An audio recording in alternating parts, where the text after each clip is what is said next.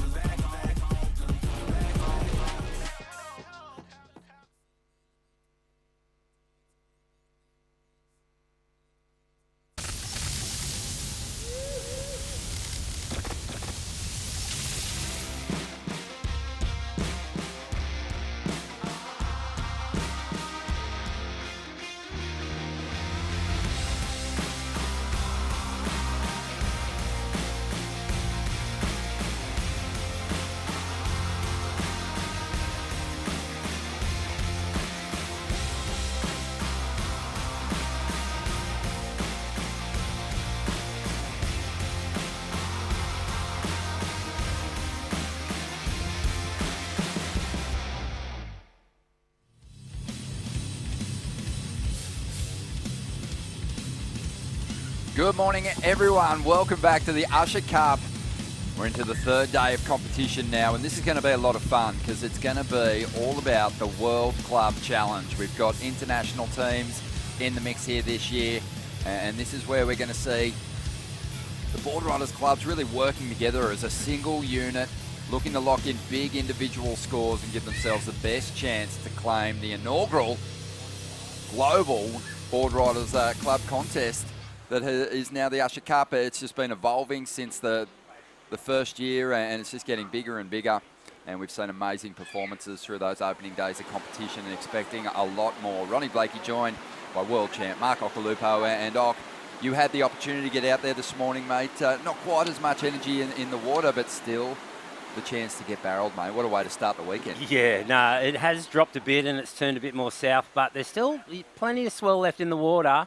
Some like 3 to 4 foot sets. So at first I paddled out in the dark and I'm like, shit, it's dropped. Shit, it's turned south. And then I'm like, shit, I should be at D-Bar.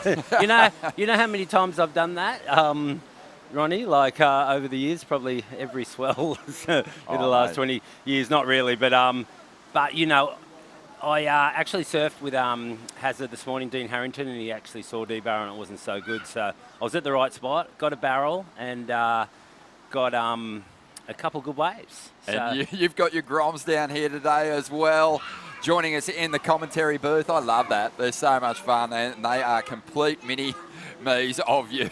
Have a look at that. He's been getting barreled on the shore break this morning. He has. But Cooper, can you take care of these two for me, please? We love it. And that's the vibe down here, though, at Snapper Rocks.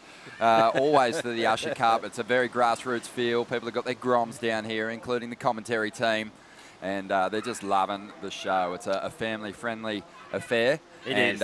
It's also, though, there's going to be a serious component to this today because this is the real big one. This is, you know, where you really feel that pressure of competing for your club, putting up big numbers, and some of those kind of more famous, established Board Riders clubs have work to do in this department because they lost surfers in those individual events. Yeah, no, that's a really interesting point. And you know, to win this first international club challenge, like, it's massive. You know, It's massive because I went home yesterday and I was watching the webcast, Ronnie, and you and Rab, and I was thinking, this contest could turn out huge, like, in the future. Like, just imagine... Man. You know, having the top surfers in the world representing their countries, this international club, like, it just could get so massive. I think what we'll see too is, you know, we've got some regions representing, you know, we've got Maui representing Hawaii, but I think we will see clubs develop. That's in what I mean. those areas. Just imagine the top team in Brazil, top team in Hawaii, top team in America, you know, top team in Europe. I mean, I think they've done that once before. I remember at Trestles, they tried to do an international one. I don't know if I was still on tour that year, but it was close to... I remember it.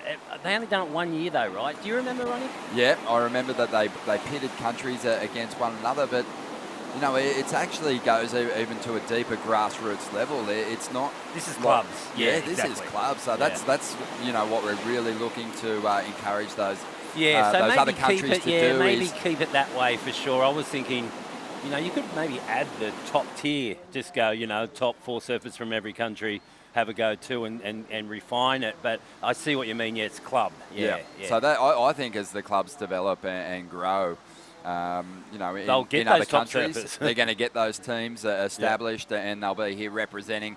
But right now, we're going to kick off the opening heat of the World Club Challenge, exciting. And have a look at the lineup. We've got Team Padma, Team Merriweather, and Team Majimba out there to kick things off. And this is going to be a lot of fun because it's a unique format. The surfers, you know, they're going to have that 35-minute window to get all the members of their team out there and hopefully locking in a single big individual score. You can catch as many waves as you want, though. Yeah, well, it's not a lot of time, and you know, because, like, you know, I said I surfed this morning and there are 8-minute kind of, let's say 5 to 8 to maybe even 10-minute lulls, and you do want a good wave and you don't want to sit that out.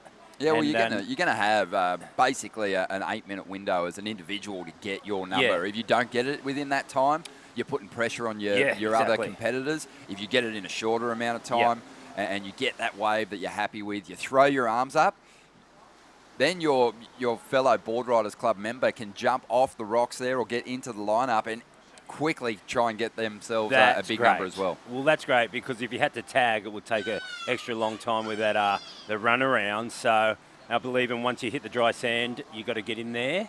And we've got the first wave. No, we haven't. Tide's coming in, Ronnie, like it's a big tide. This morning I ran around. I was like 4:30 on my first run around, and it was still a bit dark. And Theo, the founder of this event from Usher Group, was digging these trenches right here.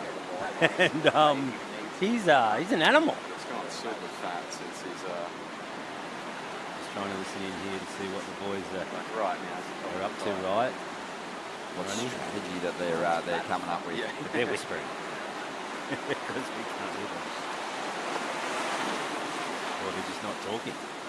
Team Majimba. They saw the camera and just went, zip it. Yeah, so what was I talking about was, so you got to hit the dry sand. But Ronnie, they just don't want to be sitting there. You know, these lulls are quite long. And like for the international people that are watching from overseas that haven't seen this format yet, is usually we have our Board Rider Club battles and it's an hour long, and there's like 5 surfers, and you know, you've got to keep on ticking it over. Like 4-point rides, 5-point rides can really come into play, because as long as you're getting those mid-range scores and accumulating a total, you can get through these ones. Big scores are just so handy. But that's on beach breaks. I don't really remember it being tested out on a point break this format, Ronnie. Yeah. So it's all new to us. Yeah, it is. And it's, like you said, there's been some tweaks to that kind of traditional Board Riders Club tag team sort of event. And we've got our first rider up for Padma. And the Indonesian team has been so strong with those big individual performances. They've been dropping scores in the excellent range. And this is looking like a pretty good wave. We've got an amazing team for Padma representing here in Australia. Made Joy Satrian and Nyoman Satri Makti and Wayan Dharma Putra, who dropped a 9.27, and the female for them is Raya Campbell. Great. Yes, there he goes. And there's the nomination for that first wave. So very quickly, we're going to see the next surfer enter the lineup, and that is Nyoman, I believe. Well, he wasn't ready. Like, he was sitting on the rock back there, and he's jumped in the keyhole. Yeah, he's a but long way. He could have been on the rock. I don't think he expected his teammate to claim his very first wave. It's only been like, what, a minute, less than a minute. He wasn't ready because he could have been on the rock, right, jumping off. Exactly. Yeah, it could have been a lot quicker into the lineup. You've got to pull that trigger really quickly to really save on that time. It could give your team the ultimate advantage, especially when you consider now that second surfer's going to get in the lineup. He's going to get himself into that priority order and really give himself a chance at, I guess, at this point, beating the clock and giving the strongest surfers in the team plenty of time to think about what wave they are looking for. But at 6.17, really positive start. Well, that's above par on this format. So, yeah, 6.17 is a very good score for this format. It'll get you everywhere. Yeah, well, having Dean Morrison in here the other day, he's obviously done a lot of surf riding, surfboard club riding for Snapper Rocks. And he was sort of saying, in these earlier rounds, if you can basically get yourself out there and get a couple of a 5-point ride even, and everyone in your team does that, you're going to amass a reasonable total if you can get that time bonus as well, which is an additional 3 points. But this is the replay of Padma's first surfer. This was the 6.17. You know, nothing that sort of sees your jaw dropping to the floor, but as we said, above average, 6.17. It's a very good start for Team Padma, as we see Team Majimba now up on their first ride. And they've got a solid team as well. Kalani Wolf, Nick Anders, Leon Vinev, and Sasha Baker. And look at this, big exchange happening. Merriweather's got a surfer up as well, ripping into that top turn. Great start. Puts the hands up, nominates that ride. So all clubs now, their first surfers had that opening ride. And we're going to see them now. Those second surfers hit the lineup very quickly. So there's Raya Campbell gearing up. She'll be the next surfer for Padma. They've already got their second surfer in the lineup here. Still plenty of time, 28 minutes. So at the moment, each club on track when you think about each surfer having around about 8 minutes out there in this lineup to lock in that one big individual score. You can catch as many waves as you want, but I doubt we'll see too much of that today because it's such a big commitment. If you ride a wave right through the end to Little Marley, you know, it is going to take quite a bit of time to get yourself back to the top of the point here because although the sweep isn't at its strongest at the moment, you know, there is a bit of work to do. There is a fair bit of sweep, Ronnie. It's a long paddle. The swell's turned more south, and I was paddling against that report my whole surf this morning, so there's a bit of water moving around there. It's funny, like sometimes it's pretty small, like only 2 to 3 foot, and if it's really south, that current is still too strong to paddle against. It's just a direction, but it is bringing more sand around the rock, and the bank is very, very good at the moment. It's high tide. It's still breaking, which is handy, because usually if we don't have, you know, a whole lot of sand like we got right now, it won't break through the high tide, Ronnie. It'll actually stop, but it won't today. It'll actually move quite wider, and there might be the odd one coming right off the rock, but I believe these guys will have to kind of move down a bit right on the king high tide. Because it's a big tide, Ronnie. It sure is. Today. Numbers starting to drop now for those first riders for Merriweather and Majimba. For Merriweather, I believe it was Oliver Rossenbeek. He got himself a 5.73. Majimba's first surfer, they got themselves a 5-point ride. So the early advantage has gone the way of Team Padma, just edging ahead of their rivals out there. And as you can see, Team Merriweather just breaking things down. They've got a good team, Ronnie. My goodness. And that looks like an amazing team right there. Morgan Siblick. If you need, if I need to come in, just Merriweather. Come on, Emily. Morgan psyching to get out there. And he'll really be that anchor surfer for the Merriweather club, the super surfer, who they'll be expecting to deliver in a big way. He's just such a strong competitor, put excellent scores on the board yesterday. Still alive in that individual component of the Usher Cup. But this World Club Challenge is going to be so much fun to watch. And, you know, I think the surfers, the competitors, they'll be adapting to the format as we move through the rounds. I guarantee you that every other competitor getting ready to tackle this opening round of the Club Challenge will be watching very closely and just seeing how the competitors manage their time. Yeah, that's been like that for ages, hey? Like, I mean, especially, you know, every board riders battle in the tag team, you've got to, like, assess the conditions, see how much time it takes. When the majors are massive, like all those times in Newcastle, the board riders battle and it's massive. And, you know, they're surfing the shorey. They're not even going right out the back because it takes too much time. And then you get the odd guy that'll go out there and get, you know, take that time and get that big wave and get that big score. But, you know, we don't know, like, what kind of tactic you actually need to do here on the point break of Snapper. Well, you know, things might change as the heat winds on as things progress. But at the moment, you know, that 3-point bonus for getting your entire team in would be a big factor because 3 points would see Majimba, say, jump up into first place. But, you know, there is still a lot of surfing to be done before we reach that point. And we'll let you know what each team rider has to do and whether the 3-point bonus will be a factor because, you know, if your last surfer's out there and there's 2 minutes to go and you're out in front, you know, getting a piece of whitewater and getting a 1-point ride and adding those bonus 3 points essentially is adding, you know, it's adding that 4 points. 4 points. Well, that's true. I mean, like, there's going to be a lot of tight heats today, and that 3-point bonus is going to be crucial. At the moment, it's high tide, so if you get a big wide one, it's hard to get in. I already surfed this morning. It's hard to, I mean, not hard to get in, but hard to get to dry sand. In Rainbow Bay down there, there's a big deep hole, and the whitewash doesn't carry it all the way through to the beach. You've got to paddle. So it's going to be interesting to see the end of this heat and see who finds dry land first. Yeah, it sure is. As we see, surfing for Majimba here, this is Sasha Baker. Nice flow, great backhand approach, generating some speed as she moves down the line here, looking for the big finish. Here comes the oncoming section. It stands a little flat, but she does well, fitting in 2 turns.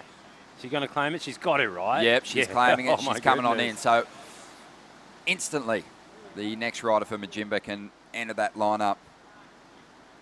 So Majimba didn't need a whole lot to get themselves into a qualifying position. I thought she wasn't going to, and I'm like, that's a long run or a long paddle back, and it was just like a have-to thing. Like, it seems like every surfer is going to pretty much claim every wave, I reckon, today, because they're long waves, 8 minutes, not a lot of time, Ronnie. What do you think? Oh, I totally agree with you. And what we're seeing here at the moment is some pretty decent set waves coming in from a little deeper, but the surfers not wanting to risk getting caught behind or giving the advantage to their rival. So they're just playing a little bit of positioning cat and mouse out there at the moment. Yeah, and I mean, you got to make sure you look down the line, because if you carry through with your wave to the end, you got to claim it. I mean, if you don't like the look of it, or just go big first turn. If you fall off, it doesn't matter, because you're going to get another chance. But once you commit, you got to claim it. So you got to have a good look down the line and see what your wave's doing. Most definitely. I think too, you know, a lot of the competitors, they're really looking to buy time for their best surfer. But do you stick that surfer at the end of the order, or do you put them in the middle somewhere to have a bit of time, and then you can kind of adapt to that, and you can send someone out to maybe just swing on a whitewater in the shore break, get the bonus points, and get all your surfers out there. Very good question. We're gonna see. If the teams are managing their time really well and each surfer's getting their wave almost instantly, that might afford the best surfer in your club a lot of time out there to basically lock in that one big number. But at the same time, I think I'd be putting my strongest surfer maybe out there in the third in the order. Yeah. Just because they can soak up a bit more of that clock and potentially lock that big score in. But you definitely want to give them some time for sure. So, but it's hard to say, first or third. Yeah, it'll become apparent to us because pretty soon. Yeah, it will become apparent. Yeah, it's a very good question, and we'll see what they get up to out there. So the second score is in for Team Majimba, and it's a pretty decent one, 5.77. So Padma now, their second surfer's been out there the longest of those athletes, and still hasn't been able to tap into that ride. So looking for that score. 6.17 is what their first rider was able to manage. And as I said, I think it's Neoman out there at the moment looking for that big scoring ride. Merriweather's got their second surfer in the lineup as well.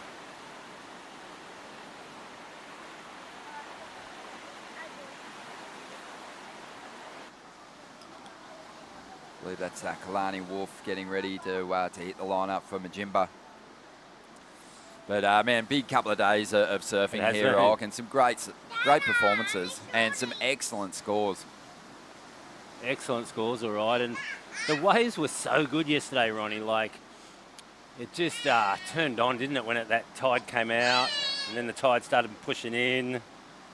It was just really playful snapper, It wasn't a heavy snapper by any means, but it was just looked so inviting.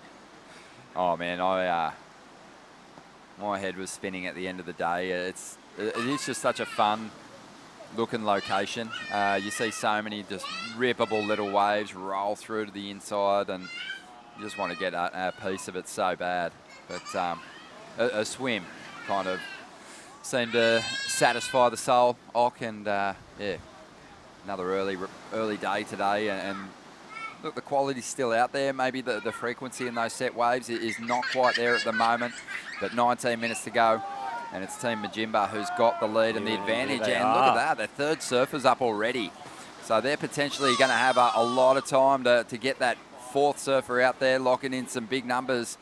Wow. A couple of nice slices there. Bang, cracks it off the top, works his way through another hit.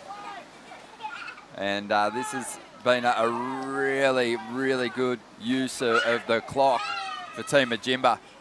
In the yellow on the outside, in the pink, we've got Padma up with their second surfer finally tapping into a ride. Just getting a little caught up, though, as Majimba finishes way down on the inside, throws the hands up. And, getting familiar with some of these competitors as time wears on through the event. And this is Kalani Wolf, I believe, entering the lineup. And he's going to have a whole lot of time to get a big score on the board and potentially lock in a progressing position for Team Majimba from up there on the sunny coast. Interesting, you know, like they've had their 3 surfers, and now with 17 minutes left, you're going to have a long time to wait, or can you catch as many waves as you want? So, but yeah, he can catch as many waves as he wants. He doesn't have to necessarily nominate a wave if he doesn't feel like it's the one. And you know, there's no penalties in the World Club Challenge, so even if he rides, say, a 7 at the start and feels like he can do better, he can go out there and really force the issue on the first section and blow the tail free and put some risk into it and maybe go better. So and he will. I mean, your best wave 17 minutes, you'd want to be thinking you're going to get a 9. Like, how lucky is he? 17 minutes at Snapper with 2 other people out. That's gold right there. So, people would pay big money for that. Yeah, that's so true. And we've got now Majimba's 3rd surfer. His score starting to roll through. I believe it's a 4.5.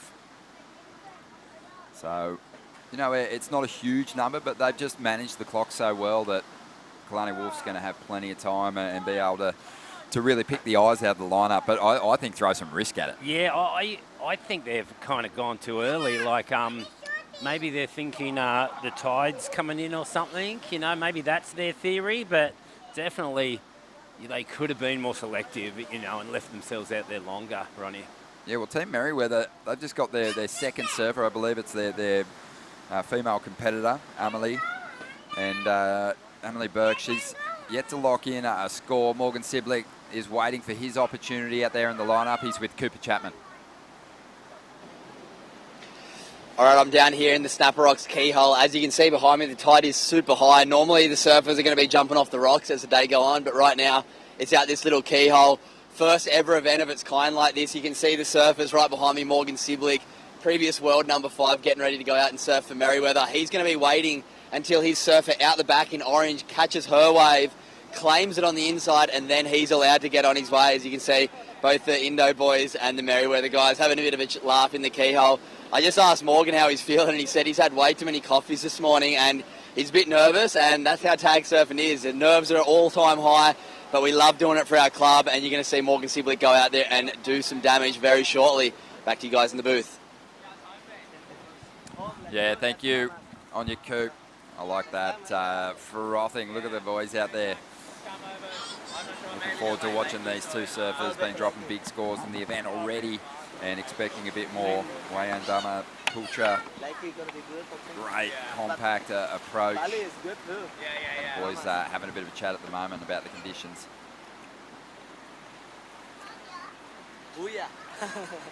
I asked them this morning, I said, what do you think? Is the warmer here? Is the water warmer here than home? And they went, yep. Really? Yeah, warmer here. Wow. So at the moment, it's like 26 degrees, Ronnie. It's like a bath. Yeah, it's really toasty. It's magical. It's so clear. It's crystal clear, sparkling. Yeah, Majimba, well, they've won the battle with time out there, but have they done enough in the scoreline? Padma, their 2nd surfer, only has a 2.83 at this stage, looking to improve on that and really up the ante. Here goes Kalani Wolf on his first opportunity. Digs into the first turn, opts out of that ride. He's going to go for more on the outside.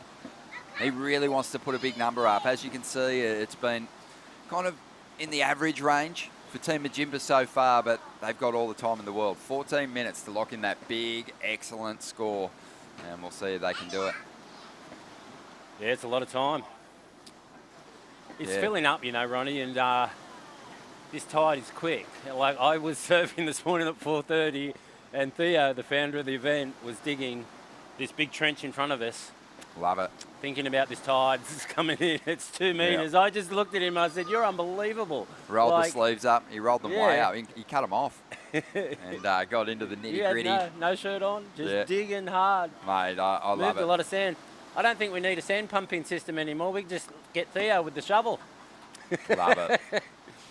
So, you know, while we talk about just the absolute pressure release for Team Majimba of having all 4 of their surfers lock in a number already, you've got to talk about the pressure that's starting to build for Team Merriweather and Team Padma, who have their second surfers out in the lineup, still looking for that opportunity.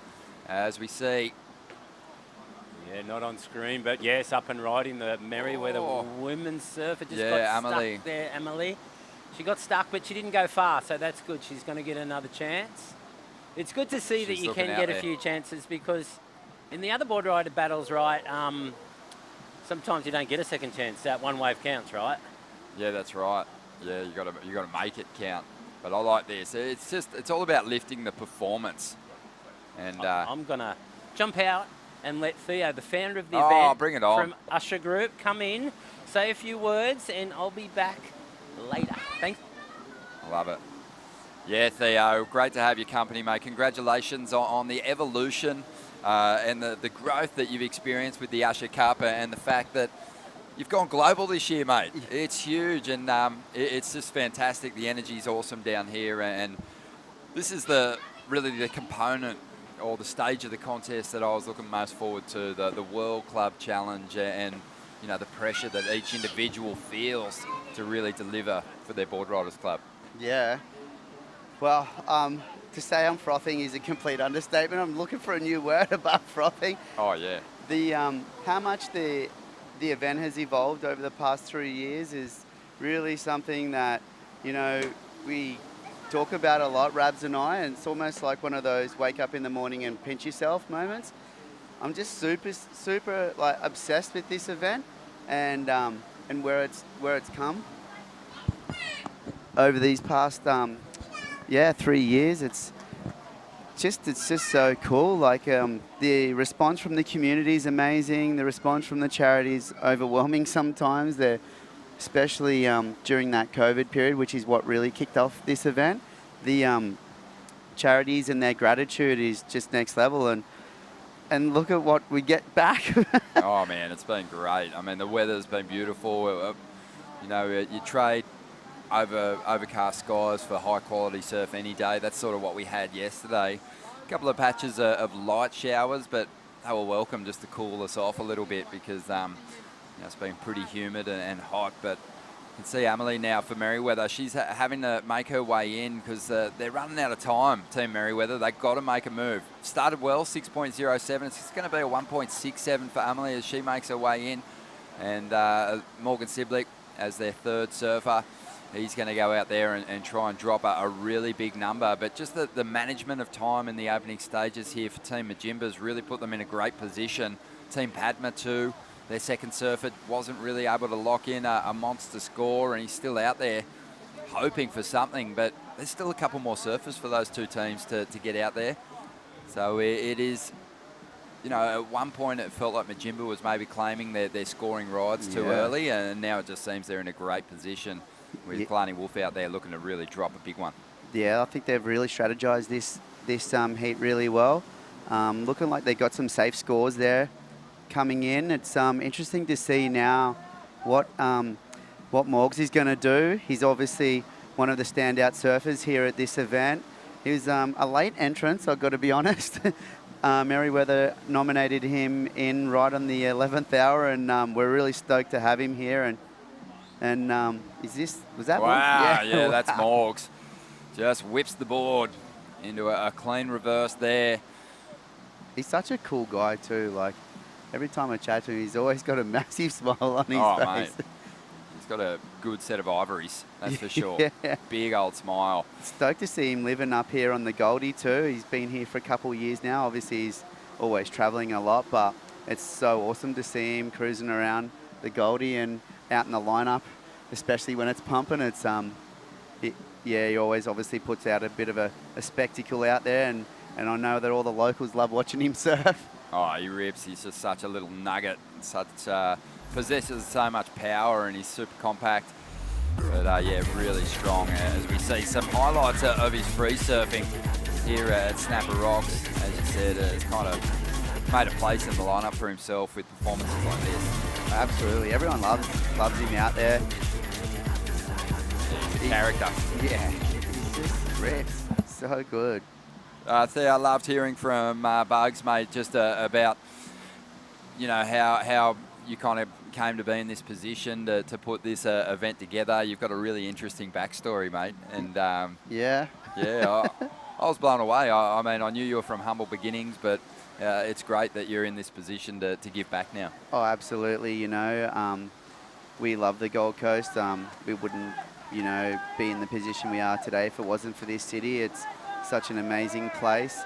I would have to say, a next. Wow. This is Raya Campbell, and she's representing Padma, and she has a lot of experience out here at Snapper. She was on her way to a monster score there, maybe the wave of the heat so far. And she still might be well rewarded for that one. So, you know, she's the third surfer. I got a feeling she's going to come in on that one. Would have been great to finish that last ride off.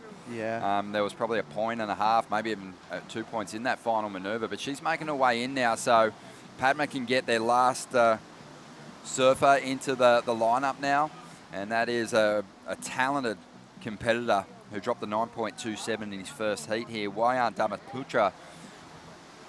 So have a good look to at the see. replay here. So good to see Raya out there surfing for the Padma boys, you know.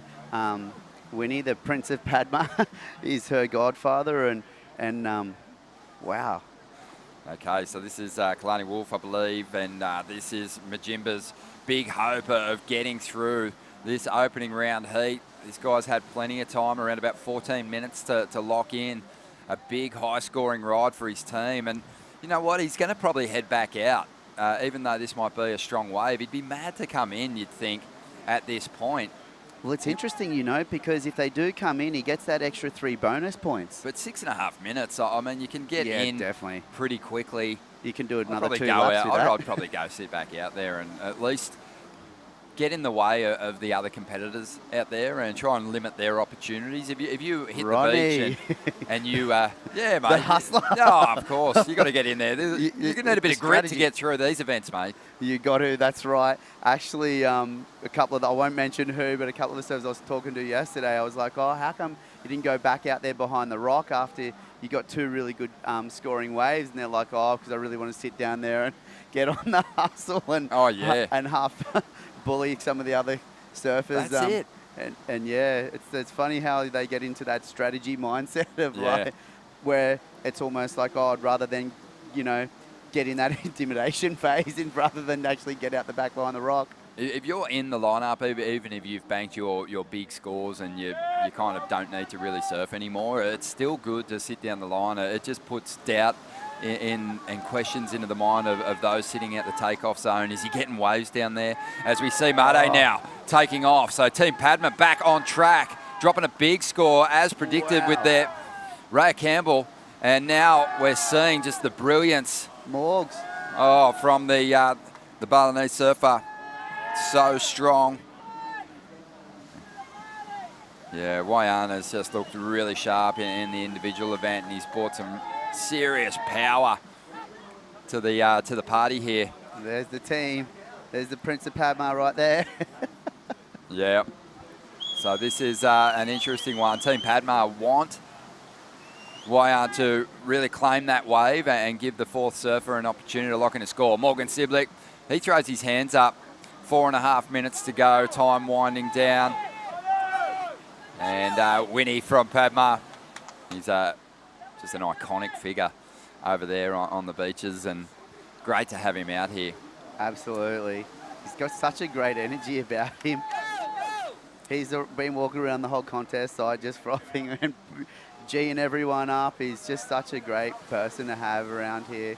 And yeah, really helping out with the strategy of the guys. I heard them out there at the front where they were picking up their rashies, and when he was talking about, you know, how they're going to go about surfing this heat.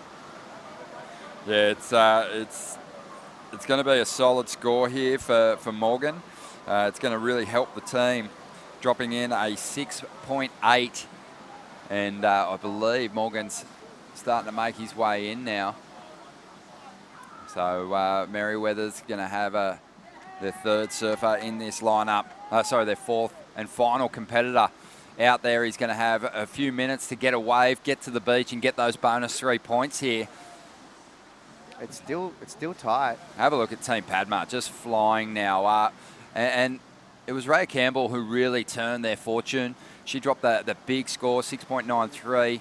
Wayan getting an 8.5, and they've got their bonus 3 points already, so they're well out in front. And the chase for Team Padma, or maybe it's a battle for second spot now, as we see Micah Clayton-Brown for Merriweather. Good-looking wall. Working this one over, Theo, taking it right through to the inside. Yeah, he's taken it all the way right down to the end.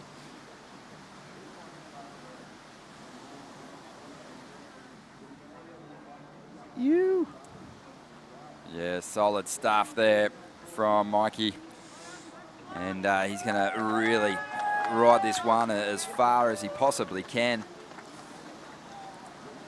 So pretty interesting stuff here. The numbers starting to drop.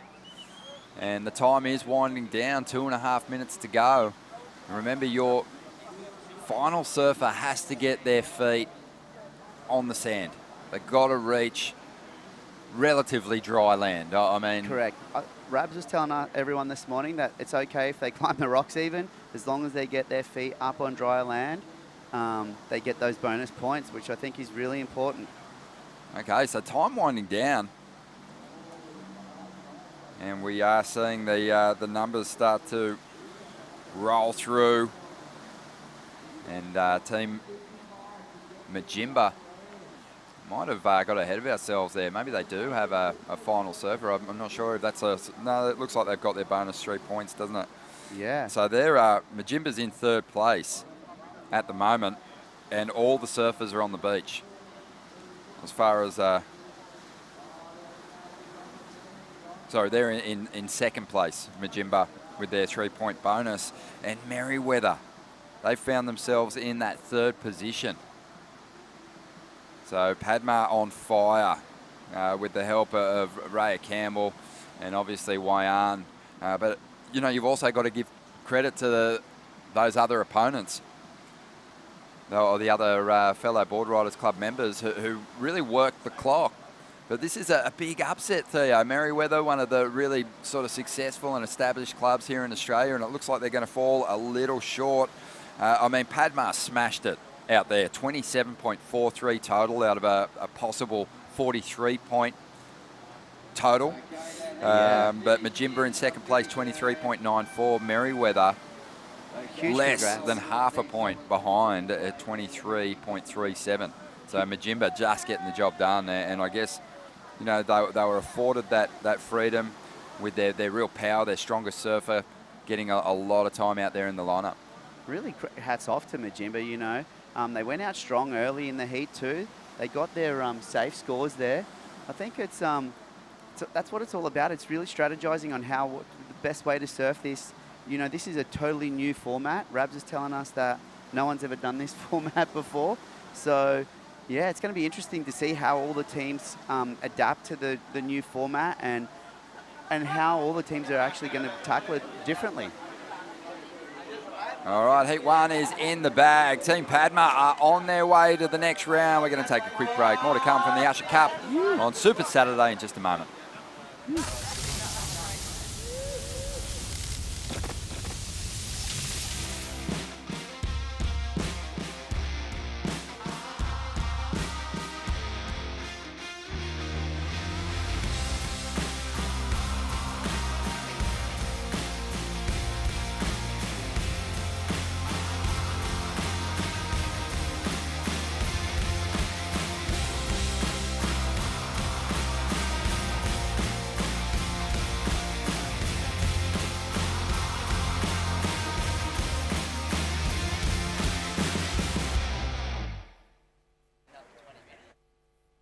Welcome back to the show. If you've just joined us, massive victory for one of our international teams here today. Already in the opening heat. Unbelievable. Team Padma went mad. I mean, they started well. Their second surfer, you know, by their own standards, probably would say that they dropped the ball a little bit, but Raya Campbell got them right back on track with a really strong ride and bringing it home. Wayan. It just went absolutely mad. Dropped an excellent score, and they powered into the lead. I guess the big news though, is Merriweather finishing outside that qualifying position. And, I mean, who saw that coming with one of the strongest surfers in the event, Morgan Siblick? You just thought they'd easily motor their way through. But, you know, it's a new format. It's tricky to figure out. We're going to see some competitors, I'm sure, making some changes and adapting to the World Club Challenge format as we move through this opening round. Ronnie Blakey joined by Cooper Chapman, who's representing the North Narrabeen Border Riders Club here at the Usher Cup this year. And Coop, that was fun to watch. Team Padma's standing up in a big way. Yeah, it's great to see the international teams really making most of this morning conditions here at Snapper Rocks as we see surfer from Coolum in the green. Great first turn there, opening up for a second, and this thing is going to go all the way through, and that's how you want to start a teams event. Like you said, Ronnie, this is a new format. A few new tactics going into play. I was talking to Morgan out of the point right before he paddled out, and he said he was pretty nervous going into that one. A few too many coffees this morning, and maybe it showed there. Losing Merriweather very early in this first ever World Team Challenge event. Big upset, like you said. Yeah, for sure. Gabriel Ribeiro, he got the opening right here for Team Coolum. Cool little style. I like it. It's kind of that real modern approach. You can see he's kind of coiled. Wouldn't be surprised if he takes to the air quite often, but you know, kept the board in the water on that one, and I think it's, you know, time-wise, it's a dream start. He's going to be, you know, one and done in the opening 3 minutes of the heat. Yeah, I mean, those quick starts mean so much when your team can jump back out. And I was thinking about it when I was out on the rocks. This is like we said, such a unique format. Without having to do the tag, you can turn around 4 waves in 5-10 minutes if you really need to. So sometimes when the pressure gets up at the end of the heat, when you have to run in, tag, that's time being evaporated. Whereas today, as soon as your surfers got their hands up in the air, you've got someone paddling out the keyhole, and it's only going to get quicker. Once this tide starts to draw out, you're going to see surfers standing on that rock, literally jumping into waves 5 seconds after that claim. Yeah, it's been interesting too, you know, in that 35-minute window, you know, you really can't afford to be too patient. You want to give the, you know, on average, everyone's got around about 8 minutes in this lineup, but you want to give your best surfer the most time. Unbelievable start there from Gabriel. 7.17. That's the dream scenario. But you know what? My experience competing as a Grom in Border Riders events, Coop, and you can speak to this more, you know, the clock adds so much pressure. You feel the pressure of representing your club and wanting to get a big score, but when you get out in the lineup, you're really battling the clock. Like, it just eats away at you. While you're competing, the time's just wiping off. It just seems like it goes into hyper mode.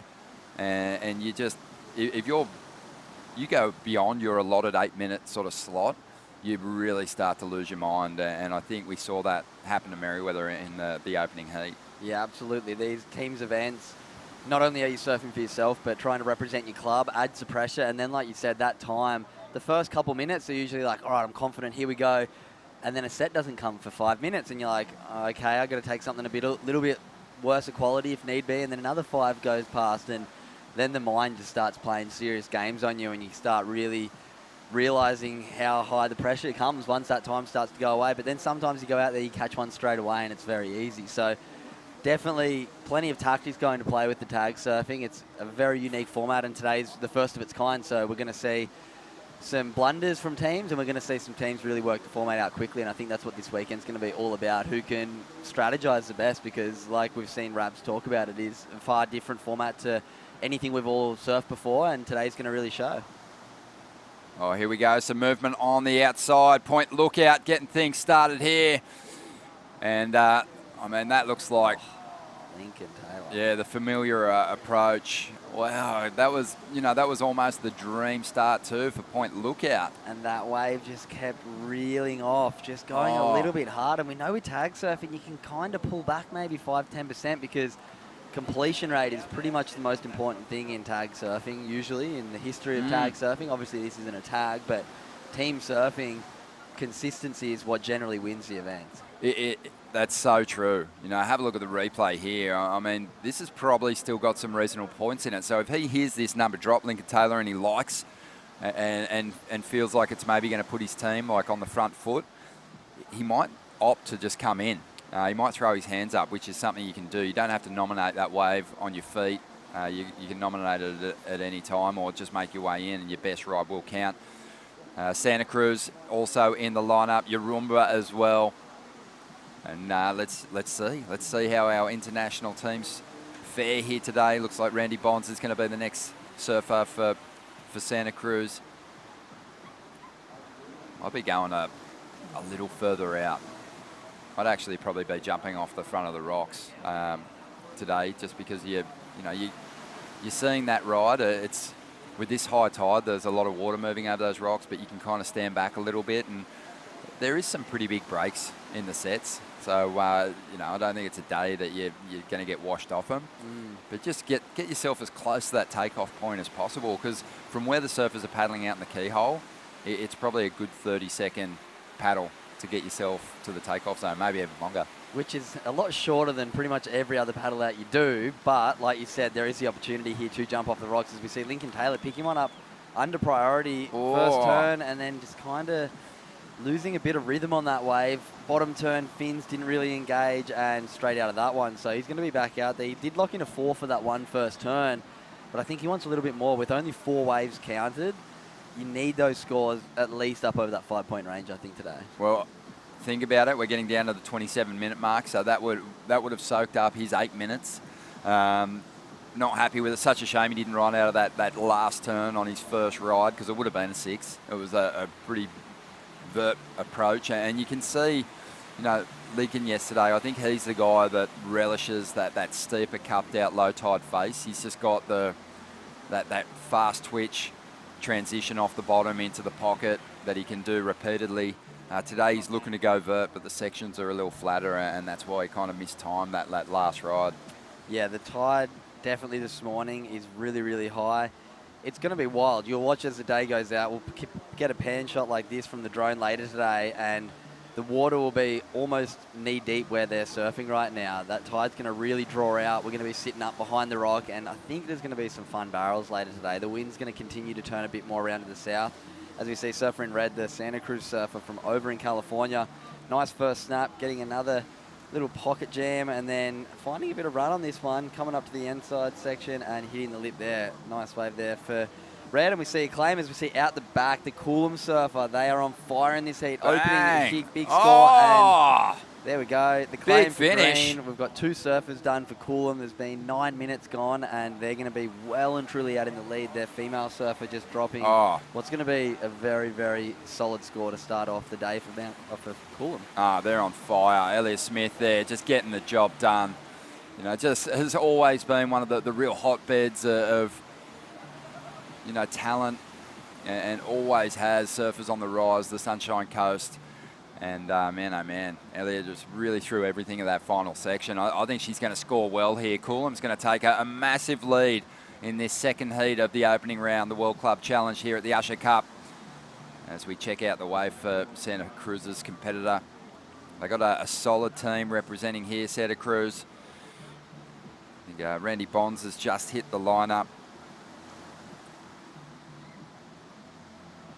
Santa Cruz guys stoked, and here we go. This is a replay of our surfer in green from Coolum. Solid first turn, up tight in the pocket, a nice big set wave, opens up on the second, and I love this last turn. Committed through the lip, through the fins, nice and controlled, throws the arms up, signaling to her other surfer in the keyhole, get out there, get us another wave up in that 7 and 8 point range, because Mount Coolum are cruising right now. Yeah, she knew it was good. She didn't have to look to the beach and say, is that the wave? She just knew. She stamped it by putting those hands up, claiming that ride. So representing Team Santa Cruz, we've got a really solid lineup. Austin Smith-Ford, Ben Coffey, Randy Bonds, and their female is Eden Edwards. And they are travelling with their director, Christina LaFranco, who we had a chat with yesterday, who's just, been picking brains about the admin side of the board riders clubs here in Australia. How we get the backing, how often we meet, and how many sort of inner club challenges that we have throughout the year. And I love that. They're just starting to build that culture in their local communities. Great to have them all out here, as we see now. For Yarumba, just busting the fins free there. Looking very solid. Zane Assing to me. As we see out the back, Lincoln Taylor on one of the bigger waves of the morning. Great first turn. Big second turn up in the lip. He's holding on to this one, and he's claimed it. He's going to be making his way in, as is Zane Assink. Yarumba and Point Lookout clawing their way back into this one. You've got to say why do I keep calling Mount Coolum? 6.6 for the first wave of their female surfer, and she's come straight in. They're well and truly out in the lead, but yeah, a few good waves there for Yarumba and Point Lookout to get themselves in this heat for their first surfers. Yeah, well, Lincoln probably would have wanted more as we see Randy Bonds up now. That didn't have a great performance in the individual event yesterday. Fell out of the draw, but he can make up for it here with a solid number. Chipping away at this one. The wave kind of fades out. He looks to the beach. What do you want me to do? He says to his club. And he is motoring back out by the looks of things. But Coolum, they dropped a bomb of a score. 6.6 for their female competitor. They've got their third surfer in the lineup already. Santa Cruz has a score on the way. Interesting, you can kind of listen out to the on-site announcer and just figure out what you scored and make a judgment based on that. Point Lookout, they've got a score on the way for Lincoln Taylor.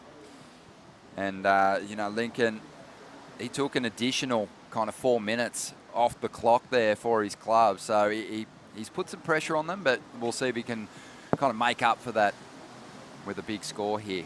Yeah, I think it was worthier. You're going to see something come in up over that 4-point range for Point Lookout, and there it is, a 7.17 for Bang. Lincoln Taylor. So paying dividends, waiting that little bit longer. Those surfers that do have maybe a bit more scoring potential, a little bit higher seed you'd call them, like Lincoln Taylor for Point Lookout, need to get the big scores if they're going to soak up a bit of time. Most definitely. I totally agree with that. And, sometimes if you're a surfer in a board riders club event and you know that someone's strong, when they've had a wave and they're sort of looking to the beach, and the pressure will be on you to get the big number, you say, no, you go back out. I'll just catch a foaming one at the end and get the bonus 3 points. Yeah, it's, there's lots of tactics. And here we go. This is that replay of the 7. Right up in the lip, strong first turn. And this is the money one, up vertical, and we lost it off our screen. Yeah, big hit there. And, warranted the 7.17 as we see Randy up once again. It's a nice little hook there to get things started. Gets a little swamped. But the replay of his ride, which he's kind of in two minds about whether to paddle back out and get another one or come in. But he might be having to make up some ground here as we see Yarumba on the hunt for numbers on the outside. We saw the third surfer for Coolum taking a fall, but probably if you are going to take a fall, it's better to do it on that outside section, just near the takeoff zone still. Yeah, absolutely. I think today we're going to see a lot of that. If you're going to ride a wave all the way down the line and don't get any major manoeuvres, it's a long paddle back out for a score that you don't want to keep. And when you're on a time limit like you are today, I think it's going to be all about trying to really attack the first section, knowing that you're going to get something up in that 4 or 5 point range, even if the wave doesn't go to much. But yeah, I think aggressive first turns in this team format is going to be a pretty important thing. Let's have a look at Randy Bonds on the replay here. Such an epic surf town, Santa Cruz, and fitting that they've got a board riders club and that they're out here representing in the Usher Cup. Yeah, the board riders over in the United States, I think, will be something quite big once it really starts to take off. They don't do anything half-heartedly over there in the United States, and yeah, I think this little taste of it this week is going to give them a bit of an eye-opening moment, really, for them to take back home to their home country and share with them all the epic stuff we are doing here with board riders surfing in Australia. You've got to think it is one of the main reasons why we have had such a deep success in that high level of surfing with people like Mick Fanning, Joel Parkinson, obviously all of our other world champions, Damien Hardman, Mark Richards, Bugsy. The list goes on, and all of them would have gone through their board riders club. So it's something that we definitely are very lucky to have, but it's something that I think the rest of the world are going to start to adopt very soon, especially after competing in this World Club Challenge here at the Usher Cup at Snapper Rocks. Yeah, that's for sure. Yeah, the proof is in the number of world titles that Australia claimed early on, and I think that club culture, we kind of got to get back to that grit, that grassroots sort of upbringing, and and kind of get it back to the CT as well to start wrestling some wins away from the international field. But here we go. Surfer in green, looking sharp here at the moment. Yeah, nice little combination. Unfortunately, not making around that one. As we see out the back, orange. That looks like the surfer from Point Lookout. Great first turn, comes up through the lip on that second one. The wave kinking out a little bit, but he's going to stick with this one, I think. And that's going to be another wave there for Point Lookout to back up that 717 of Lincoln Taylor, and they're going to be back on time now. So Point Lookout are going to really put themselves up here next to Coolum, I believe, after that wave. And there's going to be a bit of work to do for Santa Cruz and Yarumba, just those 4-point rides for those teams. And those 7 and 6s are going to be really important at the end of this heat with all 4 waves counting. It's almost like we're back to the old format that Bugsy used to grow up in, and 4 waves and then 3 waves. It kind of shows that consistency is going to be just as important as getting those one big scores. You need your whole team to be picking up 6-7 points every wave. Yeah, most definitely. So, yeah, the Point Lookout team is incredibly strong. We just saw Zane Jenner getting the job done there, and I mean, Lincoln Taylor took a lot of time off the clock, but you know, you had to say he made it count. 717 for that opening ride for Team Point Lookout. They've got Talia Henderson as their female, who is a really strong surfer as well. But I can't wait to see Curtis Ewing surf again. I mean, just such a great style. It'll be well suited to these long walls. Yeah, Curtis Ewing surfing just like his brother, only goofy, and far out. He had a great performance yesterday and unfortunately bowed out of the competition, which was a bit unfortunate to see, as we're going to see the conditions just get all time, I believe, later today. So a bit of a bummer losing Curtis in the individual event, but that's the great thing about the Usher Cup. If you lose your favourite surfer in the individual, they still have a chance to go out, represent their club, and keep moving through heats in this teams format. Yeah, fun having Dean Morrison here yesterday, just chatting with us about strategies in these board riders events, and he was sort of saying if each of your sort of representatives can get out there and get around to 5 and really work to the clock, and also get the bonus points for all your surfers getting a ride, he said more often than not you're going to have a pretty good chance of progressing. That's exactly what we saw for Team Majimba in the opening heat of this round. Every surfer kind of had a very sort of a mid-range average score, and even though Team Merriweather had some bigger numbers, they also had some surfers that didn't kind of get to that average range, and that's what saw them fall out of the mix here. So, you know, if you look at where Coolum's at the moment, 7.17, 6.6 and a 4.8, and start thinking about each surfer getting around to 5, they're kind of ahead of that. They're competing at an above average level at the moment, and it's got them the lead. Point Lookout, though, is chasing them down. 5.73 for their second surfer. And, you know, as long as they're able to manage their time well here, they'll have an opportunity to seize the lead. Santa Cruz, Yarumba, a little further off the pace at this stage. Yeah, I think the 5-point average has definitely been the benchmark over the years. I believe today it's going to be higher, though, because you've got the chance, if you ride a wave, it doesn't have to count. Quite often in old formats, the wave definitely counts. So I think because of that, you'll be able to paddle back out and replace it if you don't get the score that you want. As well, we are surfing dreamy snapper rocks in great conditions, so we're going to see lots of scores well and truly up into that excellent range today. So we saw in the first heat, Merriweather put on 23 points, which I guess 23 is that benchmark of 4 5-point rides and a 3-point bonus points. So I think the benchmark has been set. The team that lost has already had that 23 points and lost. I reckon it's going to be up around 20, and that was in a 3-man heat. So we've got 4-man heats for most of the rest of the round. I reckon it's going to be about 25, 26 minimum. I like it. So that's the goal, really, then, for each of these teams in their mind. Yeah, okay, I like it. And you know what? The scores have been pretty solid throughout those opening days of competition. So that would kind of suggest that you need to elevate that total maybe a little bit. It's a good point that you can ride as many waves as you like. And you know, it's not like the last wave you rode is going to count. If you went out and got a 6 on your first, but you stayed in the lineup because you had so much time and you didn't better it, you still get that 6-point ride, which is really cool. No penalties.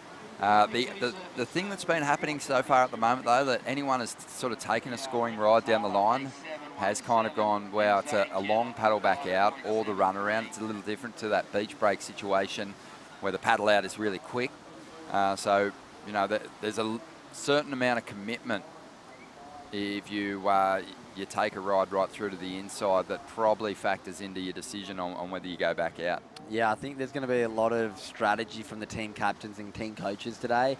First ever day surfing an event with this format, so there's going to be a few different strategies go people's way, a few not go people's ways. We see Surfer in yellow for your Roomba. They've got a bit of work to do, and this is a nice looking wave to fight them back into this one with just over 13.5 minutes remaining. Wrapping this one all the way through to the inside, we can see that tide still quite full over those little marley rocks, but as the day goes on, we're going to see all those rocks exposed and, yeah, some real shallow ones out behind the rock. But one thing that I was thinking might come into play, and I was thinking about bringing this up with my team coach, is based on all my last team events, you generally want to get your good surfers out first and second so they have the most amount of time.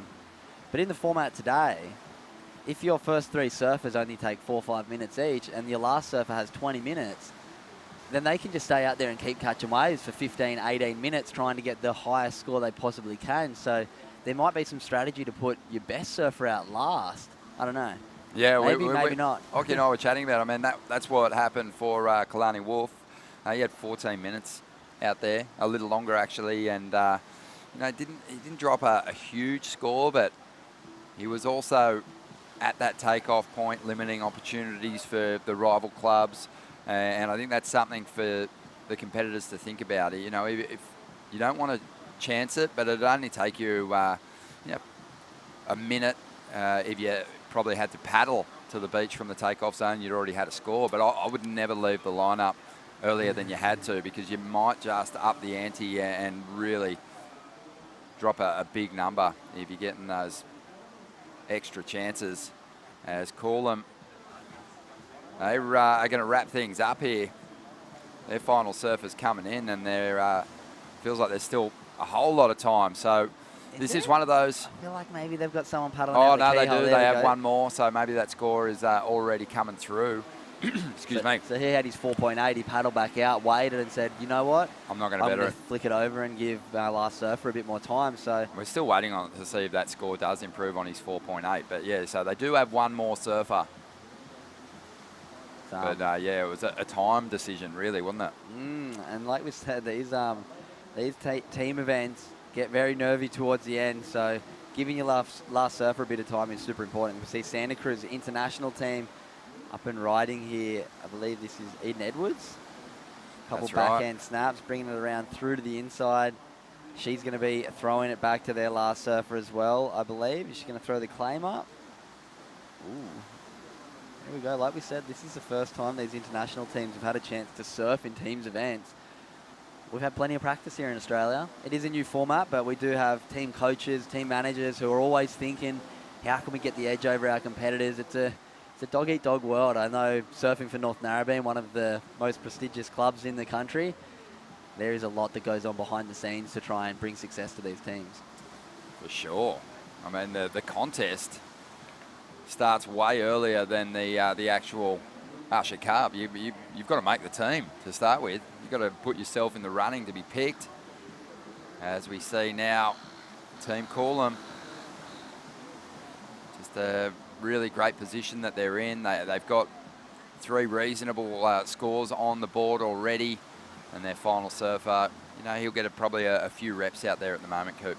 Yeah, and we just saw Santa Cruz consistency moved up into second place momentarily. Point Lookout are not looking for much. It looks like just a 2.07 for their third surfer if they want to catch up and move back into second. Right now, the main story is Coolum, that quick start, 7.17, backed it up with a 6.6, a 4.8 for their third surfer, and their last surfer in the water with 9.5 minutes remaining, just trying to polish off this heat.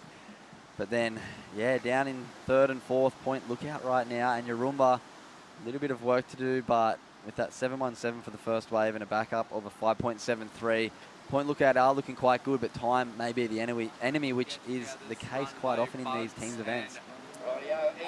All right, so you know, Eden doing a fantastic job for Team Santa Cruz, and also part of that international field is Randy Bonds, Ben Coffey, and Austin Smith-Ford. So giving themselves a good fighting chance here, but I think they want that fourth surfer to lock in something pretty substantial, because Point Lookout, they got some real talent in the lineup here. Coolum, they're looking good. They had a couple of pretty big scores before their fourth rider got out there.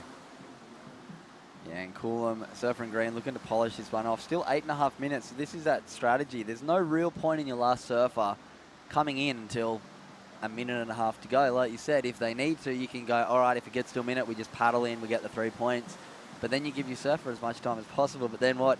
If there's a minute and a half to go and you get a bomb and it goes all the way, do you still get in? You have to find that perfect moment. When's the last moment that you can strike on a wave, and when do you have to paddle in to get those 3 points? I reckon you want to be on your feet at the 2 minute mark, because if that wave kind of does go for down past Little Marley, Oki was saying it earlier with this high tide, it is a bit of a trip.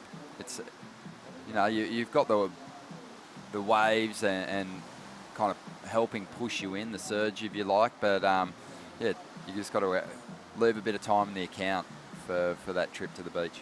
Yeah, seriously, it can be quite tough to get through that high tide section on the shore, and if that wave doesn't take you all the way to the beach, you miss out on those very important 3 points. When every wave counts, all 4 surfers have a wave that count. A 3-point bonus is quite a lot of points right now when you only got 4 waves that are counting. So at the back, here we go, point lookout, important wave, Curtis Ewing.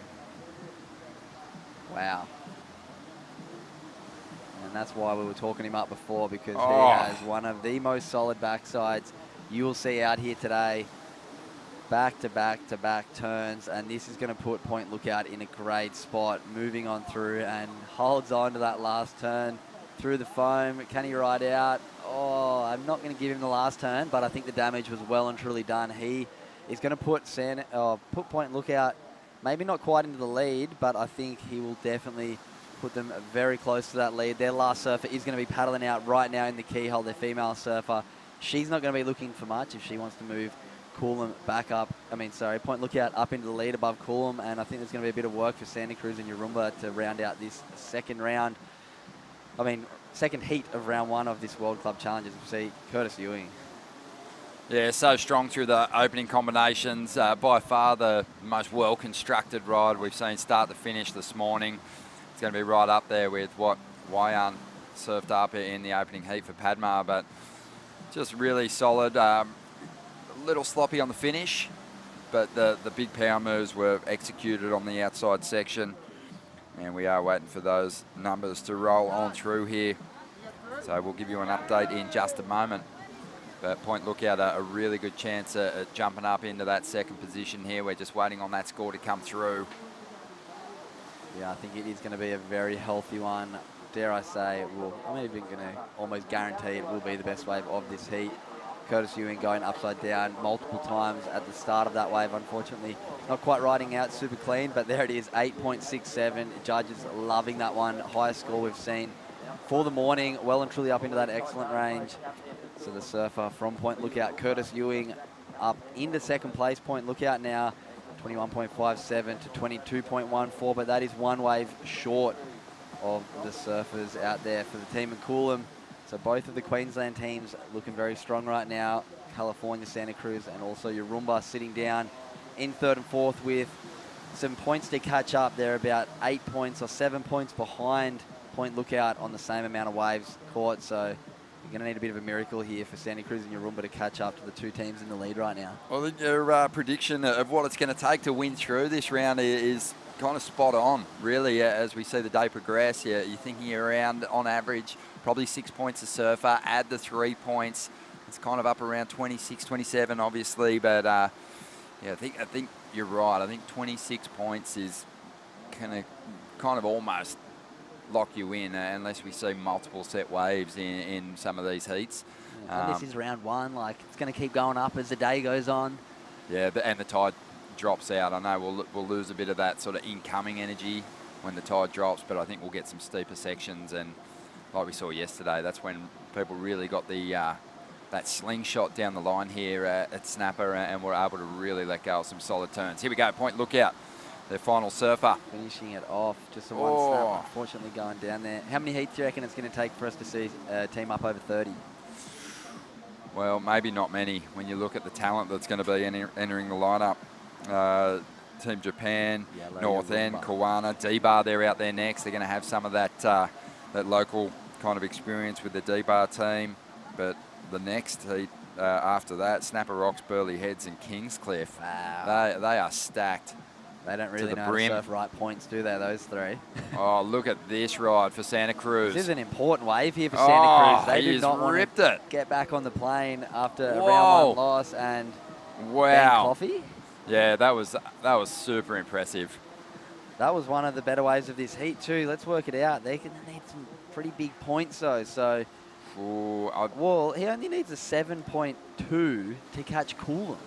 yeah, I think they're going to get it to Man. catch Coolum. Point Lookout are going to probably jump Coolum with their wave. And the team that we thought were having no trouble at all right Bang. now, Coolum are going to find themselves in a tough spot. oh man, that was good surfing. So Point Lookout are in, their female surfer, taking the 3 points. And Ben Coffey, maybe with one of the best waves of the heat, it's going to be rivaling that wave of Curtis Ewing. And Coolum, the team that we thought were on the beach sipping margaritas, getting ready for round 2. Have a look at this, 8.33 Wow. for Santa Cruz. And Point Lookout have got their score. Mate, the international teams aren't here on holidays, Coop. They're not here just, tipping back the mangoes and having a good old time in Oz. They want their Usher Cup title. They want the big one. They want to take it home.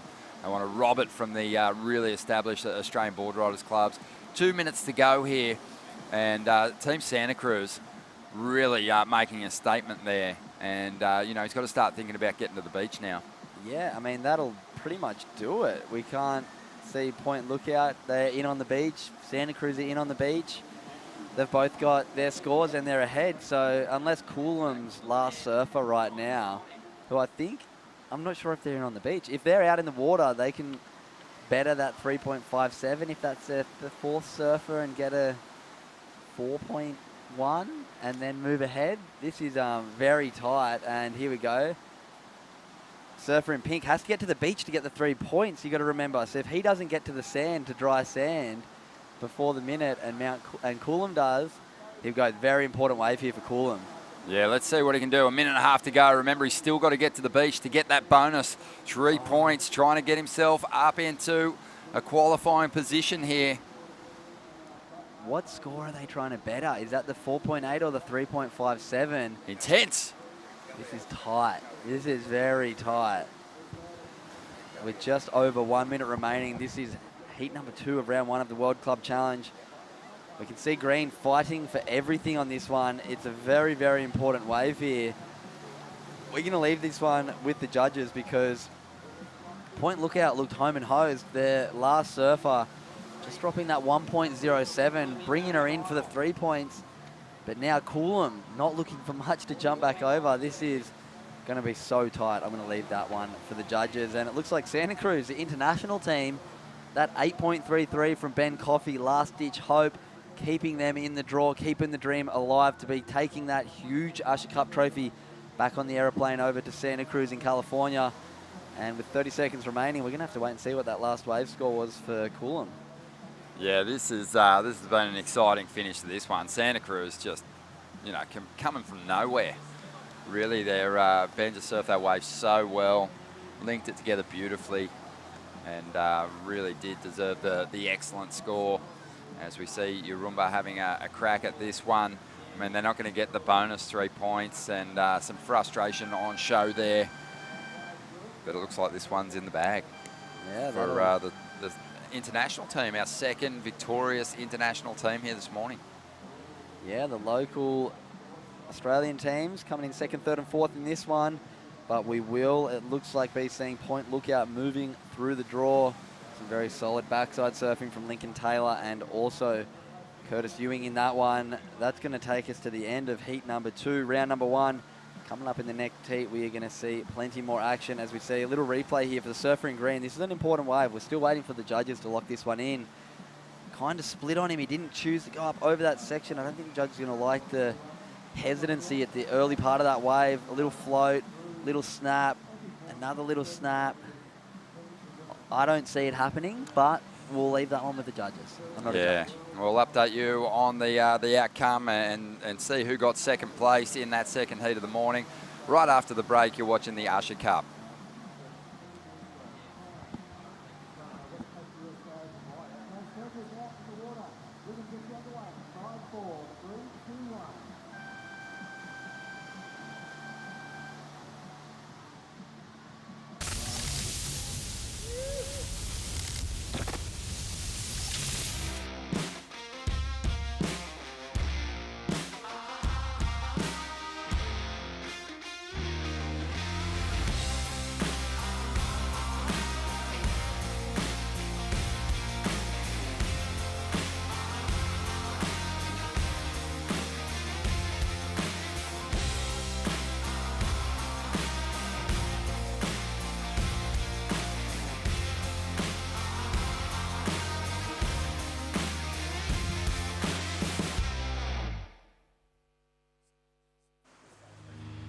Welcome back to the show. We're loving our time here at Snapper Rocks for the Usher Cup World Club Challenge. We've seen the individual component of the event unfold the first 2 days of competition, and now we're seeing for the first time the World Club Challenge, and our international competitors are stepping up in a big way. We're seeing big numbers drop.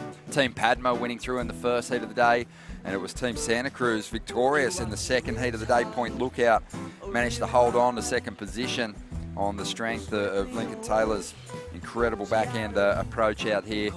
And we are gearing up for another fantastic clash. We've got North End out there in the orange, Japan represented in the pink, Kawana in the yellow, and D-Bar in the green. And, well, great company in here in the commentary booth as well. Wayne Rabbit Bartholomew joins us. How are you, Bugs? Thanks for having me. Ronnie, good morning. I've just been sort of flitting around hoping this thing worked.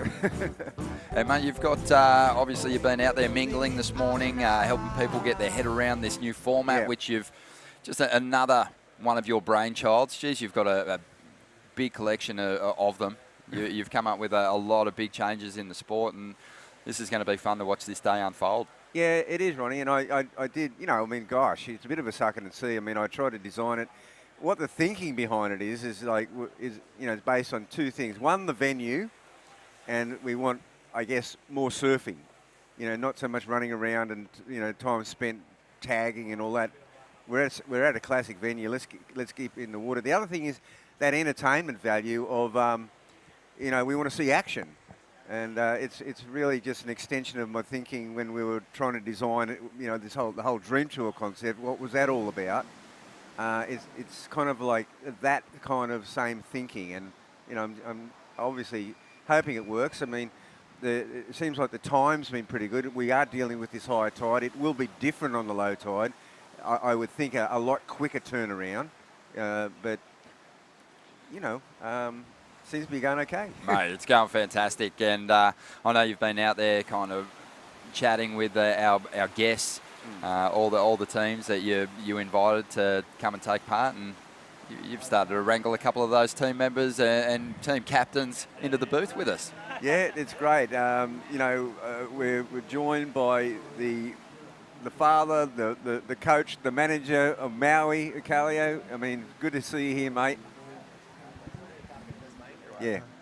How you doing, guys? Yeah, stoked to be here. The waves are so fun, and it's like one of the best sandbars I've ever seen. So all the boys are just frothing, and everyone's surfing so good. And I like the concept we came up with is insane to like get. I have all three of my boys on the same team, so it's like so good for them to like be on a team thing, not always like against each other, trying to kill each other. So it's like love it. Really good. Man, for the day. Yeah, it's going to be so fun, and I've been tracking the boys' careers really closely since coming over and working on the women's CT event on Maui and seeing them out there. And congratulations, not just on the surfers that they're becoming, but the young men that they are. They're just super respectful, really friendly kids, and mate, they're a credit to you. That's the main thing. When I go around the world and people come up and tell me that kind of thing, like, yeah, your kid surfs good is one thing, but when people come and tell me, oh, your kids are so respectful and they're good kids, that's like really warms my heart and makes me feel like a better father than just, oh, they surf good, whatever. But it's the main thing. We're raising young men, and they can be respectful wherever they go in the surfing community. Man, I actually, it's so funny to hear you talk about Piahi and Jaws. You know, it's classic to me that, you know, you guys are on a plane first thing Monday morning to try and chase some more swell there. Yeah, it's crazy. If I were you, I'd just stay here for a couple of days. It's so warm. The water's like very inviting. And yeah, it's cool though. It's been a wave-rich start to the new year for everyone, it feels like. Yeah, it's been nice to just like, it's been so hectic there. People have been getting hurt and so many big swells, and it's almost like they're such young kids, like waking up and having to surf 10-foot pipe and 30-foot jaws. It's like they're kind of terrified a little bit sometimes, so it's nice to just come get some perfect rippable waves and get your mind off it, and a change of scenery is always good, you know. Most definitely. Here guys are just ripping so hard here in yellow. Like everyone surfs good here. It's like such a, I don't know. Yeah, it's cool. Like Australia has such a serious, they're so serious about surfing compared to other places. It's just so good to see. Yeah, I heard Stevie come in yesterday after a heat with Quinn Bruce, and he was like, oh, I've never heard of this guy. He's so good. Yeah, he was and, ripping, yeah, he was ripping. But we've had a really positive start to this third heat of the morning. Again, Kawana getting off to a fantastic start with Zev Stokes dropping a big number, 7.17. North End, 5.83 to kick things off, 4.83 for the Japanese club bugs. Yet to see D-Bar kind of get their first number on the board just yet. Yeah, that was a good little exchange there. It was basically a three-wave set, so not enough for everyone to get a go, which I hope for. But, you know, I was talking to the boys earlier this morning, and they've never surfed they've not only never surfed together, they've never surfed in anything like this, like a team format. So it's so good. And look, the international teams are really adapting quickly to this. We've just seen the Padma boys win a heat. We've seen Santa Cruz win a heat. Yeah. So, you know, so it's the same for everyone. Like, no one's surfed this. Look, you know, everyone has got their own tweak of a format, and no one's surfed this particular style of format before where, you know, there is no tag team in this. And it's so cool to, like, be here with the other teams, like Team Padma you spoke of. Like, they're some of our best friends, and, like, just knowing those guys there is, like, such a big thing, like, as a surfer coming from somewhere else and going to Indo, and you know these boys. It's like you're getting, like, 100 extra waves just for knowing these guys. And that's the Santa Cruz boys and, like, the Team Japan and just everyone. It's like, it's so cool to meet the community of surfing. Well, that's good for me to hear, because that's part of the whole thinking of bringing the internationals together. Because, look, they're all just young surfers, networking with each other, becoming friends, you know, when they go around the world. I mean, you know, maybe staying at different, you know, friends' houses and stuff like that. It's expensive to travel the world unless you've got wealthy parents. It's tough. Yeah, I always say it's all about the chase too. Like, a lot of times you go on, like, a surf mission, and, like, you don't always get good waves, and sometimes you'll remember just the meeting the people and the things you do and how you got there. Like, just is kind of who shapes you more, like, as a human, you know. So I love traveling and bringing my kids to places like this and show them the places I went as a kid. It's so cool. Yeah, and you know, one of the cool things is sort of the reunions that you have. You and I were chatting yesterday, and you can remember being a Grom and seeing Bugs swoon into town with his leather jackets on back in the day, looking pretty that sharp. Was so cool. I'll never forget that night. I don't even know if you remember, but I do. But we were just analyzing from far. Yeah, well, I mean, I had 41 winners in Hawaii, so there was times where very serious times, and other times there was a bit of play time. But yeah, you're a legend, and just stoked to be here with you guys. It's like a dream of mine to come and get to talk to you in person and stuff. So it's cool to get back here, right? Because you traveled here with Andy and crew back in the day. Yeah, we came with all the Maui boys and all the Kauai boys the first year that Andy got on tour. So it was more up at Burley back then, and then I think the first contest moved down to, is it Cabarita down there? So that was my first time here, and it was so cool. We had so much fun.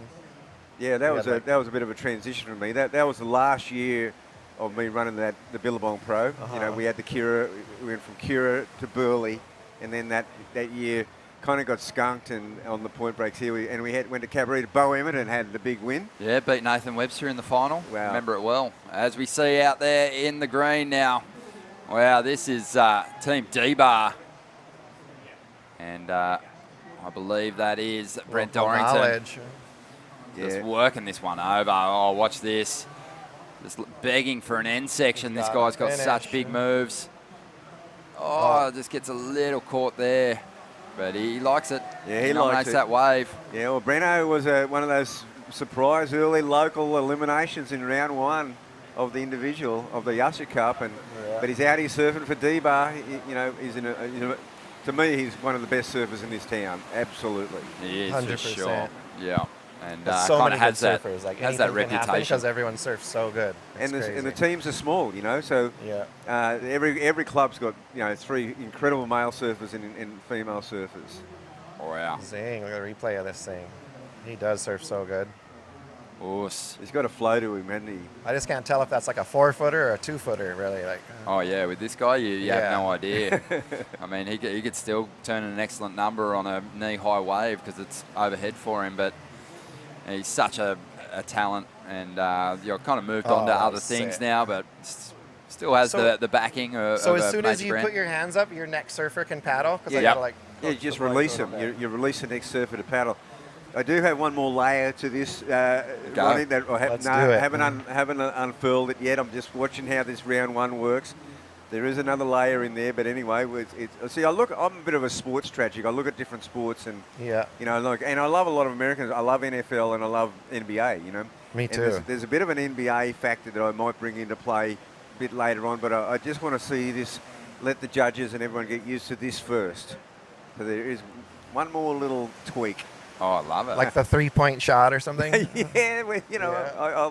I see where you're going. Wow, look at This this. guy's got a good one, too. Oh, Dang. jam. That's North End. And, I'm still kind of claiming that a Goofy Foot's going to take this thing out for the first time in a while. Has it been a while since a Goofy Foot won the Usher Cup? Has there ever been one? No, not yet. But the Goofies, Ronnie and I were only talking yesterday. I mean, look, Snapper, unless it's absolutely just pitting barrels behind the rock, and there's still Goofy footers like Nick Vasicek that dominate then, but the Goofy footers, when it's that down the line, top to bottom, they look unbelievable out Was it here. Ethan Ewing's brother was surfing really Oh, good yesterday? Curtis He was ripping. Curtis Ewing and Lincoln Taylor from Point Lookout are phenomenal backing and surfers. Yeah, I thought he was ace bucking or something. He was just going vertical. Yeah, well, That was nuts. all their male surfers are goofy footers, right? Yeah, pretty much, yeah. You know, and they've left a few on the beach, like Timmy McDonald. You know, he's an incredible surfer, and of course Ethan Ewing. Yeah, he's ineligible to be in this. He's got a bit of other business on his agenda over there at Pipeline. Yeah, that starts in a few days. Yeah, it's going to be nuts. Oh, it's going to be nuts. I mean, that's why we moved a week early to get our little window. There's so much happening in the world, you know. Yeah. You can't sort of avoid everything. Okay, here we go. Team Japan getting in on the mix. They've got to make up some ground now. 4.83 to open things up. That's just sort of a little behind the, that seems the necessary number to keep your team in check to progress through to the next round. Working this one over pretty nicely. And we'll see those end sections start to steepen as the tide drops out. But he's done well with this wave. Yeah, but then again, you get that one chip shot, that one like Ben Coffey in the last heat, getting that 8.33, got Santa Cruz to the front. So you get one awesome, excellent score here. You can really make up a lot of ground. Wow, D-Ball's just running away with this thing. Yeah, they've got a solid team. Well, I can't say enough about the Japan surfers just because they're so humble everywhere they go. I think they're the nicest surfers on the planet. Yeah, I think so. Pretty much all of them. I don't know one outspoken, aggressive. They're just not that. They're just so humble and nice and just, I don't know. Yeah, they're amazing. They're the best. Yeah, they're the best. I agree. They're such a great surfing nation. Yeah. And they're getting a lot better too. I think they're coming up. They're going to be a major force to be reckoned with soon. Yeah, they will. I mean, the work started. I remember my friend who brought him here, the manager of the team, Omi.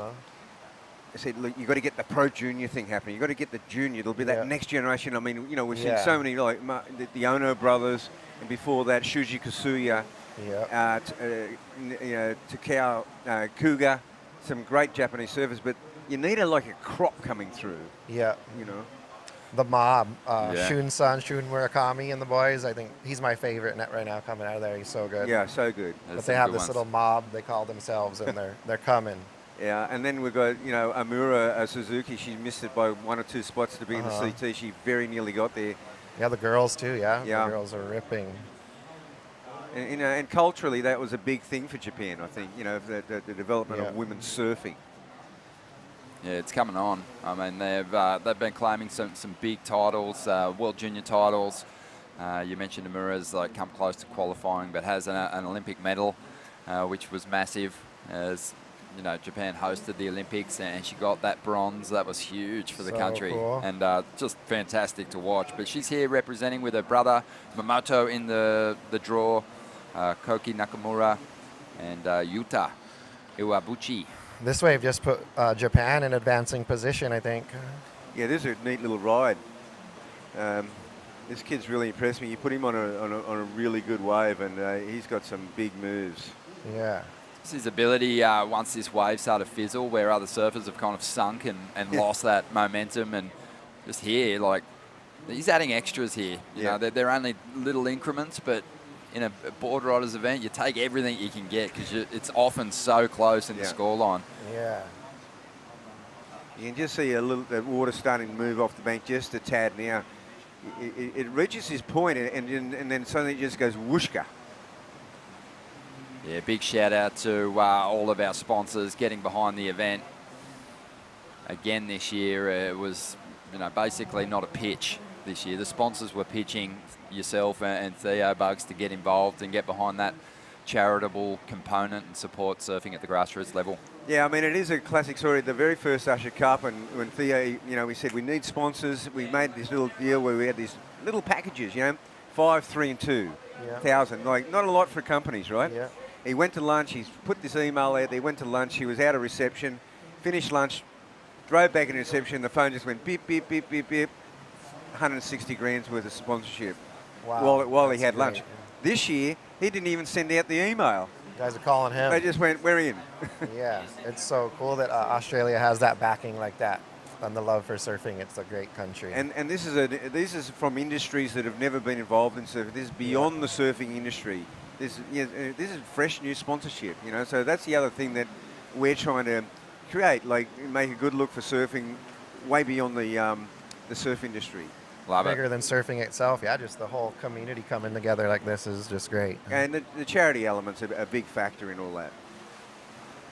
Yeah, we've kind of been talking that up to some of the other board riders clubs, especially those international visitors, just about how willing the surf industry is to kind of get behind a board riders club, because it's sometimes hard these days to get that message through at the grassroots level. And if you're introducing people to surfing and kind of helping progress junior talent, then they want to be involved. As we see a nice ride there again for Kawana, who need to do some work here. They got to really sort of chase down their rivals at the top end of the order. D-Bar's sort of setting the pace at the moment, and it's just so on top of their time management as well, which, as we know, Bugs, in these board riders events, it's the key factor. You're surfing against the clock more so than your rivals out there at times. Well, and that, I sort of want to create. It looks simple, but it is a bit of a thinking game. It's a bit of a chess game. You've got to be aware of where you are compared to the clock.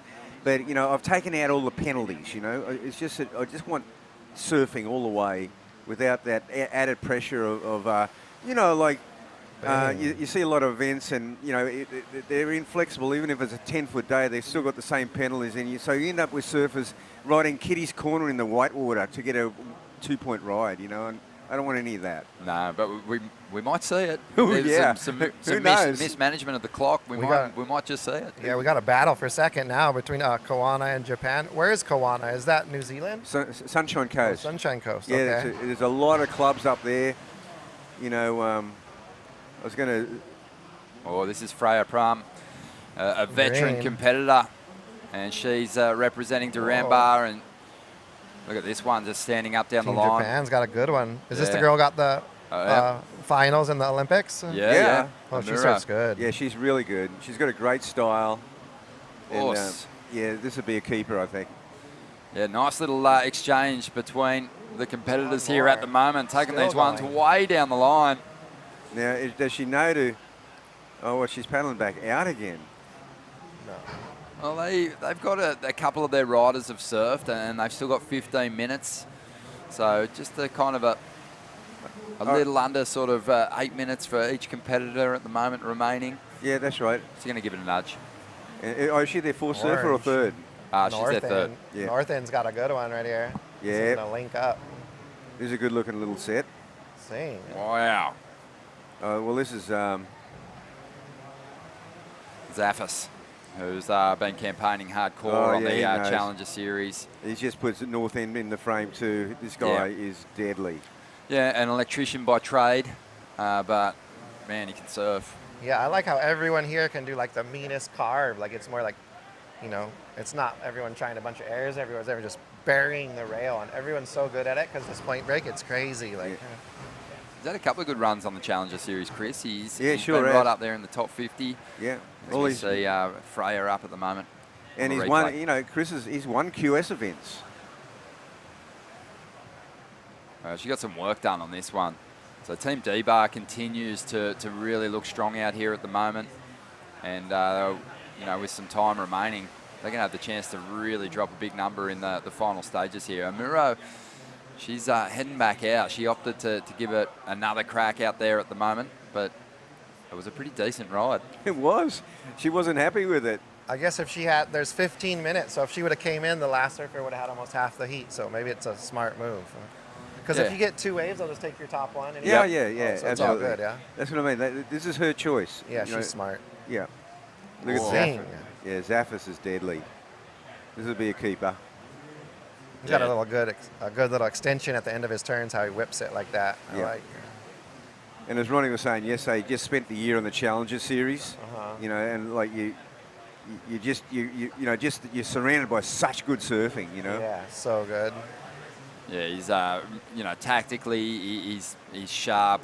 Performance-wise, he's had to lift to a new level to give himself a chance at getting into the big leagues. But yeah, you're right. That extension is great, and that's the great surfers have that, don't they? In transition through flatter sections, they give it a little bit more just to not have the judges thinking, well, they're not really real turns. He's putting stuff into it.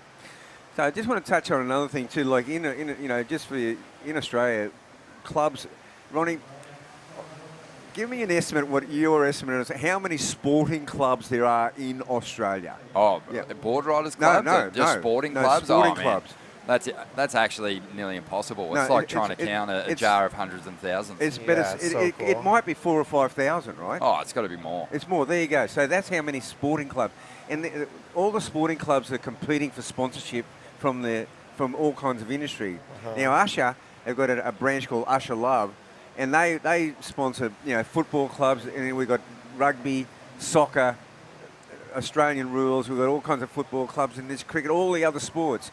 And they were looking for a flagship event, and they chose surfing, which is not unusual considering it's Theo. But I mean, but they wanted a real flagship event. They still sponsor all those other sports. Yeah, that's amazing. And what else is amazing too is that Amura made the decision to paddle back out, wiping quite a bit of time off the clock.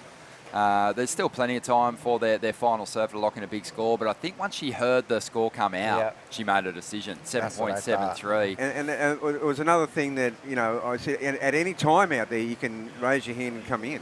I guess too, like sometimes you ride a wave here and you kind of know in your head it's not the best wave that Snapper can serve up. Yeah. But you got to kind of get a feel for what the trend is for the judging. And she was probably maybe thinking ahead, this could be maybe a 6, which might not be strong enough to give us a chance to stay in the top 2. But when it came out 7.73, she was like, I'm done. Hands are up. I hope you guys remember that last ride. I'm coming in. It's a trip. You'll see a guy go on like a little one, and it's like, oh, maybe it's not the best one. It just turns to a whole different story in here and just runs through. And the other thing with Muro, she's got a high level of expectation of herself. So she would have thought, well, for me, that's a 6. Well, we've got Kawana that they're making a claim on that last ride as well. And you definitely see by looking at this wave how Parko and Fanning got so good at that front side carve. Yeah. Oh, man. This is also the home of Stephanie Gilmore. Yeah, that too. Yeah, she's so good. But anyway, like I always reference how Parko, they just finish that turn in the bottom so perfect, like in the bottom corner, and then like almost bounce off the white into more speed into the next turn.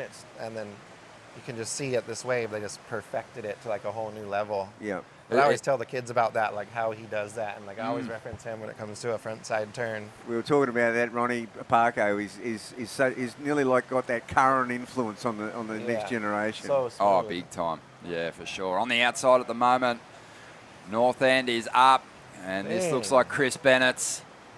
Oh, this is a good cooker. Oof, nice big hit there. Big spray coming off that rail. Solid finish. And they were turns of kind of substance. You know, they weren't those sort of chipping away, working over little sections, hoping that you get something steep. The wave just provided the ultimate opportunity. That first turn had a huge spray. Didn't it? He timed it well on that one. He sure did. Expecting a really good score out of that one. And you know what? North End is upping the ante. Cooper Chapman saying earlier on that, identifying those judging trends and starting to see a pattern in what the progressing teams are laying down as a heat score total is something that smart teams will consider. They know that to give themselves their best chance, they might have to, get beyond 25 points total. His feeling was it was going to be up around 26, and on average, your team would need probably a 6-point ride each to give themselves the best chance of getting into that top 2. We're starting to see them getting to those numbers now. I mean, you look at D-Bar, they've still got a surfer out there, and yeah, you know, they drop a 5-point ride, it's going to be right on that point. Add the extra 3 points. That's 30. And, you know, potentially we're going to see someone break 30 points here. Yeah. Definitely. I think it's going to be in the next couple heats. Or maybe even this one. What is this guy? He needs like a 8.3 and he'll be in, that could hit 30. Yeah, that was kind of my prediction that we were going to see it in these next couple of heats because they're heavily stacked. D-Bar, you know, while they run their club rounds around the corner, a lot of their members spend time here in the lineup at Snapper when it's firing. So you know, they're kind of the little breakaway club. Well, it's a breakaway club. They're all Snapper members. Yeah, exactly. You know, I mean, the club's it's just too big. You know, I mean, like, and you know, everyone wants to be able to represent your club. Yeah, then you know, usually that's born out of like frustration. Oh yeah, right? Yeah. We're having a battle like proper CT talent here to try and get an event win, for goodness sakes. Let's get around the D-Bar and have our own little battle. Yeah, there's always, you know, there might have been a fallout during a barbie or something, you know? Yeah, it happens. But for people that don't know, D-Bar's around the corner. It's kind of the consistent spot around that. Always have waves, So and it's been leaned into a number of times during major surf events as well, and giving us some pretty epic performance moments. They get a lot of good practice over there, just surfing every day out of the year. It's crazy. Yeah, there'd probably be 330 days a year you can surf D-Bar. Yeah. I was going to say before, you know, we've got a little bit of time here and no one catching waves at the moment. You were touching on just how, you know, the surfers become a product of the characteristics of the wave that they're frequently surfing, and those calves get better and better. It sort of seems to me a surfer that grows up on a beach break, you know, they have those big individual turns locked in. But it seems to be easier for point break surfers to turn average conditions at beach breaks into sort of flowing, beautifully well-constructed rides than it is for a beach break surfer to find the flow on a point break. It seems to take a little bit longer for that evolution to happen. So it is just a massive advantage. And you watch guys like Mick and Joel surf a beach break, and in their minds, they almost turn it into a point break. You know, they find that flow, they skip closeout sections, they just read it so well. It's fun to watch. And then there's the other element, and that is that, you know, reef break surfers, and, you know, like when Mick and Joel first will look at this wave. Oh my God. D-Bar's got a cooker here. And this is Cookie. And he absolutely went off yesterday to keep D-Bar in. Another name for D-Bar in the mix on the individual side. Japan, too. He's solid, isn't he? Oh, wow, the kid from Japan rips, too. This set is firing. But yeah, I feel like that the point break surfers, they get so much time on their feet compared to a beach break surfer. So a beach break surfer is going to paddle a lot and have like a 2-second ride, but they're like a point break like this, you're actually on your feet so much. They're going to have, like, as I tell the boys, you got to like train your legs so much as a surfer, but not at Snapper as much. I guess they're getting so much leg exercise. It's crazy. Leg burners all day. And then, you know, when you get a proper swell filling in the bay here, you go from there to Coolangatta, and, you know, that's the leg burner. I've heard stories of the guy getting like the 7-minute ride on the news or something. Oh yeah, Damon Harvey. Yeah, big Yellow's swell. just swooping. He rode from out here down past Kira. That is crazy. Yeah. That's the longest ride I've ever heard of it anywhere, I think. There was stages of the ride that he said that his legs were just so dead, he just put his hands on his hips. That's right. And kind of coasted for a bit, but yeah, amazing. It was a famous ride. Yellow's going to get right back in this heat, I think. Have a look at Nathan Cook, the power on display, and the cheers were going up with every attack on the lip. And the one behind, and the Japanese surfer behind, I tell you what, this is a good ride as well. This is a great exchange. Love this angle on the drone. Look at this ride, guys. Oh, look at this one too. Oh, man, it's just relentless out there at the moment. North End keeping some serious momentum out there at the moment. Ashley Spencer ripping in. Nice little finish there. And she's going to bring this one in. So just under 5 minutes to go. And look at the scores there for Duramba. Already eclipsing 30 points. Really solid stuff. And Japan just got a 7.73. That is solid as well. Yeah. These other guys are still going to have a chance to get them, though. I think. Oh, North End. I think it was... Oh, Japan never got it. Yeah, Japan kind of got pushed back there in the end, north end. Well, getting guess what, the job though? done. Yeah. The Japanese surfer has gone back out again. They're still in the lineup with just 4 minutes to go. So now he has to get a better one. He needs to actually probably get an 8. And no one's out. And you got to think about that little 3-point bonus as well, factoring in. Well, it won't factor in if North End get theirs, and he'll need another ride. That's right. Yeah, so he'll need a big score. He'll need a big score. He'll need an excellent score. He's going to need a set. He may as well stay out there till the end, and he's going to need a bit of a miracle now. Yeah, both of them, but they got time and only 2 people out. How lucky can you get? The other thing, Ronnie, just on when you're talking about the beach breaks or point breaks, the adaptation, the one thing that, and you talk about Mick and Joel, see, when they came on the tour in the early 2000s, Andy Irons, and here we see another surfer, I'll get back to that, his Kiwana, their last-ditch effort. Don't know if that's going to help. But Andy and Kelly were so good on points. I mean, they were so good at Pipeline, Chopool, and it took Mick and Joel a few years, to bring their surfing up. So that's the difference coming from sand bottom point breaks to those radical extreme reef breaks. It takes a while. Exactly. And it wasn't until their late 20s that they started making finals. Yeah. They, I think they were looking at each other under the microscope. I think Andy and Bruce were looking at the flow and just I think the variety in the surfing of Mick and Joel, and those guys were looking to Bruce and Annie on how to backhand tube right and stuff yourself into a big slab. Yep. Here is kind of like Maui. You get a lot of perfect rights, and a lot of the kids can't. That's why I bring my kids to Indo, so you can learn how to pig dog backside. And I feel like that at the start, Joel and Mick were a little bit behind in that category. Big time. So I felt that like hanging out with Bruce and Andy, they started getting so much better, and over years they progressed at that, and I feel like to me it helped them win those titles because obviously Mick had to win at Pipe that time, and they got better at that, and it was over. As soon as they got good pig dogging, it was like, titles were coming. I remember being at the surf mags and seeing the photos come in. They were very much over their boards in backhand tube rides and hanging out with Bruce and Andy. And got a couple tips, they started putting their body into the wall, and they both had obviously huge results at a couple of the more intimidating barreling waves on the schedule. I used to live with Bruce at the house, and I watched him surf pipe so much, and still till today, like there's a lot of good guys, but I think he might have been the best backsider out there ever. Wow. Like how he just stands so tall in the tube and so stylish. Like a lot of guys are so in their stance pumping, and he's just so casual about it. John's pretty good too, but I still think Bruce has a little up on him with style. That's so awesome. Bruce had the best style. Ever, unbelievable. Yeah. Has the best. Here we go, surfer for Japan. Just chipping away at this one. Yeah, pretty desperate at this point in time. It won't better his score. No, Durambo went absolutely mad then, Bugs. Mad. No, they have laid down the gauntlet. Yeah, that's a monster heat score total, 30.63. The pace has been set.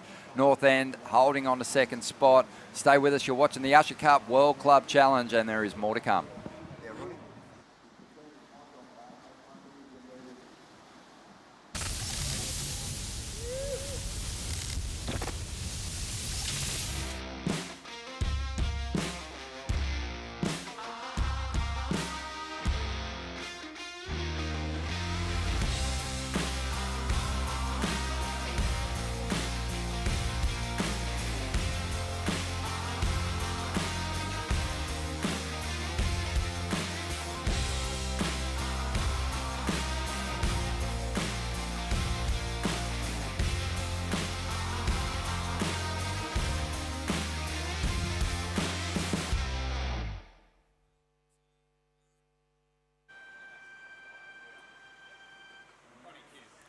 Welcome back to the show. Loving just absolutely chewing the ear and diving into the mind of one of our world champs, and also a lot of our international,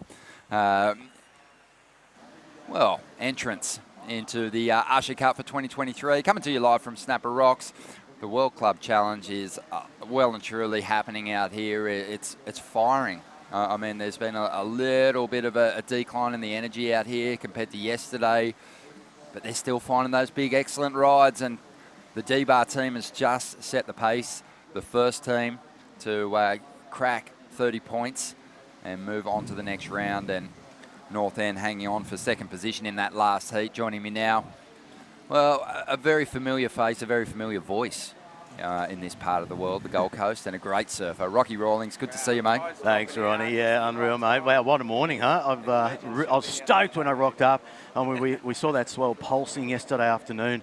The watercolours are insane, and there's our illustrious leader, that was Jay Phillips, the club president for Snapper Surf Riders. And yeah, the swell's not as big yet. We've got that really big tide, so it's gobbling a lot of the swell up. But when those sets come through, how good were they? Oh, we man. Saw, strong. Of course, we saw Nick Vasicek on that opening ride for D-Bar Board Riders, posting that 8.10, and he just wailed on the backhand. So that's what we're going to see a lot of throughout the course of the day, especially now the tide is on the run out. That low tide we've seen the last couple of days just starts grinding on that bank. There's a lot of good sand out there. And as I said, it's filled in a bit with this tide, but it is going to, from now on, start to get steep and hollow. And with these winds, just get some nice barrels. Here we go, up and riding. This looks like it's going to be the first surfer in the Kingscliff Club, and that is Dane Henry. Wow, yeah, ripped into that first turn. Unfortunately, the wave, it just kind of faded away. It was just a bit of garbage down the line, but you know, at least he's got his feet in the wax now. He's let go of a decent turn. 3.17 for that one manoeuvre. So he's on. He's ready to go, and everyone is after a couple of big days of competition and, you know, multiple excellent rides dropped yesterday. So you're loving this format. I've been talking to Rab out there, of course, contest director. He's been making it up as he goes. He goes, I've still got so many more layers to this. I go, no, there's enough layers. Let's leave it as it is. I love it, the simplicity of it. But we've both surfed in, you know, the tag team events, and there is restrictions and rules and regulations, and, you know, your times, and, you know, you've got to claim that wave. Whereas this, I love the idea of this, where they can go out, they can catch as many waves as they want. The judges are just scoring like any other heat, and you get your best wave. And when you think you've had enough, you put your hands up, you come in, and you change it over to the next surfer. Surfer in pink here. This is local surfer from the Snapper Surf Riders, Jagger. Getting a roofline floater there, but not finding that N section to his liking. So, yeah, maybe we're starting to see a bit of that low tide breaking that N section down a bit. Mate, yesterday, Occy, he always liked to give the viewers an idea of where we're at with the conditions, scoring the day, 0 to 10. He gave it a 5 yesterday, so kind of where does today rate for you, being a local? Well, it's very inconsistent. We knew that was going to happen. It's a 12, 13 second period swell. But when the sets are coming through, I'd say it's a good, you know, 7 on the ratings. When you get those really good sets coming through, it's clean. It's a canvas that you can just literally unleash on. Let's go to a promo. There it is, showing some of the star surfers of Snapper Surf Riders. Yeah, there's plenty of them. Just an incredibly successful club. These are highlights from the Usher Cup. And man, oh man, it's a long list. And Snapper are getting some of those wildcard entrants into the event as well. But their core team is just so strong. Jagger Bartholomew dropped a big number in his heat yesterday. His surfing just seems to be getting bigger and bigger every time I see him. Well, this is live right now with Jagger throwing his hands up. He just had a cracker of a wave. He did paddle a little bit wider. We saw that wave shut down on him on the previous one, but this one he picked up a little bit wider, was able to link up to that little Marley inside section. You can see him almost hitting the rocks there now. But he's throwing his hands up. That means he's throwing it out to, check this out straight away. That was quick. Okay, wow. That's what I've been kind of looking for. Yep. Is a surfer to be so at the ready to get themselves in the lineup that one guy hasn't even hit the beach yet, and his fellow Board Riders Club member is into his first wave. Here we go, Burley Heads now getting in on the action. Couple of nice hits here. Nick Callister, that is, and yeah, wow, he's happy with that as well. Nick's decided to throw his hand up. They waited a little while. They saw that, you know, Jagger got a couple, and Nick, you know, I'm sure he's happy with the score on that. So he'll be coming in. They've already released their second surfer, which is Matty Job. We saw Matty ripping yesterday. Can't wait to see him get into it. But that's right. You just pointed on what Rab wanted in this was some of those teams event takes a bit of time to come in, tag your guy on the beach and get out. But with Snapper, you can stand on the rock, and as we just saw, Sheldon Simkus jumping straight off into a wave, which he often does when you're surfing here, free surfing. You see him on the rocks and you go, oh, God, he's going to get a wave off you. Oh, for sure, man. There's just such a, you can't be selfish in these club challenges. No. And Jagger Bartholomew, he's capable of dropping 9-point rides. We've seen that before, but he just instantly threw his hands up when he finished that second ride and got a 7-point ride. He knew that was going to put the team in a great position, and he wanted to really manage the time on the clock here as we now see Sheldon getting things started for the Snapper Rocks Club, looking to really solidify their place at the top of the order here. A couple of hits he wants out, though. He wants more face to work with down the line, and you can see the paddle battle now unfolding.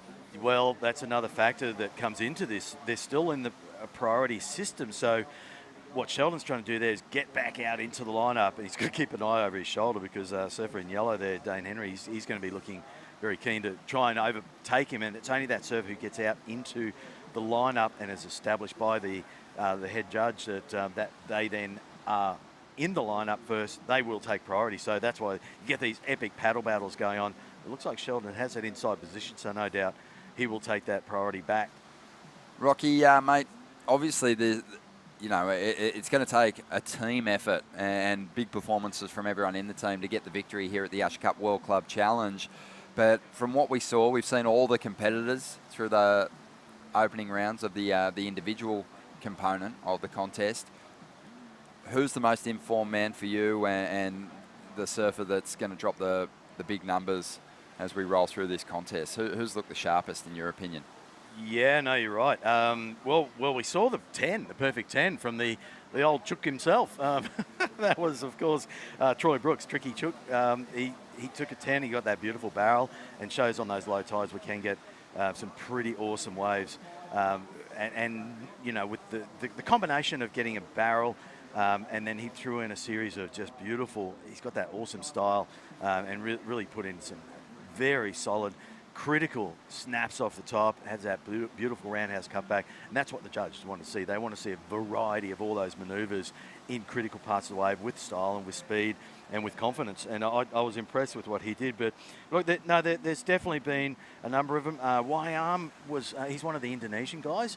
He posted a 9.27 on a previous heat in the early, I think it was day one, and I really enjoyed watching him surf because on that first day, it was a little bit lumpy. There was a couple of lumps and bumps, and you had to get over those soft spots, and he was flying across those soft spots, and he hit those lumps like he had so much speed, busting the tail out. It's just that featherweight surfing, but putting power into a featherweight surfer. I love that combo, and it's and he really impressed me, so I'm looking forward to seeing more of that sort of action. It's a different sort of surf. As we said, it's cleaner. It's going to be hollower throughout the day, and it will really favour those stylish surfers that really have that power base approach, but they can also pull into the barrel. They can also throw it to the air if they have to. So I don't know. It opens it up. It's we've got the best surfers from around the Pacific and Indonesia here. Yeah, Wayan too. Earlier in the World Club Challenge, dropped an excellent score again this morning. So he is in rare form. Matty Job's been one of my favourite surfers in the contest so far. I love his style. Just throwing down some great turns, but there's been a number of strong performers. Jagger Bartholomew is just in a different realm confidence-wise at the moment, just so focused on the big win. As we see Matty up now. Really strong opening turn. Just whipping his board through these moves, these combos as he flows through to the inside. Throws the hands up, he likes the feel of it. Should put Burley in a pretty good spot now. 6.27 for their first surfer. I think we can expect a little bit more out of their second rider there in Matty Job. Yeah, Matty, he's definitely another one of those star performers we saw. He had a great heat yesterday up against Mitch Parker. They both surfed very, very similar. Unfortunately, Mitch just couldn't monopolise them, and I think he came unstuck on a couple of waves and just couldn't quite get the scoring potential that he can achieve out here. But Mitch will be surfing up next in the Snapper Surf Riders team.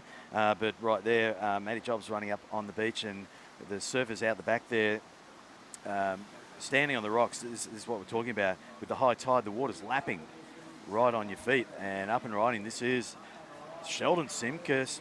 Again, he's defending champion from last year. He's been on a roll. Just a spectacular surfer. There he goes. He's happy with that. He's already banked a couple of good rides. We'll see if this will be one of his top rides. I think so. But, Sheldon, he's also, he tastes victory. He knows what it's like out here. He knows the wave. And that can be all the difference between that half point or so if you're up against a really strong opponent. Having that local knowledge can really help. Yeah, definitely. So what we've got out here at the moment is looks like the third surfer for Snapper Rocks entering the takeoff zone. And looking, it's been great time management so far from the Snapper Rocks and Burleigh Heads teams. Kingscliff catching up, trying to play catch up a little bit. Just one score registered at this stage. But, we've only seen, I think, one club, Yarumba, sort of struggle to get back to the beach and get that bonus 3 points.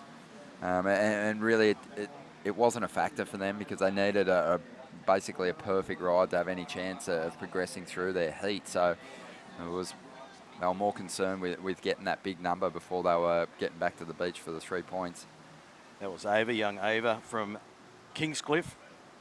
She's going to be the next surfer in the water ride out there at the moment for Kingscliff is Micah Margison, of course, son of Brendan Margison. We all know Margot as just one of those absolute style masters and power-based surfers, a very impressive surfer whenever you see him out at D-Bale here at Snapper. But the Kingscliff crew, a talent pool down there. And, then they've got Mitch James being the anchor guy out there. But actually, talking about the Kingscliff guys, I went and saw the Sunny Boys the other night. So that's a bunch of surfers who, as we know, the sound of the 70s and 80s. And, we grew up with the Sunny Boys and they did their last concert. But I know a few of these guys, the older guys who grew up with them at Kingscliff, and they'd wag school and they go to the mum and dad's house and jam underneath the house, and awesome. The parents are going, "Oh, you kids should be at school. This music stuff that'll get you nowhere." Oh yeah, there they are, one of the best bands Australia's ever produced. But Kingscliff, what a beautiful little corner of the world, just over the border, south of here. Yeah, the Tweed Coast. There's so much to see. Snapper Rocks is certainly at the top of the list for most surfers, but I think you can get an idea of just how many good waves there are in this region by the talent level of the competitors that we have in the field here at the Usher Cup. 21.5 minutes to go. And Burleigh Heads in a really strong position. Maddie dropped a big number, 7.8. Wow. Snapper Rocks got themselves a 7. So, it's going to take something special from Kingscliff now to get themselves into contention here. Yes, indeed. Don't you love this drone footage? Shooting straight into behind the rock there, and you can see the warping going on, the rebound of the backwash off the rock, and then it hits this wave, and this is what it does. It wedges up. Oh, look at that thing. No takers on that one. Wow. It looked good on screen, but now we're looking at it out into, live from our vantage point, and it didn't have a wall on it. And this is where, you have to be selective. You've got to find that wave that has that extended wall, and we'll see more and more of it as the tide drops, where that extended wall can give you a ride that then goes on beyond past Little Marley. And, you certainly want to do all your big moves in the early part of Snapper. That's what impresses the judges. Straight off the bat, big snaps, pull in barrel, whatever you need to out there. But if you can get that extended part of the ride, it just gives you an extra point, 2 points maybe. And that's where wave selection is so critical. Get that long ride, and man, I was talking to Tapper before, and we're doing the beach commentary as well, and in some cases when it's crowded, you get here and you go, oh my God, it's so crowded, but all you need is one wave, and you get out there and you can get away from Snapper all the way through Greenmount and into Coolangatta, and they're leg tremblers. You get to the end and you go, that'll do me. I'm happy with that. Yeah. And then you got to do that walk back, and it's the Borchardt rash make of that one. But long walks, long surfs. But you can have long sessions out here, and it's just a pleasure to be able to have an epic session. You come in just absolutely panting. For sure, and just sitting here, watching this lineup, wave selection, as you said, is key. Typical sort of day out here. None of these rides are going unridden. Nothing wasted here. as we see now for Kingscliff, driving up to the lip. This is Micah Margison. Nice hook there. Big, powerful unit as he drives towards this end section. Nice little layback jam. And what do you want me to do, he says? He's looking into the boys in the 10. Well, I put my hands up. How much time have we got? They've still got just on 19 minutes, so there is a little bit of time there. It was a good ride. Yeah, but I guess he feels they could have another few minutes. So, yeah, that's going to be interesting. Let's say the replay here, Rocky. Take us through it. I'm going to step out of the booth and let you and Oki pick up the conversation. But it's a good ride here for Kingscliff, but maybe they want more from Micah. Yeah, it was a nice ride. You wouldn't call it an exceptional ride, but yeah, look, with this sort of time frame, that's what I love about it. There is time to get the surfer back out in the lineup with 4 surfers in that time frame. 35 minutes on the clock, and in a complete heat, but that gives around 10 minutes per surfer. And in that time, the format of this, they can serve as many waves as they want, and it's unlike other teams events where you only have 2 waves or 1 wave. A lot of pressure, but just welcoming back to the couch here at the central commentary box, and Mark Oki Okalupo. Thank you. Right, I've changed our name. It's the Oki, it's the Rocky, and Raging Bull Show. It was the Rocky and Bullwinkle Show. I've changed the name to the Oki and Raging Bull Show. But here we go. We've got this little girl ripping this beautiful blue wave here at Snapper Rocks. Whoa, and she does a huge turn at the end and doesn't make it. Straight behind her, Rocky. Yes, in the yellow singlet. Represented. Wow, look at that roof line float and a big. No, that was epic. A quick session of 2 very critical, solid moves from Micah Margison looked like. Yeah, it was Micah. Yeah. He did just get a good wave, but he's looking in and he's going, will I go back out? Will I go back? Well, it was obviously a good choice. Get back out. He got the wide section and he just jagged a bomb there. I know, but you know what? He's paddling back out. He doesn't like it. Yeah, he fell on his last turn, so it's not good enough for him. Probably was going to be quite a good score. That last floater was sick. Wow. He just didn't make it. I wonder if his dad Margo's watching if he is. Hello, Margs. Very one of my best mates, Margs. That actually took me out in the Single Fin Festival a couple of weeks ago. It was fun surfing with him. Yeah. Well, there's the Snapper Surf Riders and, of course, club president, Jay Phillips. Me and Margo, to interrupt you, Rocky, but me and Margo, you know what? We only surf together when it's perfect. Yeah, Our last surf we had was out at Tweed Bar. And it was beautiful. Yeah, and the one before that was a D-Bar session you might have seen that was max in D-Bar one morning. Yeah. And it was just me and Margs out there. Yeah. No, that's. And it was sick. It was pumping that day too. We're. Oh, and there's his son. Just little kind of. The wind mightn't have helped there. The wind's quite strong offshore. It is. Yeah, but I had a surf early. Missed you out there. You weren't out there. No, I had a bit of running around to do this morning. I was doing a bit of beach commentary as well. So early surf was good. The tide was pretty low, and there was some barrels. Here. Okay. Yeah, no, I paddled out here in the dark, and I was thinking, oh no, it's dropped. And I was like, oh no, it's turned south. And I'm like, I should be at D-Bar. But how many times have I done that? No. It's countless.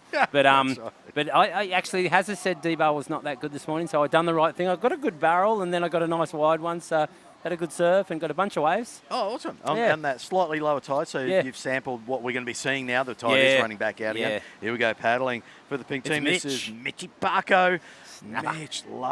Mitch's roundhouse cover, so it puts it right back up into the whitewash. Sets himself up then, down the line, another big hack back into the pocket. Still, can he get around this section? He's got the little Marley section, just a nice little snap. Now, will he take that?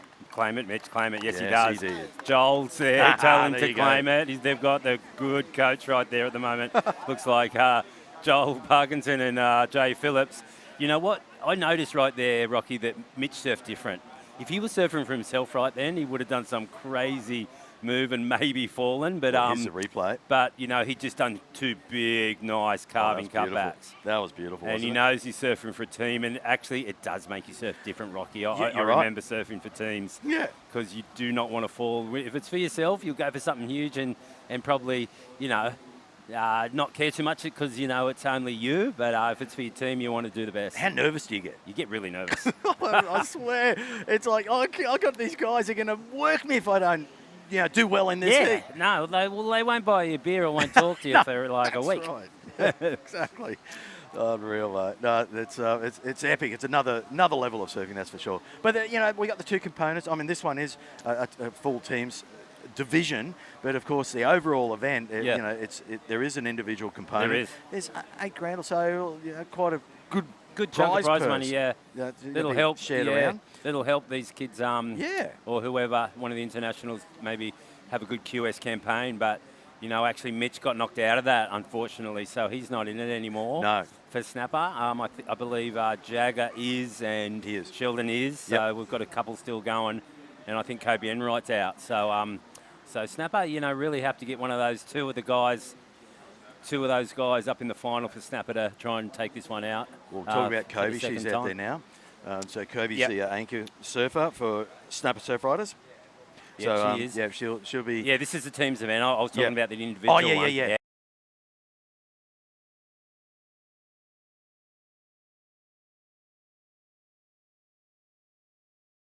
Oh no, this gives them. No, that's what I mean. Gives them a chance, even though they've bombed out of the event, they can still surf for the team. Yeah, well, I mean, for sure. I mean, this actual tag team, we're calling it kind of. I like the way Jay, actually not Jay, the Tapper's been saying on the beach commentary. They release the surfer. It's more of a release. You know, they claim it. They release the other surfer from the keyhole or the rock. Whoever's, if they're game enough to jump off. I mean, I haven't seen a lot of people jump off.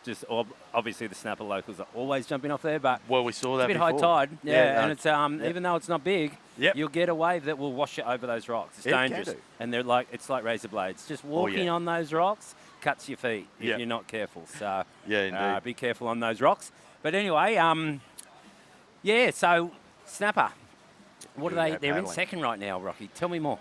Okay, we're just looking at this wave from a surfer in yellow. That is from the Kingscliff Ava. No, that's not Ava. No, that's Mike. Oh, that's Mike is still going. Yeah, okay. no, he's claimed that wave. He must be running out of time, and he's claimed it mid-wave. He's done a huge layback. That wave probably wasn't as big as the one that he fell on the end. No. You know, so he's kind of made a mistake there. Has he? Yeah. What's he doing? He's claimed that wave, but he's paddling. Yeah, he's coming in now. Okay. He's wasting time. I mean, here's a replay. Yeah, this is sketchy for Kingscliff right here. He actually looks a bit flustered and nervous. Yeah, he wanted to get out of there. Definitely should have claimed that previous wave. So well, that's okay because the judges will still take the highest wave regardless. Oh, do they really? Yep. So, I did not know that. So that will still come into it. He's just releasing the other guy off the rock. Yep. Okay. That will be over and there, go out. Excuse me. Thank you, Rocky, for sharpening me up on the format right there. I thought it was the wave you're riding you have to claim, which... No, that's hands up is just releasing. So you can get 10 waves if you want out there, and judges will pick that best wave. So again, and you know, Rab's come up with this great format. He keeps tweaking it, keeps changing it, but that one I think is a really good idea. So that it is a good idea, but I don't know. You know, like far out. I like more pressure. If you're not claiming it, you're not.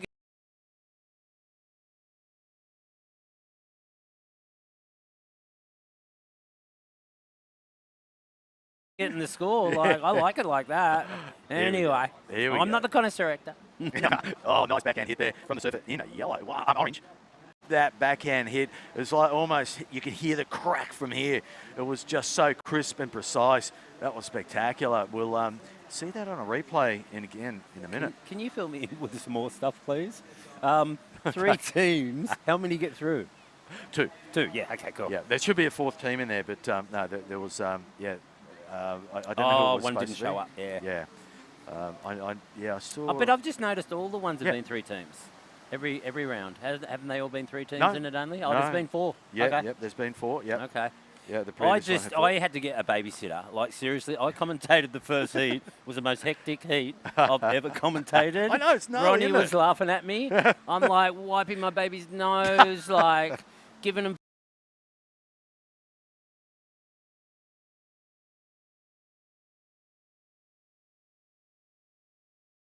food, water. They're like just about to destroy this whole webcast room. And then Theo came in and just went, you're out. I thought I could pull it off. But it was the most hectic heat I've ever commentated. That is so funny. I'll watch it on replay. Well, it's a fun family event, you know. Everyone's involved. Your little tiny tackers are totally involved. I saw you, push them on the shore there this morning. Yeah, little Jaspers on the boog. catching shoreys. He's back out there now. Look, I can see him in the corner. He's like actually standing up on the shore break on his boog now. He's progressing. How old is he now? 5. Wow. Okay. And the little one's not far behind him. He's 3. He's not a baby. He's 3. No. But still have to wipe their nose. Oh, terrorising. I love it.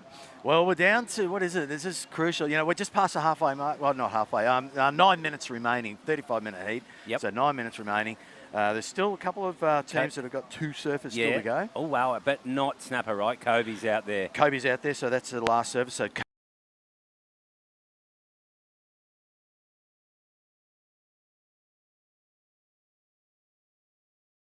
Kobe's got that. Kobe Enright up and right in beautiful section. Watch those big swooping arms that she uses so well. I mean, she could be an Iron Woman, this girl, with her physique. She could paddle, and she does paddle by me at Snapper at a very fast pace. Nice little snap there. I wonder if she's going to... she'll probably stay out there. Well, she doesn't have to come in. She's got 9 minutes. As long as she gets back in on before the buzzer, and she'll get the 3 points. But I'm sure everyone's up there. She's looking at the team coaches going, get back out there. Talking about kids on the shore break. But she's local. She probably wants to go in. Like everyone else around the world or any other team would go, I'm so staying out here, but she don't care. She's like, I'm out of here. There she goes. She just turned around. She's heading back out. I remember her as a kid, just like, you're pushing your kids on the shore, Justin, pushing the girls on the shoreline and seeing Kobe,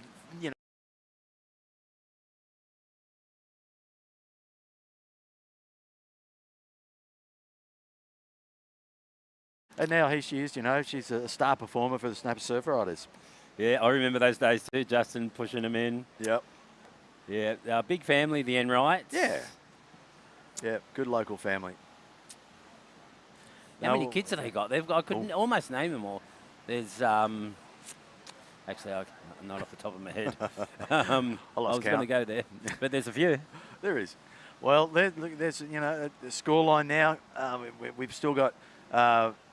I love this battle, Burleigh and Snapper, two, not rival clubs, but there's so much appreciation between the clubs and the two clubs have always, we've travelled together when we do those club events down in Sydney and, there's a lot of respect. The Burleigh boys, they're very parochial. They'll surf Burleigh and Snapper here, we'll surf here. I do love Burleigh. I do go surfing. Do?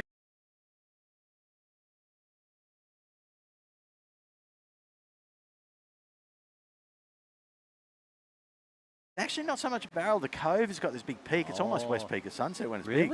Yeah, and then you fade and come back in, and then you hit the inside wall, and it just barrels. It's a really powerful, good wave from the backhand, actually. Gives you a bit of room to move. A little bit of, it's very much power-based, but on the backhand, apart from the barrels, you can really jam up on the pocket. So, little secret there. Yeah, there's a secret, but I'm still not going. I'll be doing the same thing out here. Sure. And good bunch of guys, they're... the Burleigh boys are epic. Yeah. Big shout out to them if they're listening. They full-on welcome us with open arms. Yep. We're for the single fin event. Billabong have backed it for years. Yep. It's such a good event, that weekend there. And Burleigh, a big shout out to, the Harrises and... Yeah. In the early days of Kleins, when I grew up there as a grommet, watching Guy Elmerod and Doris, Doris.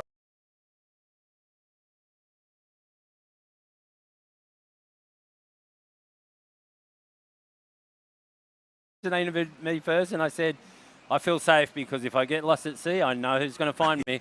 That's right. And that's Doris. I mean, he was up in the Mentawais. He's been captaining ships up there for years. Yep. And the South African guy fell off the boat at night. He was lost at sea for 2 days. Unbelievable. And Doris found him. Doris found him, knew about where he was going to be, and found him. And it's a great story. Well, okay, we're just going to throw to Cooper Chapman, I think. He's up with Jay Phillips, the club president for Snapper Surf Riders.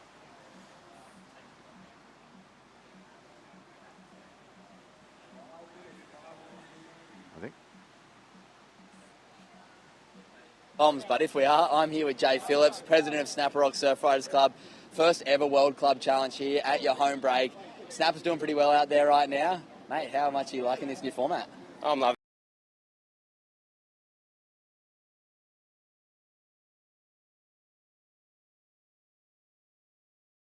This new format, what Rabbit's brought up is just amazing, and we're at beautiful Snapper Rocks, our local spot, and it's just firing waves. It's going to get better all day. And yeah, Snapper's in a good spot, and I'm just learning the rules as we go on. But it's an amazing format because you can be on the beach, or you can be off the rock, or you can be, you can catch as many waves as you want. It's just an amazing format. It's great that we're having something here for our international surfers that we can, show that what we do. It's unreal. Yeah, you want to talk us through Kobe's wave right now? Kobe's on this wave right now, just putting the board on rail. It's snapping back it up into the lip. It's great surfing done by Kobe. I'm not a judge, but I'm thinking that's a high 8. High 8, we're hearing from Club Presidente here at Snapper Rocks. That's going to be the last wave done here for heat number 1, or round number 1 for the Snapper team. They're stoked. Pass it back to you guys in the booth. Chicken skin. Oh, yeah. Wow, look at this wave just unleashing here. But, wow, Kobe, yeah, that...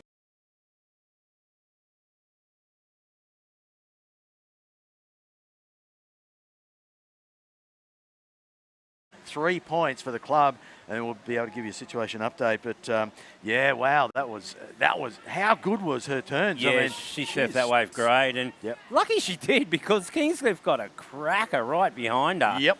And I know they're a fair way behind in the points total, but I'm glad she, on Snapper's behalf, that she actually betted a wave because she had a wave earlier and she was thinking about claiming it. Well, not so much claiming it, but making that her last one, which would have been a score, but she betted it by heaps there. And looks like, I think Jay was being a little biased there. It might be a 6 or a 7. 7 maybe, 6 I think. But the surfer in Kingscliff after that went to town on that wave. And there goes Orange. Looks like he's running out of time and he wants to get in. He's straightened out. He's coming straight to the beach.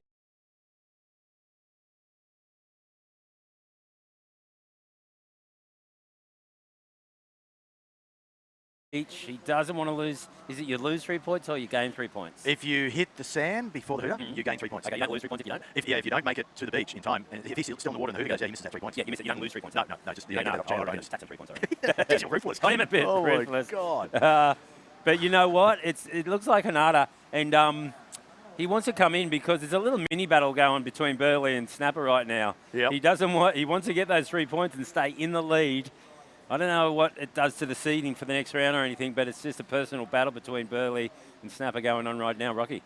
Yeah, well, there it is, 1 minute and 40 seconds remaining, and yeah, it is the Burley surf rider. That was Hawata Izawa. Hinata.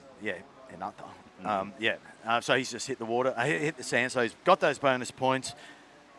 And wow, yeah, what an epic format, as Jay said. He loves it, you know.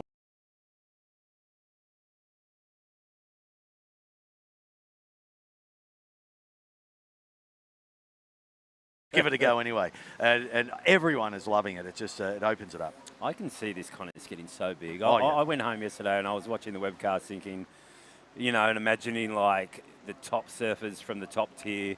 Obviously we'd have to work out sanctions with the WSL, but just imagine having the top surfers from Brazil, from America, from Europe, Japan, Hawaii.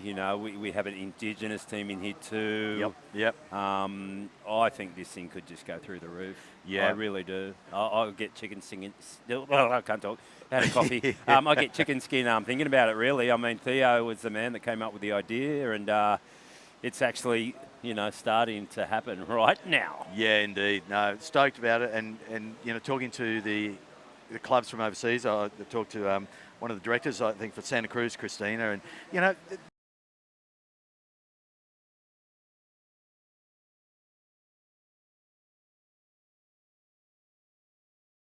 in Australia, but these new clubs, they're frothing to get over and see what we're doing here with our clubs. I mean, definitely you could still keep it at club, the club level, and keep it that raw, that raw club thing, but you could have the elite too, you know what I mean? So correct. Yeah.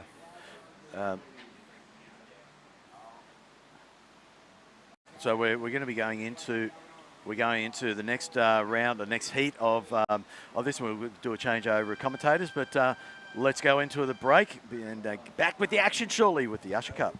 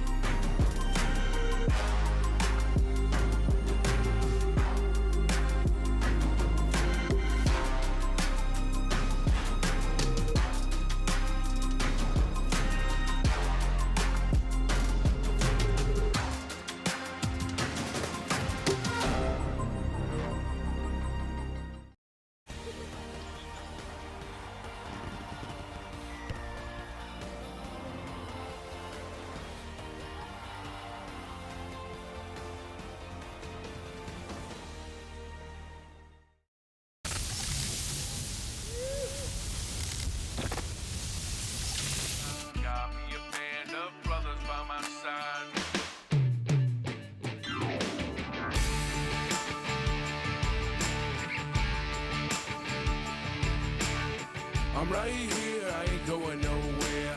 Blood, sweat, and tears, whiskey, shining beers. Lot of travel miles in this rearview mirror. Watching my back, but never running from my fears. Made a few wrong turns over these years. This is how I roll, this is how I ride. Keep it 100 till the day that I die. This is how I roll, this is how I ride. Got me a band of brothers by my side. Got me a band of brothers by my side.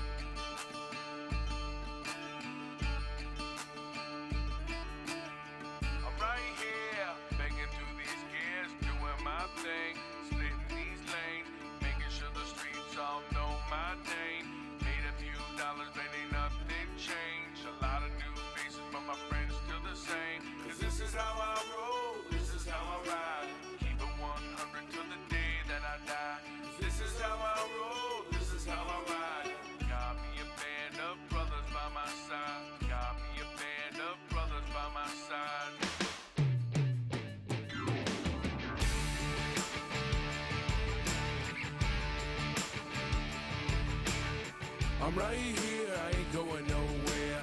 Blood, sweat, and tears, whiskey, shining beers. Lot of travel miles in this rearview mirror. Watching my back, but never running from my fears. Made a few wrong turns over these years. This is how I roll, this is how I ride. Keep it 100 till the day that I die. This is how I roll, this is how I ride. Got me a band of brothers by my side. Got me a band of brothers by my side.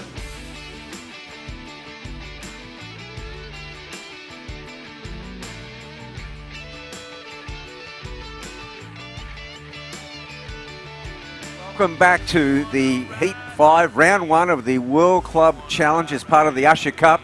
I'm joined in the booth here by the great world champion Australian surfer, Mark Okulupo. Hello. And a super special guest, all the way from the Rubber Dubby Club in Shonan Beach.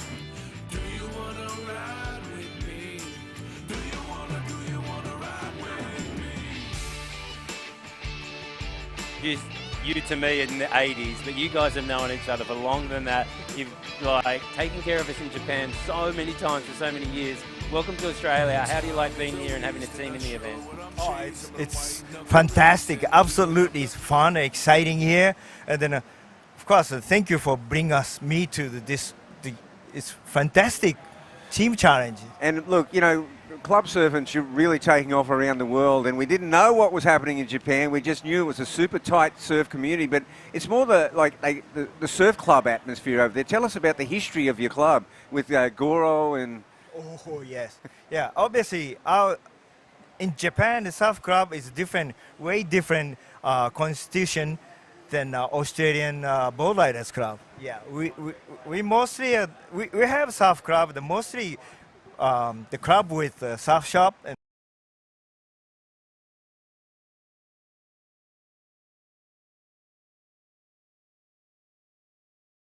surf club, I mean board riders club, like educating more competition team, you know, surfing and those kind of stuff, right? Yeah, like each kind of beach pretty much has got a each kind of beach. Yeah, there's a lot. I wouldn't even. Has anyone counted how many board riders clubs there are in Australia? Because man, there's a lot. There's a really lot, and you know what? There's a lot in the US. We heard from yesterday. You know, Chris Marino was in here, and there's like I don't know 16 or something on the West Coast. On the East Coast, there's something like 60. I didn't know. I heard incredible. Him say that. Yeah, I every couldn't beach. believe it. Yeah, they're catching on real quick. Oh, it's beautiful. I mean, what's happening in the US, and you know, we hope with the World Club Challenge it inspires other nations to do the board riding thing. It's gonna happen for sure. Hey, I want to hear some stories, boys. Like seriously, you guys have had some good. Like just one radical story. Tell me about the drive with Tim Fritz from Hawaii, all the way from.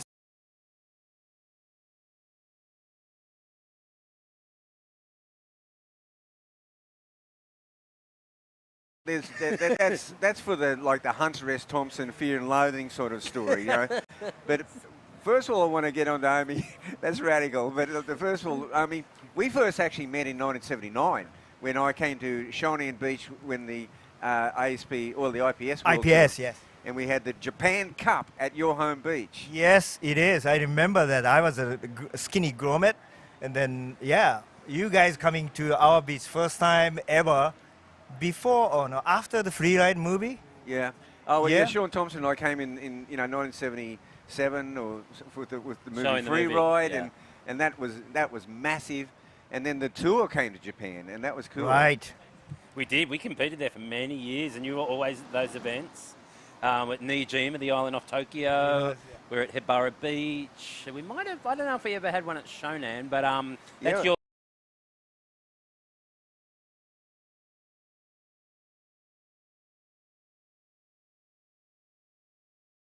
That IPS contest, the oldest one, I think in the Japan International Contest before, right? Yeah. Live you against Mr. Dane Kealoha on the final. In the final, yeah. Yep. It was only pretty small surf, but it was it was incredible. We had a big crowd on the beach. We were in Japan, and Dane and I had a classic final. Wow, there's some history there, man. Cabarita's got a 6.17, by the way, and leading this heat. Maui is in second with a 5.9. North Shelley third, 5.5, and Kira down there at 4.33. So with 10 minutes or so gone, guys, like it's weird to see Kira. He's just coming in though. He thinks he's taken too much time, and he kind of has, because that's 10 minutes. Rab, you're the contest director. You know about this and the strategy that is actually kind of getting introduced, because we haven't had a.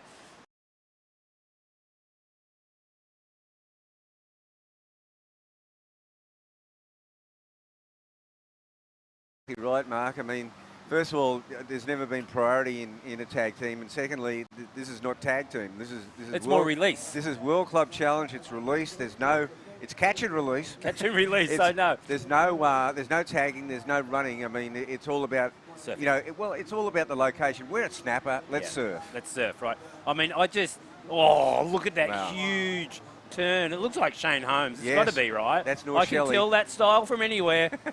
I mean, I saw him as soon as he came, which was a couple of days early, and I was free surfing, and I just went, that's Shane Holmes. I love it. He's just a hard yakker, hard-working guy that absolutely rips. It's all Like, you know, I've always loved him. I only see him in the board rider battles, but love that guy. Is the Jay Phillips of Norshelley, isn't he? He's just a club man through and through, and the classic Aussie tradesman.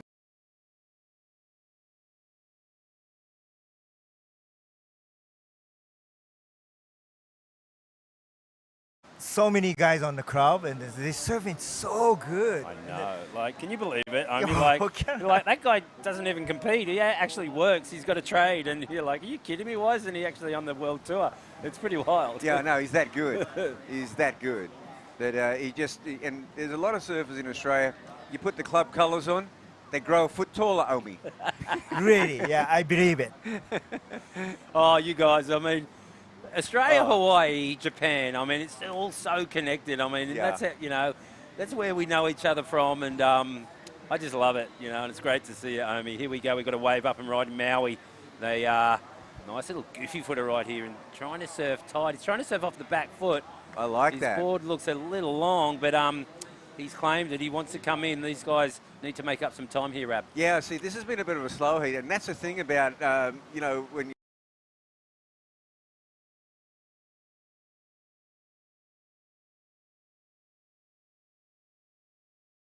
they got to work the clock. I mean, Japan only just barely got squeaked out of that one. I mean, you're right there to the end. I know. How was that heat?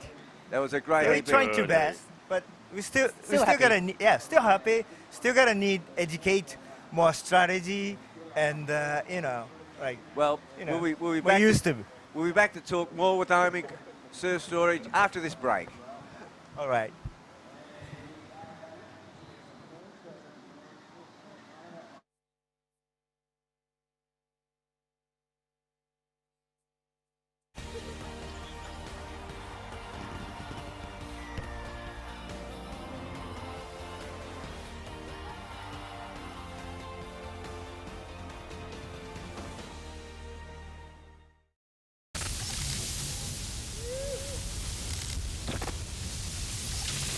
Got me a band of brothers by my side.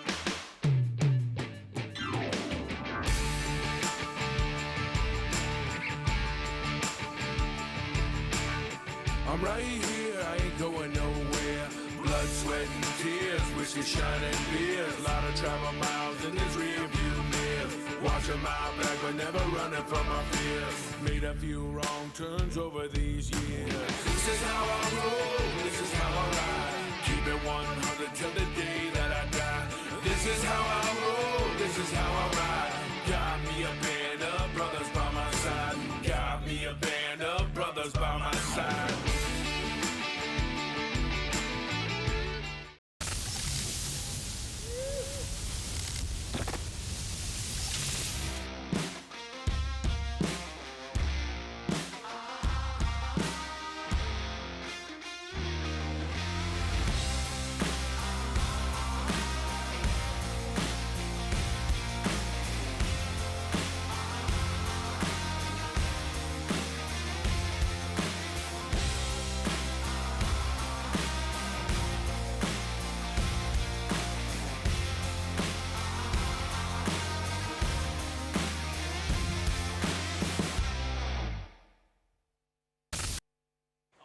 Welcome back to the Usher Cup, the World Club Challenge Day, the inaugural day really. It's a little slice of history going on here that's never happened before with these international clubs coming to Australia. We've got the illustrious Toshiomi in the booth with us right now with Hockey, and gosh, we could talk story. I introduced Hockey to Omi many decades ago, and he's always looked after you. He has in Japan every time, without a doubt.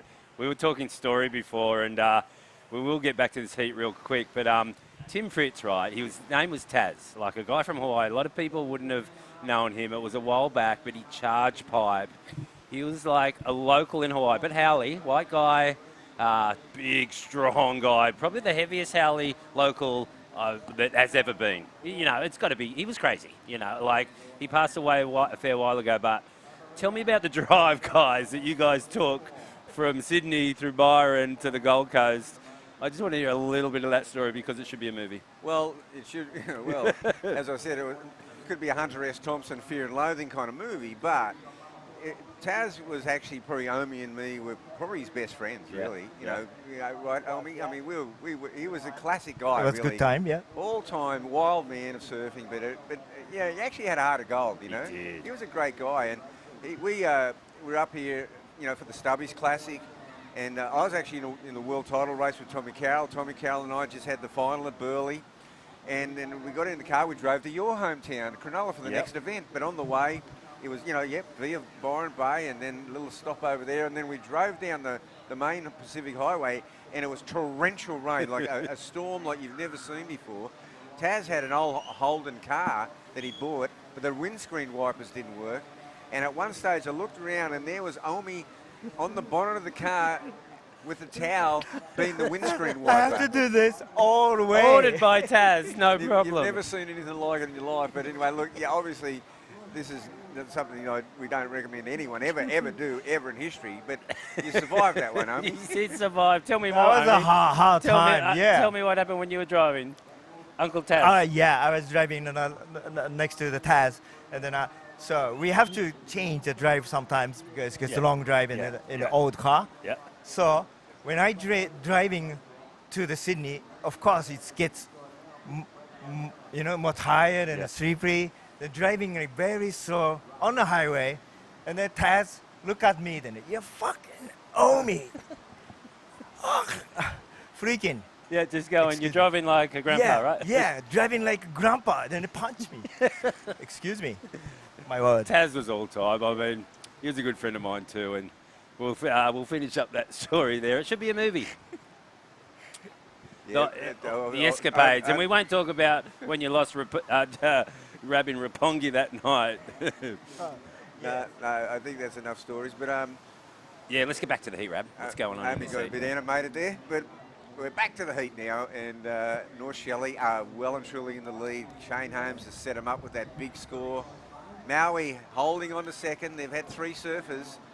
The internationals have done pretty well. We had, Japan just missed out. Yeah. This morning, Santa Cruz did really good. The Padmark crew. Yep. And that's classic. They've never surfed in this sort of event before, a team event. I mean, in California they have, but this is new to everyone. And of course, the Australian clubs have never surfed this format either. No, exactly. Yeah, it's all new to everyone. The release. I was on the beach. The kids were swimming, but I heard Tapper on the beach saying they released the surfer, and I think that's the best word for it. You know, it's not an actual tag. You don't have to touch each other's hands. You just get released off the rock or off the keyhole, wherever you'd prefer to paddle out.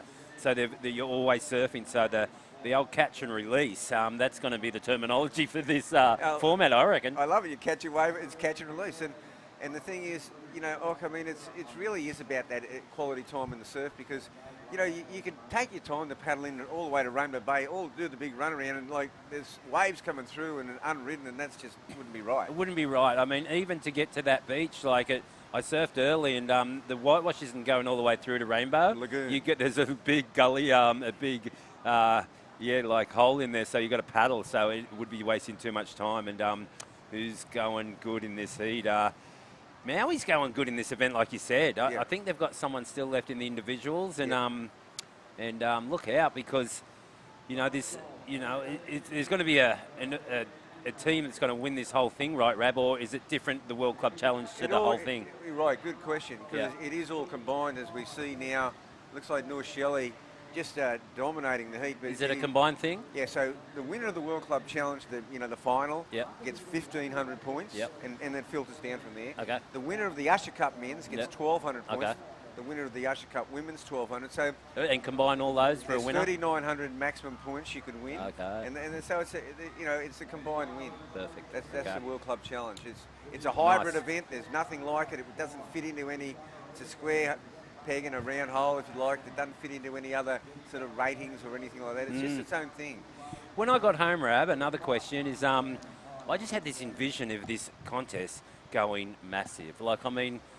in the back of your mind, like, you think down the line, maybe not even next year. I know it's club level, but could you have an elite, like, you know, if we had sanctions with WSL, so you get the best out of Brazil, the best out of Europe and California? Is that possible? Look, anything's possible. We don't know where we're going. No, you don't, right? But I just had this, and I got chicken skin because I had this envision of this event just going through the roof, like That's the cool. biggest event ever. Yeah, like, I know. and it's got its possibilities to do that. Yeah, well, I mean, the thing is, you know, club surfing is really exploding around the world. And look at how good what's happening with Australian club surfing. Now, you know, all the club surfers are getting involved in the community, doing community work, working with charities. It's a great image for surfing. It is. And you know, there's the new generations coming through. They're willing. They get it. You know. So, and that's really the simple formula of what we're trying to do here. And you know, we think it's got legs. Oh, it sure has. There's no doubt about it. And congratulations, as we've got all green up and right and a little sketchy right there.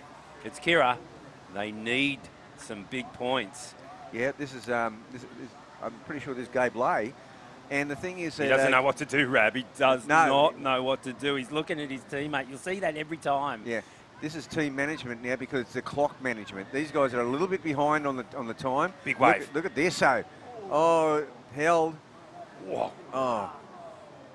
That's the girl surfer Yeah. from Maui, and she nearly got barreled right there. Probably should have stalled. Yeah. Stuck a hand in there, or maybe just one big turn right there because it wasn't quite a barrel, but it put her in two minds. It's one of those waves that promise so much, but when you do that, you don't get any points for that because you didn't quite get barreled, Yep. and then the wave kind of ran off because she held herself back. It was like two minds exactly. Like, Yeah. should I just power down the line and get those big manoeuvres in? Because that was a bomb. That was a bomb. We haven't seen a wave that good for a while. And she'd done a good turn, but she decides to go back out there and better. Get a better score than that.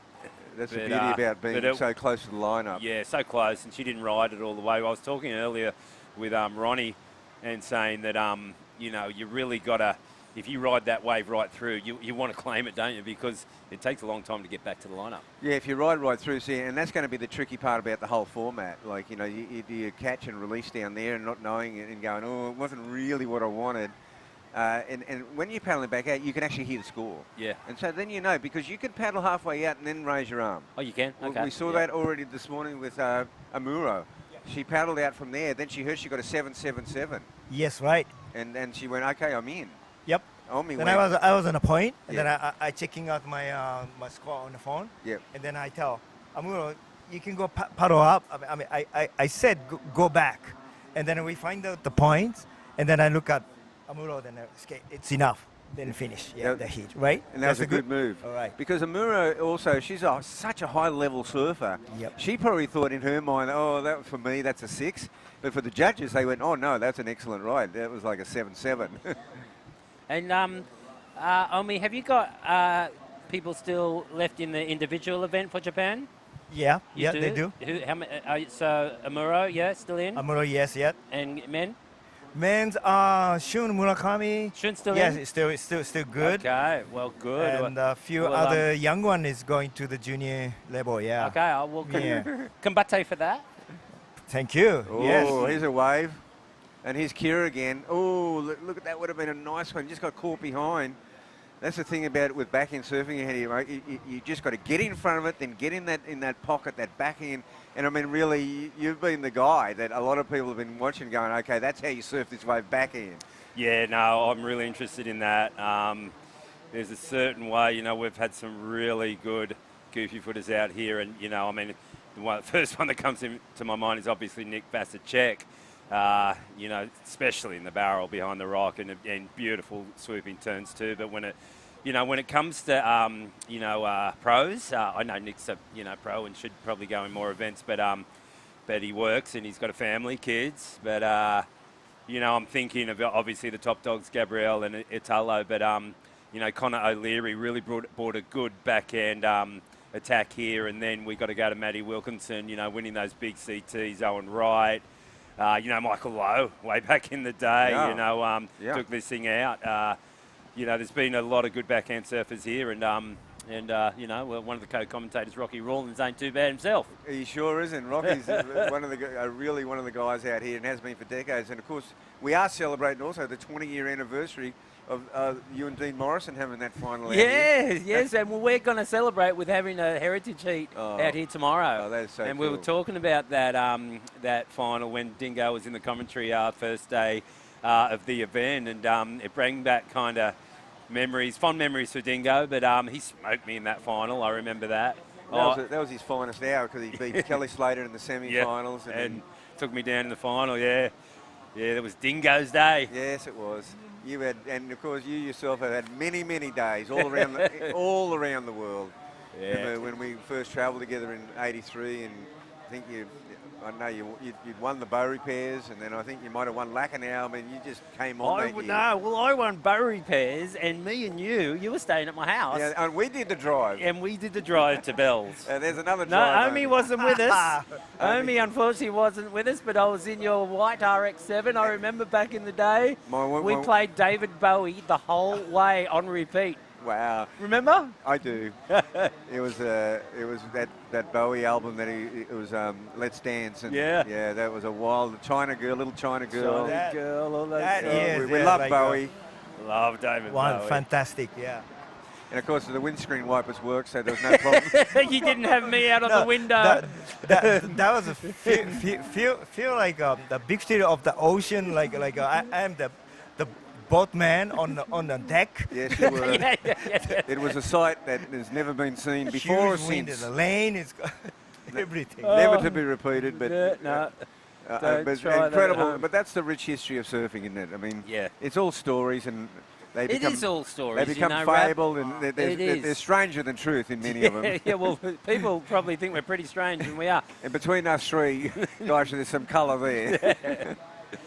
Oh, I loved it. I mean, I really loved the backdoor shootout too, and hearing all the stories about So good. Hawaii, all the North Shore stories.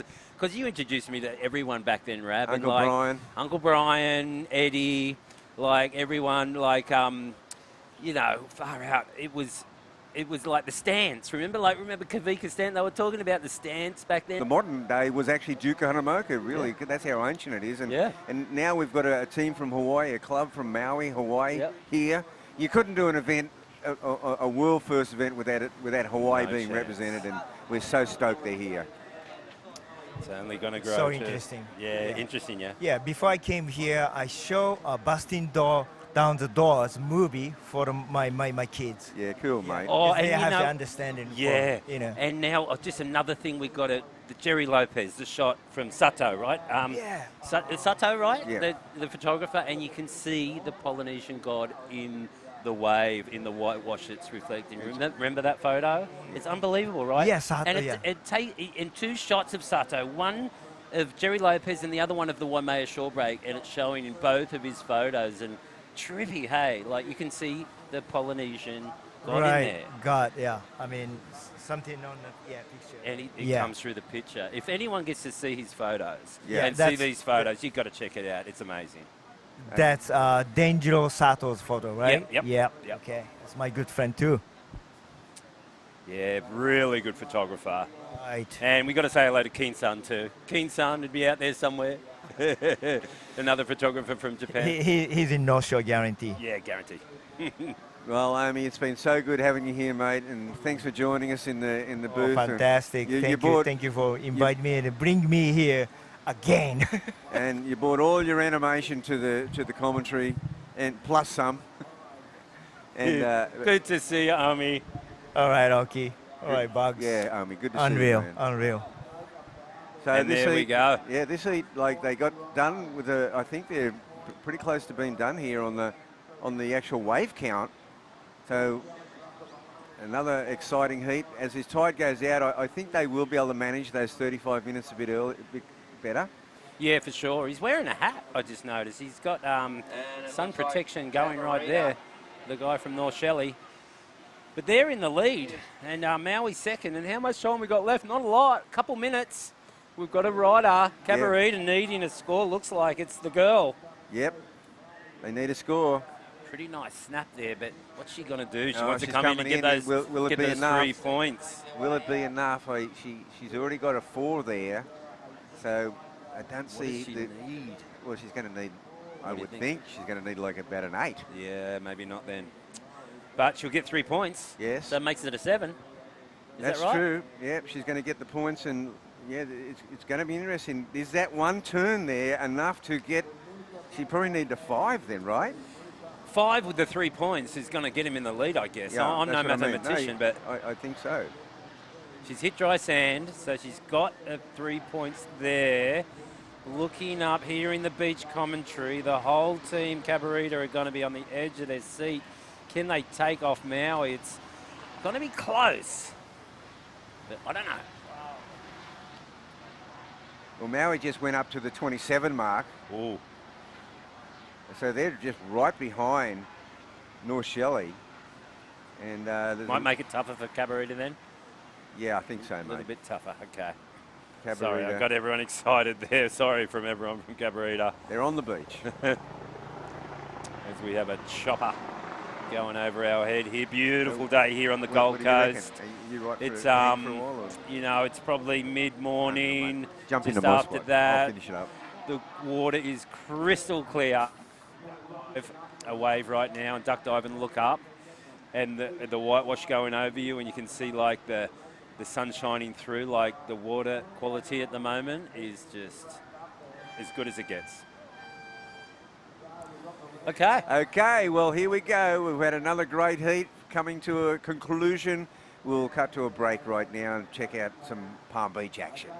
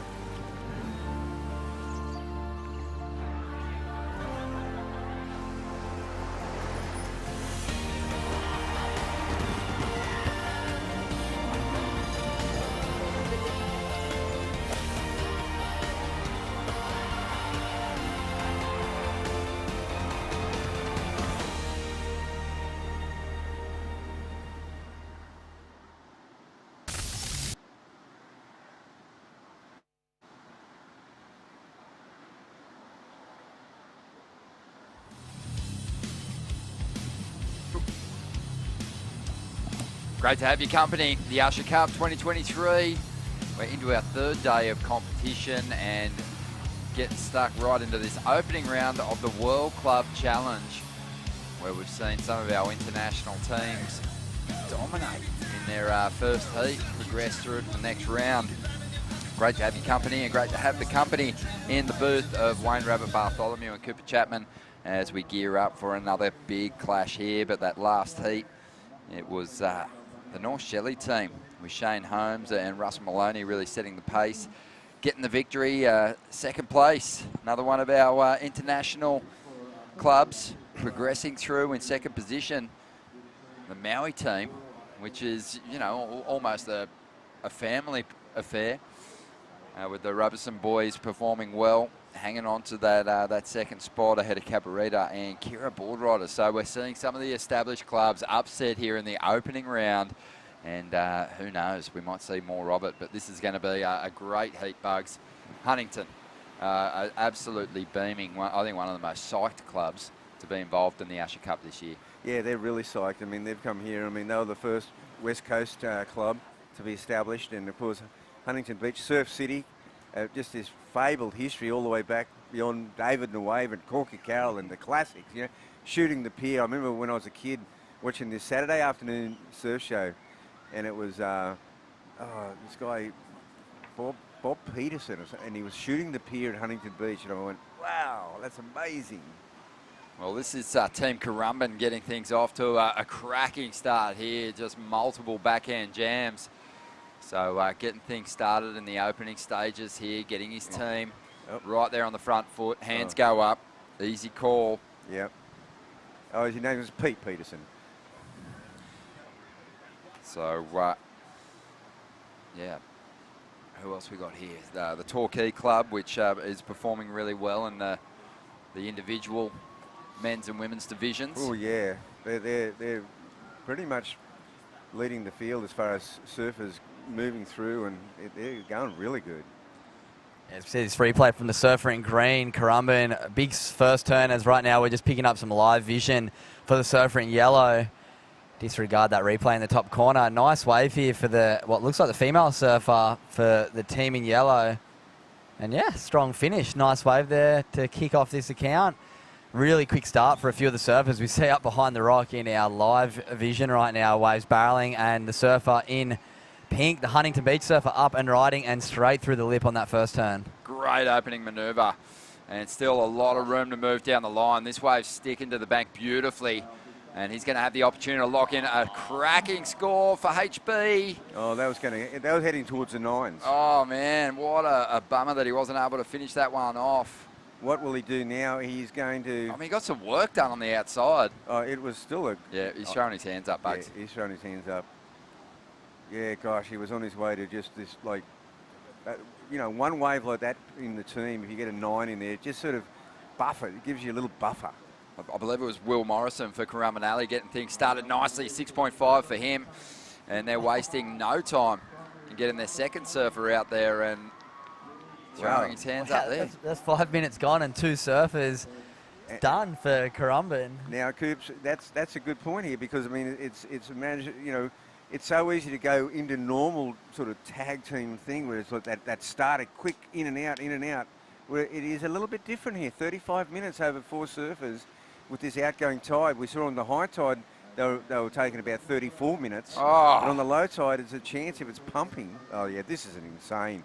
That first turn was, world class. I think we're going to see this I think it's going to be in the excellent range just for those first 2 turns maybe still, but if not, very high. And surfer in green for Currumbin, straight into it after their first surfer was about a minute in, and he was about 2 minutes in. So right there, like you said, Bugs, though, it's going to be an interesting thing. They're going to have a 6.5 and maybe a 7.5. But there you go, a 6.5 and a 6.83. Was that Oscar? Maybe. He is surfing for Two the solid Currumbin scores, 6.5, 6.83. Yeah, that would have been Oscar Berry, absolutely. And I mean, now they've got 30 minutes just to get 2 surfers, 15 minutes a surfer, and we'll see what they do with a bit more time. And there we see, having to give way, the Torquay surfer with priority over the Palm Beach surfer. Nice first turn, up into the lip for a second, and getting a beautiful runner here to finish off that wave to open the account for the Torquay. Arms go up in the air, and we're going to see the second surfer hit the lineup. It looks like none other than Mr. 10 himself, jump off the rocks, Troy Brooks. Love it, Mr. 10. That's way better than Tricky Chalk as a nickname. Now, the judges are really deliberating this Huntington Beach score. Yeah. It's a tough one, don't you think? Because as you said, it was an excellent ride, but then at the end, what sort of penalties involved in bringing that score back? What about just the competitive savvy of Sarah Hickson here for Torquay? Just, and bringing the priority into play.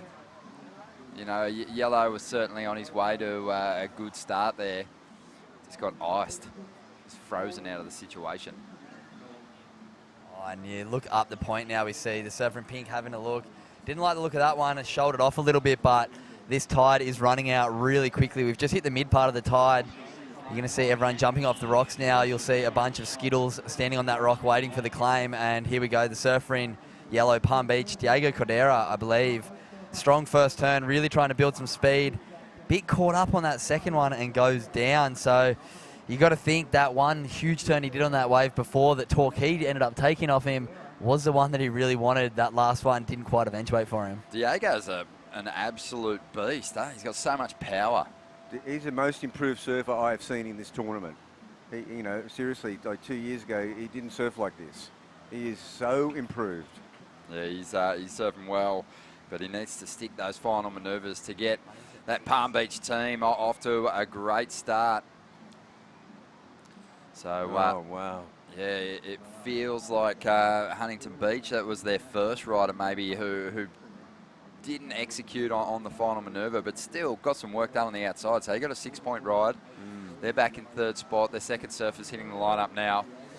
But Currumbin, consistency is key in these events. Each competitor, getting into that mid 6-point range already for Currumbin Alley. And that set them up beautifully with a lot of time left on the clock. Still 26 minutes. So, those last two competitors can be extremely patient out there for the Currumbin Alley team. Zane Glore and Jade Wheatley.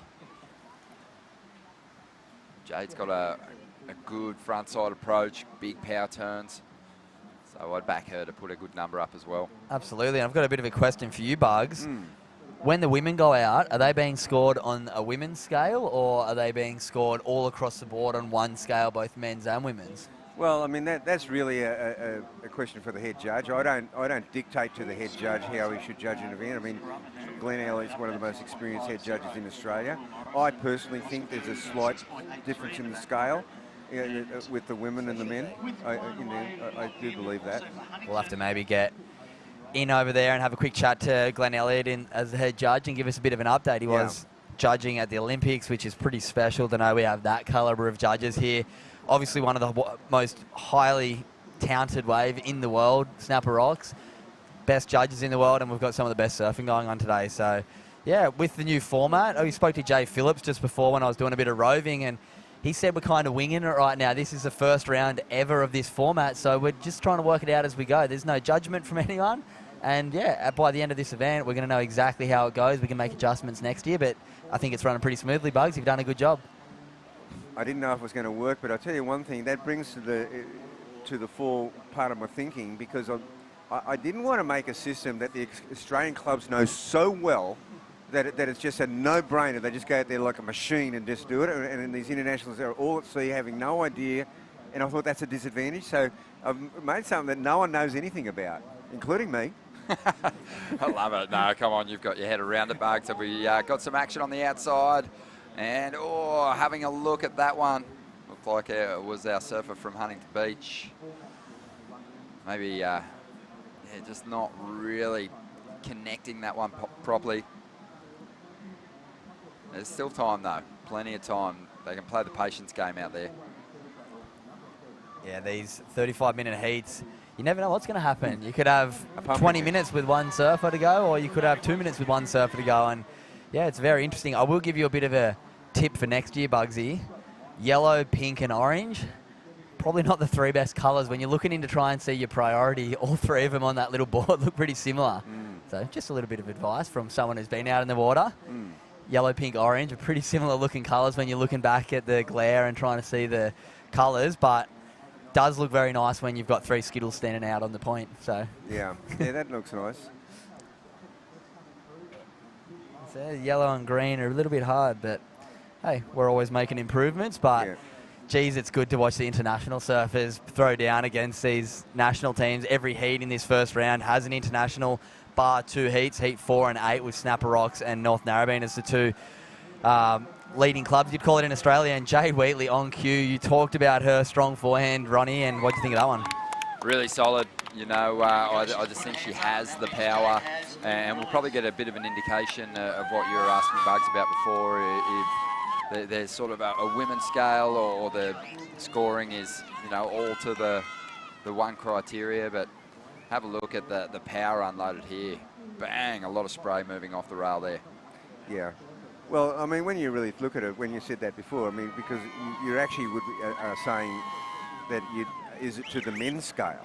That's right. Yeah, so I would think there's a slight variation. Well, look at that, though. She's delivered in a big way here. So, again, above average for Team Currumbin, maintaining that, that standard, if you will. And, it's the kind of standard that's going to get you through to the next round, really. Yeah, and I mean, these waves here, you start to see those waves come, behind the rock, but you still got to pick the ones that look unbelievable but don't fizzle out.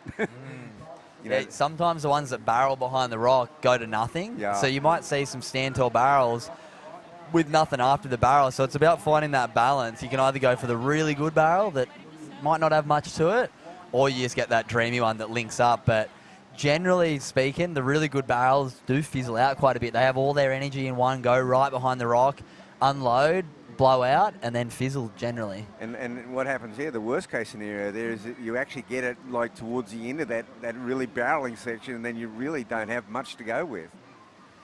So this is an interesting situation. I don't think we've seen the last competitor in a team out there with over 20 minutes remaining.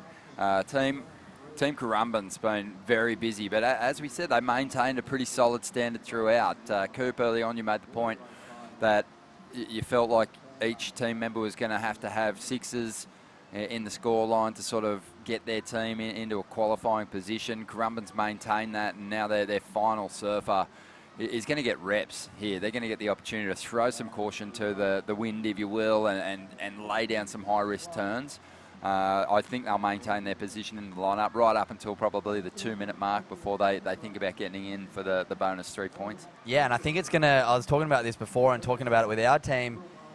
As it's a new format, I personally see an opportunity to put your best surfer last, which goes very contrary to what we've always done in tag surfing, trying to get your best surfers to get you ahead, build that distance between the teams. But in a situation like Currumbin right now, you've got 20 minutes for a surfer to basically go for a free surf and keep pushing their score as high as they possibly can, and then they just have to get in on sand before that hooter goes. So I think as the rounds go through, you're going to see a few different strategies go down. I personally think with 20 minutes, if you put your, I guess, highest qualified surfer to put a big score down, it gives them the most opportunity, or they might get left with nothing at the end. So it's very hard. Well, here goes, Troy Brooks, bagged to 10 yesterday, and he's gonna wrap it up. You know what was funny about Brooko yesterday? He was out there when it was the reverse sweep. He got a 10-point ride. He got a couple of high-scoring rides, in fact. But he walked up the beach and then sat down in the commentary booth, and he had no breath. Yeah. I was like, mate, you weren't fighting the rip. You walked up the beach. Yeah. He did have 2 8s and a 10. Yeah. Yeah, but big deal. He was getting barreled. It wasn't like he was working for the points and testing his fitness, but he felt it. And, I just like ripping into him, basically. Muffin Top Surf Club, here he is. Oh, there is nothing like putting that Connor singlet on there to blow your head up.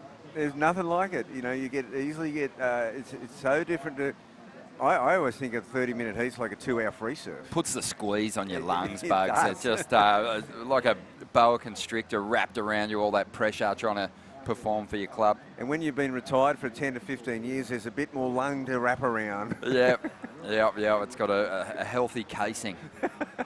But, Brooko's looking really sharp. That was a solid score, 5.8.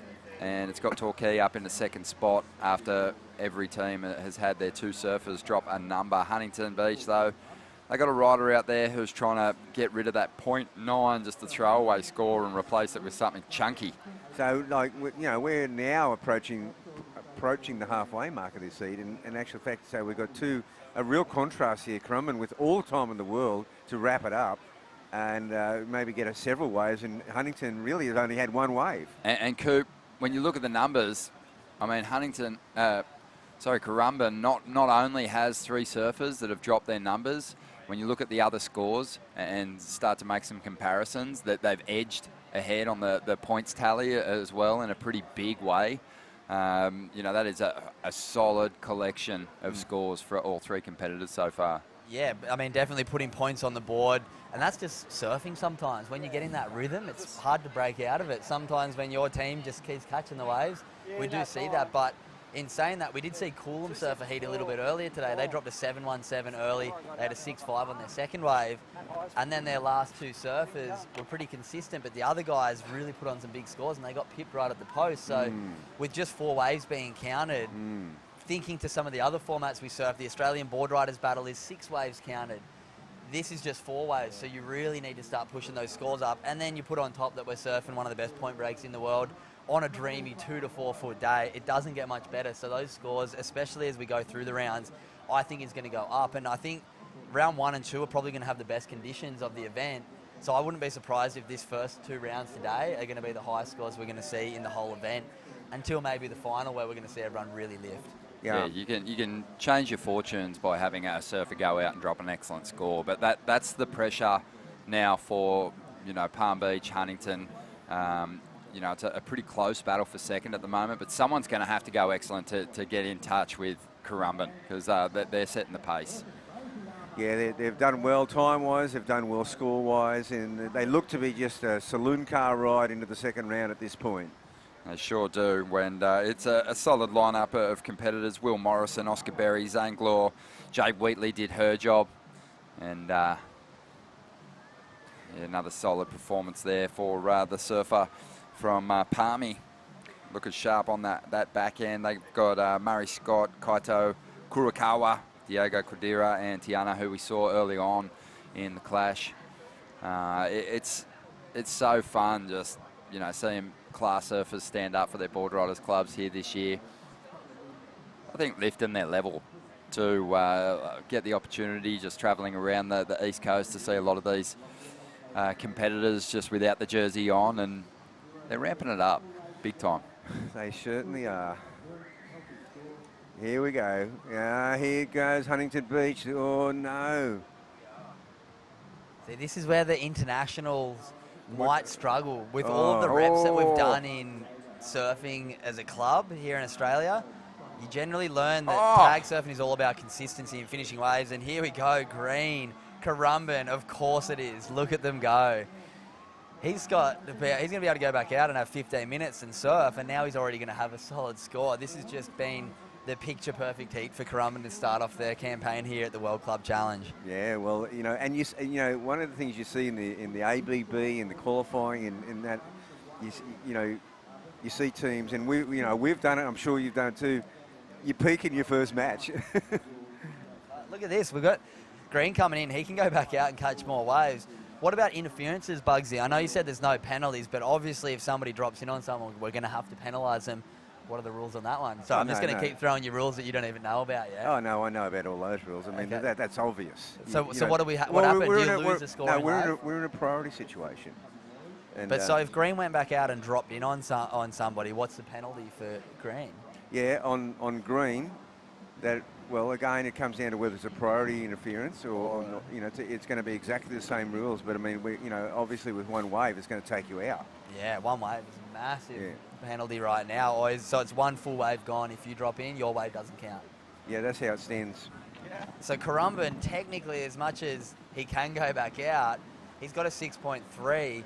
If he comes in, he has no chance of dropping in on someone. And they're pretty home and hosed right now with 25 points. They'll get the 3 points. There's 28. That's a solid heat score when all other teams in this heat are kind of struggling with time. Scores are looking okay for both Palm Beach and Torquay, but we do have that big score for Huntington. So everyone's still in this heat, but it's going to be a real battle for second. He's got to go back out.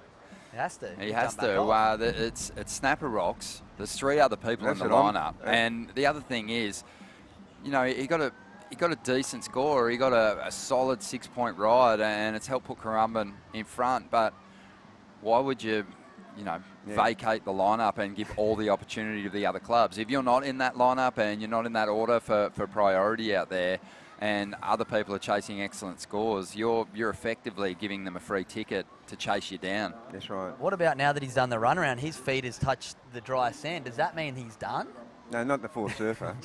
Not the fourth surfer, Cooper. But he still has to come back in and call it a day for the 3 points to come through. Right now, if he goes out and sits there until the very end and doesn't get in, he doesn't get the 3 points. No, he doesn't. Okay. No. It's so he has to clarify. He's done. He's got to be power. It's just it's just logical. Yeah. Kind of. I mean, we're using common sense here. Well, he's no penalties. He was clearly in motion to go back. He wasn't calling it and wrapping it up. Surfer in yellow, Palm Beach. Important wave here, third surfer. Very, very solid stuff. And wow, up and down, vertical every turn. Bit of variety here, wrapping it around, and he's going to polish this one off, bring it into the beach. Was that another wave for their second surfer? It. Yeah, or that was the huge. Third surfer catching their wave. That was Kaito Kurokawa. And, that's their third surfer. Bang on time, 12 minutes for their last surfer, and this is going to be a great score. They're travelling well. Oh, that was the clean. Yeah, Kaito's got just fantastic technique, doesn't he? Real low centre of gravity. Love the way he compresses and then extends through those top turns. Yeah, you got to feel like Huntington Beach looked like they were going to get a 9-point ride to start, and just now they're falling well behind.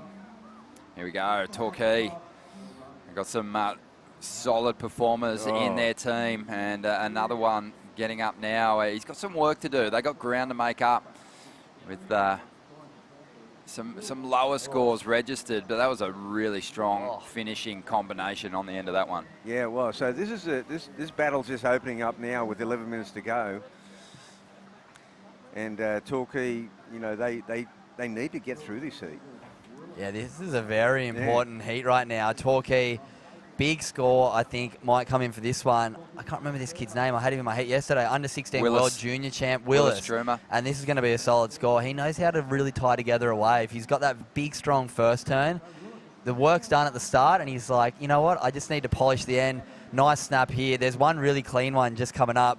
Gets a big vertical one there, and then polishes off strong. So 3 big finishing turns, a huge first turn. This one's going to go up into the excellent range, and they're going to jump, and there it is, 7.5, very close. Yes. Really Look solid. how tight second and third are here with the fourth surface hitting the water.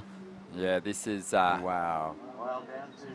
This has been a massive turnaround for the Torquay club, and Willis Stroomer's been delivering in a big way on his road through the contest so far. And, yeah, that was like one of those nightmare rides for other competitors to have to watch from out the back, because when you see fans of spray go up down the line, it's one thing. When you're seeing all 3 blades just hanging out the back of the wave to dry, and there's Torquay, yeah, get a little rattled. Maybe the most deadly surfer in the draw, I think, from another competitor point of view.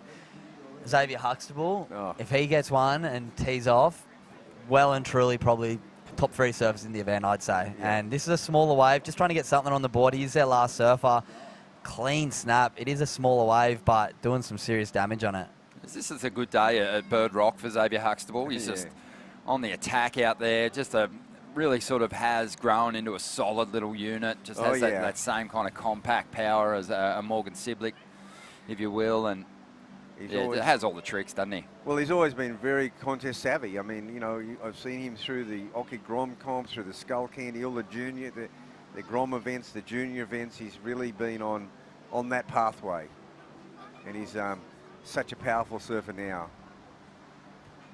Yeah, I think Xavier's one of those guys that hasn't quite lived up to his kind of talent level just yet. I feel like he's been feeling it out on that qualifying series, hasn't had that real big breakthrough result, but I truly don't think it's very far away, and the Usher Cup could be the great way to start it off this year for him, with the regional qualifying series coming up. As you know, Bugsy and Theo from Usher knows, this event was kind of put on to give a bit of a backboard for the Aussie surfers to springboard themselves into that qualifying regional tour, and I mean, with waves like this, you couldn't ask for a better lineup to kick off the year for all us surfers. Yeah, well, it's 2 things. One is put some dollars in their pocket to pay for their expenses, but also it's a classic pre-season event.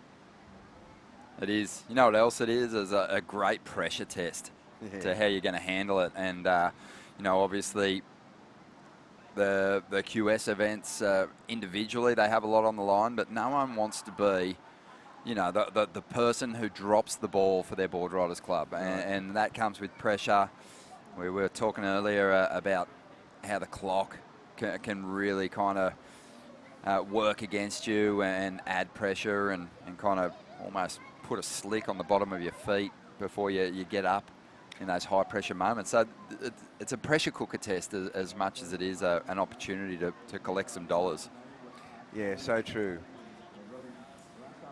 Yeah, the head noise definitely gets turned up very high in these teams events, as we see the surfer in pink, Huntington Beach on the back foot here. Important wave if they want to fight their way through the draw. Solid opening combination here for their female surfer. Back up into the lip once again and wrapping this one around. They are going to be running on borrowed time right now because there's only 7 minutes remaining. The female surfer looking into the beach claims that one. They're going to see their last surfer head back out with just 7 minutes remaining. Still a bit of time. That's right. Sarah Freya, she's a real talent. Love this ride from start to finish, Bugs. So do I. And I mean, look, you can't compare this ride to Xavier Huxtable. So, you know, they've got to judge it, you know, as to how the other girls have competed today. Yeah, I think she might, you know, turn in the best number for Team Huntington Beach here. Waiting on that to come through. Palm Beach, they got Murray Scott up here at the moment. And then what you got to compare Murray's wave to is Torquay. So basically right now it's a head-to-head, Muzzer Scott versus Xavier Huxtable, because they were about 0.2 away from each other after 3 surfers. Right. Torquay and Palm Beach are right neck and neck. So we're comparing this one to Xavier Huxtable's wave, really. And big first turn, gets a little caught behind from the airdrop, and I don't know if it's quite going to compete against Xavier's. Muzz is going to have to go back out and put a few more points on the board. That's a daunting challenge for Murray Scott, because, you know, he's a great club man, but Xavier Huxtable is really on another level talent-wise and just with his competitive experience. So it's a big test, but, you know, that's what we love about these board riders events. It gives kind of the weekend warriors, not that Muzzer Scott is that, but it gives the everyday surfer the opportunity to compete against a pro and test themselves. But these stay-home guys absolutely love that. That's what they love. They live for this. Yeah. Yeah, Muzzer's like taking the sides of his haircut down to like a number 1, maybe even a 0, just in anticipation of this battle. He's it's a faux hawk. It's not quite as aggressive as the traditional mohawk. It's a fat version. But he's tried to kind of muster a little bit of mongrel in anticipation of the Usher Cup, that's for sure. That's for sure. A 6.47 there for Sarah. Yeah, had a feeling she was going to drop their best number. Yeah, so see, there you go. There's a 6.4. There's a 6.5. You know. Yeah, I think that's fair. I'm on you. I'm with you. I think it's important that we give the females their own scale just to keep it interesting. I mean, we don't want to just see.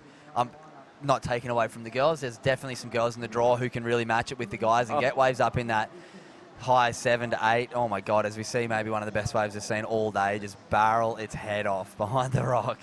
But yeah, I think it's fair, because then we're going to see all surfers have that opportunity to really push the scale up to the top end. And with waves like this today, we're going to see surfers really utilise that whole scale. Oh yeah, I could see a couple of those set waves reeling through before. I saw the 2012 world champ down here watching the Snapper Rocks Club perform, and Joel Parkinson's eyes were kind of twitching with some of those deeper waves not being capitalised on, and some barrelling opportunities. We'll see Parker tomorrow. Yeah. You just never know too. He could be locked inside some of those waves and just sort of pulling out before he gets busted in the competitors area.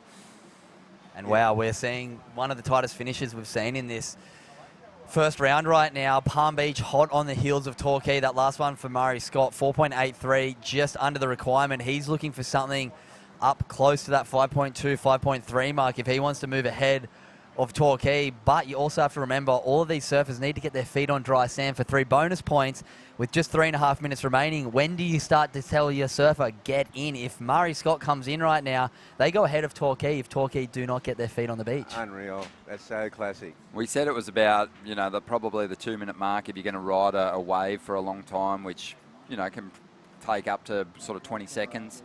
You want to give yourself plenty of time depending on how far down the line you go here. But I reckon a minute and a half you could still swing it. Well, get a long ride and get in. But the thing is that it's not dry here yet. Yeah. The quickest part is in here, or the keyhole. Now the keyhole's open to come in too, Coop. Okay. Yeah. Yeah, so that's what we were talking about before. Does your last surfer just sit up behind the rock, 2 minutes to go? Yeah. All right, now if I catch one and surf it, I'm not going to get in. You have to paddle in with 2 minutes, but you can still maximise the time. I think 2 minutes you're still making it to the beach. Yeah. Yep. Yeah. Ride the wave, a few turns, then come in. Well, it's Not you down know, there. it seems like an eternity sometimes when you're watching a competitor on this ride, but when you really break it down, it's probably only somewhere between 10 and 20 seconds. The longest rides today. They're not kind of getting past that little Marley section due to the build-up of that sand. So I reckon 2 minutes, even a minute and a half, I reckon you'd be right. You'd make it in. Just a quick tidbit with the Parko situation. You know, he won the Snapper Open Club Championship out here. Then he went on and won the you know, talk about him starting to get those juices going. He won the Single Fin Classic, and then suddenly it was like the forecast, right? And he goes, oh, you know, and I said to him, I didn't say it to him, but I came to him with this thing. I said, nah, I cannot have you as a bloody wild card wailing through this draw, knocking people out left, right and centre for your own pleasure. Yeah. I said, you actually would have to go in as Snapper Club member team, you know what I mean? Yeah. In the team. Yeah, exactly. It's like a parent opening their kids' Christmas presents. And here we go. It's just This not is fair. interesting. We just saw Xavier Huxtable not better his score. He's pulled the trigger. I need to come in. So right now we're going to see Murray Scott with a minute 30. He's going to need about a 5.2. And the Currumbin surfer still needs to get in to get his bonus points. And there it is. Well, beautifully surfed wave. And he's going to get in right on time. Wow. Yeah, what that's a- going to test my theory, because that was a little under 2 minutes that he took off on this wave, and he's still going. I don't know. They're if going to he's start gonna- screaming at him. I don't know. Give if up he's on it, mates. Come to the sand. Come left. I think there's a wave right here. All right, Murray Scott is looking for a 5.2. He's going to get a shot, I reckon. Oh. Here we go, the Huntington surfer. Don't forget, Murray Scott yesterday missed out on getting through. Oh, on an Jeff up Daffenbach. after. Oh. Jeff gets one big hit in, but time is of the essence here. And we're still keeping an eye on the surfer from Currumbin, who's way down the line. He's got to get to the beach, get to that dry sand. I think he's there. So, you know, he did it in a minute. He got the wave, and he came into the beach. He did. And the other thing for Murray Scott is that maybe if he got a 9, he doesn't get to the beach. True. Yeah, he could drop something 3 points over what he's looking for. Exactly. Jeff And it won't needs matter, but Jeff with needs to just do 30 work here, but seconds, it feels he's like gonna need- I don't know if he got enough done. Jeff's making his way in for the bonus 3 points. They're a bit out of it. They needed a 9-point ride. I don't think it's quite there. Looks like we're going to see Currumbin and Torquay. Currumbin with a stellar performance there. They're going to move up well and truly into the lead, and Torquay going to squeeze in behind them in second place. Well, there's a little bit of an indicator too for the upcoming competitors. The last surfer there for Currumbin took off on that wave with just over 1 minute and 40 seconds to go, and it took him a minute to ride that wave past Little Marley and get to the beach, and he did it with 40 seconds to go. Unreal. So it was 1 minute. Your call was so spot on. Oh, thank you, mate. A Ronnie. minute. Hands off the rail at a minute is your benchmark now. Yep. Okay. I'd love to see someone push it, though. We're going to take a quick break here. We've got more coming from this opening round, the World Club Challenge, in just a moment.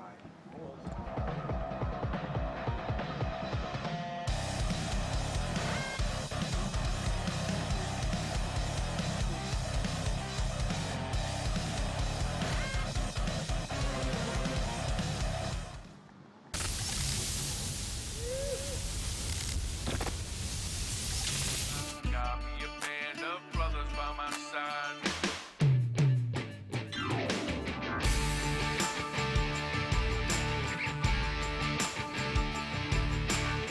I'm right here, I ain't going nowhere. Blood, sweat, and tears, whiskey, shining beers. Lot of travel miles in this rearview mirror. Watching my back, but never running from my fears. Made a few wrong turns over these years. This is how I roll, this is how I ride. Keep it 100 till the day that I die. This is how I roll, this is how I ride. Got me a band of brothers by my side. Got me a band of brothers by my side.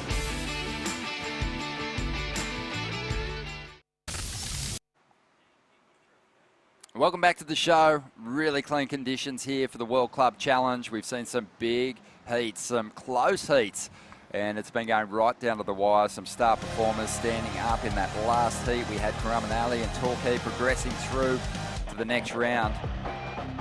And we've got another big heat coming your way now. Out there in the pink is the New Zealand team. A majority of those competitors from Raglan, North Shore. They'll be in the orange. M&M Mermaid Miami will be in the yellow, and Labar is in the green. In the booth, we've got some legends on hand. The world champ, Mark Ocalupo, and we've also got El Presidente of Snapper Rocks Board Riders, Jay Phillips. Jay, thanks for having us, mate. Oh, thanks for having me in the booth. Yeah, I'm grateful that this event's actually happened in perfect waves. I can't believe we just jagged the perfect waves ever. Right. And, Well, not ever. Oh, well, kind of for an event here anyway. Yeah, for I us mean- anyway.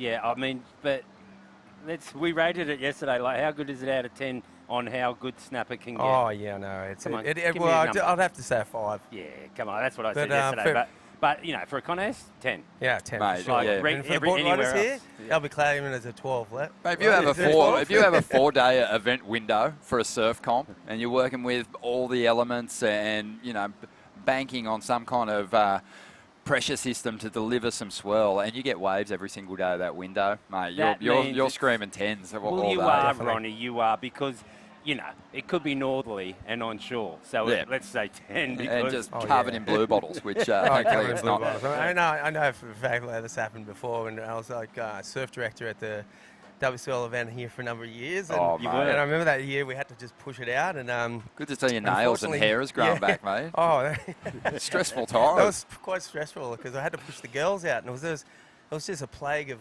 blue bottles on the shoreline. yeah. And I think we're 5 minutes into it, and Laura come flying in, going, "Oh my God, I'm done. Sung. Oh my God."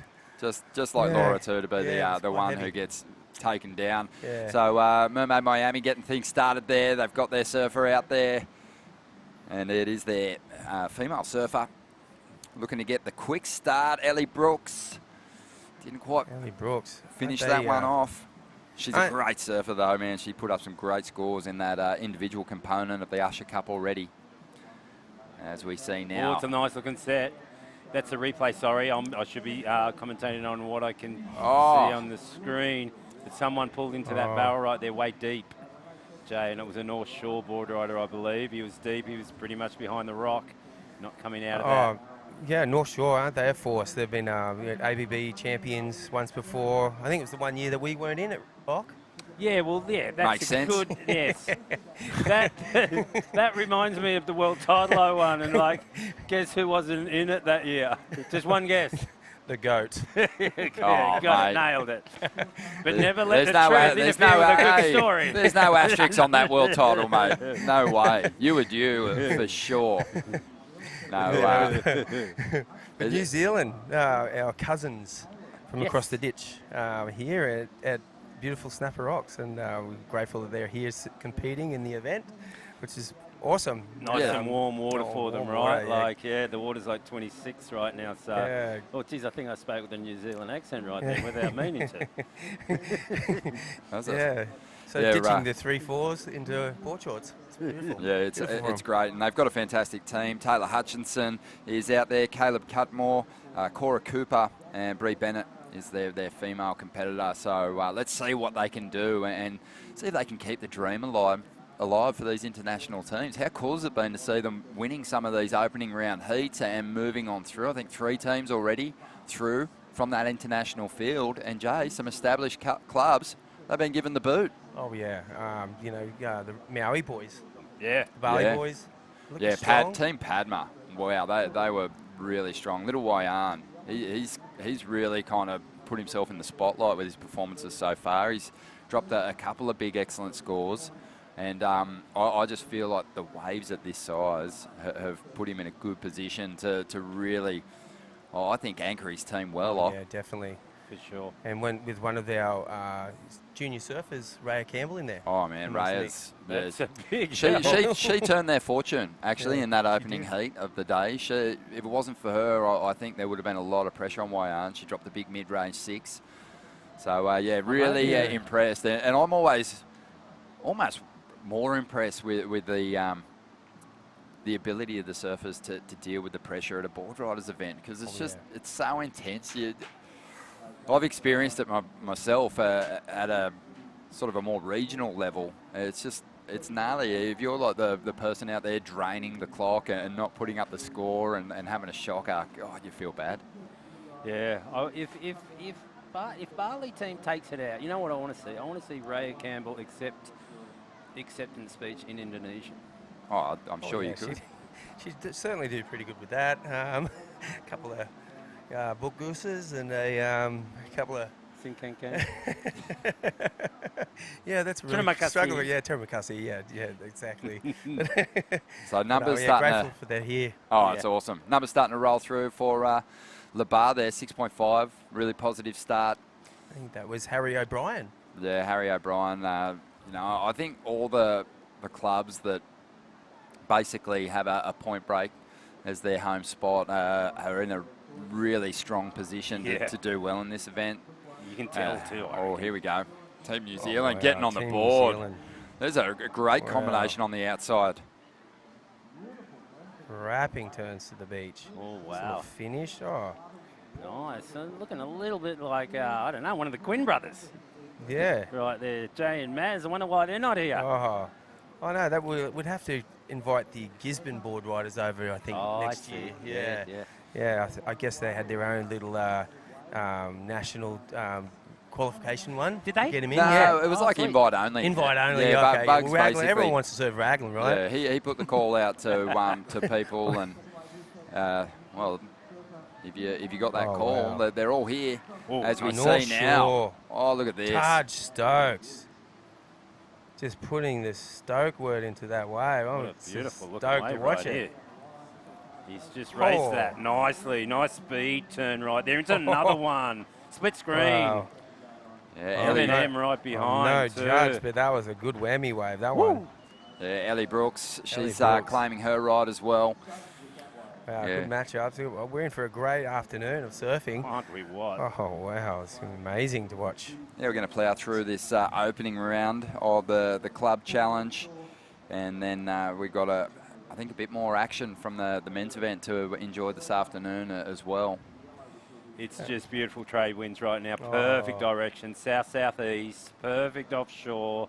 Low tide. Swell 2 to 4 feet. Maybe I'm being a bit generous with the 4, but you know, just beautiful conditions.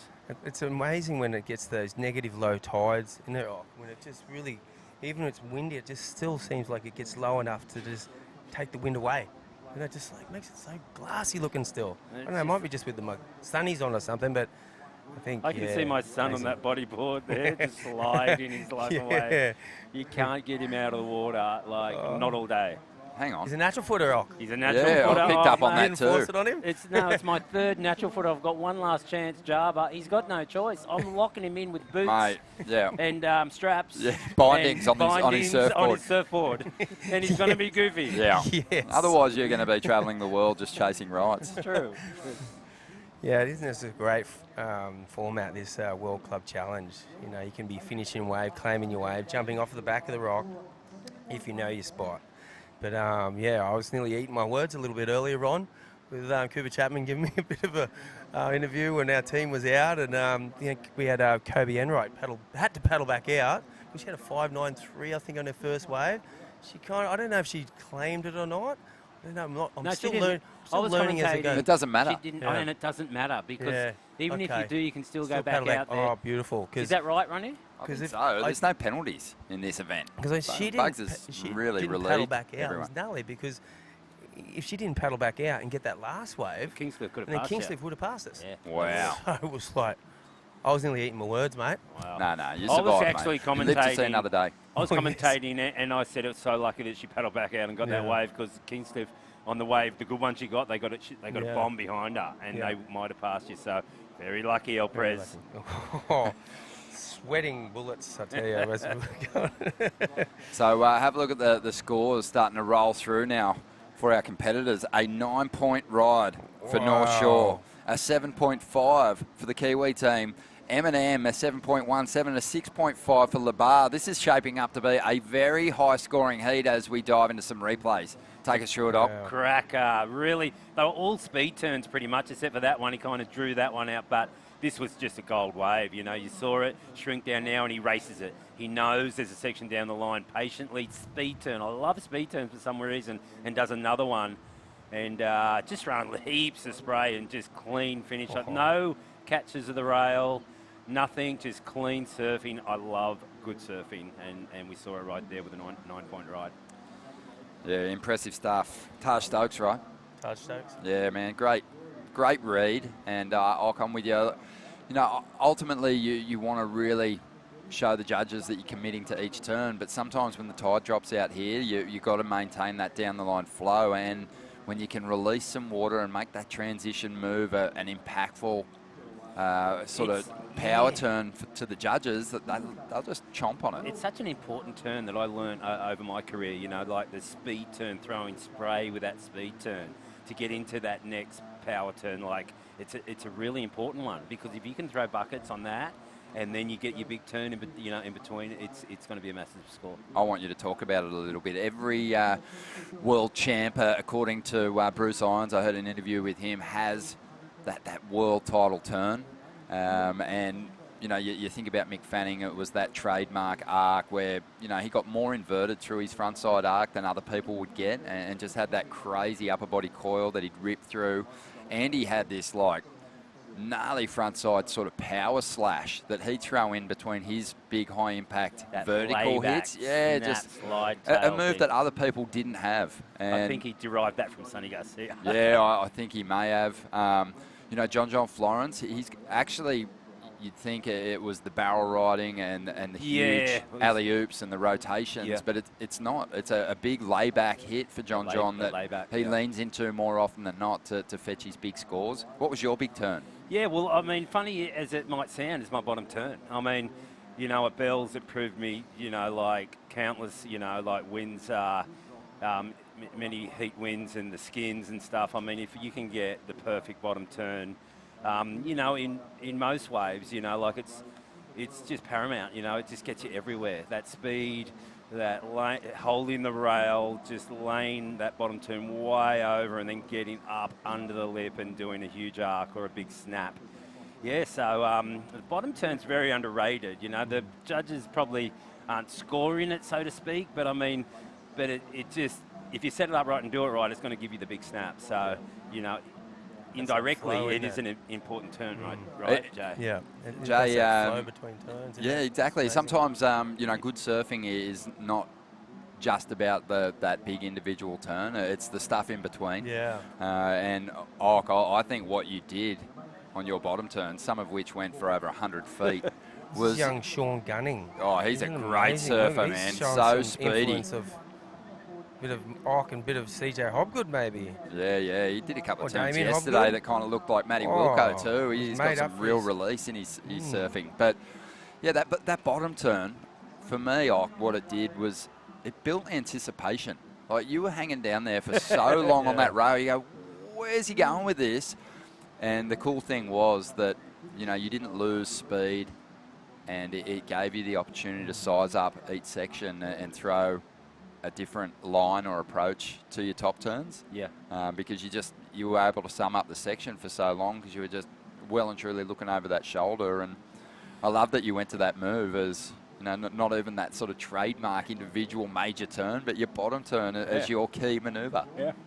You probably didn't think I was going to say that, but I actually did. You did, you know me too well. but I'm glad that you pointed it out, because there's been some awesome off the bottom surfing too here, and right now we've got LeBar up again. This is Nexie Ryan. She's a winner. She's won multiple major events in Australia, and that's why. Just that has that incredible variety off the top, surfs with a lot of power. And that's going to be a pretty decent wave. Puts the hands up. Yeah. Thank you very much, he says. Beautiful. Yeah, guaranteed she's got to bank that one. Yeah, Nixie's been competing on the QS for a while, and I reckon the way she's looking this year could be her year for making that Challenger Series, Ronnie. That's right. Yeah, Jay. Yeah. Mate, you didn't get a world title, no, but you did win some big international events. But you did have a turn, mate. For me, when I was a Grom, and it was all about the momentum generation, there was like only a handful of Aussie guys that had the fin release and that big frontside fin throw. You were right up there, man. I loved your surfing, and still a big fan. I think when Taylor Steele was coming out with those movies with the momentum generations and all that, and I think Justin Game was getting thrown into the mix then at that point, and just started to show some Australian surfers at away with Trent Munro, Lee Winkler, and like Savocky was on there himself, and Neil Purchase and Brendan Marginson. And I think it was just a few guys getting together to surf. But it was like really what radical back then was this 1 or 2 surfs and there's your section, where they'd probably put a whole year in to make this section. So it was pretty crazy, but it was all, I was just thankful that Gainey was around at that point, and then Shagger came along, and then he came out with some beautiful films on his own as well, and then he came out with the one that was the really good one was the 3 Degrees. Yeah. And Mick and Joel and Dean. And there was a 4th one. It was Damon Harvey was in the mix then at that point. Yeah. He didn't fulfill his dreams as well. But yeah, going back on those days, those were the best days of my life. I mean, I think I was halfway around the world competing at one point and knew that the Straty Assault was on. And I went, I'm pulling myself out of this to go back for the Straty Assault. I think it was that one year that actually we were going for 13 years in a row. We had this surf off Denny DeCino at perfect little cylinders, and Yeah, I spoke to him. There you go. So that brought us 13 years in a row. Well, So it mate, was worthwhile. It yeah, was well. absolutely. Glad you came back for it. Here we Yeah, go. I love my team. Our Kiwi team is really lighting up the rights here. 7.5 to kick things off. They want to maintain pace with the front runners, Labar and M&M, and I think they'll do it with that ride. They'll be right in the mix. Throws the hands up, makes his way to the beach. 18 minutes to go. So for at least 3 of the clubs at the moment, they've had great time management. The North Shore Club, though, is holding a real edge, a 9-point ride on the board already. Well, you can see the difference in when the tide drops out. The scores just get bigger and bigger. It's like, this is going to be the best match. Oh, this little grower here for Labar too. I mean, it was only small when he took off, but it's just really low tide right now, so it's really cupped out, and it's hard to fit those manoeuvres in that speed turn. It's just about the only one you can do. So, yeah, those surfers have got to be aware of that. It's barrel or speed turn or air, because definitely there's some steep ramps. He can afford to get back out there too. I mean, he surfed that wave, I think, probably as well as he could have. Each of those sections was kind of creeping up on him pretty quickly, so he was getting those quick punches to the lip. But he wants a bit more room to move. You said yesterday, Ock, when the tide gets to this point, you need a slightly bigger set so you can open up a bit. Yeah, it's true, right, Jay. They'll move off the bank just a touch. Yeah, just a touch, so you can get that proper bottom turn in. So you see what happened on his last wave is that when he was doing the turn, hitting the bottom, it just goes below sea level. And you lose your speed. You can't get yourself down the line. Yeah, sorry, Jay, but there's 2 certain waves that you pick on a day like today, and especially when it's bigger, is or when it's this size, if it moves off the bank just a bit, you can get an open one, or if you get a double up, you pull into the barrel. And, I want to throw it back to our last, I think, club round that we had. I think that was probably some of the best surfing I've seen you done. Really? I mean, wow. Oh, that's getting a bit excited. Come on, but I was excited because I was no one there filming it. No. I was like, I had to film it. You did, no. But I think I even posted it on social. But that day was pumping, and we had, Ronnie, and we had rep and charges, so no one lost their first round, and all the, because the waves are crowded, the waves are pumping, and it's holidays, and everyone's like, how come everyone's coming back out twice? And we got a bit greedy that day, Ronnie. I was super consistent in back in the day with the repechage round. I always made it to the repechage. We got pink up at the moment, and this is the Kiwi team. They're going pretty good at the moment. 5.67 for their second surfer. But, there's a couple of solid scores that have been dropped by the M&M Club and Labara ahead of them. So they're going to have to find something magic here in this last 15 and a half minutes. North Shore's in a great position. However, they're chewing up a bit of time with their second surfer at the moment. They got the big 9, and we're waiting on some numbers to come through. Yeah, I often... Dimity Stoyles is out there next for North Shore. She's still got 15 minutes to go. Well, she's eager to get herself a big score here. She surfs this place so well. She surfed it in all conditions, Dimity. I always talk about her section in that clip that her and her mates put together during the pandemic surfing. Was the name of it, and it was Steph Gilmore, Tyler Wright, Nikki Van Dyke, Macy Callahan, Dimity. And Dimity just reminded us all how good a surfer she is. She's brilliant. Good in the barrel. It was called Surfing. Surfing. And it was a film done by Dan Scott. Dan Scott, yeah.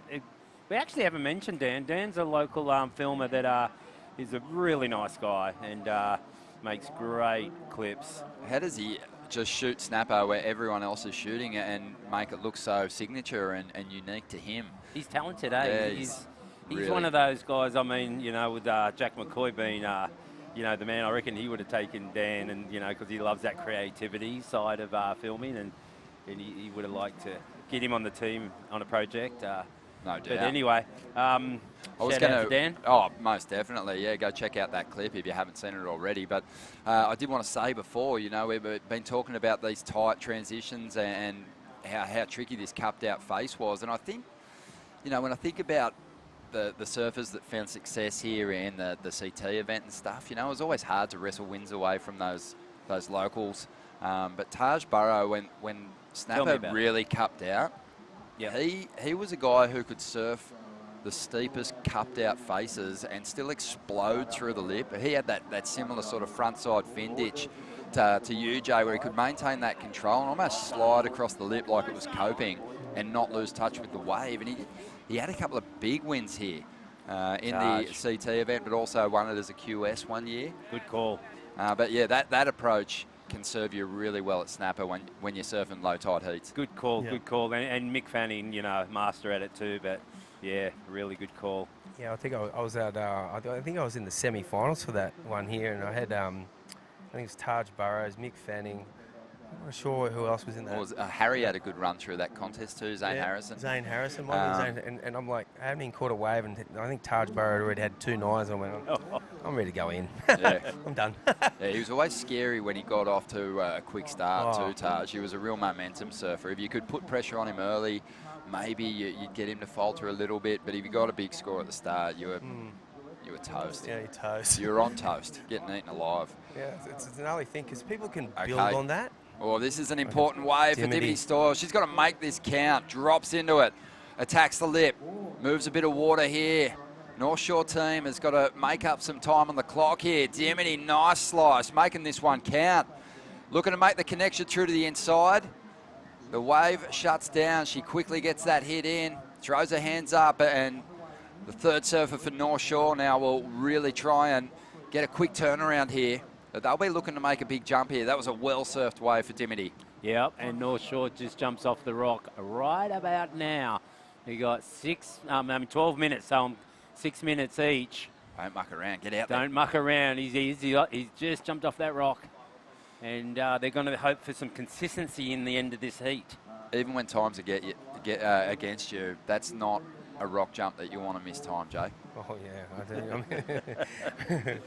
Well, yeah, no, you got 2 spots. You can even go on the high tide. You can go from the top. Even on a set when it's coming, you can jump. Probably on low tide in a set, you can probably jump from the top. You usually got to run down to that bottom step. When the which I never do. When the southerlies really charging. I don't like going down to the bottom one, and I've hurt myself a few times jumping off on the top one because there's a rock finger that under there that you can land on. I've landed on my knee, on my foot. Probably done it a half a dozen times. I don't recommend jumping off the top over there when it's low, but I still do it. Yeah, you do. Don't recommend it. But I do it. But don't follow my lead. Oh, this morning I climbed up there. It was too high tide. I hate trying to get up there at high tide, and a little 2-foot wave come in the keyhole and washed me down, and I dinged my board. I had to sacrifice my board because I didn't want to get cut. Oh, look at that big snap there from NZ. Oh, that was done nicely over the top of the lip. Just trying to hang on for the finish. Tried to hang on for the last turn, but I think he was kind of leading into a good score there, and he does put his hands up. Hey, Dimity Stoyle dropped an 8.4, so she made that extra time in the lineup really count for something. Here's the replay of that wave, straight up into the pocket. Doesn't it just look like a beautiful wave pool, doesn't it? It's just beautiful looking. Dimity just putting that board on rail. That goes a little bit funny in that section there, but nice finish. If you could make a wave pool, this could be. Yeah. This could be a trillionaire. I was going, yeah. There's no wave pool that looks like this. But that was a great sort of rebounding ride for North Shore because they were fighting the clock, and I'm sure their third surfer is going to want to move quickly and set them up for a big finish as well, because this is a tight heat as we see some of the replays. Some good surfing laid down. Team New Zealand's in a good position here. They've had a 7.5, a 5.67, a 6.4, so above average performances in general. Yeah. And what we're going to see is a real solid battle here for this second position, it looks like. Yeah, for sure. They're all moving quick now, Ronnie. They're all getting into gear. They need to get those 3 points. Dry sand, there's lots of it now as the tide's gone out. Huge tide this morning, around 2 metres. I think it's going to be bigger tomorrow. I was up for an early, and I think I was running at about 4:30 this morning, Jay, and it was still a bit dark. Done my first run around, and guess who was digging this huge trench with his shovel was Theo, the founder from Usher Group. And I was like, you're unbelievable. Yeah, he's so digging in, mate. So passionate. He doesn't want to. It's such a great structure down here on the beach here at Snapper Rocks. And look at the low it was tide. a waste because the waves didn't even go over. He's not. But tomorrow they might, so he mightn't have to do it tomorrow. He's not playing foreman. He's not yelling orders and basically delegating people to different jobs. you know, like I said, he doesn't roll up his sleeves. He rips them off like Jay Phillips. He gets those Warwick Farms out and he gives it a good old nudge. I couldn't Get the find guns my, out, right? I couldn't Oh, find yeah. my large shirt this morning. Yeah. I found a medium. Went, oh, this is a bit small on me. Here we I better go. cut the arms off it. Labar. Yeah, smart move, mate. Yeah, get the Cobra and Python out for a couple of strikes. Love it. Okay, we've got a good exchange happening here. On the inside for Labar, who are well out in front. Yeah, and more importantly, North Shore right behind him on a cracker too. So, well, it was time to move for North Shore. Reginado, just putting that. Reginado just got a huge score right there. Yeah, he and is so up the good. back, Oh, we've got someone up and right. Darren Turner. Oh, big DT. Dropped big numbers yesterday in the individual event. This guy was a long-time campaigner on the qualifying series. A real talent, always respected by his peers. Never quite made the grade, but, you know, the legend lives on. Now, this has been great to see him back in the jersey and flaring here for Mermaid Miami. The judges have got their work cut out for him in that exchange. They have. They're going to have to put down some numbers, and they're going to be big, and it's important. Really is important as we're approaching.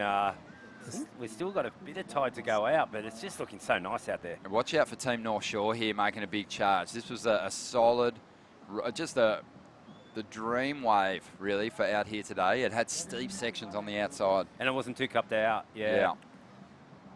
Well, nice little challenge. direction. Oh, well. those little surprise finishes, you know, they turn rides from 6s into 8s. And if you've already collected even some major moves on the outside, it could take you into the 9s. It just kind of came from nowhere. Mick Fanning was the perfect way of like putting that 3/4 turn under the lip, sending spray and building momentum down the line. It was just a beautiful way of him approaching that lip section. Then, as we were saying earlier, where he'd drift the fins a little bit, but still engaged his rail down the line again to build speed. There's a little couple of flashes of young kids looking like MF out there at the moment with that nice approach out of the lip. Bunch of little blonde-haired rippers around here at the moment. Yeah. That's, you know, Darren Turner, what a job he's done there, dropping a big number. But, you know, it's just, you'd be waiting to hear what he scores on that ride, I'm sure, and probably likely going to make his way in. But it was, you know, it's great to see him back. I think when you're putting together your there team we go. for North these. Shore went to the lead. Yeah, with look that at wave. that. North Shore. Oh, and then M&M went up. So we've had a complete switch up right here, Ronnie. Look at the numbers in this heat. Every club's doing really well. I mean, who's had the one? New Zealand team's fallen a little behind. Team North Shore, I think their last surfer out in the lineup has maybe dropped a 1. So I can see them getting rid of that. Because they had a 9, then Dimity had an 8.4. I think Reginado just dropped a 7.37. So I think the 1 is fake news. Fake news. But so that last wave of they got the kid from New Zealand only got a 6.4 for that. I thought that he put it. No, actually, no. Yeah, 6.4. 6.4 or he's 7.5. No, 6.4. Oh, yeah. So yeah, I mean it's tight, but Team New Zealand's going to have to really drop a huge score. Labar's sort of in reach. They need a 3.57 at the moment to get themselves into the lead. Obviously, they're trying to collect a few more points than that, but let's see this ride again. NZ. What do they need? A replay from earlier. That's a replay from earlier, so it's not live. That was a critical turn. It's a 6.4. This is the one where he just kind of didn't ride out of it properly, did he? Yeah, it would have been more than a 6.4 if he it made was- that. Yeah. So obviously you can kind of improve on your situation. North Shore's still got another surfer to lock in a number, so they're in a great position. And I'm guessing that Darren Turner for M&M. And what do New Zealand need to get up into second place, Ronnie? Yeah, well, you know, the thing that they're up against is the fact that North Shore's still got to drop a big score. So okay, so you don't know yet. Yeah. Not just yet, but we know that the 3 They need points something is big. going to be crucial because if you have a look at the order here, it's going to tighten up a little bit. Here we go. We got some action right here. Oh, the that's boys a beautiful don't. looking wave. Yeah, no wall, Ronnie, no wall. That's why you picked the wrong waves out here. Mate, I'll take any wave I can get out here. I'm not worried about what it's going to do down the line. If it only goes, if it's a one-turn wave, you know, I want to the give box it up a check for little me. bit, you know, like you get those ones behind the rock, they're slabby, they're dangerous looking, but it's a short ride. You get those ones just a little bit off the rock and you get that nice length in the ride that grows down to the inside. A Mark Occhilupo special. I do like those waves. Oh, Alistair Reginato, he was on fire yesterday and he's found a couple of bigger rides out here today. Like, we watched him turn a knee-high wave into a 7 yesterday. We did. He just has so much spark. Great explosive surfing in the pocket. And he's making his way in by the looks of things, just under 3 minutes to go. So I think we'll see, you know, a bit of a shift up in the score line there for the North Shore team. They're going to get those bonus 3 points quite easily. Look at the bounce in his step here. Yeah, look at he looks fit as a fiddle, eh? It's just like a little boxing skip right there, ready to get in the ring. He is a very dangerous surfer for them. He's been their standout for a number of years now. I can't believe he could be really showing what they could bring from Sunshine Coast to the big league. I think his video sections are unreal. He knows how to put it into the air. His rail surfing is really good. His tube riding and backside is good too. Yeah, I agree. There we go, a wave. Darren Turner. M&M, we talked about him. Oh, man, he's a great surfer. Here we go, just under 2 minutes to go. Darren Turner making his way in. Throws the hands up. But definitely Alistair, you know, has got the package for sure. Yeah.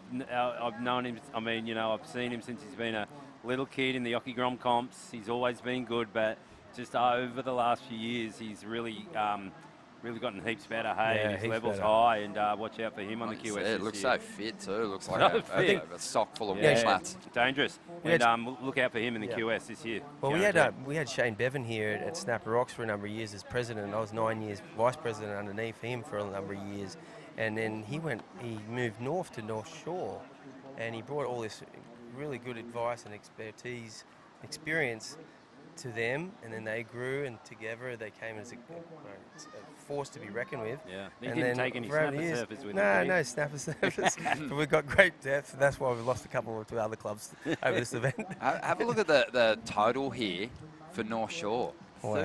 36.37. Wow. That's Maximum amazing. points you can get in this event is 43. 43. With the bonus 3 points Oh, at the forgot about end. that, yeah, Well, I'm hoping So they just had that's their heat. huge, man. That is a very healthy tally. 7.37 was their worst score for their 4 surfers. 8.6, 8.4, 9-point ride, and the bonus 3. As we see now, making his way in for the bar and just trying to lock in those 3 points. He hasn't got them just yet.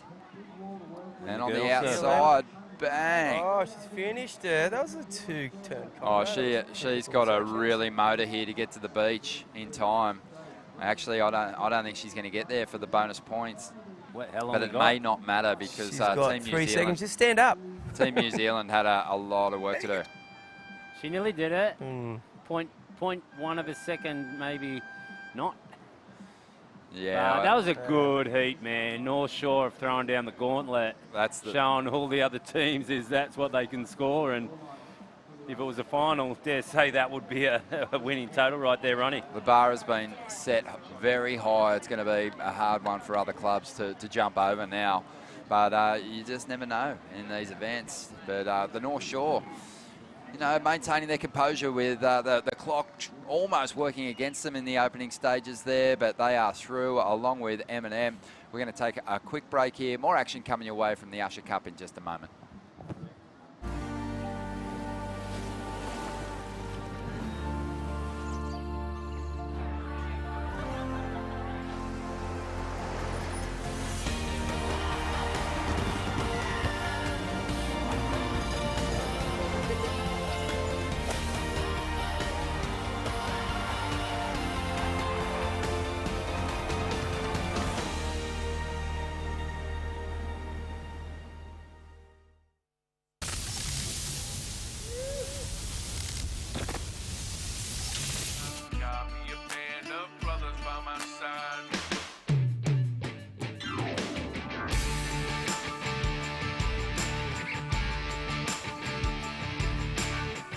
right here, I ain't going nowhere. Blood, sweat, and tears, whiskey, shining beers. Lot of travel miles in this rearview mirror. Watching my back, but never running from my fears. Made a few wrong turns over these years. This is how I roll, this is how I ride. Keep it 100 till the day that I die. This is how I roll, this is how I ride. Got me a band of brothers by my side. Got me a band of brothers by my side.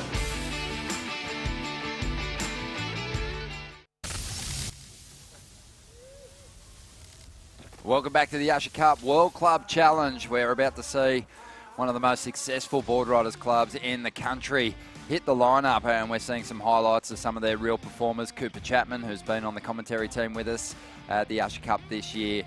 I mean, this team just has really consistent surfers, Occy, that deliver big time under pressure. Dylan Moffat, Nathan Hedge, of course, who's been representing the club so beautifully at the board riders events over the years. True Starling's here, and she's been looking sharp as well, spending a lot of time on the Gold Coast these days. So they're going to be hard to beat. They will be, as is North Shore. That was a big effort from them last time. There's Hogs right there ripping that wave. Oh, look at that. Completely timeless. Yeah, timeless, yeah. Hog Dog lives a good life now. Takes care of his body like a temple. And, yeah, looking good. Still in this individual event too. Looking fit as. Ronnie, here we go, a replay from the first ride of this heat here. It's yellow. Yeah, for Team Blackrock. And looking to get them off to a quick start. This one actually came through at a 3.5. Matt Roble, Ryan Hunter, Simon Dean, and Jessica Bonner, will be surfing for the team. For North Narrabeen, it's a solid lineup once again. Mentioned Nathan Hedge, we saw Cooper Chapman. Jamie Thompson will be filling that void that Dylan Moffat left behind, and True Starling will be their female. And then you've got the Noosa Board Riders Club, Ben Lawrenson, Cooper Davies, Connor Lyons and Gia Lawrenson. And Wind and Sea, Ken McDougall, Timmy Ollier, Tim Bainge and Savannah Riley. So, really solid teams across, I think, every single club in the contest this year. And as a result, we've seen some monster heat score totals in the World Club Challenge, but none bigger than what North Shore posted in that last heat, 36.37. Wow, I mean, that's... You can say, settle down, right? Oh, 100%. That's too much. In the opening round, way too much. You don't want to... You don't want to peak too early, but that's a massive score, and congratulations to them. Just want to give a shout out to a few of the locals. I got a text from Bruce Lee yesterday. He's actually not here. He's away working, unfortunately. But he texted me saying, give not him a plug, but the sponsors, the Romano Room, BAP, up there, help out Snapper Rocks and a lot. And I believe this event, Rainbow Surf Club right behind us, does a beautiful lunch, beautiful cold beverages. And I've been busy today, Ronnie. I really deserve a soda water. Look, that's Hog Dog out the back. I can tell. And the girl in front of him, oh yeah, Hog Dog just got a screamer right there. Right off the first minute, and he's going to make this little section here and bang. Oh my goodness! And boom! Oh mate, look, here comes. Yeah, loves it. Okay, that's the there it is. Okay, so Savannah Riley, she got the ball rolling beautifully for Wind and Sea, but Nathan Hedge has a reputation for being the best starter for his board riders club and board riders in general. That was, I'm expecting a 9. Well, the thing is, it's so right. He's always been the first surfer. Every time he surfed for years, and he always gets a bomb and just rips it. That's his go. That's his. What do you call it? Oh, that's his MO. That's his MO, and that's their MO. Yeah. And what a weapon to have. Yeah, it's you need someone with confidence and spirit to start a conga line. You do. On a dance floor. Someone's got to take control, and Nathan Hedge just leads the conga line with complete confidence for the North Narrabeen club. I haven't heard that one before, Ronnie. That's a good me. one. I love dancing. And look at this replay. I was listening to a tennis player the other day, and they love to dance too before they play. And I love to dance before I surf. I don't do it in public, but you know, at home, you know, listen Nice. to Spotify, Oh, my favourite tunes. I'm dancing away up there in my unit, you know, before I go for a surf. Way better than bouncing around like a jock on a Swiss ball or shuffling around with an elastic band around your legs. I'm not doing that. No, I'm dancing. I'm grooving. Yeah, well, the twist is one of the best ways to get yourself prepped for a couple of big backhand snaps here at Snapper Rocks. Nathan Hedge kicks things off with a 9.6. What? And the rest of the team is running down to give him a well-earned slap on the back. Mate, he didn't even get his scalp wet, Nathan Hedge. He was so quick to pounce on that wave, and, you know, I just don't think anyone else even got a chance to look at it on the outside. Cooper Chapman gets his opportunity. There's a strong turn. They're up for the challenge of chasing down a bigger heat score total than North Shore, as Cooper finds so much release in the tail. This is a great competition surfer, a very progressive performer. What's Cooper going to do right here? Because seriously, there's been 3 minutes and they've already had 2 huge scores. He can come in, but he is coming in. But the thing is, the other guys jumping off the rock right now, they're going to be done in 5 minutes. Oh, I can hear the hog still just snorting away after just an unbelievable run to kick things off for North Narrabeen, 9.6. Cooper Chapman too, like you said, you know, there'd only been 6 minutes gone when he paddled into his ride, and I think he was looking at the beach going, I mean, it's a really good wave. It's going to set us up well, but I kind of want to get back out there. Well, I know. The thing is, I want to see more surfing too, but these guys are just going to... Just celebrating timing, and those charity events just mean so much, and just to get to surfing, just comes out in the surfing, you know, and it's such a great place to be. And thanks for the opportunity, North Narrabeen, to surf for you guys, and thanks to Theo and Rabs and the Usher Cup winners together. A lot of people winning today, so good. Yeah, the hog.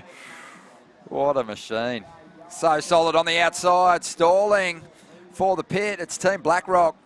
And they're tucking in once again, just a little too deep on this occasion. But we're seeing some unbelievable rides come through, and the performance level is arriving with it. But Team Narrabeen, just the quick 1-2 combo. 7.33 there. That was so solid. What a start. And there is still so much time on the clock. And they are absolutely just, well, they're just going through their rides. Just recounting the highlights with one another.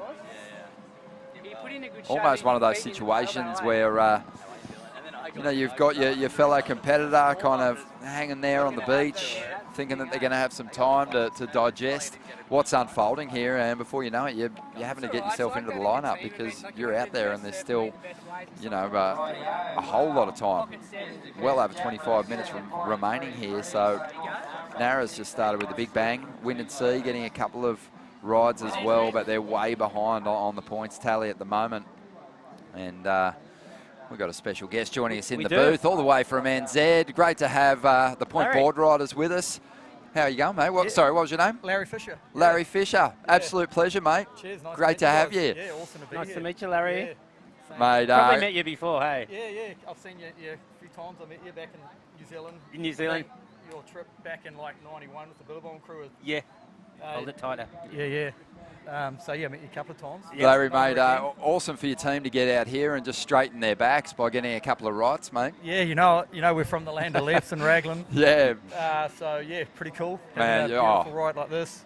You must be so proud of the team. I mean, a really tough draw in that last heat, but the surfing is just looking so solid, and obviously a really strong push coming out of New Zealand at the moment. Yeah, I mean, at the start of the day, I thought if we got an average 6.5, we'd get through. And then when I saw the standard, I was telling the guys they really need to get in 7s and 8s to be assured. And Bree got a 7 at the end, and Taylor got a 7.5, and then we had a 6.5, and then 5.67. And if we got in that 3 minutes, we still would have, that 3 points, I think we would have still lost by 0.3 or 4. So close. Yeah. But we're pretty happy, yeah. You look like you're having a good time, that's for sure. Yeah, no, the team's stoked. We've been looked after, you know, so well. It's been amazing. Unreal. And what about those individual performers in the men's and women's? Anyone still alive in the mix there? Yeah, we've got Caleb Cutmore. Yeah, Caleb's ripping. And yeah, he's got a really tight backhand, even though he's really good on his forehand. His backhand's just as good. So he's got a pretty tough heat next, but he can get 8s and 9s out there. That's a beautiful thing about these board riders events, Ock. We do see sort of underground rippers who are starting to make their move, come up against more fancied rivals, and sometimes they do wrestle those wins away. They can, and so you've still got life in this in the event. That's good to see, Larry. And yeah, I saw Caleb surf. I was impressed. Yeah, nice backhand for sure. Yeah, we were feeling pretty low up until then, like we'd all dropping like flies, and then Caleb got through, so gave us some hope. Look at this. Oh my gosh. Look at this Who's thing. That? North Narrow. No, it's orange. Yeah, Noosa. Noosa. Yeah, this is an important ride for Noosa because they hadn't gotten started yet. Oh my gosh, that was awkward. Ow. Well, hopefully he's all right, but man, he got so shacked on the outside. He put his hands up, so, you know, like in big wave surfing, you know, a tap on the head or a thumbs up is sufficient, but double hands up, that means he's totally fine. It looked awkward. There's no doubt about that. He, thought I saw a leg fly off. Yeah, it was like weird scorpion kind of thing, but it was a good barrel. There's no doubt about that. One of the better barrels we've seen today. We saw a few good ones yesterday, but wonder how it'll factor in. They scored well yesterday, the Pits. They did.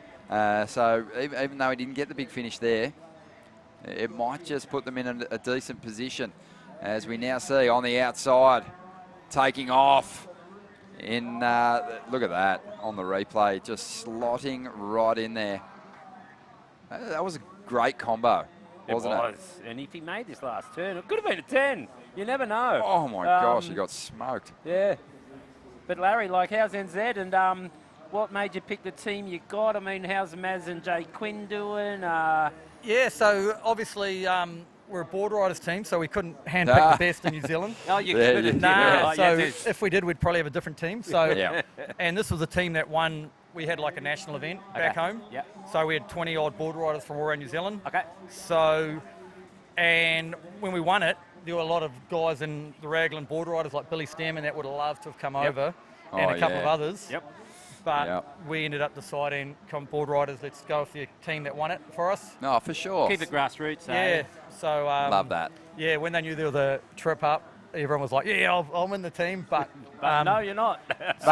So we won it, and we're taking our team. So I think that's pretty cool. Yeah. Really cool. And mate, I wanted to ask you, because we've been rabbiting on about how strong our board riders culture is here in Australia, and obviously we've got international teams like from the States, from Hawaii, Japan, and we're kind of sort of encouraging them to build their board riding culture, but that's existed in New Zealand for a number of years. How old is the Point Board Riders Club, and how many clubs are there around the country? Yeah, the Board Riders is probably the oldest. It was around in the 60s. Yeah. Yeah, it's been going for a long time. Originally it was the city boys from Hamilton that came out to Raglan, because Raglan was just a little country town with, you know, about 40 houses back in the 60s. But now it's really growing, and we've got every sort of beach areas is board riders, so there's up to 30 board riders around the country, North and South Island. Piha? Yeah, Whangamata. actually, Piha, the Keyhole Board Riders, which I used to be a part of before I moved to Raglan. And they've been doing really well at the Nationals. They just got Doone Kennings, who's past national champ Lyndon Kennings' son, just won the Nationals.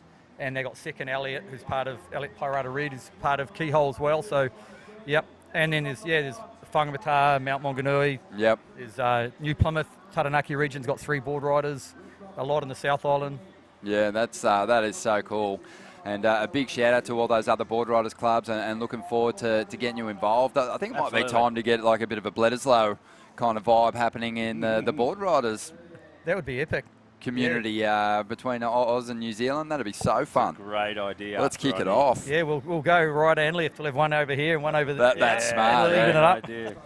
Most definitely. But man, it's been so great to see all the international teams here. And you know, like I said, I know today has been a tough draw, but at the same time, really promising performances as well.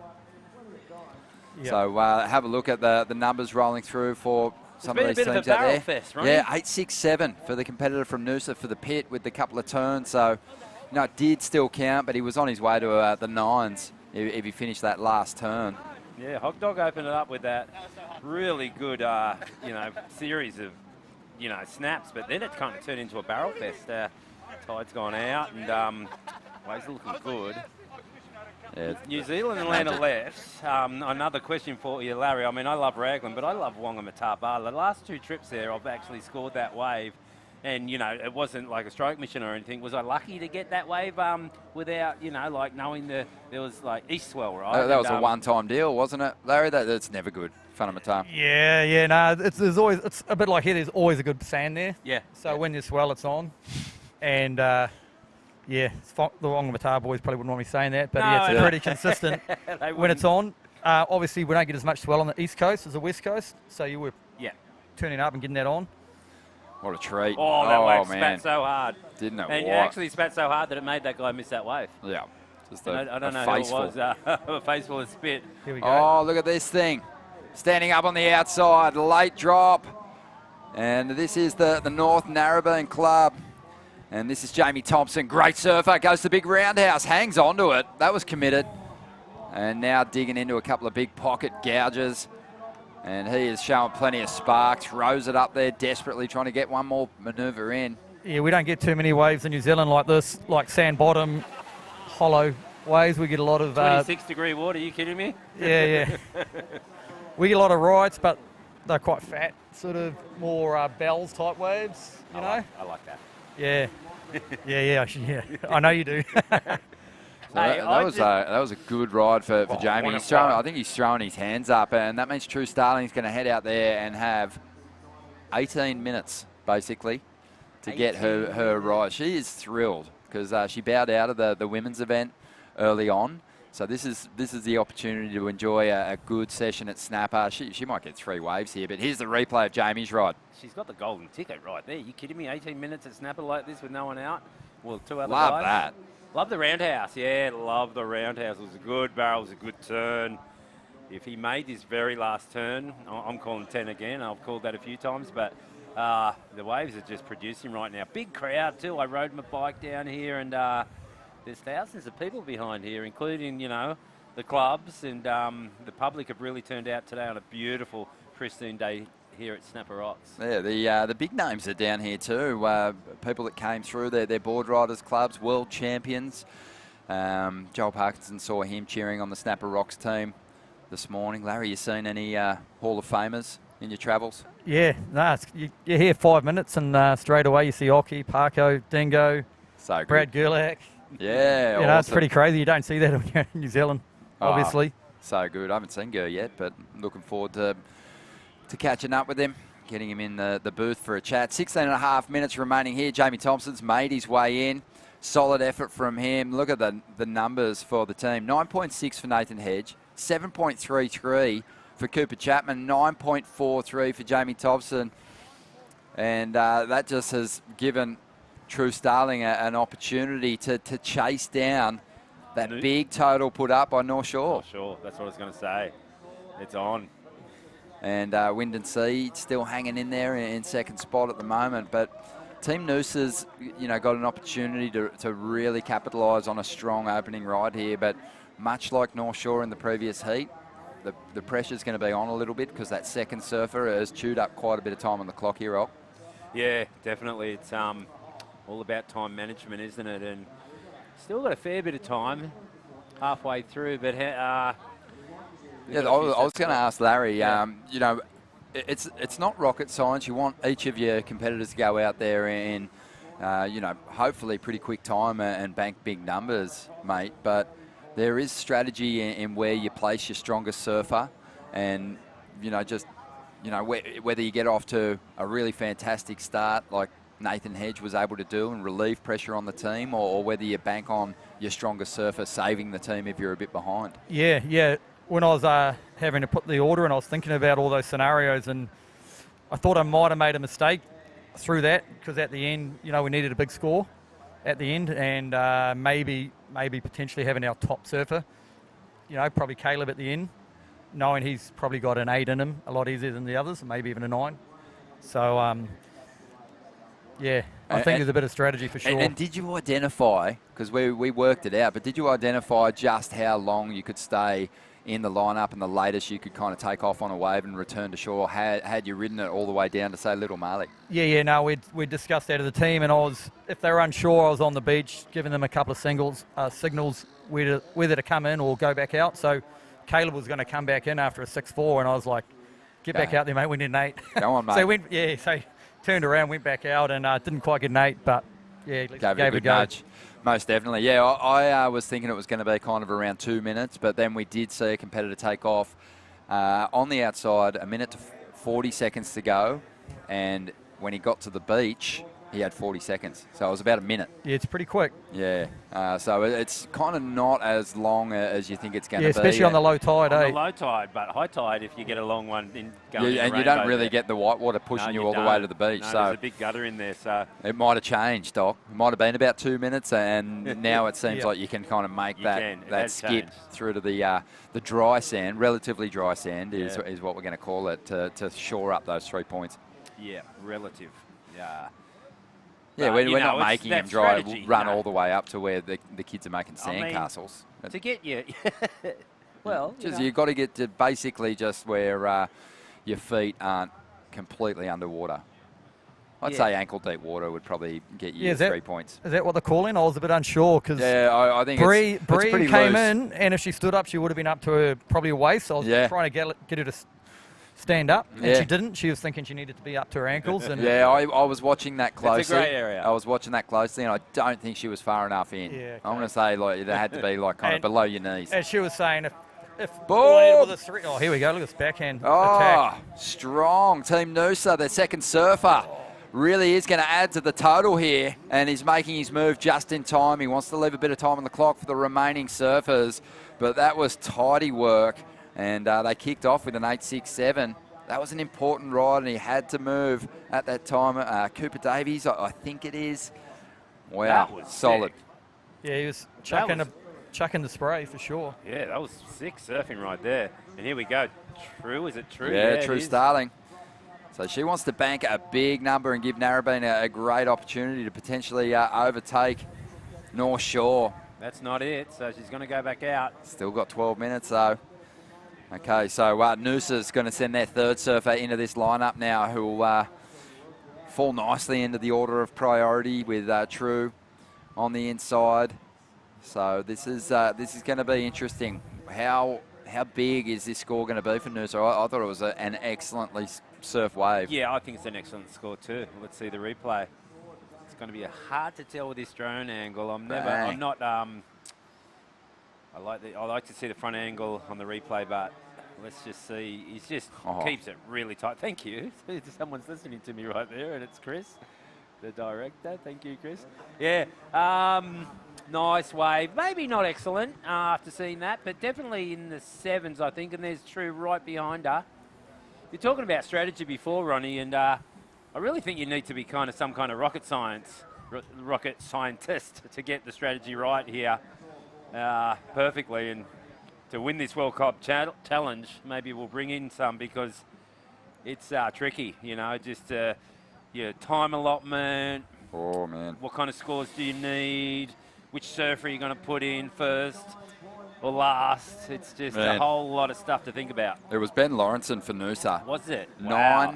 9.57. Okay, well, I'm completely wrong. So Connor Lyons actually kicked things off for Team Noosa. He is the regular footer, Ben Lawrenson on the backhand there, and it was a clean sequence of powerful backhand hits. And I take that back. When I saw it from the front angle, I was like, yeah, that's sick, one of the better waves I've seen today. But the drone angle always makes it look a bit strange. Yeah, it just, and you're spot on. It's not the judge's perspective. No. I absolutely love watching that drone angle because it just shows the beauty of the wave, the definition of the sandbar. And it just gives you a fresh perspective. But, you had to sort of see those first 3 turns, front on. And when we watched them live, they were strong. The first turn in particular just gave it everything. Yeah.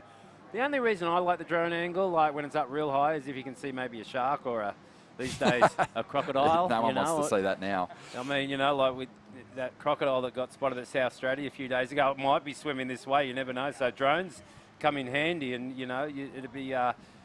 It'd be pretty radical if we see that crocodile swim up to snapper and have a look at the lineup. I love it. Did that escape from one of the wildlife parks, or was No, it actually? it didn't actually. Well, that's a good point. It could have escaped from Currumbin Wildlife Sanctuary or Flay's Park up there, but they're thinking it came from, the furthest crocodiles come down apparently is like Gladstone, which is about an 8-hour drive, it's or a those- 10-hour drive from here. So that crocodile has swum a long way. It's the warm waters. Yeah, it is. It's kind of bringing them down, and they reckon that those tropical fish species are sort of making their way down south at a rate of around, I think it's 40 kilometres a year. Wow. So it's incredible, and quick. even those killer jellyfish are actually making their way down too, the Irukandjis. And that we don't want them, and we don't want crocodiles really. The only either. Irukandjis we want in the lineup here are Steph Gilmore, Sally Fitzgibbons, and some of those other Olympic team members. But here we go.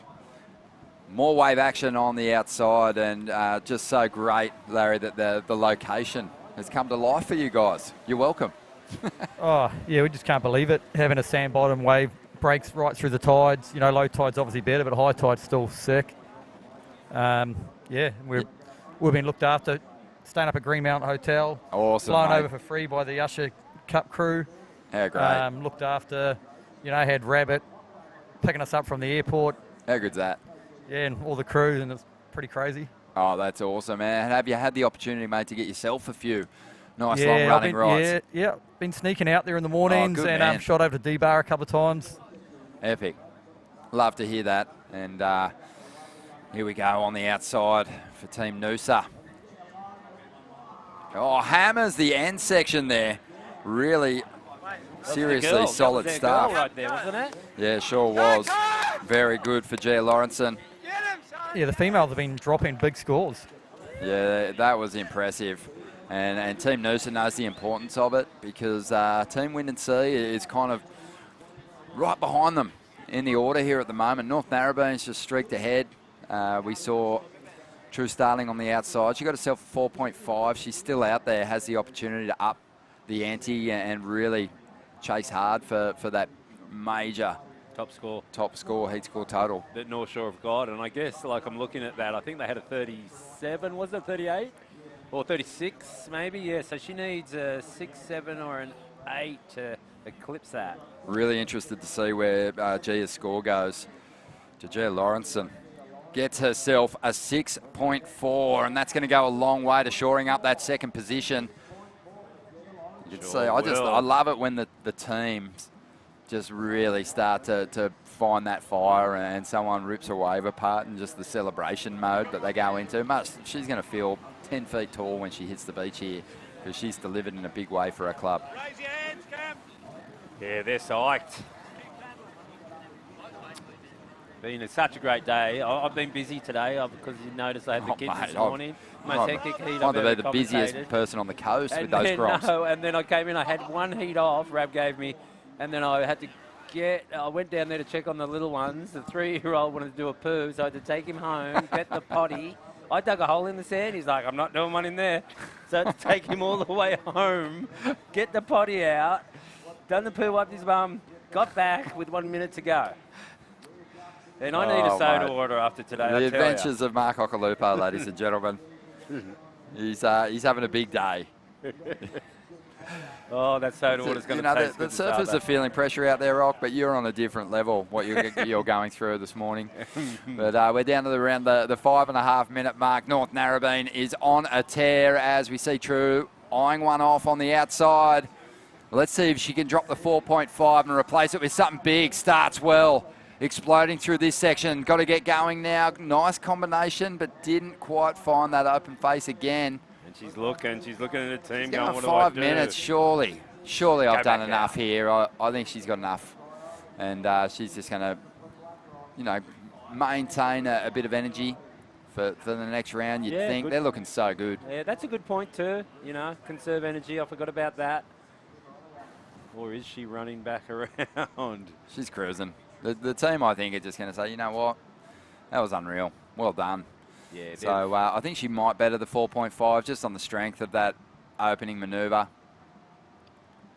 Yeah, it should be around, or in between 4, 5, maybe even 6, I don't know, being generous, but they've won the heat by miles. Well done. So it's just the race is on for second. It's Noosa at the moment with Windansea behind them. Yeah, Probably needing a lot. Noosa's got a huge advantage though, don't they? Because Windansea are hanging on to a 3.83. Yeah. And Noosa's worst score is a 6.4. So there's a massive differential there. And we'll see if Noosa can capitalise on it. And already this is looking like a good addition to the heat score total for the Noosa team. Yeah, and the judges aren't scared, like this event, to throw some pretty good scores at some smaller waves if you really do nice manoeuvres on them, which is interesting. So with only 3 minutes left, Noosa looks like they're done. Cooper Davies there, just making his way in, checking the clock, seeing that... oh no, one more serve, hang on. Get your leg rope on. Oh no, that's the next heat. Sorry. Yeah, I think so. Just tell me to settle down. Yeah, no, fair enough.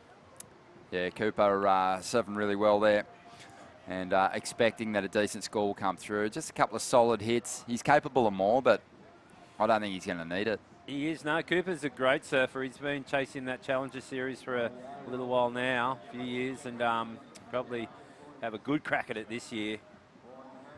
On the outside, BlackRock making a late charge potentially, but you can see with the numbers that they're hanging on to at the moment, it's going to be a really hard total to chase down. They might even be out of reach. Yeah, at the back, we've got Green up and riding. Windansea just catching a couple rails there, so just having fun. Well, that number still hasn't come through for Cooper Davies, so even though Windansea were after a 7.25, we kind of know that it's going to be a much bigger requirement than that. Yep. So it might be all over for Windansea and BlackRock here. But again, we've just seen, really strong performances. Windansea, they had some competitors dropping some decent numbers in there. Tim Bainge, also Cam McDougall. But time is of the essence, and now they're down to that final surfer. It just seems to me that it's out of reach, especially for the BlackRock team. They're after a combination of scores to get themselves up in the second place, and Windansea now has been comboed as well. Windansea... So he's running back out there. He's like, I'm getting one more. You kidding me? Even yeah. though they're of course, smart, because they can't get through, but just have fun with it. It's not so much a tactical manoeuvre for your, there is a difference points-wise, though, in finishing fourth and finishing third. So, exactly. Yep. I didn't think of that. Yeah. And it might be the last time he says snapper with 4 guys out. Yeah. Windansea get one bomb. Cooper Davies, his score came through. It wasn't a big one, 4.93. So Windansea, their combination, it got out of reach once Noosa dropped their bonus 3 points in. Prior to that, though, they had a chance of tracking them down, but it's blown out to 15.19. If it was 13 points, they could get a 10-point ride, get their bonus points. Oh, look, he's and going to maybe get one. The heat. He's paddled back out and he's onto one. How good's that? Good call, Larry. He has. Oh, and he digs a big rail. He's still got That's time. just the lactic acid build-up right there. What's he going to do? Is he going to try and get the 3 points and come in, or no, he's back out there? Go for it. I think that's Ryan Hunter. So, yeah, Hunting. Why not? Yeah, he's on the hunt. 50 seconds to go here. And, just a couple of clubs. Enjoying the opportunity to maybe track down a couple of waves. Oh, here he goes again. Yeah, driving up into the first section. He's really just enjoying his time as we see him now, just finishing this one off on the inside. 35 seconds remaining. He's going to get the 3 points too. In this 8th Not that heat it's going to count. of the opening round. Yeah, well, they're out of reach of third place even, unfortunately, for the BlackRock team. This one is in the bag for North Narrabeen, and it was a monster heat score total. True did improve her position, 6.43 with the bonus points. Almost got up there above 36 points, but just in second place with the second highest heat score total of the day. Team Noosa also getting past 30 points. So really strong stuff here as we gear up to power through the rounds.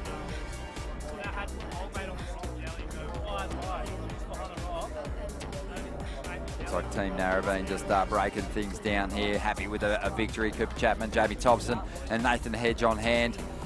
And yeah, it was a very solid performance from one of the strongest clubs in the country. You'd expect nothing less. Larry, thank you for joining us, mate. And a big shout out to Point Board Riders. Enjoy your time here on the coast. Cheers, my pleasure. Thanks a lot, guys. And all the best to Caleb in the individual event. Well done. We'll take a quick break, back with more action right after this.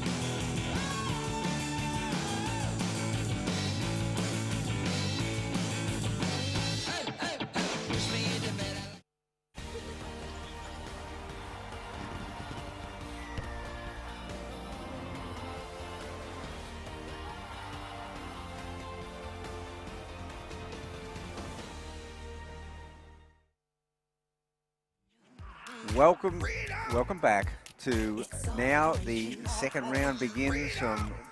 Rabbit Bartholomew joined by Marco Calupo, and round 2 of the World Club Challenge is underway. Interesting now, Rab. Sure is. And now they start coming together. The winners of round 1, first and second place advancing, and this time we do have the Padmar boys, Santa Cruz, so 2 international teams. Majimba, bit of an underdog team, has powered into round 2, and Point Lookout, one of the big gun Queensland teams, and they've got some powerhouse surfers. They sure do. And you know them well, those Goofy Foot, Lincoln Taylor. Yeah, Lincoln Taylor, wow, I love his approach. Curtis Ewing. Yeah, they're so deadly. Yeah. It's going to be a great one. But it was great. The international clubs fared well this morning. I mean, it was a system that no one had ever surfed before. They adjusted to it just as well as the Aussie teams, that's for sure. Yeah, definitely. How's the conditions, Rab? You liking it, being the contest director, and you happy? Yeah, it's a lovely day here. I mean, started out that south-southwest in the morning, straight offshore. Now it's swung around the southeaster. Yeah, as you know, the southeaster, you know, there's still not a drop of water out of place on the face of Snapper. You know, you can see the white caps on the outside swinging by. I mean, that's what most of the East Coast looks like right now. Yeah, onshore. Yeah, so I mean, it's definitely got a fair bit of south in this trade wind today, hasn't it? It sure does. We'd call it south-southeast, right? Yeah, south-southeast. Yeah, perfect wind for Snapper, Rainbow Bay. Just beautiful up at Burleigh. Be a little onshore today. Currumbinelli, a little onshore. Not a little onshore. A lot onshore. Well, right now this will be coming into Burleigh a fair bit. And Currumbinelli, in the corner there, it'll be fine. Yep. Oh, look at this takeoff. And, you know, we can see there's still a lot of sand moving in the lineup. You can see it in the face. That bank, yeah, the bank's still building. Still building. I mean, how high can you build? Seriously, like. I know. You know, we've still got that kind of extra sand from the last swell that came from behind the rock out at Rainbow Bay now. So we have got that left coming into it at the end, which is kind of handy because otherwise these surfers will be surfing all the way to Coolangatta, and that takes some Ironman effort right there. So lucky that bank's kind of shortening the ride, don't you think, Rab? So true, because you can often go, how do you actually get off a wave, and it's just so perfect for another 300 metres ahead of you. I know. And it really is. It's just from here to Marley Rocks right now. That's it. It's nice, tight, just perfect for our little contest. Yeah, our little contest, you know, and not so little anymore, though. No, we've gone a bit bigger this year. We've got a lot bigger this year.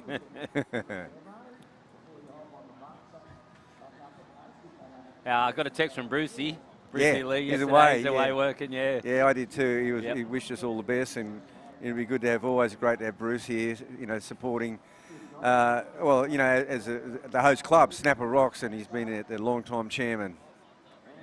And then I also saw Colin Dean walking down to the comp this morning.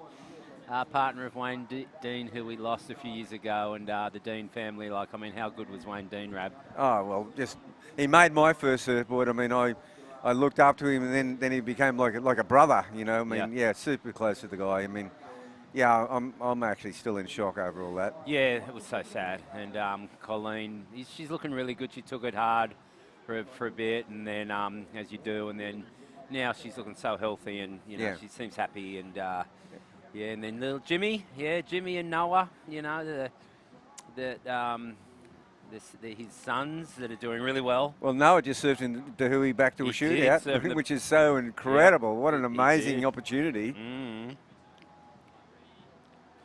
And Also, Jimmy's the all-timer on the softboards, finless. Yes. You know, he's just got his own thing going. It's so beautiful. Such a good surfer, such a good waterman, both of the kids. Yeah. Just like Daddy. Just like Dad.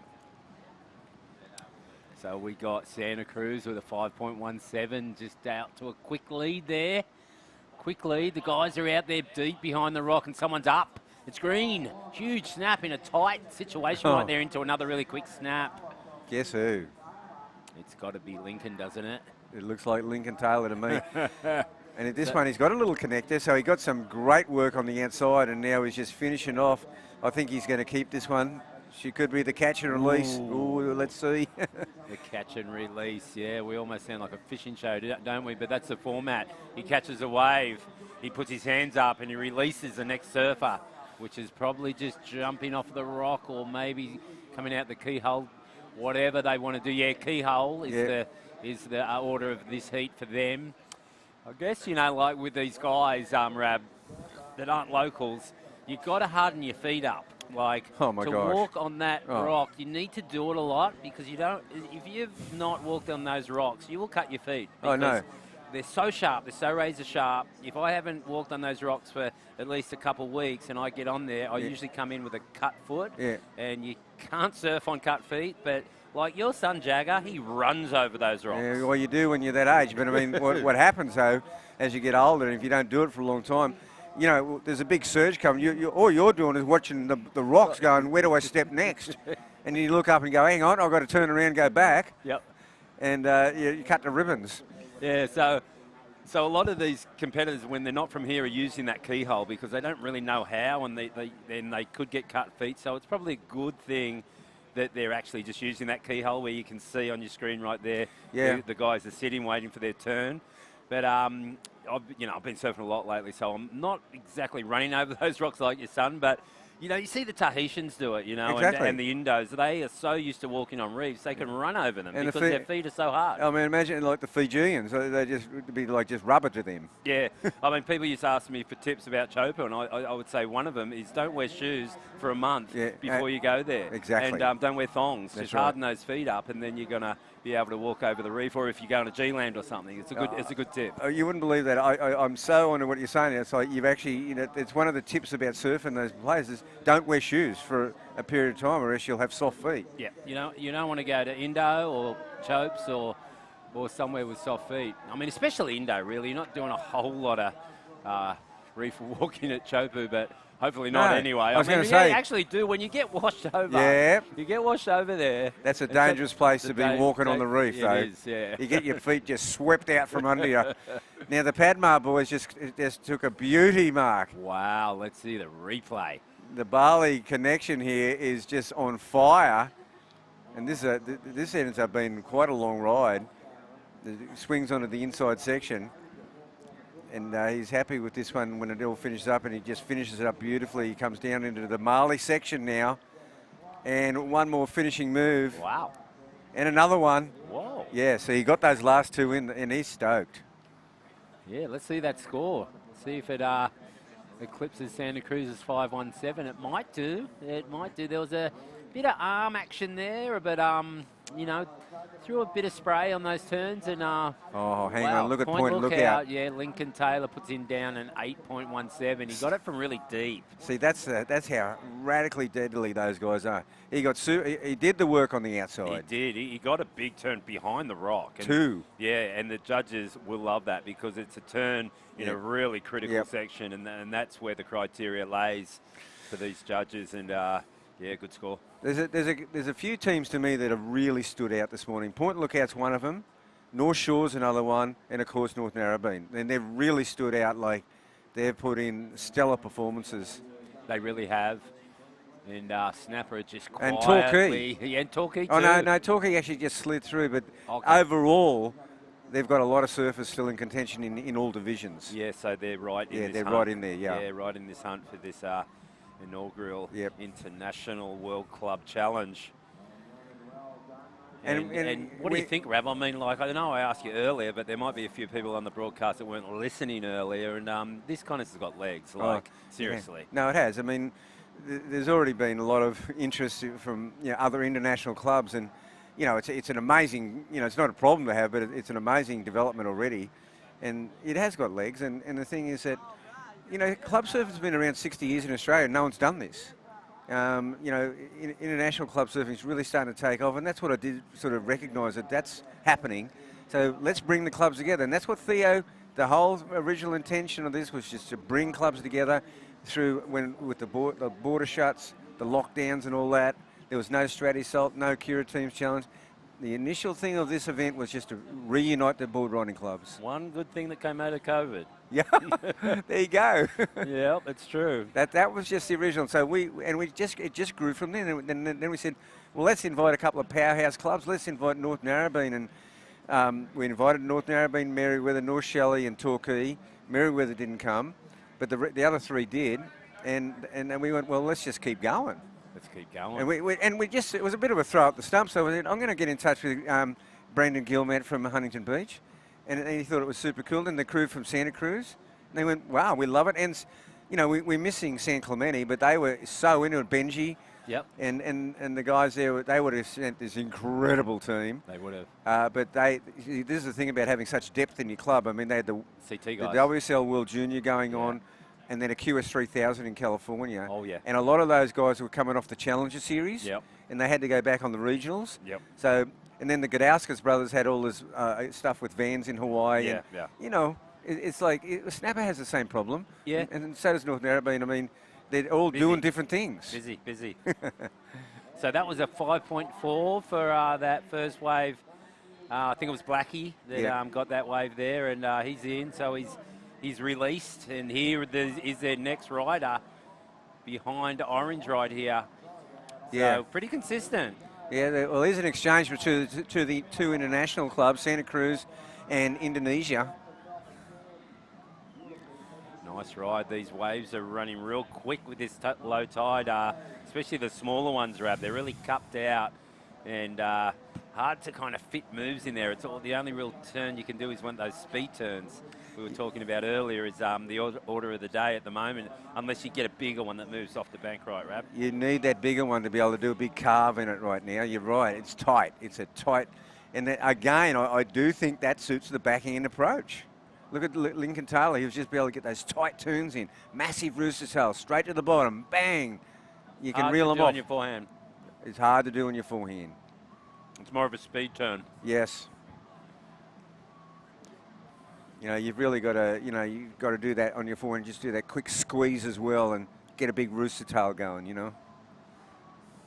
They were talking about guys that are good at doing that over the years, like Mick Fanning, Taj Oh, Burrow. amazing. On the forehand. On the forehand, yeah. Taj was so good out here. He won a couple, eh? He won a few of those Quicksilver Pros. He was always up there. And, it just suited him so well. And of course, Mick's amazing out here. Here we go. Point lookout. Must be Curtis Ewing right here. Yeah. Whoa, wave. Look at him wind up. Snap just grabs the nose but pulls it out. Here he goes off the bottom again. Whoa. Guys, just between Lincoln Taylor and Curtis Ewing, they are going to be so far ahead. And, yep, he's happy with that. Yeah, these guys are just drilling it. So Padma has caught up to them a little bit, but they'll get the go-ahead now because Curtis Ewing was carrying a 4.67 before that wave. Yeah, it's going to eclipse it. It could be another 8, Rab. And there we go. Majimba. Majimba's going to have to really get going in this heat. They're up against it. They've been around a long time. They're sort of still, to me, not a young club, but a developing club. Yeah, yeah. Whereabouts is Majimba? Well, it's up. It's south of Coolum. Okay. It's in between like Maroochydore and Coolum. Mm-hmm. It's that stretch just south of Coolum. Okay. That's where Goffo comes from. Okay. The Wards, Paul Ward. Goffo, yeah, Wardy. Wardy. That's where they come from. They're the Majimba twins. They were. Jai Gofton. Jai Gofton. Him and Wardy were. No When way. they burst on the scene, they really put Majimba on the map.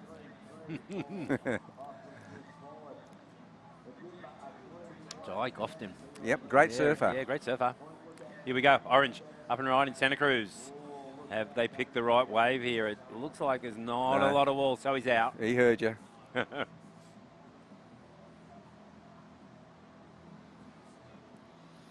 Been surfing a bit, Rab? Yeah, my shoulder's really a lot better now, and Fantastic. I can, it was catching when I was paddling, and Yep. now It's I've got the motion going again. You've been in the gym, hey? I spent a year in the gym and just working on it, just because I wanted to surf. So I've been back just out paddling there, out. Rainbow Yeah, Bay? been paddling at Rainbow and just getting the paddling, getting the surf fitness back, and it's a bit of a. It just takes a bit of time, but yeah, I'm looking out there going, oh my God, I just want to surf. I see you out every morning early, and I go, wow, I just love to do a big snap like that. Yeah, you can, Rab. You know it's in there, Yeah. and that just takes it a little time. Yeah. Coming back from injury. Yeah, no, I've done the work. You've done the work. Yeah. Now, Good man. there is no substitute for surf fitness, so No. that's the next step. Is just get in the water. You got no excuses now. None.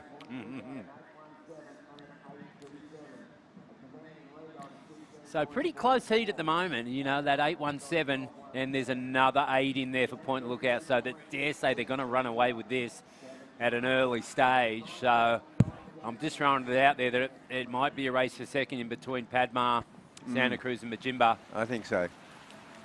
And And they might know that too. And we call it, they've come out guns blazing. They've come out with their two big guns, and look at that, excellent scores. 16.44, wow, that's a good two-wave haul. Just looking at the keyhole right there. See, they've got Zane Jenner. He's their new young guy that's coming through the ranks. Yeah, he's good. I remember him. He's been in the Oki Grom comp a few times. Yeah, him and his brother. Yep. Yeah, no. Jenners, yep. Yeah, It's good. It's great for me to see because when the Oki Grom comp's on at D-Bar, I see all these little kids and I watch them grow through the divisions and then into the QS and it's just fantastic. Wow, look at this big wave right here for Rhea. I know that style anywhere. This girl's out here every day. She's surfing for Bali. I hope she speaks Indo. And the wave right behind her is grinding too. Oh my God, look at this set. This is what you talked about. The bigger wave's going to allow you to really attack it on your forehand.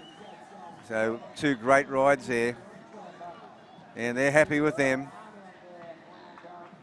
And we got Cooper coming back in the booth. Coops, how are you, mate?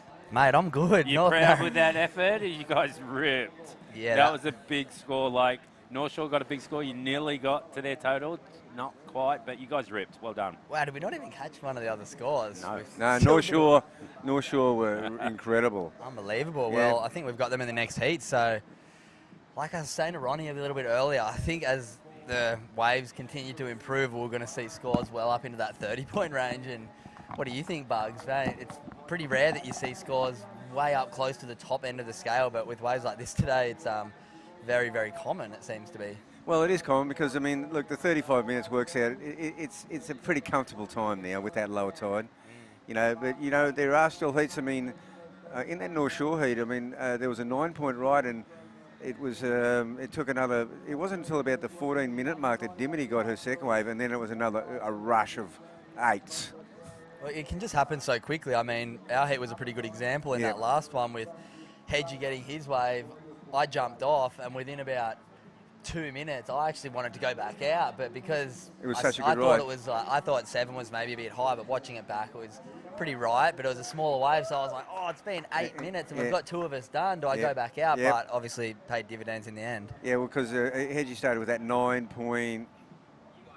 Padma 9.73 for that. 9.73 for the last wave of Raya Campbell surfing for the Balinese Padma team. That might be our biggest score of the event. Oh no, Chuko's 10. But second biggest wave of the event. Apart from the barrel, that was the second highest score of the event, and it was an unbelievable ride. Raya Campbell, Yeah, her godfather is Winnie, the classic all-time iconic character who's here now. He's with the team. Wow, so that's the second biggest score we've seen of the event. The biggest wave score we have seen in this World Cup Challenge today, 9.73. Take a bow, Raya Campbell. They've sent their last surfer out, and he's got 15 minutes. So Padma looking pretty strong here after they saw Point Lookout throw a few big warning shots, a couple 8-point rides. Padma is looking very fine with the 6.77, 5.4, but that huge 9.73. See what that 9.73 does, it pulls up one of those other scores. So you turn that into an 8, and then that second score is an 8+ as well. So there's two waves that are equal Point Lookout's two waves. Yeah, I mean, if you do the averages, yeah. If they were on 21 points, I'd be averaging 7 a wave, and they're on 21.9, so they're averaging 7.3 every wave right now. Which so is nice. Solid scores. Solid scores. So the work's there for Majimba and Santa Cruz. Like in a typical board rider's ride, I mean, it's either 5s or 6s generally. Oh, yeah. Score that will get you through, and a 9 is almost 2 scores in one. Exactly. Yeah, you always say if you can go out there and get a 6, you know, you're travelling pretty well in a normal tag team situation. But as we've seen, North Shore obviously had more than us Narrabeen, but well, I think we ended up on close to 36, which is averaging 8.1 on the way. Yeah, that's a high average. So that's just that's the benchmark for sure. You and North Shore are clearly the benchmark, and that's what I was saying. The other team that could be the benchmark is Point Lookout. They've opened up with a brilliant. Well, that's snapper for you. And there's Ray's replay right here. First 2 turns, pretty nice. And then she just winds up at the end right here. She kind of slows down, which you have to do at snapper sometimes. And gets a nice little turn there. And one last nice hit for Raya, and she claims it. Yeah, it was one of the best waves of the day too. Yeah, I think the judges might have scored that with the wave height, and the wave was a hero. All that. And the scale, they're doing a comparison to the other women's rides. Oh, exactly. Yep. That's for sure. I get you. And the other thing, Cooper, I wanted to just clarify a point we talked about before, because I met with head judge, and we both agreed, and he was thinking it too, that an interference is half a ride. It's a fair call in a one-wave situation. Otherwise, you're out. Yeah, you know. I think half your wave if there's an right. interference. Hopefully we don't see anything. No, we don't want to see one. But anything can happen. I mean, yeah, no, he'd already thought that through, and I thought about it too, but I hadn't spoken to him about it, so I didn't have all the answer, you know. Yeah, well, as we see a score coming through for Point Lookout there, third wave of 4.83. That's put them well and truly comfortably in second, but Padma, that huge wave by Raya Campbell, has really, I guess, shaken up the Point Lookout crew a little bit. They seem so comfortable with that pocket 8s. They're sitting down in second right now, but teams in third and fourth, Majimba and Santa Cruz, plenty of work to do. They do, and Raya Campbell, they're going to have to give her a ticket to Bali and her own little Osman for a couple months at Uluwatu. Her dad's already on the computer booking things now. Because she'll get any wave she wants. Yeah, that's so true. Little drainer right there on screen. And of course, just Cooper, the other thing with North Shore, their strength, they've got Dimity Stoyle, I mean, she can pull an 8 out so easily. Maybe one of the best barrel tube riders for the women out, especially out here behind the rock. She's no stranger behind there. Down at Kira, we've seen a few replays on our screens in the little breaks we go to. There's one wave that I think of where it's one of the better waves I've seen out here in a long time, and it's Dimity Stoyle just standing tall, weaving the whole way through it from a swell last year. I was jealous when I saw that wave. Every time, you can spend so much time out there and you get little pieces of barrels, but you never get that long one, Rav, that we used to get back in the day. And I see them on social media, and I don't even know where that wave came from, because I did not see one of those in 3 hours. And Dingo got one last night. At Kira? Right here. You're kidding me? He went out after the contest and got a 6-second barrel across here. Did he? Yeah. Obviously not Kira. Kira wasn't breaking yesterday, but No, Kira back the proper Kira ones. Yeah, the proper Kira ones. Yeah. I tell you what, those first Billabong pros we had. You know? The Billabong pros. Oh, it was Donovan Frankenreiter actually that went over that double up and got that hands behind his back tube. That was like a so green blue tube, and yourself back in the day too. No, yeah. Well, I lived at Kira. So. Yes, you did. You and Ding had the unit there right across from the Pizza Hut. And I lived there when I was 12 too. Did you eat much pizza? Oh yeah, we had a little fox wire. All you can eat. They'd go there for lunch at the all you can eat, and then they wouldn't check out until dinner, so you get the double in one go. And Dingo would just say, Tom, you go and pay that bill. Yeah, right. $2,000. Yeah, it's worth a sponsorship, isn't it? Yeah. But what about these waves right now? It reminds me of almost like early 2000s Dream Tour Quicksilver Pro when the sand is just so shallow, and it's just that perfect 2 to 4 foot, as user-friendly as you could ever imagine. Yeah. Every surfer feels completely comfortable out there, so you can do whatever you want. You can push as hard as you want. There's no Huntington hop going on out here today. It's all just speed, down the line, power and flow. And that's what I used to always think, that I always used to think that this was the Gold Coast, and whether it be here, Kirribilli, a great place to start the tour, just because it brings out the best in everyone surfing. Everyone. Yeah, no, it's true. It's such an even playing field. Backhand, forehand. Warm water. And you think back to some of those heats with Felipe Toledo when he won it, when Gabby got Joel, some finals with Joel and Mick over the years. It's one of the most high-performance waves in the world, and I think it is because it's just sand bottom. It's fast, but it's very rippable and playful. Everyone can kind of show their best surfing out there. As we see one behind the rock right now, just about to blow out of the corner of your screen. And it's lucky, though, that Snapper is back in this, because otherwise they wouldn't be able to have it at Snapper Rocks, right? So it's nice. You've given them, I mean, it was a total connection with you and Theo and the Usher group. I mean, we had our first event at Rainbow, right? Yeah. And we couldn't clear that water. It was impossible. It's a hard one to clear. Hard one to clear at the best of times. There's already people on waves. Yeah, no, I mean, even the CT it's hard to clear that water down there. But with Snapper we can. Yeah. And here we go. Bali, up and riding. Wow, this is nice. This team's dangerous. It is dangerous. It's really adapted well to this this format, and it's going to be great if they can get through to the semi-finals, and they'll be on finals day. So that's another strong ride. Well, that wave might just get him there. I mean, he's still going. It's a long ride. I'm going to call that the event ridden so far. He took off way up behind the rock, that thing side wedge for multiple new sections down past Little Marley, and he's got to get his feet on the sand in the next 7 minutes if he wants 3 extra points, and I think that one's going to be well and truly up in the excellent range. So Bali, last 2 surfers throwing down the gauntlet. They heard the 8s from Point Lookout early in the heat, and they said, you know what, 8s, we'll show you a couple 9s. Wow. Well, they have. And, I know Reef Doig's helping them in the background there, and so giving them, all kinds of tips on wave selection. Reef has kind of resided here, and he's a good friend of the family, and actually made the semi-finals here, I believe, last year. Reef didn't get in it this year, unfortunately. I know he wanted to, but, giving these guys really good tips, they're flying away with this heat, so making finals day, it's probably unexpected for the Bali team, but, they're in it to win it.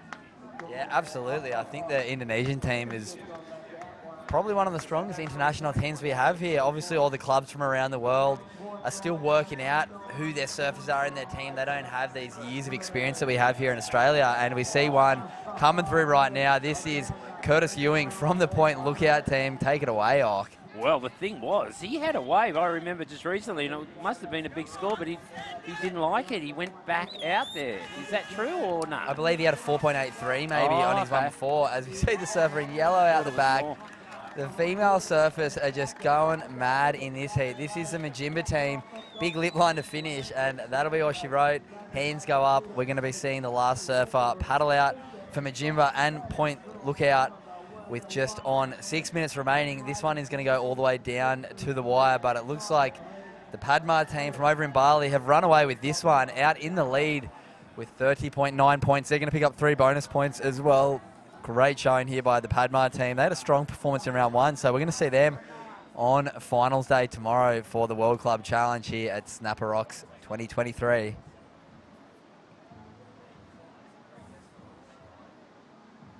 The Majimba team, she surfs really well. It's Sasha Baker, right? Yeah. She rips. Yes. Well, that was a really nice last turn.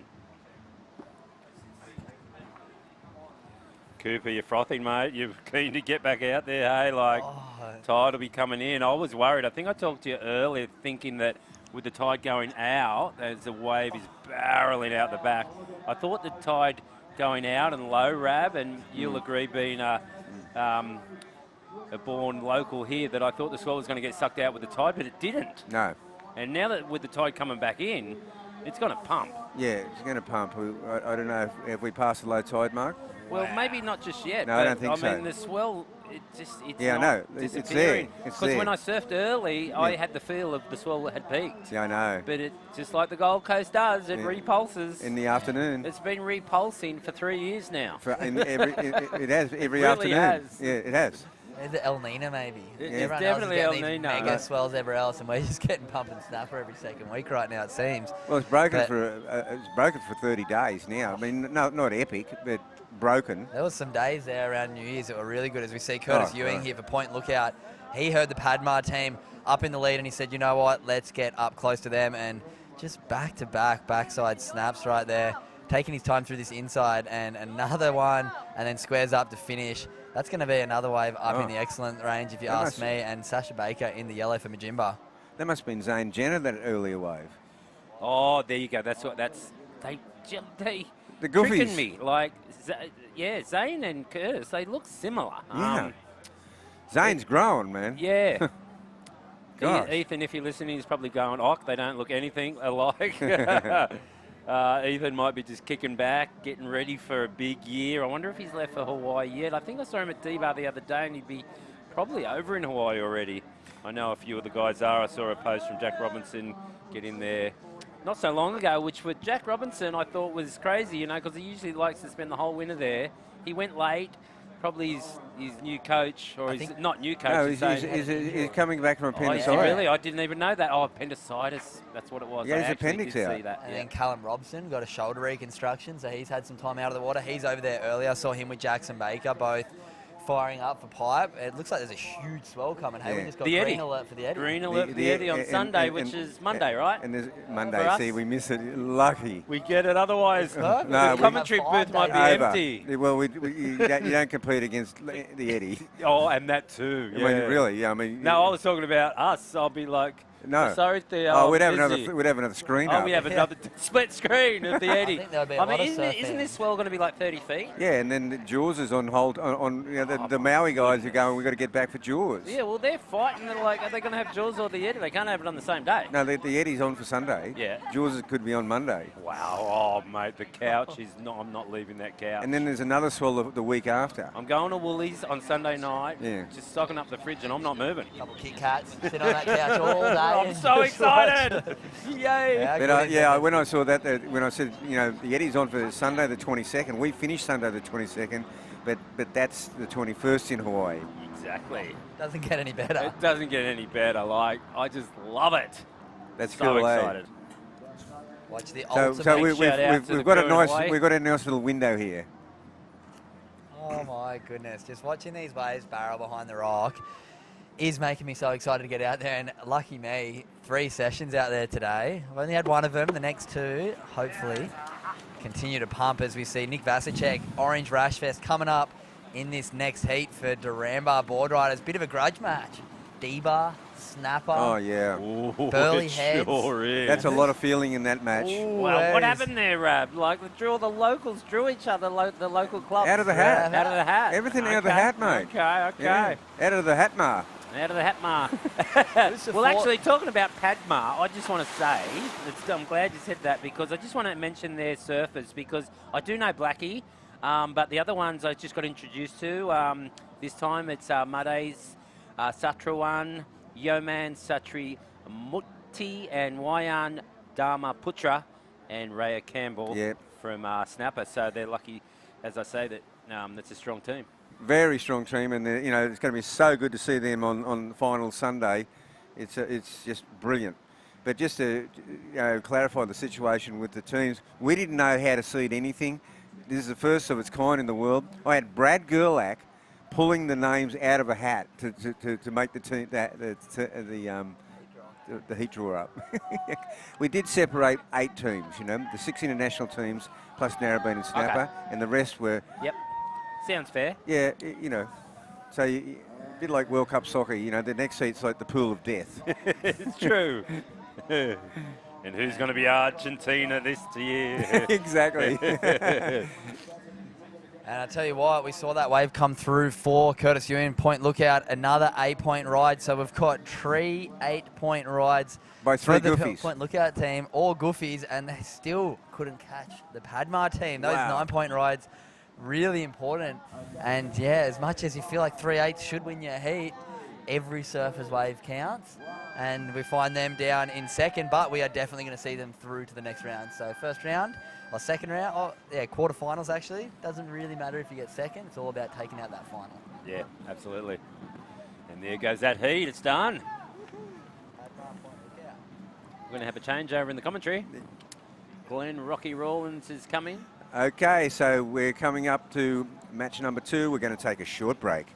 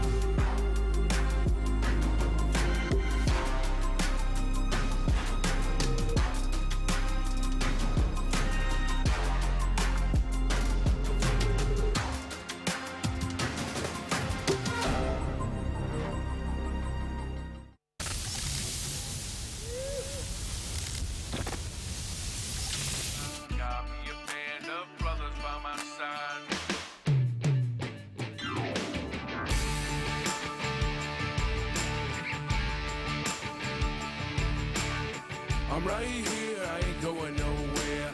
Blood, sweat, and tears, whiskey, shining beers. Lot of travel miles in this rearview mirror.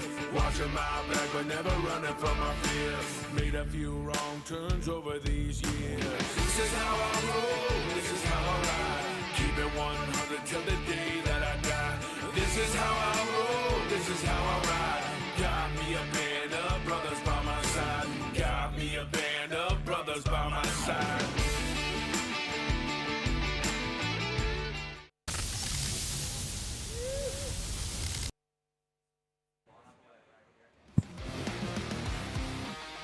Okay, so Cooper Chap, and this is Glenn Rocky Rawlings, and Cooper, we're taking over from, of course, Oki. I think she's just done about 20,000 heats straight. You can't stop a guy from talking, but also great to have Rab's insight of being contest director and running this event and the format to it. I'm loving it. What do you think? Mate, this has been such a fun event already, and we still have plenty of action to come, like you said. Oki's been in here for plenty of heats, but I'll tell you exactly why, because we are sitting in the prime location on a couch, watching replays, watching the surfers out there. Waves are absolutely firing. I'm very, very lucky and grateful that I get to compete out there today. And yeah, it's awesome to be able to sit and call some heats with you and watch the boys absolutely blow up. And as we saw in that last heat, Raya Campbell, the girls are going mad out there as well today. So plenty of good stuff going on, and yeah, excited for the rest of the day. Yeah, indeed. Some big scores going down the girls. I was talking to head judge Glenn Elliott, and he was talking about the scale, the scoring scale for the girls and the guys. It is a little bit broken, so that they are scoring the girls up a bit. But I mean, Raya, wow, you know, she deserved every point of that ride. It was just a bomb set and just absolutely tore the bag out of it. Yeah, of course. Right now we are into coming out of that barrel. And this is what we knew Nick could do. He had a bit of a slow start yesterday. He must be super frustrated. He's one of those guys who loves getting underway early. He did exactly that. Can't wait to see the replay of that. Nick Vasicek, of course, he's from D-Bar Border Riders. He opened up with, I think, an 8-1 in the earlier round of this teams event. So he just comes out blazing, doesn't he? Yeah. Let's see the replay of this. This is going to be exciting. Yeah, I really hope one of those camera guys got him because he was tucked in from well and truly behind the rock. I just was watching the wave live, and here, look, we'll see him come out from behind the foam ball.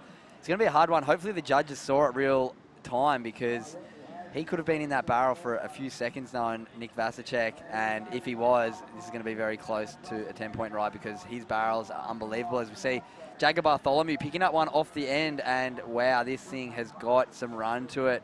A few nice snaps to get going on this one. Building some speed down the line, surfing for Snapper Rocks, the local club. Jagger Bartholomew just putting the final touches on this one, and he's going to throw the arms up and work his way into the beach. He claims that one. Vass is throwing some claims to the people on the beach, so if he's saying that he thinks it's a good one, that guy's got more barrel than anyone behind the rock than pretty much anyone I know, so far out. I hope the judges saw it real life because I feel like we've missed it with the camera angle as we see Green coming from behind the rock. This is a nice looking wave. Vertical up into the lip first turn. This is the surfer from North End once again, straight up into the lip. This wave going a little small, but getting a little run through this wide bit, trying to maintain a bit of speed through this frothy section. As we see, I'm looking out of the corner of my eye once again, it just barreling off its head behind the rock. I cannot wait to get back out there. That was Brock Cooper in the green. He's deciding to get back out there. I am surprised Nick pulled the pin on that. You know, it was an awesome barrel. We're still to see the scores come up, but he really didn't have the extended ride. You know, think he would, with early stage of this heat, another chance to get out. You can still get out and get a couple more waves and try and better that score, but I think he was stoked with the depth of that barrel and the intensity of it. And as I said, we haven't seen the scores yet, but seen the replay here of Brock Cooper from the north end. Oh, that was Jagger. So no, you're right. He's going to be. He's Brock. He's Brock. Yeah. Coming from behind, just on the other side of that wedge. Really strong first turn, airdropping out of the lip. Just a little caught behind on that one. Didn't get the full turn. There he loses tail just a little and then chases this one down through the foamy section. But this opening exchange for Nick Vasicek and Jagger Bartholomew, probably two of the most hungry surfers in the lineup out here at Snapper. And there it is, 8.67, Nick Vasicek opening up, deep barrel behind the rock. And we'll wait and see what Jagger Bartholomew picks up for his one. He did take off a little bit wider, but the first turn was strong. And there it is, 7.17, Jagger Bartholomew. So the two teams, grudge match from right around the corner.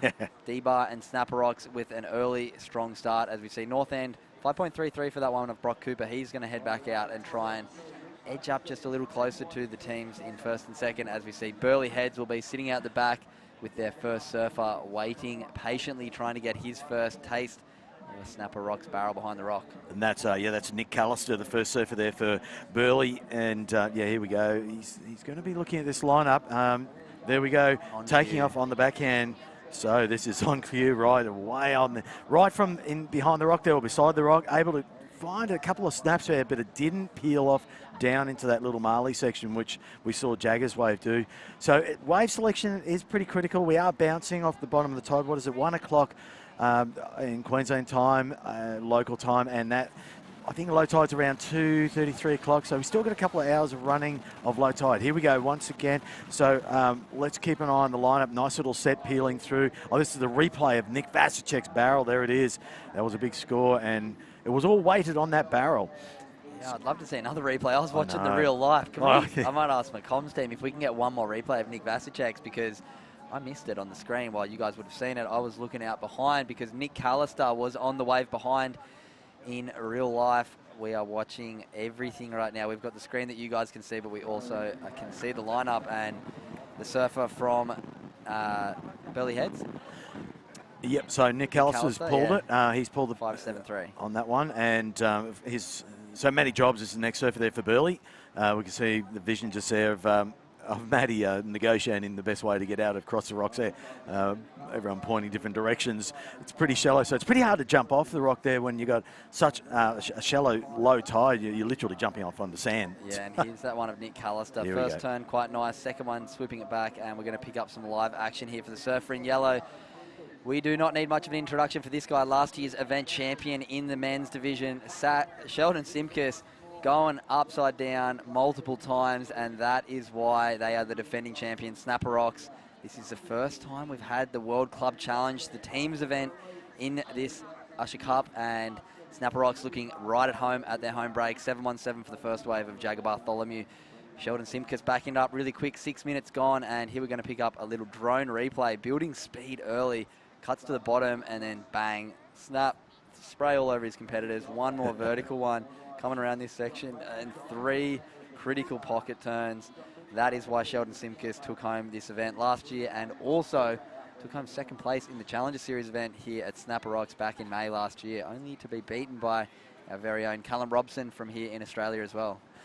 Yeah, that's a 1-2 punch there from Snapper. We saw that in the early rounds. It's almost like they've got this manoeuvre down. Jagger literally finishes away, throws his hands up, and within seconds, Sheldon's out behind the rock, jagging a wave. And they're able to get those, here we go, dropping into this wave. Oh, look at that pit. That is looking spectacular. Matty job, and we're going to see another 10 because that was unbelievable. Huge turn after that. And I'm going to go out on a limb. I watched Brooko's one yesterday, and he's teeing off down the line. Well, he's not finished yet. Oh, roofline floater right down through that inside little Marley section. So that's one of those perfect waves, Cooper. I mean, that's what we were saying. It's great to get the barrel at the beginning, but coming out of that, such a deep, throaty barrel, and coming out and then continuing down the line, still putting drive and flow and critical turns in very hollow sections. And you were alluding to, of course, the perfect 10 from yesterday from Chook's wave. That wasn't Matty Job. That was Brent Dorrington from D-Bar. So look at this. Standing tall, second section, through it, 10 points. Oh, I got to get guaranteed. It has to be 10 points. Anyway, that's going to be 2 great waves for the Duranbar team. And wow, Brent Dorrington bowed out early in competition in the men's draw, which he would not have been happy with on Thursday, but making the most of these dreamy conditions. Wow. I'm not even going to wait for the judges. That's a 10. You're going straight for it.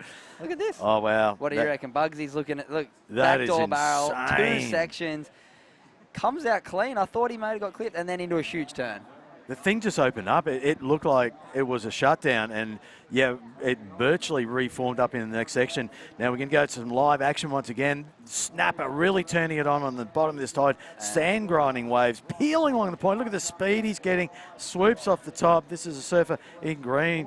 Man, look at this wave. And look at that score for Brent Dorrington. You probably didn't need me to tell you one more time, but that's come in at a perfect 10-point ride. The D-Bar boys throwing it against Snapper right now. 8.67 for Nick Vasicek, barrel behind the rock. 10-point ride for Brent Dorrington, barrel behind the rock. I think we know what the judges are looking for because they are well and truly out in front right now. And we have Snapper Rocks hot on their heels, a pocket 7s, which is very solid with Burley Heads. Just a 5.73 and North End a 5.33. A bit of work to do because right now Duranbar, they had a huge score in the first round, and I tell you what, here's a replay. This guy knows what he's not doing, getting barreled behind the rock. 1 section, 2 sections, foam ball. Oh my God, that's insane. I think he gets a 10 without any turns, and then does one of the better carves we've seen all day. So Brent Dorrington, take a bow. Wow, spectacular stuff. And we just saw, I think it was Chris Bennett's that wave previously. So so there'll be some good scores coming in once again for North End. But look at that. I mean, Brent Dorrington, wow. Breno absolutely on fire. He's a power pocket. He's one of those surfers that when Snapper is wedging behind the rock, he reads it so well. He drops in, does airdrops every day of the week, pulls into the deepest, throatiest barrel. So that's just a walk in the park for him. But I loved how it looked like it crumbled, but it reopened up as it hit that bank and peeled on down the line, giving Breno that opportunity of really coming out and scoring that massive score. As you said, it was already 10 with just a barrel, but wow, he still went to town with it all the way down the line.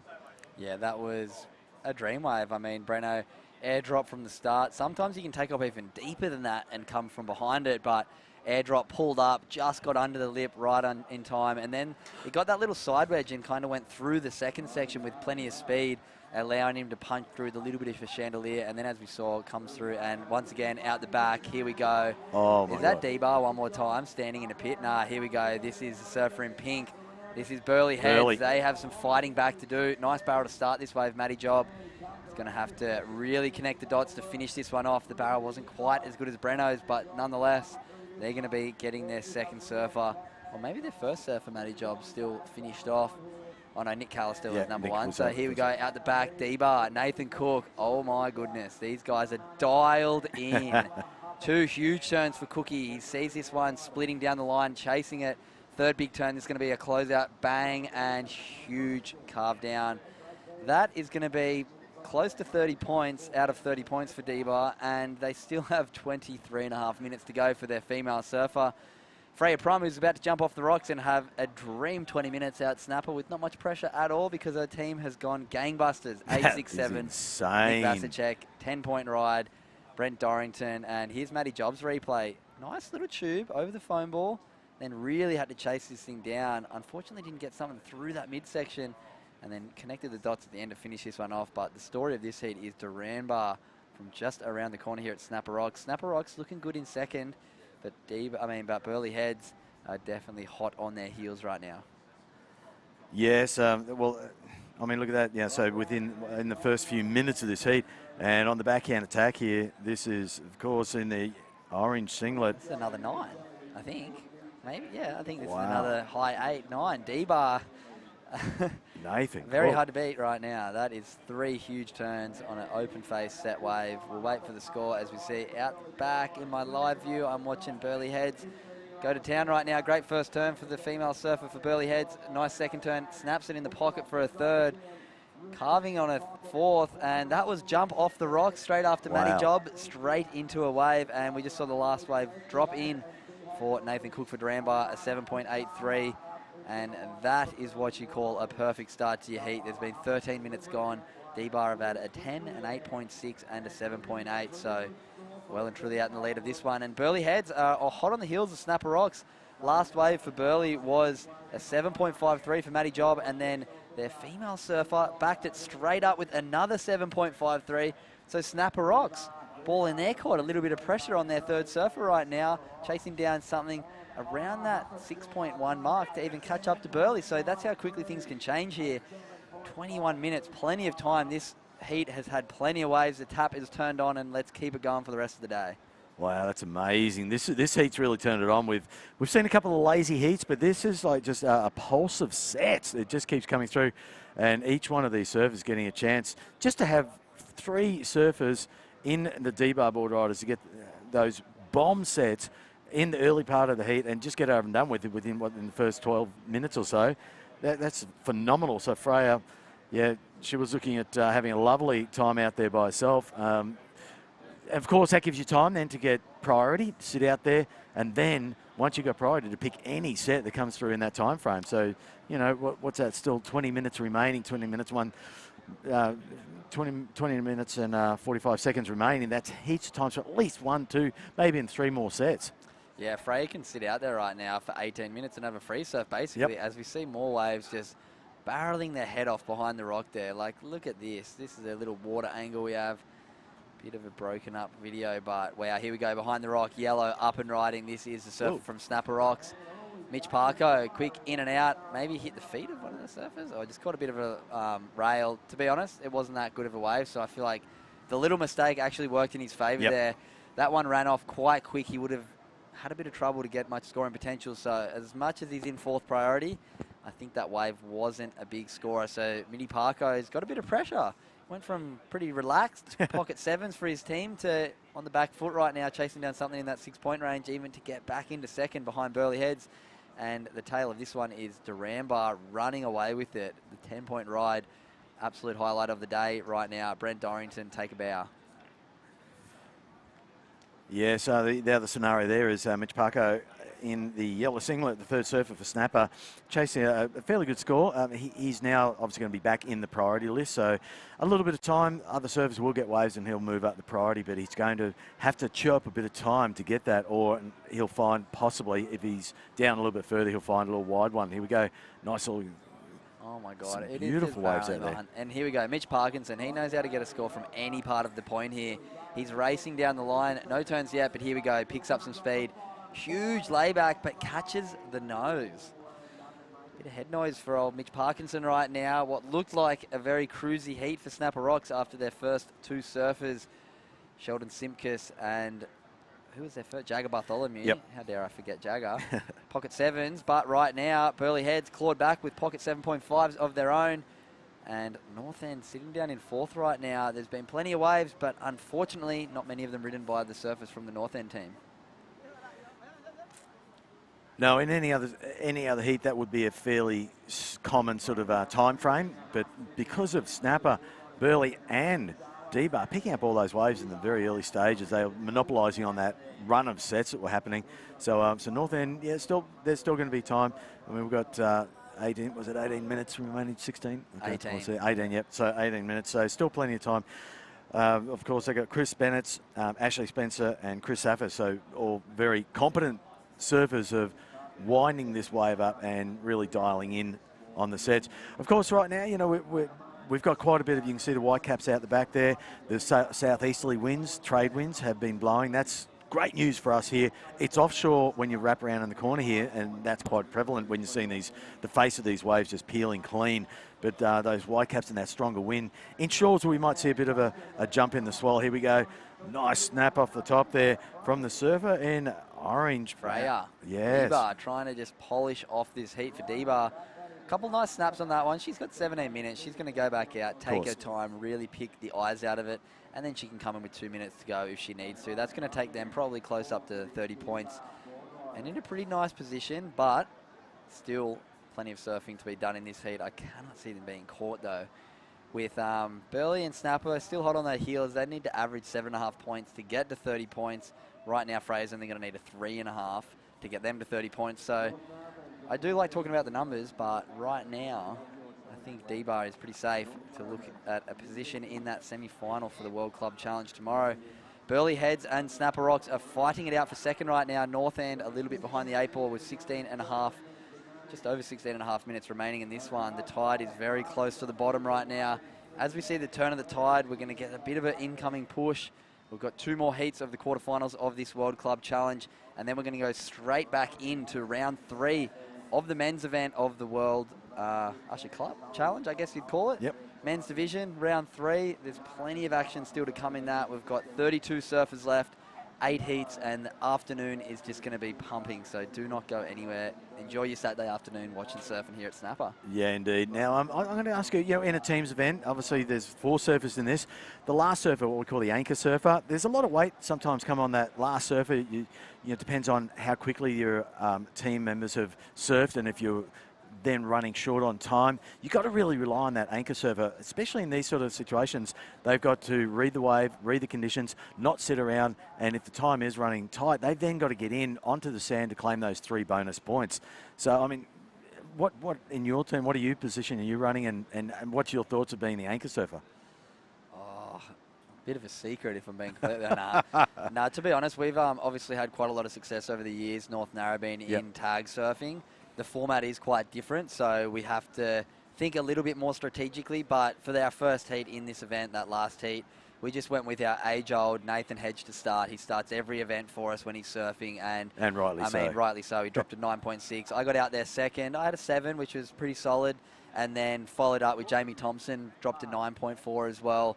And then it just gave True Starling a bit of time to really lean into her heat and got a 6.5 for herself. So, as you said, the last surfer can end up with quite a bit of pressure on them, but we feel like it's the first 3 surfers' job to get us far enough ahead so that pressure gets alleviated a little bit, and it allows True to have a bit more time at the end. But yeah, we'll see as the event goes on. I'm really interested to see how tactics do change in this event. Yep. I know I've been speaking to Bugsy that we don't really know what's going to happen with as the teams go through. We don't know what the best strategy is yet, and we will know by tomorrow afternoon when we crown the champion of the World Club Challenge here at Snapper Rocks Sunday afternoon. Make sure you're down here if you're in the local area. You don't want to miss it. It's going to be insane. Well, interesting, that strategy. I think that's what D-Bar is looking at the moment, is they've put out their top, you know, opening up with Nick Vasicek, like you with the Hog in your team. You know, those powerhouse goofy footers just come out with so much energy and excitement and really lifts the team spirit. But Nick's done that brilliantly in this heat, and with Breno and obviously Nathan, you know, these guys have come out firing quickly, got the big scores, and I think that's a strategy that when you've got good waves, that's that's maybe a reverse strategy when you have, I think, sort of inconsistent surf, and you know that anchor person is a totally different beast, obviously on the conditions.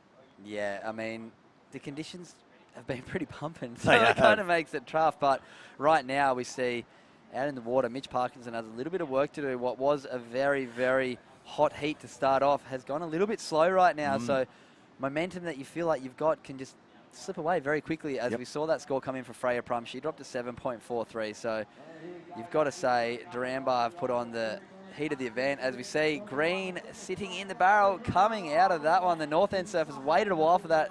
Looks like Chris Ibis-Bennett's, and he's done a roundhouse cutback. Not the cleanest barrel, but definitely spent some time in there. It comes to the end section, quick snap.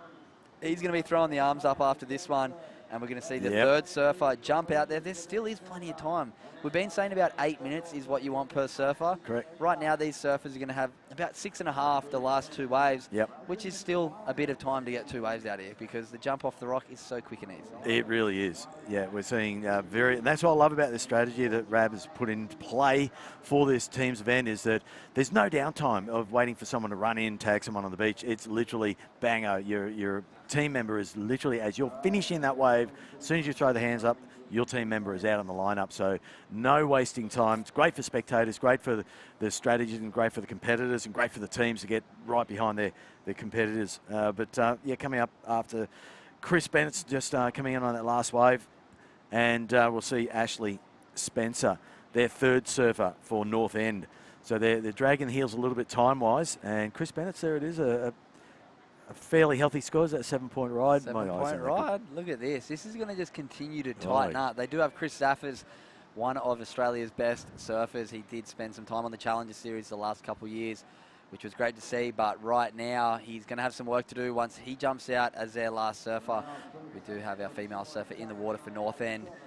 Still plenty of time, 12 minutes remaining. But right now, what I'm excited for is this Snapper and Burley Heads showdown, because both teams would love a spot in finals day. You'd hate to see Snapper Rocks bow out before finals day, but Burley Heads have really turned up the heat right now. Pocket 7.53s, the last two waves, with their last surfer in the water.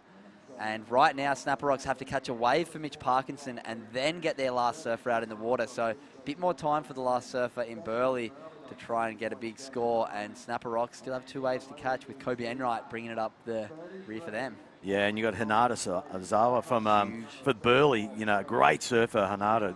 You know, very lightweight but critical surfer. Loves getting those power-based turns right up in under the lip. So Hanada's certainly going to be great. Last surfer there for Burley, and yeah, you're saying this is where things can change quite rapidly. And now we're not sure what the priority is, but I'm sure Mitch has been out there for a bit. There's been a few surfers go down, so he's got to be getting up there with the priority. Yeah, I think Mitch will be starting to get a little bit nervous. He's had a couple fall-offs. He's had a couple mediocre waves, just a 1.4 sitting in that scoreline for him. And this is tag surfing. This is what it's all about. When the pressure gets turned up, you hear that head noise, the volume gets turned up to very loud, and here we go, Mitch Parko right on cue, in the barrel, really deep in the barrel. Unfortunately, that one grabs his board, sucks it out from underneath him, and once again, we're going to see Mitch go down to fourth priority. With 10 minutes remaining, he's just sitting on that 1.4. He's going to need more than that. They can't bring him in yet. They cannot. No. He needs more than a 1. So you will no doubt see Mitch go off to the left a little bit more, away from his opponents, and try and get one of those wide ones. But yeah, he won't have, there we go, the replay. Just a little bit of a whitewash ball in the barrel, and he pulled himself a little bit too deep on that one, not looking enough down the line. It did power off very quickly down the line, so even if he'd made that section, he would have had to really pump the board to get through into a workable wall. Yeah, I think the wave was just a little bit small to be able to kind of slingshot across the bank, just like we saw Brent Dorrington earlier in this heat dropping a 10-point ride. He was on a bigger set wave. Correct. It had that kink in it quite similar to Mitch's, but an extra foot on the wave allowed a bit more space. I mean, both of them are pretty small dudes, but Breno, bigger wave, got to make his way through that barrel and was rewarded very deservedly 10 points. Yeah, indeed. second 10 points we've seen for the weekend. We're in these sort of conditions, and you know, when you get those bomb sets and these sort of waves, these servers are the best in the world, and you know, you just give them a canvas of that, of a perfect grinding barrel with a big open wall to work with. You're definitely going to be seeing some big scores being thrown down, but we're seeing 2 10s now, which is, it's not easy to achieve, but man, when you get those, you've got to be stoked. Yeah, it is definitely not easy to achieve perfection, but when the waves are like this, it really allows opportunity to throw down massive scores. We're going to see plenty more good surfing coming up once the individual men's get back out there. A few more shots for all the athletes, so I think we're going to see plenty more scores up in the excellent range. We've got 2 more heats coming up in this World Club Challenge. Quarterfinals, number 3 and 4. Then we'll go straight into the men's draw. I think we will get through quite a couple heats. I might ask Rabbit sitting next to me. Hey, Rabs, how many heats are we going to get through of the men's? We're all on cold. We've got 8 heats of men's to try and get through. We might be down here having some late afternoon frothies up at that Rainbow Surf Club, watching the sunset and watching guys rip waves to finish off the day, because then we're going to be coming hot into finals day tomorrow. Still plenty of action. Men's and women's champions will be crowned.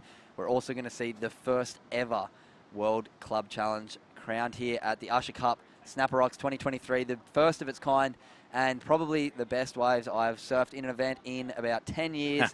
And here we go. Freya Prum from D-Bar, just having a bit of fun out there right now. She's already dropped a 7.5. D-Bar is through, and she's going to surf this one. She'll probably go back out with 7 minutes and get another one. Why not? Why wouldn't you? It's a great opportunity. Just hang out there, have a bit of a free surf. The beauty about this, and I love this with Rab, you know, the surfers have got the opportunity to just go and surf as many waves as they want, and as long as they don't, you know, drag out the time too long. But yeah, Freya's just having a ball there right now. Yeah. Her teammates have just given her plenty of breathing space. Obviously, Nick Vasicek, Breno, and Nathan Cook firing up really early in the piece. And time's ticking away. Look at this big one out the back. There's some sets. Here we go. Wow. Anada Azawa from Burleigh looking for the barrel. Doesn't quite get in it. I think he's got to get out of this one. He's going to need more. Didn't quite get in the barrel, so he's going to be back out the back. Still 7 minutes remaining, but the big news right now is Snapper Rocks, Mitch Parkinson. He's out there trying to get his wave and better, a 1.4. He's out the back by himself behind the rock.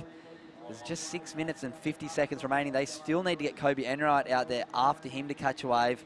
We'll wait and see how they play this one. I'm sure Jay Phillips, team captain, president of Snapper Rock Surf Lighters Club, will be on the rock yelling at him, telling him what to do. But it all comes down to the waves that come through and the time limit there is. And right now with 6.5 minutes, it is truly ticking away for the Snapper Rocks team. The local club, one of the favourites, last year's events champion, in a bit of a precarious position right now. Certainly is. Here we go, Mitch Parker. Oh, here we go. Gosh. Oh, throaty one. And comes out, throws his hands up. Well, that's what he was wanting. He's still got a little wall to work with, but I think that barrel enough, as we saw previously with Breno's barrel, the 10-point barrel, that is, the angle on that was insane coming from the drone out there. We're looking forward to seeing the replay on that. He's going to come in very quickly. Of course, give Kobe a chance now. We're watching club president running down on the beach here in front of us, but there goes Kobe. She's out in the yellow singlet, very quickly getting out into it. Mitch, he waited for a while. We know he's capable of getting the scores, but let's see that on the replay. And that drone vision is just, it was looking straight into that warpy behind the rock snapper barrel, and that's what we know that can happen on these low tides, and Mitch has had a million of. Here it is on the replay. You can see the backwash in it. It warps, it throws around, spits, and he comes out clean. He's pretty happy with that. And he, as you say, the barrel is everything. He didn't need to do it. This is from behind the rock. He's well and truly locked in it. Comes out with a spit. Here. That was incredible by Mitch. With all the pressure in the world, late drop, catches a rail a little bit, pulls it back out, and I think we're going to see close to another 10 maybe, because that barrel was unbelievable. I think that was better than Breno's. Deep, had the double pump in it, was standing tall, spat out, and Snapper are going to replace that 1.83 with something well and truly up into the excellent range, I believe. And Kobe Enright's going to be out there, and she's not going to be needing too much, if anything, to catch up to Burleigh. So Hinata Azawa has got a lot on his plate right now, because he's going to have to really throw something down and keep Kobe Enright off some waves. But we'll wait and see this score for Mitch Parko. He's got a grin on his face. A bit of pressure was building. He was looking a little bit dodgy, but we see a big smile on his face. He throws the shaka to us in the comms area. We might get him to come sit straight down next to us, actually. Yeah, we're going to get him to come Yeah, sit he's straight on the frothing. couch with us. We still haven't seen the scores come in, but as he sits, let's see what the scores come in at. Here we go, Well, replay the one more replay. time. Airdrop just pulls his rail out of the water. my Do not know how he God. did that. Houdini act. And he bloody comes flying out. And right now he's about to sit down next to me. Yeah, brother. That was sick. Bit nervy at the end. Mitchie. Zaffers. Oh, little nugget. Mate, how are the nerves just then? Oh, it was hard to find him, eh? I took off on one that was a bit weird, and I just did the Benny bog rail at the start of the wave and blew it, but Zaff just got a fun little one. But We haven't seen your score yet. What are they going to give you? oh, I don't know. I free fell into a pretty nuggety one behind the rock, so I didn't think I was going to make it. It has to be a good one. If you think you're not going to make it, I'm going to call that we're probably going to see another 10. You would have seen Breno's one before. Oh, yeah, that's because right. of his, maybe the scale might... He came out and did that many good turns that maybe just under 10, but I think you're going to be pretty close. That thing was sick. It was a fun one. I was super late into it, and I was like, oh, well. 9.27. There we go.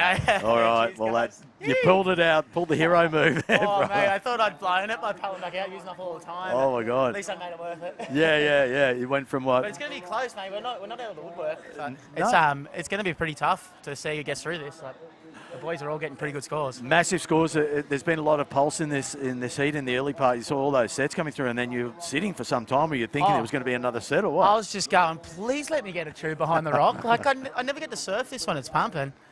Oh, that was That's well done by Yes, Zaff. Chris Raffer's last wave, so Quite another as good long ride. or deep as your barrel, but once again, we're seeing a few of the surfers come out, get some turns, and then connect, which you know what it's like out here. Quite often, if you get a good barrel, there's not much after it like your one. Yeah, well, the waves we look for behind the rock, you don't really want that long wall because they don't really get real nuggety. Yeah, you the don't- real short, stumpy ones, they're the evil big ones that spit behind the rock. It had a bit of warp, a little bit of back wash Oh, in it's a yours weird as one. well. Like I took off like, super under this little ledge bit. We and might see I if we actually get a thought I was replay gone. We'll get a replay for you, but that was pretty insane, your wave. We got a great drone vision looking straight into the pit on your one. Yeah, sick. The drone clip was nice of yours, but yeah, that airdrop was unbelievable as we see. Here we go, your teammate took us through it. Come on, Kobe, we need this. She's Yeah. got a little insight. She needs to get back out there and get another one. 2 But, minutes. 2 she might minutes, need it's going to- to be tough. Yeah, What she does needs the need? 3 She points needs the too. 2. I think she might have just got a 2, hopefully. She needs a 1.6.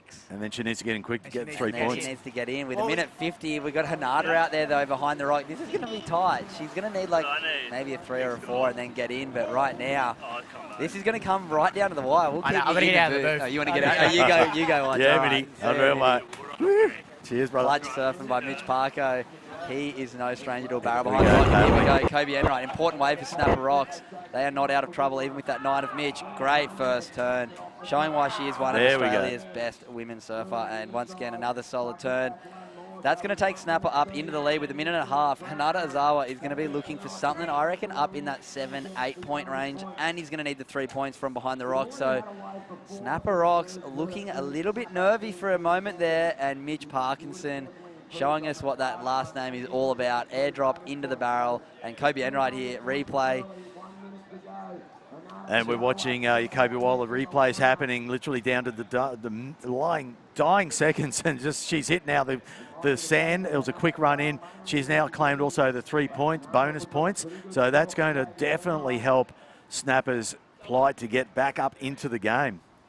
So she gets, I think the 293 was her wave prior. Yep. So we're going to see another score Definitely. come in. So right now, Hanada's got a 4.7. So he has to replace that. So even with that 2.9, he still needs a 5.7, but we're going to see that go way more than a 2.9. So he's going to need something up in that 9-point range. And with he the needs 3 to point get in the bonus. box. Yeah, he won't have that time. We're going to see Duramba 20 and seconds. Snapper Rocks, the 2 grudge match clubs from right around the corner of each other, moving on through to finals day. Here he they goes. know what they're doing out behind the Rocket Snapper. As we see Hazada, nice long barrel, but Oh, he catches her unfortunately out. catching the nose. I think it was a little too late anyway. He wouldn't be getting those 3 points. And we see Kobe Enright, dry feet. That's going to do it. There for it the is, Snapper counting it Rocks in. club. 2 seconds, and wow. Oh my God, well that was an arbite. Everyone in the tent here up on the edge of their seats. That was spectacular. Thanks, Cooper Chapman, what a great call. That was epic having Mitchie in, and literally Mitchie coming straight in from the ocean and then jumping straight into the booth here and watching that absolute awesome, very deep throaty pit.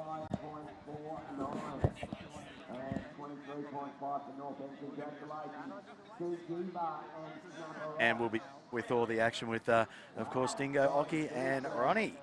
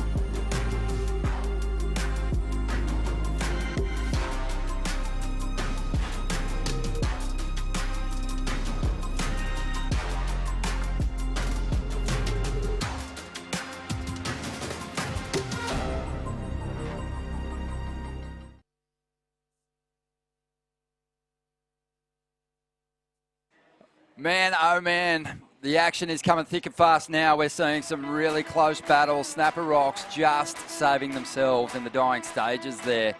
Mitch Parkinson, he hogged the clock.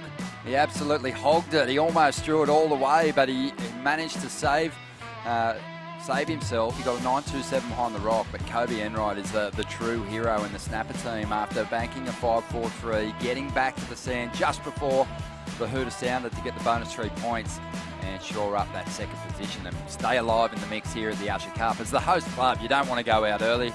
Ronnie Blakey with a couple of local legends in Mark Occhilupo and Dino Morrison. Dingo, there was some sweaty palms and some nails that had been chewed down to the bone in the Snapper camp before. Mate, there was, and like you said, you know, Kobe kind of pulled it out there, and so did Mitch. You know, he did take up some time on the clock, but he was able to pull out a 9.27, which, you know, if you're taking up the clock and you pull out a good score like that, it's almost worth it. Yeah, you get props, you get a slap on the back. But it's funny, sometimes chasing those smaller numbers can be difficult. This guy bagged a 10-point ride yesterday. Tricky Troy Brooks locks in, and this guy can find them.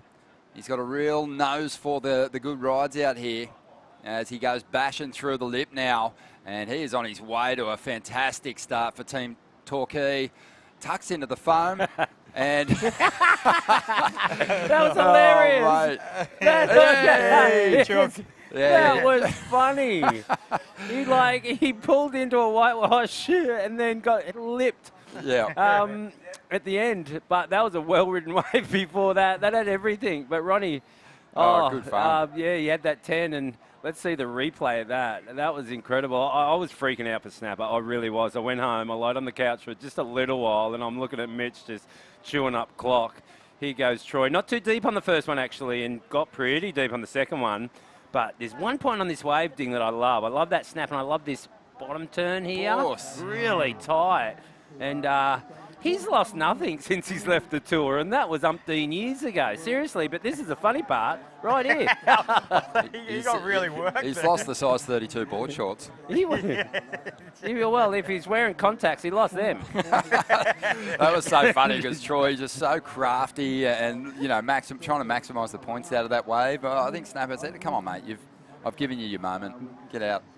Just threw him down. But it's an amazing start. Like, to get that counting right in the first 3 minutes of a board rider's battle, any format, is just such a huge plus to your team, Dingo.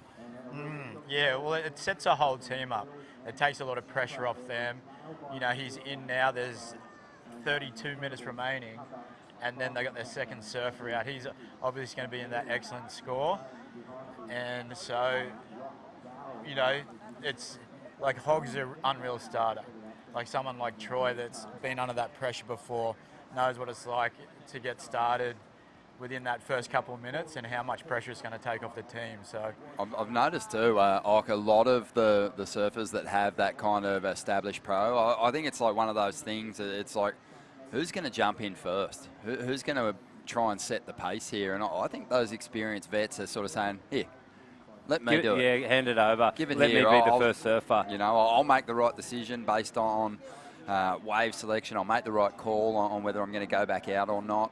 I wonder if they get the choice. I mean, from the team captain, or I don't know who is team captain, but you know, you want to go first or last, because that'd be the, you know, I don't think there'd be any other spot for these guys, right? First or last in that order of surfing. But Troy, he's really kicked it off high with a 7.97.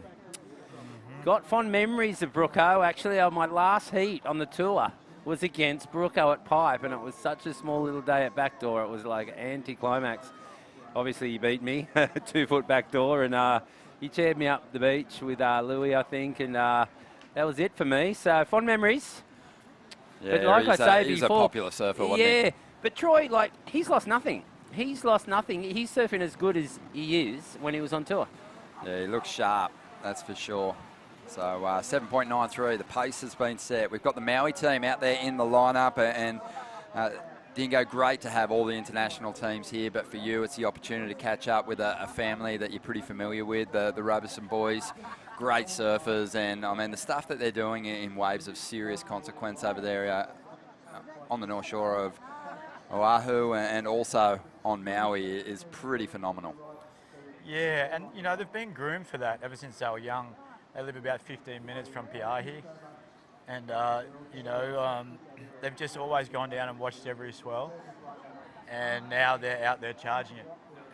Baby Steve caught his first wave out there when he was 11, so Unreal. I mean, you know, where do you go from there? That's Obviously, he's just- mind-blowing. Yeah. At 11. At 11 years old, he got the 20-foot wave. They towed him into a 20-foot wave.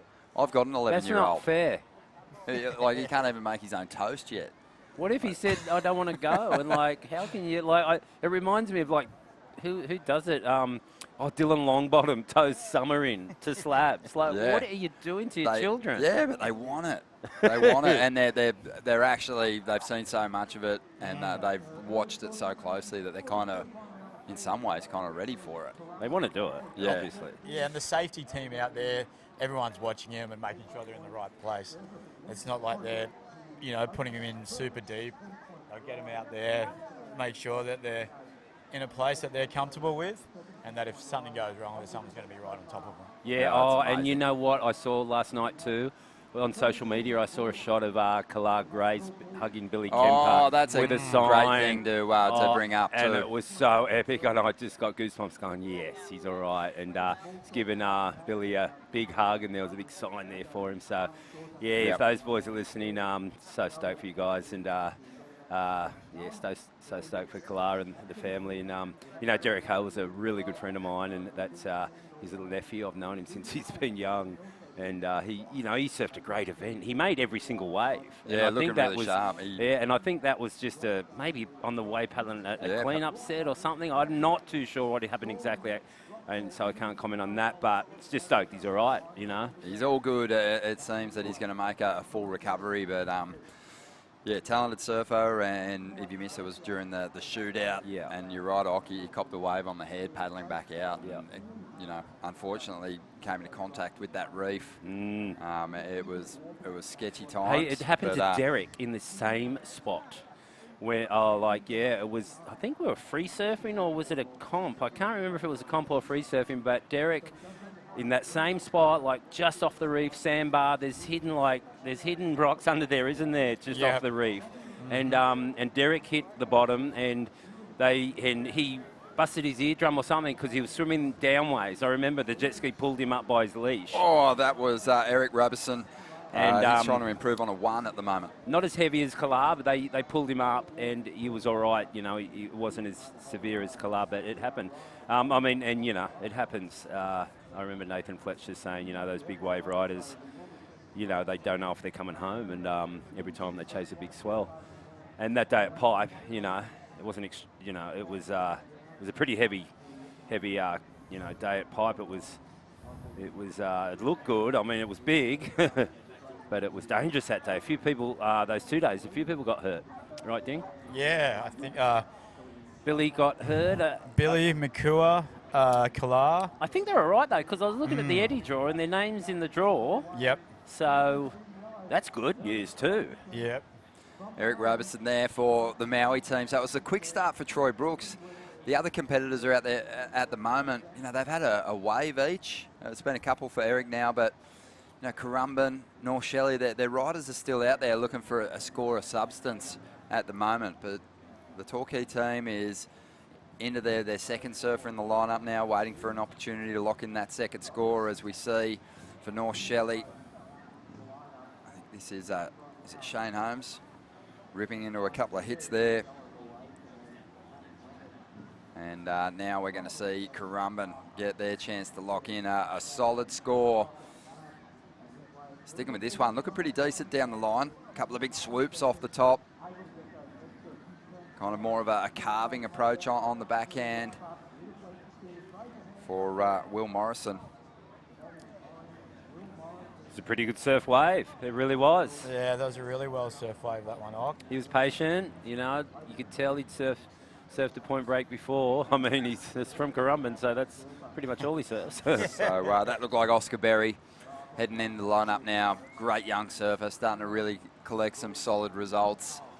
Did well, I think, made the quarters at the World Junior Championships over in California just a couple of weeks back. And, man, just I mean, grew up riding Dalberg's Ock. Yeah. He's made the move to Luke Short's boards now, and you know, I saw a post that he did, just so thankful for the support that he's had from both shapers.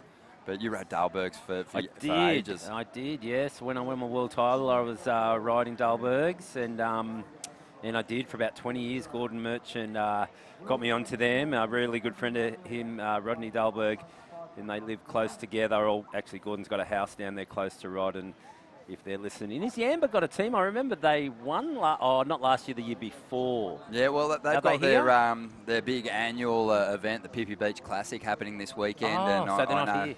Yeah. They're not here, but also, you know, it was tough to put together the field for this event for Bugs, because there's obviously so many fantastic clubs, but what we really wanted to do was get some international teams over here. Yeah. And also we wanted to honour the clubs that have been involved in the Usher Cup in its first couple of years. So I can just see, as this event grows, that there is going to be the need for some kind of qualifying rounds in the lead up to the event, because it's something that everyone's going to want to be a part of. It's an international field, and as we've seen already, the standard's high, but so many amazing clubs that in Oz that aren't here, unfortunately. I'd love to see an Indigenous team in there, Ding. Even though I know they haven't got their own club, that they can just make a team, and you know, just I think that'd be special. What do you think? Yeah, I think that'd be a great idea. And next year, I was down there with the slabs a couple of days ago, and they mentioned that, and I thought, yeah, like it would be a great addition to put a Jurukai team would be, you know, they could put together a board riders team. I'm just thinking of a team in of their like kitchen. You could have Russ Maloney, Otis Carey, Summer. I forget Summer's last name, but I know she hangs around with the boys at the local girl, and Lungy. Good team. Oh, you could. That was a nice little tube there off. Good team, don't you think? Oh, and that was a nice little tube. Yeah, it's got to happen next year, I reckon. Oh, Xavier Huxtable looking to back up Troy Brooks's work, maybe even go a little better here. Great young talent, the Victorian. Big, bright future ahead of him. And really, I think with surfing like this, he's going to have a fantastic run in those qualifying series events. And yeah, that's the kind of surfing that could see you onto the Challenger Series. It really could, and he's heading that way. He really is. You know, look out for him in this next QS run in Australia, because that's what he wants. Look at that nice deep barrel. Actually, not as deep as we thought. So the judges won't go high there, but he just generates all this speed and.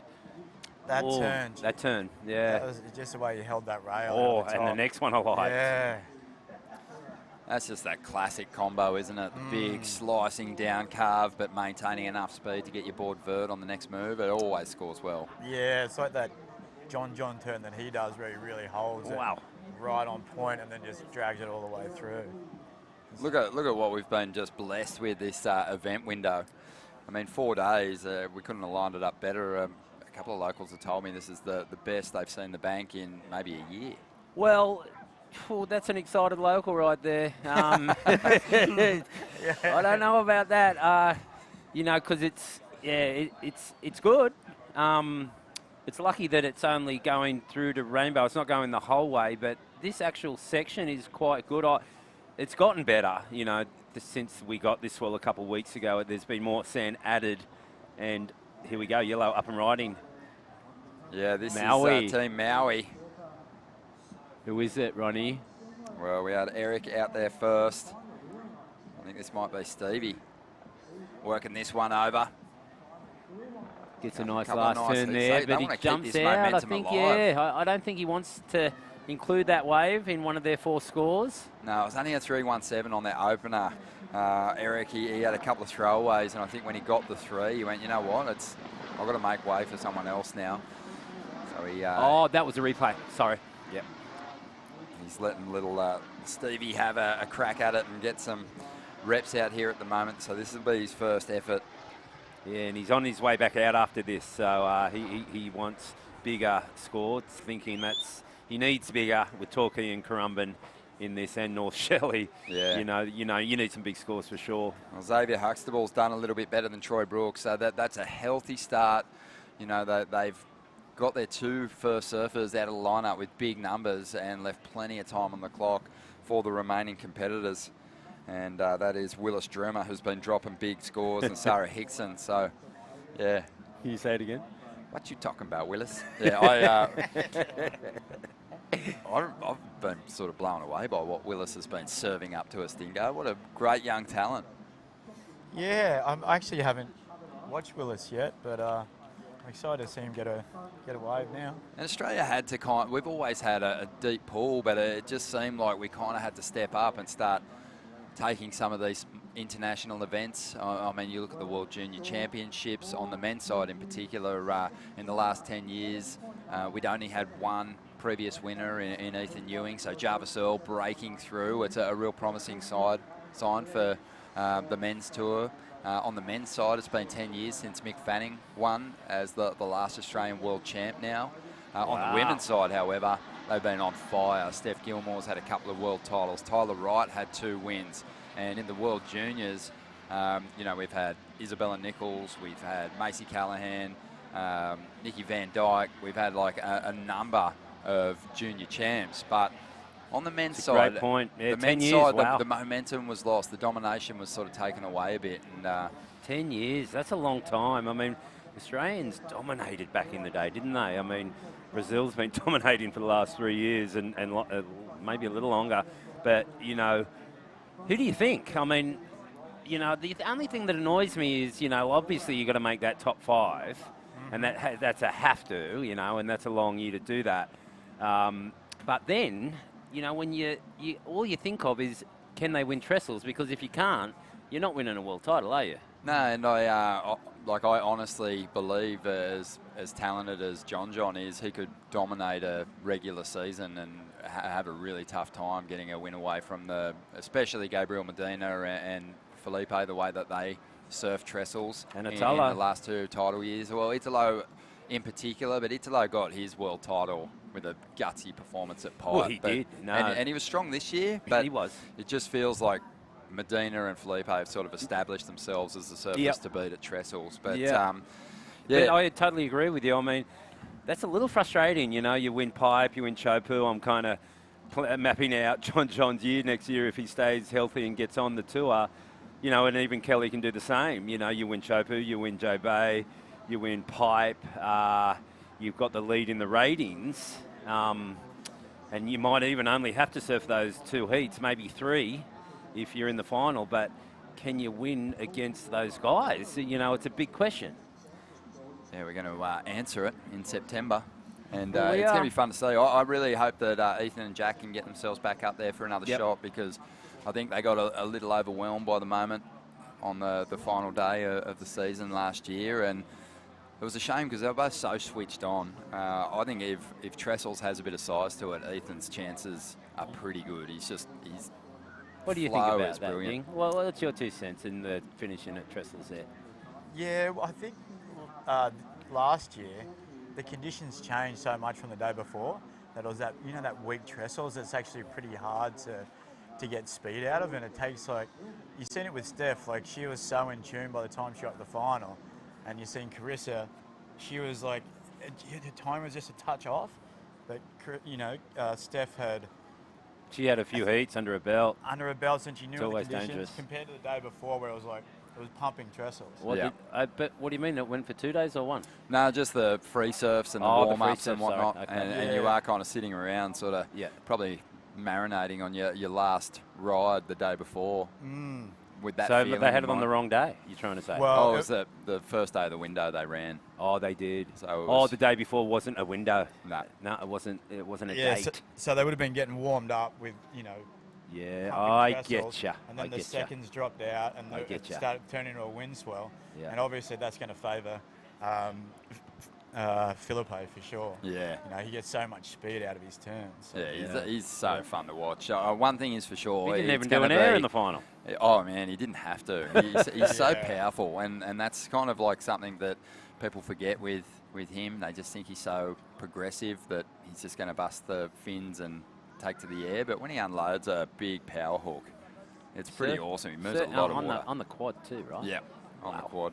But yeah, it's going to be fun to watch, no doubt. And with more Aussies graduating from the Challenger Series at the end of the season at Haleiwa, we're going to have a whole big pack of, I think, gritty competitors joining the ranks. And looking forward to seeing Liam O'Brien get his opportunity because he got injured before the tour kicked off last year. So it's going to be fun. But right now in the lineup, we do have the Torquay Club well out in front. 7.93 for Troy Brooks, 7.97 for Xavier Huxtable. And also out there at the moment, well, I'm not sure if it's Sarah Hickson or Willis Droomer, but I don't think it's going to matter. They're both great surfers. They've got a really strong team this year, the Victorians, and we'll see if they can bring it home in this one. Maui's sort of hanging in there. It's kind of Currumbin, though, that's in a position to make a strike at second position at the moment. Yeah, definitely. 2 threes ain't going to cut it. Mid threes. They've only got a total of 7. So, yeah, they need to do some catching up right now. Get themselves on a good wave, a long wave, maybe a barrel. Dingo, when we were chatting the opening day of competition, we were talking about this World Club Challenge and just strategies and whatnot. And you said typically in these board rider teams events, you know, if you're kind of just on that 5-point mark, a little higher, you're going to put yourself in contention. We've seen the numbers that have been pretty solid and quite generous maybe throughout the event so far, so that total's been a little higher, around about the 6-point range and probably up around 26 points. Some clubs have well and truly exceeded that. But yeah, it feels like sort of the 6 to 7-point range. If each of your surfers can get there, then you've got a pretty solid chance of getting yourself through to the next round. Yeah, and it's a different format. What we're used to. Like, this format's actually never been done before, the way that they're changing over. Usually you have to come in, run in, tag, and then you're back out there. So you're kind of against time. Whereas this one, time's kind of on your side because you're jumping off the rock. You can be out when someone's on the beach, and then the transition can be 10 seconds. 10 seconds. Yeah, or not even on the beach. As soon as they throw their hands up and claim that wave. Oh, yeah, okay. So that's 10 seconds. Yeah, so you could be straight out the back and into another one. So, and the waves are pumping. Yeah. And like you said, I think before there was a team out of 43 points, they got 39. Yeah, amazing. Yeah, here we go.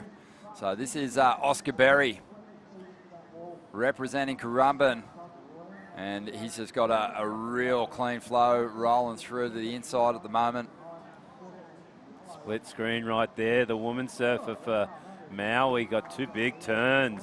Yeah, nice. They needed that. They did need She that. put her hands up. Did she ride out? It was touch and go. She was more interested in putting her hands up than riding out. I would have been trying to ride out first. But you make a good point there. Yeah, you make a good point saying that judges have been generous. I think they have too. But I think everyone's adjusting to snapper, right? Because it's a pretty good wave. Also, we speak about it often. Sometimes when the scale's compressed around the 6s, you know, if you're giving the really classy surfers in the draw just 6-point rides, then you get working with a really compressed scale. May as well get to that upper end and work and reward the best barrel. waves. Wow. Is he coming out? He should be. Man, he was right in the zone. Oh no, something happened in there. I know it was only it wasn't a big barrel by any means, so he had to, what he had to do was have no lip touching him. No lip, even, you know, just ahead of the foam ball, and if you get one little bit touching any part of your body, you're going to slow down too much and not make that barrel. Well, Max Leonard only managed a 2.4, so we got Shane Holmes out there at the moment, and he's really trying to make up for those shortcomings, I think. So stuffed himself way back in there and could not find the exit. He couldn't, and that, you know, I mean, the size wasn't there. I'm not too sure if the judges would have thrown it at 10 because it wasn't a very big wave, but it was so deep. I mean, and it was so technical that, and it ran off again. Even if it was coming out, it did run off again. But like some kind of magician, like a Kelly Slater or someone, could have made that barrel. Well, Nora Liotta has put the Maui team right back in this. She's just dropped a 7.67. And that is going to really give them a chance to potentially lock up one of those top 2 spots. Yeah, for the semis. Like, yeah, it was 2 big turns. The Maui boys will be stoked right there. Yeah, so now we've got Justin Robertson out there, and he'll try and really lock it in with a big number himself. And he's got a bit of time, 9.5 minutes to go here.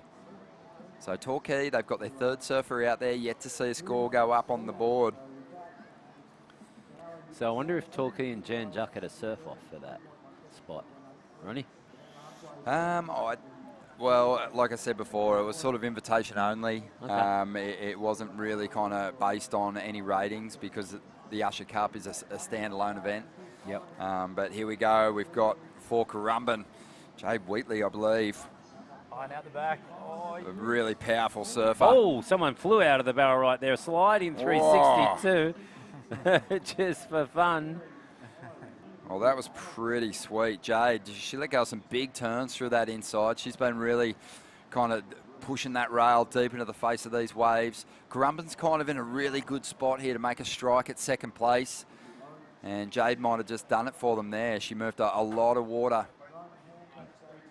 Yeah, interesting to see that score. I actually seen Micah Marguson claim a wave halfway through. So could he jump? Oh. So if his other surfer, could he jump out as he's claimed it? Good point. Yeah, I don't think we'd punish him for it. I think Rabs really made these rules pretty lax. You can kind of do what you want. He didn't want to have unnecessary penalties. So I'm going to guess that he didn't even worry about that. It was sort of like, you know what? If you throw your hands up and you've claimed your wave, you know, I think the next person can go in. It sort of seems... It's just that the other surfer's got to come in. Yeah, I think it If seems they don't silly come though. in, If then you you get got a barreled, problem. you throw your hands. That might have just been a claim, but Mitch Parkinson could have almost potentially Done been the doing the same. same thing. Yeah, He came yeah, out with 2 sure. hands up. Here we As go. we see Shane Holmes. Wow, I love this guy. Yeah, he's He's a great surfer, isn't he? And he's got Solid. so many similarities to Sean Holmes. Yeah, yeah, you know, and oh, geez, how good would Shane Holmes surf, J Bay? Might love to see that. Yeah. But, you know, just a hard-working, hard yakker, just rips, could be on tour kind of guy. I mean, you know, far out. There's that local underground hero. Yeah. That I actually love watching him in the board riders battles. Yeah, he always I always steps do up, too. doesn't he? Yeah. Always. Yeah. Board rider battles, he's gold. Okay, so I think we've got Zane Glore for Currumbin Alley now. And look, the scores have come through for Jade, and they are solid once again. She's been pretty reliable. It was actually only a 3.9. It can't be right. Thought she did a couple of big turns Yeah, well, there. I Did don't that know. wave fade away on the Yeah, inside? it did, yeah. I mean, she actually done it a little more on the inside, I think. Let's see the replay. Oh, no, it's not her. But it's orange up there. Right, but by the sound of the boys in the place that run the show, I reckon they're going to give it to us. Sooner or later. Here we go, Torquay, Willis Drummer on the outside. Just Someone really is get up. on the hunt for a wave. Time's becoming a bit of an issue here. Here we go. North Shelley. We've got so many great surfers. Macy Callahan, Molly Picklum, of course, both those surfers on the CT, so ineligible to compete here in the Usher Cup. Well, that was a decent wave. And yeah, we'll wait for the numbers to come through for Zoe Ifield. And yeah, we'll see what Here we we've got go. in our This is hands. the score you're thinking about, Ronnie. What did she do? What was the score she got? That was a pretty nice turn. Tell me the score. Oh, she went a What little was while. It was a 3.9. 3.9.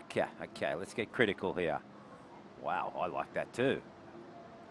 Yeah, just had a couple of little kind of moments where she was sort of scratching to kind of find some momentum on that wave, but Judges have been generous. I think that was a bit low. I'd go 4.9.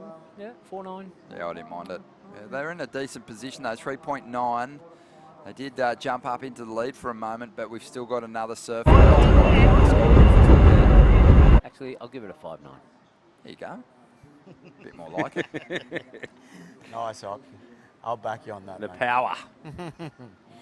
So yeah, it's Zane Glory's out there for Currumbin at the moment, and he's trying to get rid of a 3.33. So he has a great shot here in the last 5 minutes of upping the tally for the team and getting those bonus points. Up and riding. Looks like a Grommy from Torquay right here. Yeah, this is Willis. Willis, what you talking about? I can't do it like you. Sorry, Ronnie. That's my last try on that one. Yeah, he's rolling through the inside on this one. Really just kind of desperately chipping away at it. Just wants to put a solid score up. They don't need a whole lot. And the other thing that he can do is just lock in those bonus 3 points. And, you know, the pressure will grow with that. The requirement will grow for Maui. And yeah, put the pressure on the other teams, right? Get that 3 points, and here's a deep barrel. It looks like he should Russ come out Maloney. right there. Of course it is. Oh. Of course it is. He's wearing his hat, sun protection, double stage floater, sick deep barrel. And someone's in the barrel behind him too. Hang on. Double barrel. It's all happening, but Russ has just found a little dream vision out here at Snapper. So North Shelley was back in that 4th position. There's just on 3.5 minutes to go, and this is, you know, one of the fancy teams in the Usher Cup. So let's see how high they can go here. But it's a relatively low-scoring heat, this one. Was that last surfer for North Shelley? He wants to know how Russell, much time's left. How much time? He's their last surfer. He is their last surfer. So he's going to go try again, but so he's not on the beach. This is really interesting because Torquay's in. That was a massive score. Can he get better than that? Can he stay on the beach and maybe get by him? Actually, no. Yeah. He's surrendered. Yeah, that was good. He's surrendered. He's like, nah. That was going to be an excellent score for sure. Yeah, well, they might, you know, wow, Ronnie, he needs because a 6.93. Have a look on the outside here, though. He's going to get it. And he's got his 3 points. Torquay, are they in trouble? Yeah, maybe. But they are. I mean, they've still got a rider out there, correct? Oh, no, I thought that was their last surfer. Torquay's got a rider out there. That was North Shelley's last surfer. Oh, sorry, yeah. He I'm confused. Yeah, oh, man, he Send needs a me home. 6.93, but he might need more once the Torquay competitor locks in the last score for them. And I believe that is Sarah Hickson. She's out the back just looking for that opportunity, and it's a waiting game at the moment for the North Shelley club. Where is this score going to fall for Russell Maloney? Waiting on it to come through now. It was a barrel. It was deep. It wasn't big. They've got to have a good think about this. It was a clean funnel, though. And that was actually probably the deeper one I've seen, really. I know it didn't have a lot of girth and size, but... Oh, then we've gone to the first. Yeah, wow. Wow, what is it? 7.5. Yeah, so in a low-scoring heat, no one is out of reach at the moment, especially when you consider Torquay, Maui. They still have a number to lock in. Currumbin have been bumped back into second position. Up. Sarah Hickson. Oh, no. She's having a go at it. Oh, man. She still can do it. If she can get out there. She can go back out? How long she got? Well, I'll tell you. So that's 2 points. I'll tell you what she gets needs. a 3 for coming in. Oh, she's claimed that. She can do it here. Oh, really? She can overtake the North Shelley club here. Currumbin have gone back in front. North Shelley in second spot. But there is a couple of low numbers there. Well, has she claimed? Did she claim that? She doesn't have to. She just has to get to dry sand, and she's there. She's got her 3 points. Okay. So, yeah, she... I don't know. I'm kind of making up the rules. She got a 2.17. She got the bonus 3 points. Okay, so they had enough to jump up into that first position. Currumbin, they had enough to get themselves in second spot. North Shelley. What do they need? Well, I think they're done. 46 seconds. So, if you stand up and ride a wave all the way to you have to come in on the beach. To the finish your sand. heat, yeah. You got to get to the sand. Basically, you got to get your feet out of the water. But you can still take off with, 5 seconds to go and get your score. You'll get your score, but you won't get the bonus 3 points. Okay. So it is attainable. That first position. Yeah, I think he knows now. Even obviously you got to add the 3 points to the order there. I mean, he gave it a good nudge. Look, the rest of the team had pretty low scores. Russell had the best of it, so he gave him a good fighting chance. As we see now, And this is an important ride. He really has to tear into this one. Wow, it's a pretty good wave. I don't know. Well, he's not going to get the bonus 3 points. So this, basically has to be a 10-point ride, I believe, to get him up into second spot. Okay. Because he was after, then the 9.19 out of that one to get himself into second. So those bonus points being added there for North Shelley. Torquay did the work early with some solid scores. Currumbin just getting ahead. North Shelley so close in the final stages there. And Maui, they just couldn't find another big score. We're going to take a quick break. We've got more action coming your way right after this. World Club Challenge.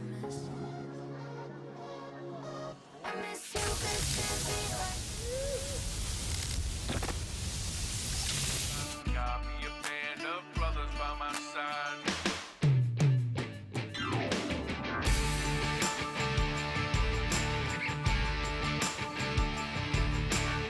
I'm right here, I ain't going nowhere.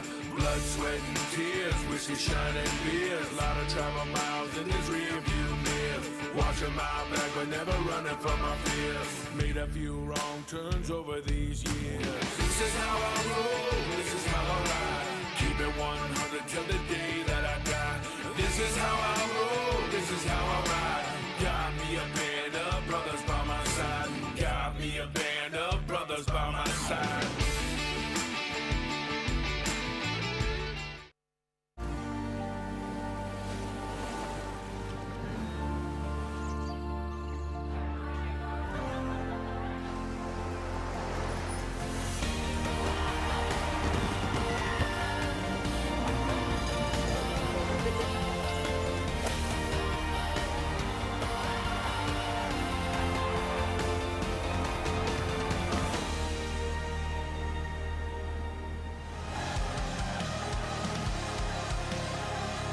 Well, the quarterfinals of the World Club Challenge have had it all. 10-point rides, barrels behind the rock.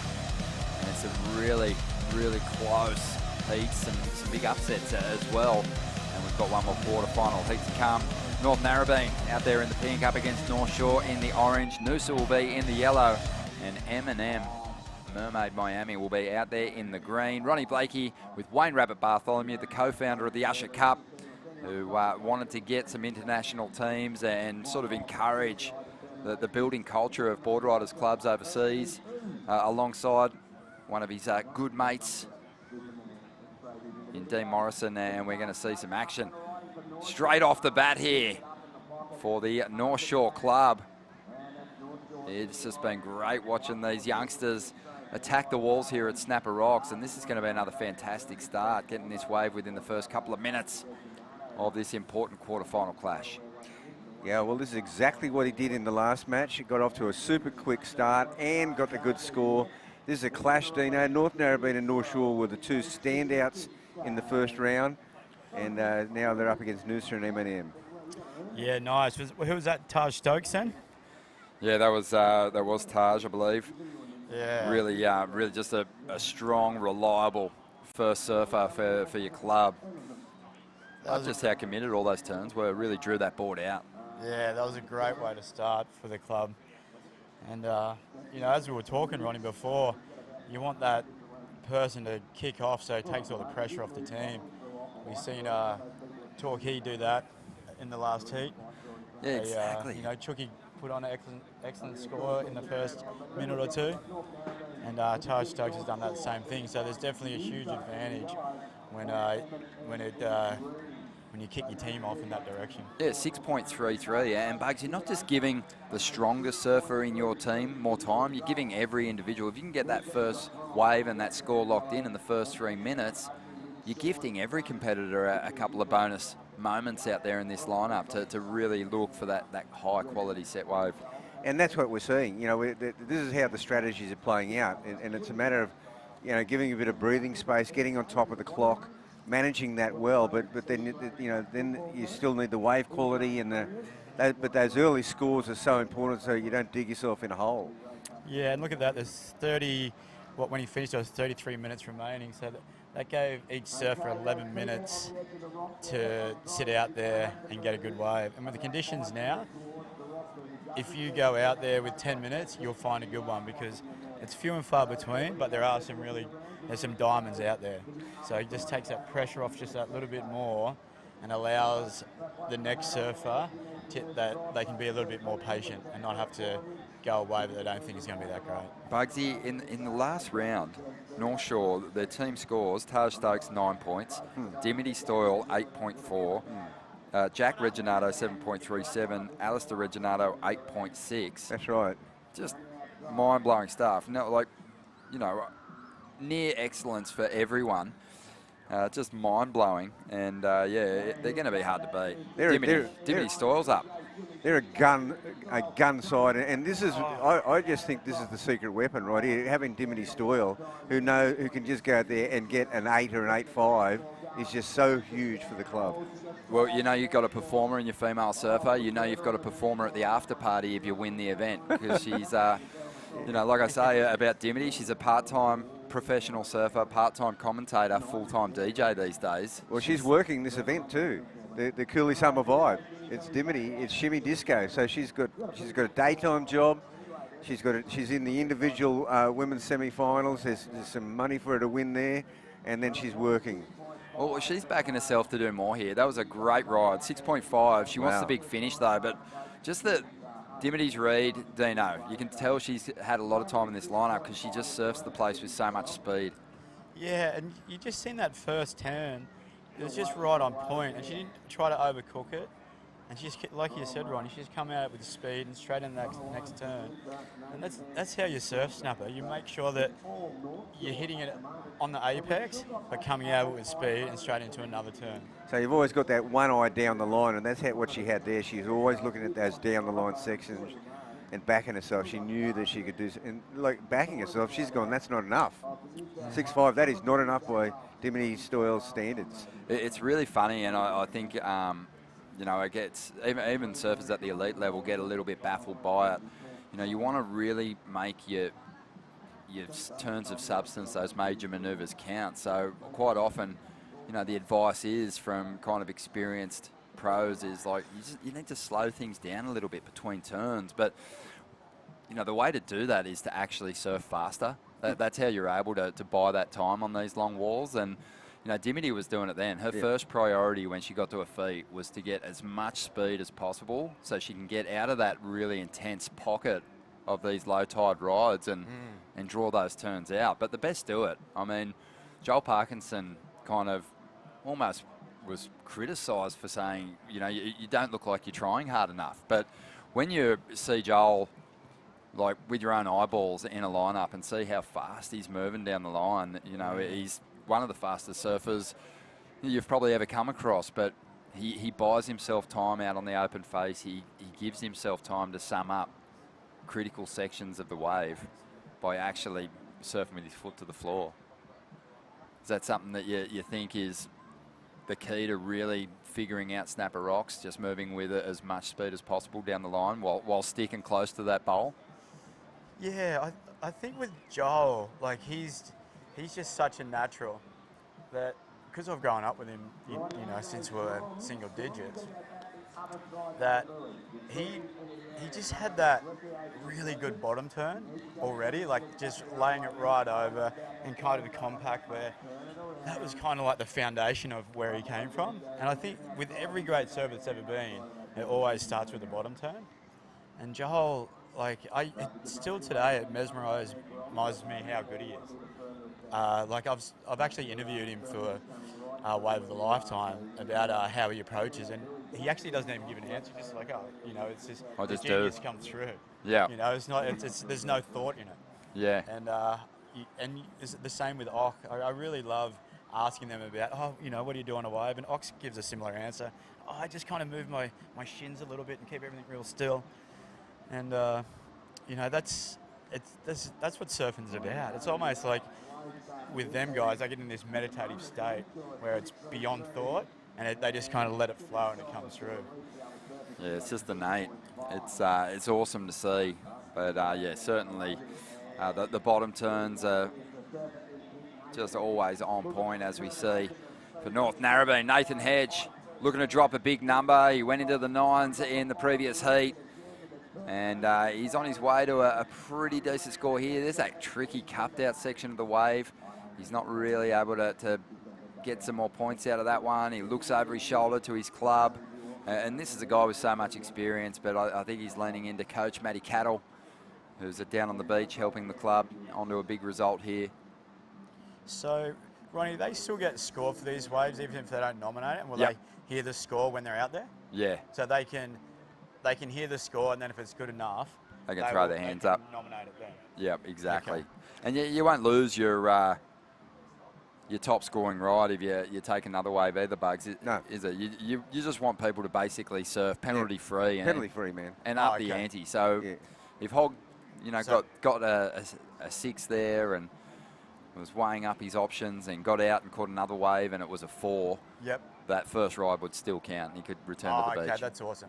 Yeah, I mean, we'd be doing Snapper an injustice if we just made all these penalty rules and, made it just so that, you're boxed in and feeling the pressure all the time. And what about a bit of free surfing, right? Yeah, bring it on. I So like 5.83 for Nathan Hedge, certainly capable of a bit more. Seems to be just a little bit of a break in the frequency of the sets happening at the moment. So it's going to force these first surfers to make some big calls. Of course, North Shore got off to a fantastic start. As we see, locking in for Noosa on the outside and going to the rail now. Oh, good looking wall, and on the outside we've got more set wave action coming our way. This is a nice little exchange here. Out the back, green there. This is actually the best. This quarterfinal is the best one. It is unbelievable because these two teams, Noosa and M&M, also had exceptional first round heats. And Noosa are gnarly. They got a super good. They got some great surfers in that team. Yeah, every team seems gnarly to me. I'm looking through the draw and I was like, oh, that's right. Yeah. No, these guys have got Archer Curtis and Sean Gunning, who've been throwing down some great surfing. Mermaid Miami, Darren Turner, the veteran, who's been dropping the big scores, and Ellie Brooks, who's one of the strongest female surfers in the entire draw. So, you'd like their chances, but they kind of need to get a wriggle on now. Shimmy, go. Oh, Dimity locked in, still travelling. She's going to come out. Shimmy. That was a deep barrel. She didn't get the turn to finish it off, but that was a great vision, wasn't it? A great bird's eye perspective inside the pit. She was lost on the foam ball there, and she was backing herself to better the 6.5 from earlier on. Bugs, what are your thoughts? Not an easy barrel. I mean, degree of difficulty in the barrel. I thought she was gone. That was brilliant. She really surfs this wave so well. Yeah, I really love the way Shimmy surfs. And she would have been on the foam ball the whole way. That was a hard little foam ball to navigate as well. So, she come out and done a nice turn. She didn't make it, but I reckon that'll be in the excellent range, I think. Hey, gentlemen, M&M are right in this. Look at the score for Sean Gunning, 9.27. Yeah, okay. And Team Noosa, Connor Lyons locking in a 7.17. Nathan Hedge still out there. He wants to get something better than that 5.83 we saw him on earlier. A couple of big turns already. Speeding down the line now. Draws off the bottom. What a combination that was. Love the way he just leant into that bottom turn, and he's going to finish this one off. And the Hogg, he's showing some real tusk out there at the moment. Oh, wow. This is going to heat right up this match. Geez, that wave that Sean Gunning got, that 9.27, that was, he done that all in them first two turns pretty much too. Yeah, that was huge. 8.67 for Dimity Stoyle. Yep. And putting North Shore right back in the driver's seat here, but Sean Gunning set his team up well. We'll see what their second surfer can do here in just a moment. Yeah. Everyone's looking good though. Connor Lyons, 7.17. Noosa's right in it. Nathan Hedge. How high is that number going to go? Yeah, it's going to go high because they gave him a 5.83 on that earlier one, so it's got to be in the excellent range. Yeah, this is an exciting heat, hey, Bugs? Yeah, no, this one's really good. Need some replays for you. Yeah, this is Noosa. Yeah. This is like straight off the rock, straight into a wave. Here we go. Connor Lyons, did really well for Noosa here. Gets a little tricky on the inside there at the moment. Back to live action. And this is Noosa's Gia Lauritsen looking to keep the momentum alive now. Also up there at the moment for North Shore. We have, I believe it's Luke Brumby. So No, it's Jack Reginato. Jack Reginato, excuse me. Yeah, I think Luke Brumby got replaced. He was injured. Injured. It's the only way he could be replaced. It was an injury. I mean, if you can't surf, they're wasted. That's right. Yeah, Jack Reginato. And it wasn't. The other way to have done it was to let one of them surf twice, but then, then you go, well, is it really fair on everyone else if you let Alistair go and get two? No. No, it's not. No. Not the way he's surfing. Exactly. Okay, well, good job there for Gia. Here's just 9.27 Oh. with that first turn. This second one just right in the pot. That was the one. Great. Big turns on the outside. And you get a steep wall like that out here, Dino, on a day like today. You better make good use of them. Yeah, that's it, Ron. And he set that up perfect. He done exactly that.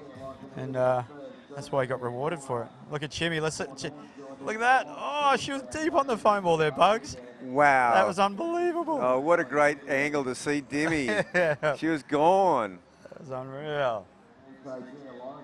Oof. Nice. Yeah, this is good. This is a well-surfed small wave.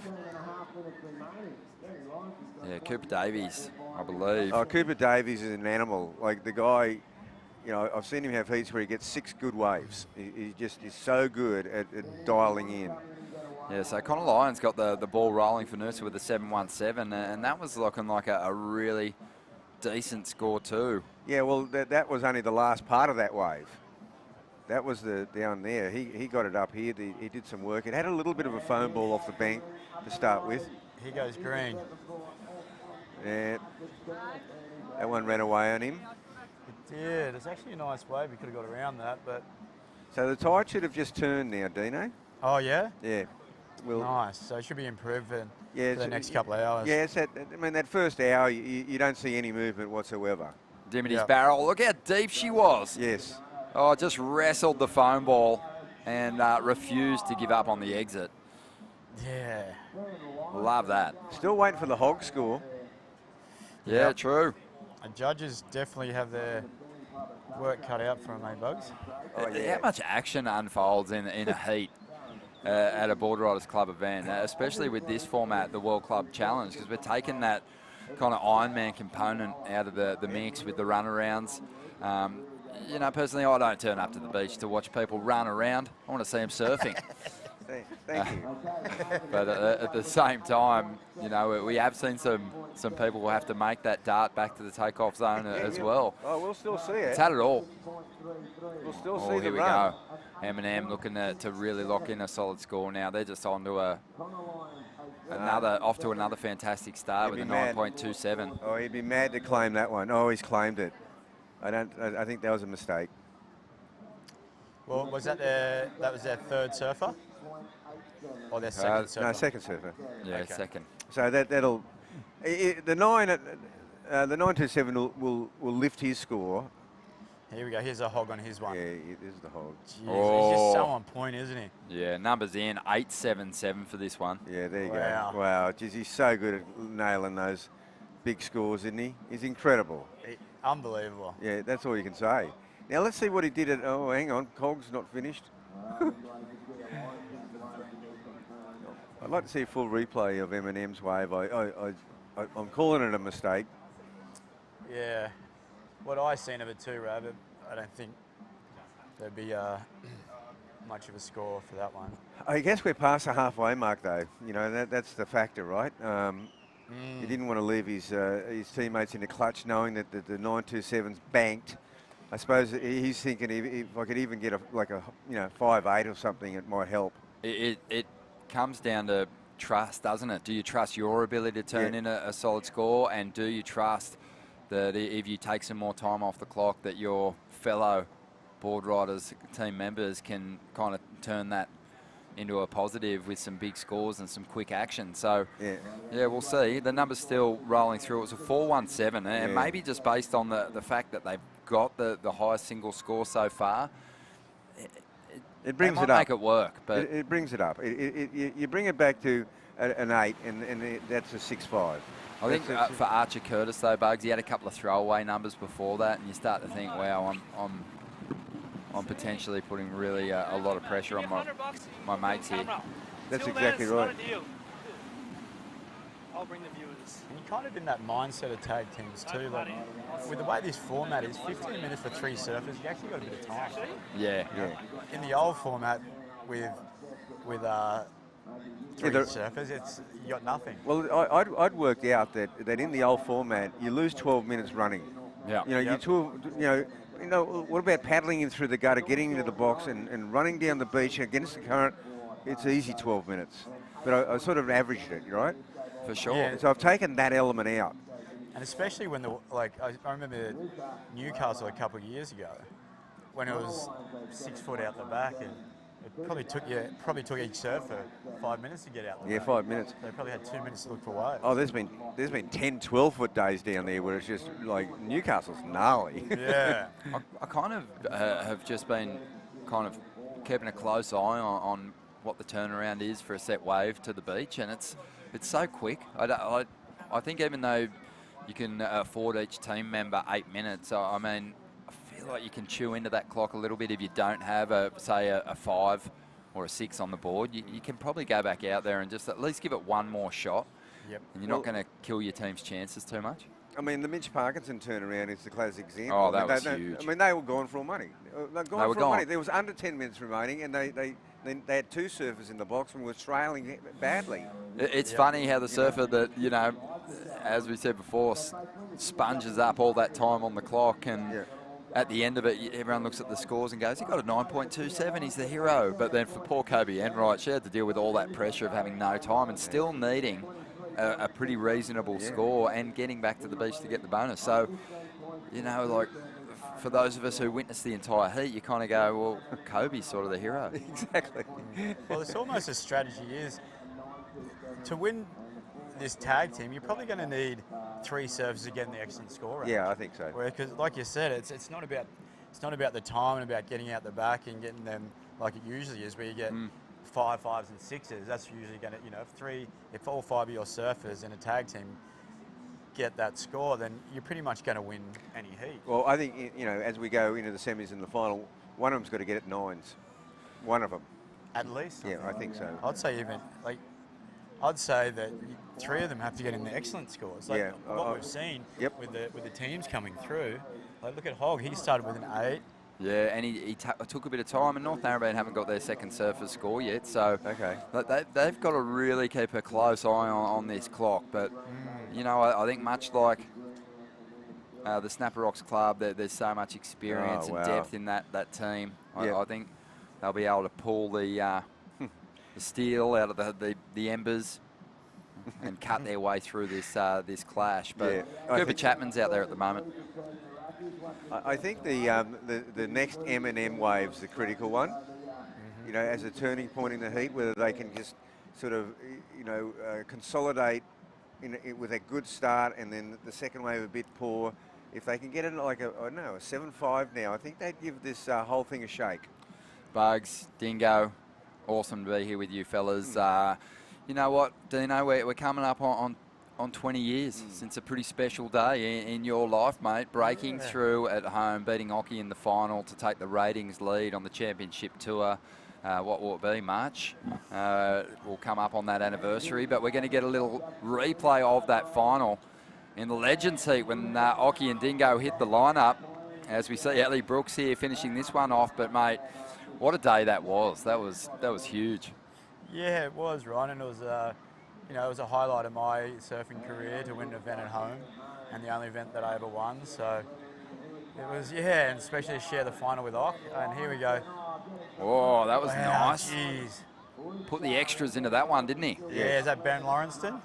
Yeah, he's unreal. He made the final last year. That kid just came out of the blue, and this is what can happen at the Usher Cup. He just came out of nowhere. He'd never heard of him out of Noosa. One 18-year-old kid made the final. Look, he's turned the outboard on here, and he's just motoring straight back to the takeoff zone because he's got just over 11 minutes to go here, and he's already going to drop a good score and put Noosa in a good spot. But this will work out. If he hears this score, Be interesting to see what happens, because I think it's going to be a good one. I think it'll be a good one. I think stay out there, mate. Get one more. Why Yeah. not? You might now. You can really throw everything at it. Yeah. Oh, that's right. He's the fourth surfer. Yeah. No, what am I saying? So have a think about this. Noose is done. He just got an 8.47. I mean, he can go back out there and try and improve on that. But North Narrabeen, they've got a single better ride, an 8.77. They've actually only got that single ride. Cooper Chapman's got to make a move here. 10 minutes and 30 seconds to go. And don't for a second think that North Shore are done either. You know, they're right in this. North Shore are the strongest team outside Noosa right now in this heat. And I think, I think North Narrabeen have time. I mean, probably within the next minute, you'd want Cooper Chapman to get away. I mean, you talk about cutting yourself out. I mean, Snapper were in this position with they had 2 surfers remaining. What it takes away is the luxury of with 3. It's nearly like there's a luxury of waiting behind the rock for that barrel to be taken away. Oh, this is actually pretty. You'd be feeling the. I was watching you, Bugs, watch the Snapper team kind of struggling to get themselves out of that third position in the dying stages of that heat. It's nerve-wracking. You'd be feeling that nervous energy from the Narrabeen camp right now. I mean, look, even though, I'm here in a neutral position as contest director, but you're still, you're watching your club and There's going, no shame in it, mate, because we're all from different board riders clubs. Yeah, thanks, Ronnie. You're not letting that go. That's natural. Your son's in the team, but you're not judging the heats, mate. It's all right. It's all right. I'm not Relax. commentating him either. No. And you must have been in a similar position when you were involved heavily in the sport back in 2003, and Dino won the contest because you had such a great relationship with him. And I was behind the van giving him a wink, going, "Good on you, mate." Yeah. The tears must have been flowing that day. Yeah, bro. It was such a happy day. Yeah. Remember it being a pretty happy evening too. Yes. Kobe Abbott was here. Oh, Yeah, mate. Kobe was Remember? here. It was all time. Yeah, Kobe. Yeah. Well, look at this. Team Noosa is on fire. I mean, that's, You don't need a lull now. Yeah. It's like the teacher telling you got straight A's before you've got your report card. You're in party mode. You're styling. 8 minutes and 40 seconds. Yeah. That's a bit different. Now They've gone past that difficult glass ceiling. They've broken into the 30-point range, Bugs, and they actually will maybe get the opportunity to improve on that. But the thing is that where it's still open is that North Shore's only had 2 waves as well. So it's a scramble for second, it looks like to me. Cooper's got to make a move here. Yep. It's going to be too much pressure on he's gonna, True Starling and also Jamie Thompson if he doesn't get something on the board pretty soon. He's going to accept a 4 or a 5, hasn't he, right? In his mind, he's kind of thinking, I need to keep pace with North Shore to have a chance here. You've got to keep in mind that M&M, even though they've got that big 9.27, they've got a pretty low 4.17 in the mix too. And we spoke about potentially that being the wrong call for Archer Curtis, accepting a 4.17 and coming in. What's that second score for M&M? 8.17. 8.17. Can you believe that they've left him out? Are you serious? Is that the one that they've left him out there on? No, he's look, M&M are onto their 4th competitor now. Oh, well, this is different. Oh, the 8 Cooper one. let that go. Oh, have a look out wide though. Here's Ben Lawrenson. Oh, again, so Noosa's already in a commanding position, and he's trying to drop an 8.47 here, and he has a beautiful wall. He's already done 3 monster turns. Oh, he's done that, Ronnie. That was huge, and he's going to do more down the line here. Have a look at this thing stretch on forever. He's going to have 7 minutes. To get to the beach. Oh, and just to marinate on the judges' score here. Hammers the end section. That's almost a 10. Hey, that was so solid. He's in celebration mode, and so he should be. Benny Lawrenson delivering in a big way. There's 6 minutes, 40 seconds left. How much would Cooper Chapman have loved that ride? Oh, my God. Oh, I mean, he reminds me of Wilco. That was so good. He went out there to back himself to better an 8.47, and he's done it. And he's clinched the win, I'd say, for Noosa now. Oh, mate. Yeah. I wouldn't be surprised if the Noosa camp runs down there past Little Marley and chairs him up the beach. I know that we've still got semi-finals and the final to surf. Cooper's got to go this wave. But that would be worthy of a chair. There he goes. On the outside, Cooper Chapman now trying to get North Narrabeen a second score. and give True Starling and Jamie Thompson an opportunity. Good-looking wall stretching out for Cooper. Needs to make this one count. Nice whipping turn with some release there. Right behind him, we've got Alistair Reginato, I believe, up and letting go of some big turns as well. Cooper finishes strong, under pressure. And who will be the next surfer in the lineup? I think it's going to be Jamie Thompson for North Narrabeen. As we see the North Shore. Alistair's doing his thing, and he's well, playing. I don't think it's Alistair, actually. Did he get a good one too, Rab? Or was that Jack Reginato? I think that's Jack. And yeah, he got a good one. He's going to race out there quickly. I don't know if it was as good as Cooper's, but it was a good one in the mix of things, right? Oh, definitely. I mean, they're hanging on an 8.67, a 6.33. They're going to be right in it with that ride. Yeah, no, right in it. I mean, it's a battle for second spot. Well, actually, you know what? They're not going to be far off the lead with that wave. Let me see, North Shore. True's kind of got to jump off the rock, to be honest. Noose is sitting on 30.18 prior to Benny Lawrenson's last ride. He's adding points. There's not many points to add. No, you can add a point. I think he adds a little bit more than a point, and I think he gets his 3-point bonus. It's these critical minutes now because there's 4 minutes. There's still 5 minutes remain. They'd have to go into a 10 range for Benny because there's a really good wave in this. He got a 9.27. Jack Reginato delivered on this one, Bugs. Couple of big hits on the outside. Bit of foam on the face here. Always sort of makes it a little difficult to attack it, and as a result, he gets a little hung up. But I think he delivered some pretty big hits on the outside. I don't know how high the judges will go with it, but I'd say that the way Alistair Reginato's been surfing, he's going to have at least an opportunity with a really excellent score to potentially get North Shore back into the top 2. Yeah, okay. That's my vibe. Good vibe, mate. You've been spot on all day. So we're waiting on that score to come through for Cooper. It's a super exciting heat, though, isn't it? They all have been. And also keep in mind that Jamie Thompson's out there. True Starling's going to have to get a wave and get back to the beach as well. But here is the replay of Benny Lawrenson's last wave.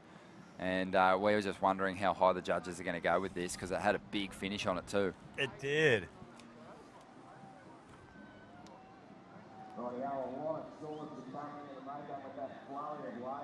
Really just working this one over. I mean, filling in all the gaps, and he got that weightlessness off that floating re-entry to finish. Here's the replay of Cooper's ride. Still no scores in. The judges having a good think about it. Meanwhile, the clock is ticking, and we have competitors still chasing numbers out there at the moment. He did well, didn't he, Cooper? Yep, did well on this wave. He's so solid. Yeah, really well constructed, and that was a wave under a lot of pressure. So only a couple of hits here for Jack, but they were pretty decent. Oh, they were. No, this was a different one. No, this is the wave that I watched. Okay. Yeah, this is the one. So we went back out for this one. Now this is the one right behind Cooper. So he didn't get hung up on this one. No, this is the one he rode through to the inside. He finishes this one. Gotcha. Yeah, that was the finish. Here we go. Who's this? Look at this, 2 minutes, 30 seconds. This is the big bro.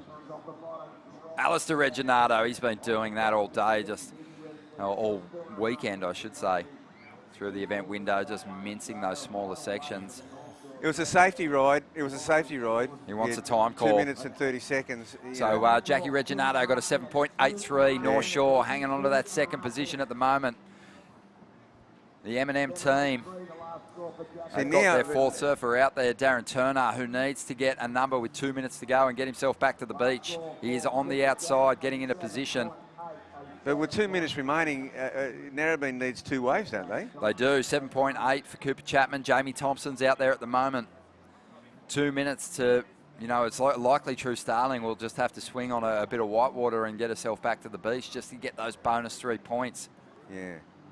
And that might be difficult to have a look how far ahead Noosa is, though. Yep. So that score still yet to drop for Benny Lawrenson. That last ride hasn't come through just yet. All kinds of scores are yet to drop. But see, but doesn't, Narrabeen's in trouble here. Because they need a score, don't they? And look at True, she's just like looking devastated already. Yeah, she only got a minute and a half. And the third surface hasn't caught a wave. So Yeah. she's going to get like a 1 point ride and a 3 point finish if possible. You know those run-ins where you run in, you jump on your feet, you hit the white water and come back in and you're already on the dry sand? She might have to go for one of those. Here's Narrabeen sitting wide. There's a little bump coming here. All right. But have they got priority? Because I thought Green did. Yeah, man, you're right, Bugs. It's Darren Turner. He can make a move here for Eminem. He's got a minute to do it. He's got the power. Digs into a nice carve. He needs a score here. Drives up into the pocket one more time. Has more to give. And the wave still hammering down the line. And he doesn't get the big finish. He's going to throw his hands up. He's got 40 seconds to get to the sand. And he will run across the surface of the water here. Well, you'd have to say Narrabeen's gone then. I'd say he got that. What do you reckon, Ronnie? Oh, he's how solid was that? I mean, that was solid. fantastic. Here comes Reggie. Here comes Alistair Reginato. Oh, that's a good call. What he done then? Oh yeah. Alistair Reginato is going for the 3 points. He's running. Where does he have to Look run at the to? tactics. Right He's to safe. there. Where's there? Surely. Dry sand. He's Oh, good. so he's good now. Yeah. Mate, he's Okay. good. That's He what we makes made it. Just dry sand. He's good. Yeah. This is where the system showed me it works, right there. Still a bit, Oh, that was bit so wet under his exciting. feet there, Rab. It's not dry. Well, No, this is where it gets gnarly, right? Okay, so this is Jamie Thompson, Narrabeen's third surfer. True Starling didn't even get the opportunity to get out there, and really they're way out of it. Have a look at the numbers, but now we'll wait and see what happens here. So Alistair Reginato dropped to 4.7. He's going to get that 3-point kicker, but it feels like Eminem's going to get enough here to jump up into second place. They have right there. 6.43 for Darren Turner, and he got the bonus 3 points as well. And Mermaid Miami have done the job. Thanks to that man on screen. What an effort in the final stages there to hold your nerve and thread together a couple of big hits. But Noosa, look at the number there for Ben Lawrenson, 9.9. Here come the bonus 3-pointers, and Eminem do the job on the high-scoring club, North Shore. Bugs, you all right? This is Eminem's finest moment. That was huge. In their history. In their history. You know, you're familiar with Darren Turner. He was a QS warrior back in the day. We don't see much of him now, but what a great return to competition. Yeah, and he's still, he's still fit. Fit as. And that's, as you get older, that's the main thing, is to keep fit, and he still surfs a lot, so he hasn't lost anything. A fine moment for the Noosa Club, and as Wayne Rabbit Bartholomew said, Eminem's finest moment, hanging on for a second place finish and moving through to the semi-finals. Stay with us, you're watching the Usher Cup.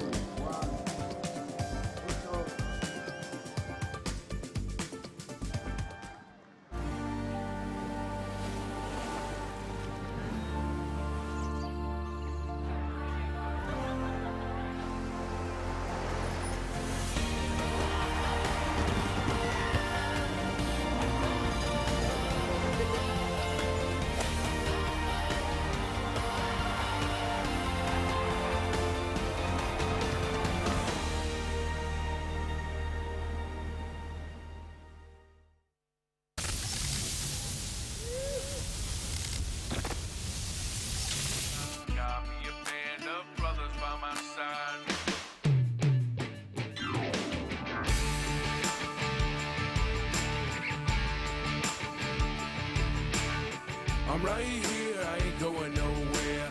Blood, sweat, and tears, whiskey, shining beers. Lot of travel miles in this rearview mirror. Watching my back, but never running from my fears.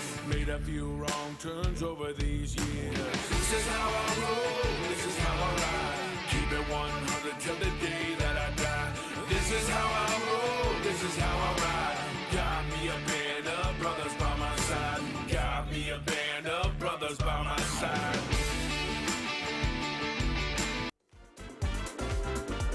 Well, the World Cup Challenge is a wrap for today. We've established our semi-finals. We just said goodbye to two of the highest scoring clubs from the earlier rounds in North Narrabeen and North Shore. Got to give props to Eminem and also Noosa, who stepped up in a big way and delivered just thrilling surfing and a great finish for us as we move now into round 3 of the men's stage. The individual performers. And we're going to have Connor Lyons out there for Noosa, Cooper Davies for Noosa too. So a couple of surfers from the same club heading straight back out there. And Tim Chalmers from Cabarita, he's up at the moment in the yellow. He's going to take a fall there. Zeb Stokes is in the green for Kawana. He goes Connor Lyons for Noosa, Bugs. Yeah, Connor's just, he's actually one of my favourite surfers. I really like this guy surfing. He's such a good kid. Zeb Stokes on the outside has already let go of some decent turns on his ride. I'm glad this heat just started with a flurry. Oh man, Zeb is just hammering this one down the line. Another big turn to finish. That's going to feel good and set him up well. So moving into the men's division once again, the individual performances, you know, you're going to need your clubs to really deliver here. Huge opportunity for the Noosa club after progressing through to the semi-finals to get a couple of surfers into the quarters of this event as well.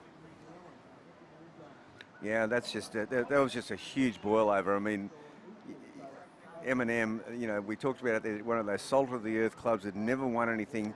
They just knocked out two of the best clubs in Australia.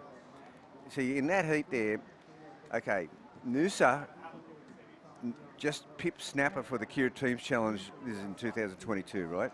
They won the Kira Teams Challenge at D-Bar. Snapper got second. North Shore pipped Snapper at the Strati Assault. So they were the two winners of our annual classic, you know, big events up here, the big local events, you know. And then they fought it out. It was Noosa and gnarly, you know. They are gnarly, yeah. We've got to say too, we were at one point in the heat for M&M, we were kind of saying, has Archer Curtis made the right time coming in now? Well, what he did when he accepted a 4.17 as his scoring ride is he gave time, and it ended up being just enough time. Ellie Brooks delivered 8.17, excellent score for her, but gave Darren Turner just enough time. I mean, he was running to the beach. But you know what, the surfer I'm calling the difference in that, Ellie Brooks, because she did that in 2 turns and in really quick time. Here goes Cooper Davies. Yeah, this guy, another incredibly good surfer. Yeah, and did really well in that last quarterfinal class, 6.87. He won a couple of those in this heat to give himself a chance at moving through to the quarters of this section of the Usher Cup. Wow, Zeb Stokes comes in with a 7.93. What a good start. Yeah, real talent, Zeb. Like his surfing. Loved how much water he moved. Yeah. Cooper Davies makes the run around. It was a swift turnaround for those competitors from the Noosa club. Well, they had to. This is where they had to manage their time. They had to put Cooper Davies and Connor Lyons as their first 2 surfers to give them a rest because they're in the next heat. It's just how it panned out. Worked well. So Tim Chalmers yet to lock in a number just yet. We are waiting for scores to come through for Connor Lyons as well, but we are seeing the replay of that opening ride for Connor. And solid stuff as expected as this wave connected nicely through to the inside, Dino. Oh, yeah. Yeah, he picked a really nice wave there. And here's Zeb Stokes. This was the best wave of the heat so far. Gosh, yeah, this wave just had beautiful pockets. Every time we went up there was just something really great to either smash or wrap. Yeah, it's kind of funny. I think it's just the shape of his head and his hair, but I see a little bit of Sebastian Zeitz in there. Yeah. And here goes Tim Chalmers out the back. Tim Chalmers, nice yeah. wave here if we can get around it. Wow. Oh, yeah, they did that well. This guy's an underrated surfer. One of those stay-home guys is just so solid. That's got to feel good. Yeah. You know, when everyone's kind of dropping numbers around you to finally connect with a decent set wave and get a good score on the board is going to be a big confidence builder for him. So, you know, back to these quick heats, Bugs. Yeah. You know, we've seen surfers sometimes struggle to connect with a single ride in, say, a 30-minute window. So you got to be on it and really look for your opportunities. I think maybe even just get that backup score on something a little smaller on the inside. Yeah. Potentially before sitting out the back and getting in that order for priority. Yeah, well, I mean, the one thing about this heat is everyone's posted one good one now, so that's a good start. Cooper was right at that last heat. There was quite a few dead sections in it. Could have been the ebb of the tide. Zeb Stokes up again. So looking to pair something up with a 7.93. Wants to back it up early. Free himself up through the back half of this heat. Loading up with some speed. Looking for this one to connect and go again. Unfortunately, it just kind of split in half there and he kicks out. Dingo, talk to me. Obviously, you always enjoyed watching big events unfold here as we see the replay of Tim Chalmers visiting surfers who gave memorable performances for you as a grommet. Who were they? Who stood out as some of the foreigners who came here and really figured it out? I mean, Kelly was always amazing. He like out locals the locals at every spot in the world pretty much. He's so in tune with the ocean. Then you got guys like the Hobgoods and Bobby Martinez. I really love watching them surf. I mean, who else? There's so many guys. Taj was always put on good results here. He won the contest. Yeah, a couple of times as a CT and as a QS. I remember the one time that Dane Reynolds came here. Mm-hmm. Oh, man. And there was this one heat, and it was kind of like this. It was kind of like today, maybe even a bit smaller. But, geez, he surfed. He put on one of the best shows. Yeah, he was awesome and still surfing incredibly well, but had that classic battle with Parko as well. It was a quarterfinal heat. In fact, Dino, I remember you had a heat against Geordie Smith and Dane Reynolds. They were both in it and you won that heat. Yeah, I did. Yep. And then Dane got me back pretty good at trestles, I think about 6 months later. There you go. He went absolutely bonkers and just started flying upside down in the air. I went, I come up the beach licking my wounds after that one. I mean, Geordie Smith's a classic. I mean, you just see these moments every tour, right?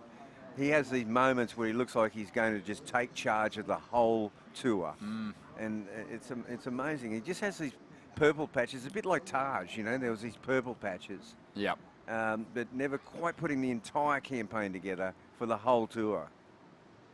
Yeah, love to see him get back up there. Love watching him surf. I think it's just certain surfers that if they don't capitalise on their key events, and for Geordie it's the right-hand point breaks, if he doesn't get it done at Sunset, Bells, J-Bay, Margaret's even, if he's not getting the big results on his forehand, you know, not that he can't get barrel big time at some of those slapping waves. He had a wave at the last Billabong Pipe Pro that I thought should have been close to a 10, where he let go of the rail and just stood tall in it. But there's certain people that just need to win those events that they highlight on the schedule. Otherwise, they kind of will really struggle. Yeah. I think he's kind of one of them.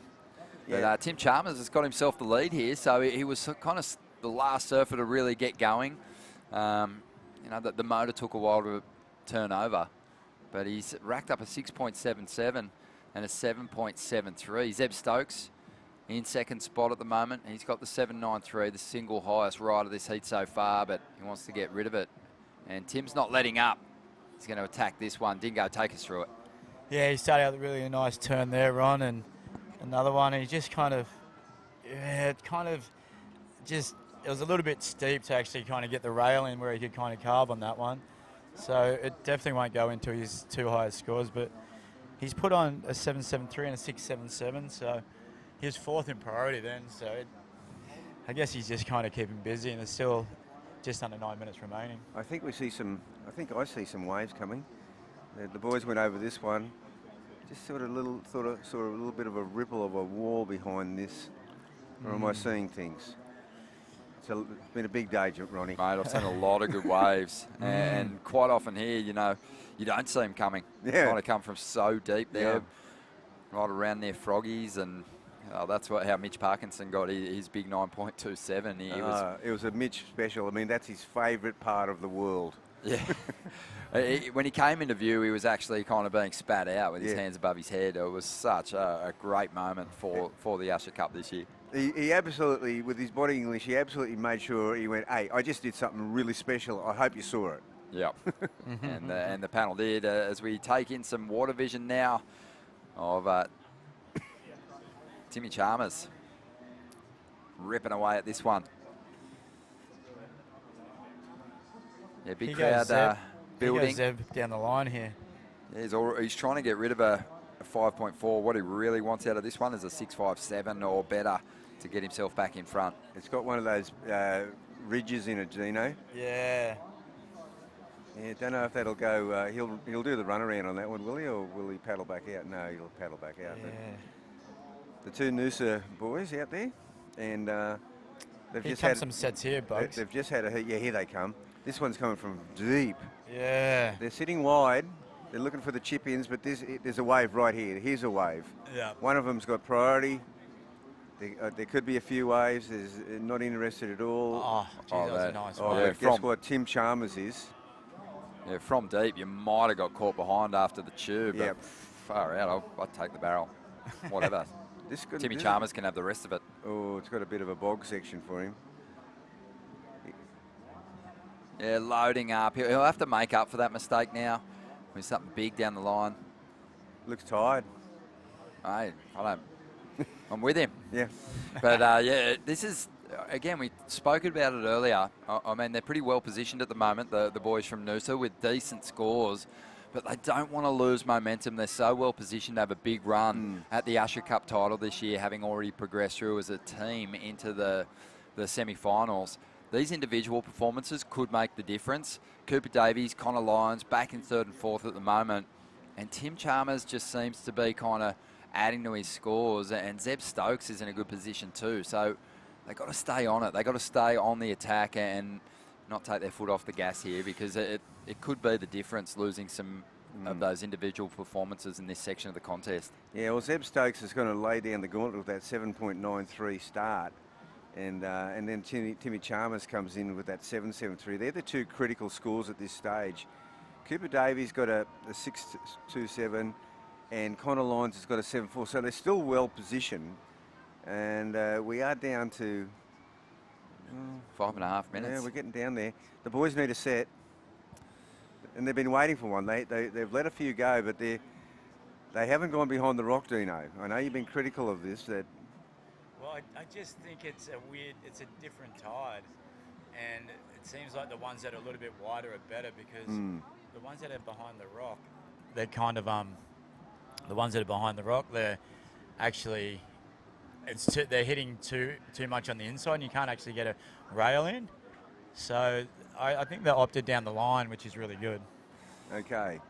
Well, 5 minutes to go here. The pressure's starting to build on those competitors from Noosa who maybe they've got the benefit of priority out here at the moment, but you know, they're going to have to really deliver. It's kind of winding down to the point where they're only going to get one more opportunity to get themselves into a qualifying position for the quarters here at the Usher Cup. Bugs, we've been talking about great visiting surfers, Dino's favourites, who came here and kind of figured out the location. But for you, who were the surfers when you were a Grom that read the points here on the Gold Coast so beautifully and continue to do so? Because Mitch Parkinson, we spoke about his performance in the contest, but I saw his dad up there on the point, and he was one of the greats out here. Oh, he was one of the greats. I thought you said when I was a Grom. Yeah, when you're a Grommy. And you said who's still doing it? And when I was a Gromming on that. Just who are the local legends of yesteryear, and still some of the locals that are ruling it today. Oh, well, look, the locals of yesteryear, when I was a kid, when I was 11, I lived right across the road at Rainbow Bay, and Wayne and Robbie Dean, the Dean brothers. Robbie Dean, I mean, we all know Wayne and love Wayne, and he's an insane surfer. His brother Robbie, I tell you what Robbie used to be able to do. Now, this is really cool to be able to do this. He used to paddle out be able to knee paddle out, with a Cravenet in his mouth. Right? I mean, I thought that was the coolest thing in the world. I love it. Speaking of cool, look at this one for Connor Lyons. Has to make it count. It's stretching out. Big turn, and does so well to get his board back up there. But he's after a pretty decent score, Connor Lyons, because... Yeah, he kind of went for the 2 for 1 there. I reckon he should have just committed to one massive one. 6.21 is what he's after. Oh, I mean, it was squeaked in. He just got back up there on top of that lip. Kind of be just around that, I think, with the way they've been judging today. I reckon. Now, what kind of merits in this turn? There wasn't much. Yeah, sure. Impressive. Impressive that he was able to kind of swing it. But we're waiting on that number to come through as we go back to live action. It's Zeb Stokes just trying to add to his score. He goes down on the end section. It's one of the things I actually recognise with the younger guys coming up, that they try to fit too much in. Like, I reckon that they should just commit to one big turn. Zeb Stokes did pretty good work on the outside. Mate, I don't think it's just the hair and the shape of his head that's got me thinking Seabass. He's got some of that upper body torque. It's a great angle, but I don't know if that will improve his score, the 5, 6, 7. He only got that one good hit on the outside. So Zeb Stokes is hanging on to that second spot at the moment. We are still waiting on that number to come through for Connor Lyons. Yeah. Who had the desperate combination. Time ticking by, and as we mentioned, it was a big opportunity going into this third round heat for the boys from Noosa, who've just really staked their claim on the Usher Cup title with a great performance in the World Club Challenge. Yeah, well, it's so close. Look at Connor Lyons. He got a 5.97. He's right there. 13.93 to 13.37. So Cooper Davies after a 7.67. Connor Lyons still looking for the 6.54. And Zeb Stokes did improve his position. He's got a 6.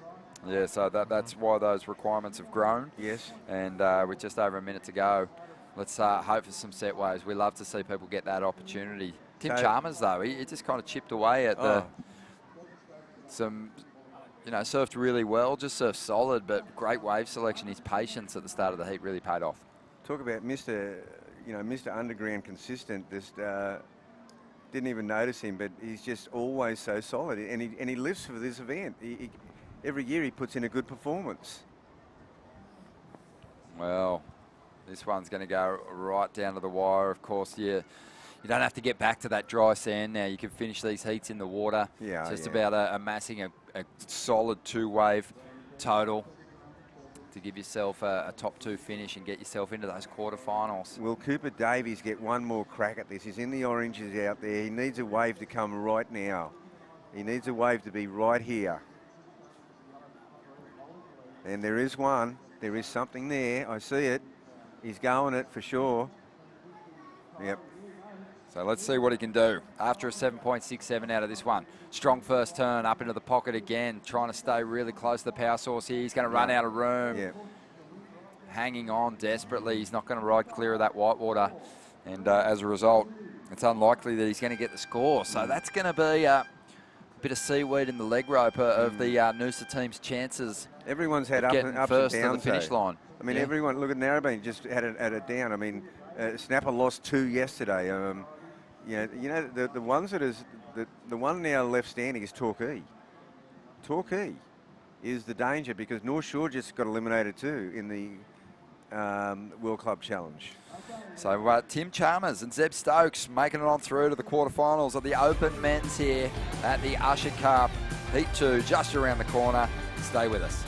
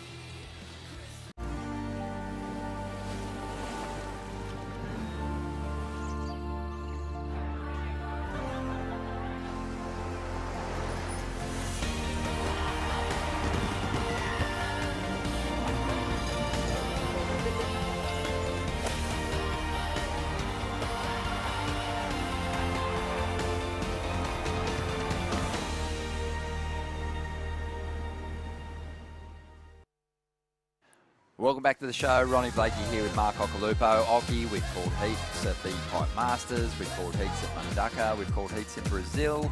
We've called heats in Tahiti. We've called heats just about all over the place. But this is a special treat. You know, kicking off the sort of Australian calendar, surfing calendar, with a huge World Club Challenge. The Usher Cup this year is a lot of fun, mate. Great to be sitting here with you. Oh, I'm stoked, Ronnie, and fully, this contest has got legs. Like, seriously, it's just such a good idea. The international, World Cup Challenge, and, to have it here at Snapper Rocks, it's special. And I just want to see it grow every year. I really do, and I really think it can. That team's event was just so sick. And now we're back to individuals. These guys are surfing still for their team, but they're themselves, right? Well, they're collecting points still for their clubs. They are still. But there's a big prestige of winning this just on your own, because it's a very big it's a cap to have. And hard-fought title for sure. As Cooper Chapman gets back out there and gets the opportunity now to rip into a couple of waves and potentially get himself a long way through the draw here as he loads up and goes the layback jam again and again. And this wave has been solid from start to finish for Cooper. Nice finish. Great start. We've been touching on just the performance of some of our competitors in the open field so far. It was Tim Chalmers and Zeb Stokes winning through in that last heat. That's good news for the Cabarita board riders and also Kawana. It's going to make Noosa's chances of fighting hard for the victory here at the Usher Cup a little more difficult, but they're going to have a chance, being that they made it through to the semi-finals of the World Club Challenge earlier today. Yeah, well, very important, that one. Or the quarterfinals, I should say, as we see the replay of Cooper's opening ride. It's going to be a big one. Oh, yeah, they made it to the quarters. Yep. Yeah. So gaining good points. Gaining great points. Sheldon Simkus out there at the moment for Snapper Rocks in the pink. Willis Drummer is out there in the orange for Torquay. Dane Henry for Kingscliff in the yellow. Cooper Chapman, we just saw him in the green, and he's got a number on the way. A couple of competitors do, actually, but I think Cooper's going to probably get the best of it to kick things off here. And he really wants to make up for, his part in I think, North Narrabeen not making it through that last heat. He got himself a good score, but it wasn't necessarily his fault, just not a lot of waves came through, and he was positioned where he wanted to be, but, while he was sitting there, there was surfers sitting wide, picking off, scoring waves. So we'll see how he fares in this one. Here's Sheldon on a little inside runner here, wanting to get some kind of score just to start the heat there. But yeah, I know, I watched it, and they got iced, didn't they? Back there, it was hard to watch. Good for Snapper, but the boys had a really good previous heat before that quarter, and maybe they peaked too early. Yeah, we lost two of the high scoring teams. Yeah, they both. North Shore too, eh? North Shore, North Narrabeen. So really, their hopes hedge on the individuals, just a couple of individuals that are still alive in the open men's event. Because we know True Starling and I believe also Jamie Thompson maybe fell out of the mix of the Opens event. Some sandy looking barrels out there, Ronnie, just kind of that tinges the sand right there, and coming around the point, more sand. Here we go, Dane Henry. Some nice snaps there. Now it gets really hollow and really hard to kind of fit moves there as a natural footer. Not easy backhand either, I tell you. You don't have a whole lot of space to kind of get your board moving through a weave to pump and generate that speed, and you're still trying to, work your board into these tricky cupped out transitions. And you can see there there was a moment where he got hung up. That meant that he didn't have the speed to sort of get back down the face. I mean, if you'd be really critical, like those last few turns for me don't count. You know what I mean? Like, because, I don't know if the judges are judging them. It's, at the top tier, I don't think they really do. But we'll see how the judges do like that wave. Tide's coming in, Ronnie. Should get some more swell come through. I was surprised today that when that tide went out, the swell didn't go away. I thought it had peaked this morning when it went from my early surf, but just like the Gold Coast has been doing it for years, it just seems to repulse and should get another push with the tide. Yeah, it's been amazing. Just watching that wave reel through the screen there. You know, it was probably a waist, chest high sized little runner. Just a little dream wave, though. Not necessarily what these competitors are looking for out here at the moment. As we just have a quick look at the scores, we'll update you here. 6.1 for Dane Henry's, also hang on to a 3.33. Cooper Chapman kicked off with a bang, 7.73. Sheldon's got a 7.17. So Willis Droomer for Torquay, and another club that scored really well and is going great in the World Club Challenge, has an opportunity here to really set a cracking pace heading into finals day if Willis can keep the roll alive for the Victorians. Yeah, well, he's new. I mean, I haven't, I watch a lot of events. I really haven't seen Willis Droomer's name in there, so I wonder how old he is. He must be... I think he's about 16. Yeah, young, that's why. He's young just teenager. He's just starting to collect the big titles and, I think rising to, another level in a high-pressure situation too. It's great to see. It is. It's great to see. Really is. We'll have to grill Troy about Willis and find out a bit more about him. Probably know his parents. Mate, great to see you down here with the fam earlier today, and it looks like they're enjoying it. Awesome to see Jay surfing in the event as well. Yeah, doing some great surfing and looking, man, he always looks pretty fit, but he is looking like he's ready for a big year. Yeah, he really is. He's been boxing training early in the morning, like he's been waking up at 4:30 for Jay. That's rare. So he's definitely on a good program. He's been doing it for a few months now, getting ready for this year. And this event, he just looked a little nervous again. Oh, we're going to have to get rid of that with Jay. He's kind of lost it. I mean, he made the final of the Pro Junior there at Cabarita that coincided with the 5-star. And that was a hard event. I mean, because a lot of those juniors were in the finals anyway, you know what I mean? So he knows what he can do. He's been surfing really good. DH has been making him some fantastic boards, Ronnie. And yeah, he's been ripping. So it's so hard watching your son. But, I just really want to... be down there at Cabarita and probably go down a Boomerang too. And then he'll probably travel on his own. But, he's going to give it a good dig. Good on him. Yeah, fantastic to see. And I've been really enjoying watching the bloodlines come through from a lot of different sort of famous surfing names as Sheldon Simkus puts it together on the inside. Not a lot of room to move, but all quality turns. Reaching that 10-minute mark. Oh, here we go. Free fall drop. Good looking wall. Thinks about tucking into the barrel. Smart move not to. That thing clamped up big time. And Willis wouldn't have found his way through it, but he did utilise that priority and gave up that inside position. So, at this point in the heat, with only 10 minutes remaining, we're halfway through it. He's not going to have a decent score to speak of. These guys are getting tired. Like, they've surfed twice in the teams. And now this heat here, they've been doing a fair bit of paddling because, that rip is coming, the current is coming consistently around behind the rock. So you have to paddle against it while you're waiting for waves. And they've had 3 heats. They'll be getting pretty tired by now, Ronnie. Yeah, look at Willis just trying to make up for that last ride, the previous wave where he got a little caught behind. But yeah, definitely feeling it. I mean, you can speak to it, Doc, just the difference between, say, having a 20-minute surf session without a jersey on and with a jersey on. With the jersey on. What is it? What happens? I've tried to master that art my whole professional career. Is why do I just max out in a singlet when I can, in a free surf put in 2 huge scores and not even have a breath, not even waste a breath. But in a event, I'm coming in and I'm totally buggered. I'm steamed up. I'm flustered.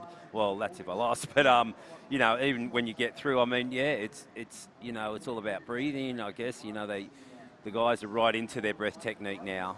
But it's just incredible how much that jersey speeds up probably your heart rate and everything and your adrenaline, and it's and you use a lot of it. Cooper Chapman just let go of some decent turns there. He's getting control of those feelings. Sheldon, wow, teeing off right here. Yeah, well, Sheldon won't be outdone at his home break, it seems. No, he won't. He's eager to hang on to this first position that he's found himself in. Tries to force the reverse. Tried to fit something where it wouldn't fit at the end there, but you know, Sheldon, if anyone could pull that move, that's one of his moves right there. Let's see the replay. Wow, that was a nice drawn out arc there, Ronnie. Really was. That was a nice slide. Wow, he gave it a lot, didn't he? Yeah, he's pushing it. And here's Sheldon. I'm thinking this is a 9. Really, really committed. Just rhythmical snaps. Yeah, really impressive there from Sheldon. And he's got a pretty high strike rate with that move, so not surprised to see him put it out there. But Cooper bagged himself an 8-point ride to go with the 7.73 opener. And Sheldon's put up a solid score too, 8.53. And that's got him in second place. Yeah, but it's you know what? It's not imperative to win these heats. It might build your confidence, but as long as you're progressing and shoring up your place in that progressing position with each ride, you're probably happy, right? I mean, Dane Henry needs a 9.6 now, and Willis Druma needs a 2-wave total of 15.71 with just under 7 minutes to go. Wow, that's hard yards right there. Talk to me, Ock, about the most nerve-wracking heat of your professional career. What was the one that just rattled you? Because I've got one that I think was pretty nerve-wracking for you. I remember it was Tahiti. Yeah, like it was a year that all our boards didn't come. And the swell already was big in the morning. I remember going out to the tower, and every time, like there was 2 different trucks came, so that whoever's boards were in the first truck, the heats ran accordingly, and my boards weren't in the first truck. Anyway, that morning I watched free surfing at Bruce Irons, Andy, because they didn't come obviously from Australia. They'd been there for a while already. CJ too, we got that big one. Yeah, and Mark Healy I think was out there, and Bruce was just unbelievable, and Andy too. But you know, Bruce that morning was just had that session dialed. You know, 10 foot, just I was freaking out. I got to compete. But the worst thing was it was coming up all day. Anyway, so my heat was late in the day. I had Poto. He got through the trials because I was a high seed at the stage. I had the wild card Poto, and he came out with a vest, a buoyancy vest, like with padding and that, and which back then we hadn't hardly seen him. That's when they first come out, and I'm like, is he serious? Like, where's mine? And it was like, it was 10 to 12 feet, all of as big as you can, you know, paddle into it. And I remember I picked a couple medium ones off, and they were 7s, and I was in the lead. I was feeling all right, but I was freaking out, and then a huge one came. And me and Poto were good friends because we hung out a lot on tour, you know, and even Nicky Wood back in the day, you know, you know, and Poto's like, "Oh, keep going," and I just had to, you know, I did have a bit of a sore back, but I had to say no, like, and because I think I had priority, you know, to tell you the sad truth. And Poto got completely spat out, and I remember talking to Mike Parsons. He's like, "Oh, you could have had that. You're in the spot," and I'm like, "Oh, I felt so bad. I felt so bad," and you know, it took ages. You know, and even Kelly, I've had a couple of heats. One time on the ledge at Fiji, Kelly got right up me because I was in the perfect spot and didn't go. Sometimes I just freak out and I think it's not me, and everyone's like, "But you can do it. You've done it. Like, just do it." You know, like I get a little mental block sometimes, but yeah, that was one of the heats. I was freaking out. I appreciate your honesty, and I'm sure a lot of surfers do. There's no shame in that. These are horrifying waves, and they are. Just a daunting task. But you know, you had your moments in Big Surfer as well. So we're just getting word from Bugsy. We're 7 and 8 tomorrow morning, so we're running up to heat number 6. So 3.5 minutes to go here. Cooper Chapman in a great position. Sheldon Simkus, he's sitting in second spot at the moment. Willis Druma, he is looking like he's got a chance here, but he does need a pretty big number. Dane Henry's been a little left behind. Got a 6.1, and you know, both Willis and Dane are after something similar. They need a good score here at the moment, right up there in the 9-point range. But yeah, love getting those stories from you, Och. I remember seeing you looking pretty nervous too. At Pipeline? Funnily enough. Well, no, in the Heritage Heat that you had a couple, but with Tom Curran at J-Bay. I mean, pumping Jeffries and... no, don't just talk about that, because I was really unfit. And I was a bit overweight, not a bit, a lot. Well, and it wasn't even but that it was though, like I but couldn't get out the nerves. back, and I was nervous because I wasn't in shape, because it was big, and it was pumping, and I was big. Yeah, But you were even the ledger up, didn't you? You got him at Bell's. yeah, no, it was an even. Yeah, after that, yeah, I won that one at Bell's, but we've gone. I think we're even. You know, like I think actually the one at Bell's, Kelly said I might have broke the tie, but that one at J-Bay, it was really big, man. It was big, and I was going, am I going to get out the back, first of all? And I think I kind of got cleaned up by a set. I eventually got out, so the embarrassing part was over. But, you know, it was hard for me to surf like that. Curran ripped, and I was nervous in that heat for sure. Oh, I just can't imagine anything more nerve-wracking than having a big break from competition where you know, nothing is going to change the fact that, you know, you're a surfing legend and you've got that world title. That doesn't change. But when you haven't sort of been in that situation in front of the crowd and the expectation to perform, it must have been huge. Oh, it was massive. I mean, I was commentating at the same time, so I was a bit anxious kind of the whole kind of event, really. But, you know, you go through your times. But you'd love another heat now because you're now. in the best condition goodness. I've seen you in. Thank you. It's back to like when I was a teenager, it feels like. You know, I would love to, you know, and like kind of Hog said, you know, it'd be great if WSL had a Masters event. I think there's a lot of guys, not just me, that are really fit, surfing really well around my age group. You know, Kelly's in there too, you know, it'd be great to go against Kelly again. He's in the age group, you know, it's over 50s. I reckon just make it something, you know, like, yeah, it's, I don't know what class you'd call this. I mean, it's definitely Masters, right? But from 50, legends, I think. 50 to 60, you know, I reckon is probably a good bracket. Love it. And just pick out all those guys in that age group, and that'd be a great event. Oh, it'd be awesome. So, so many fantastic stories. At a great location. Loving to hear them. As we cut back to the lineup, and for Torquay, we got Willis Drummer up, and he's chasing a big score. Doesn't have a whole lot of time. He needs a high-range 9-pointer to get himself into the top two. This heat's just been absolutely dominated by Sheldon Simkus and Cooper Chapman. And, yeah, it doesn't feel like anyone's going to knock them out of those top two spots. No, it really doesn't, Ronnie.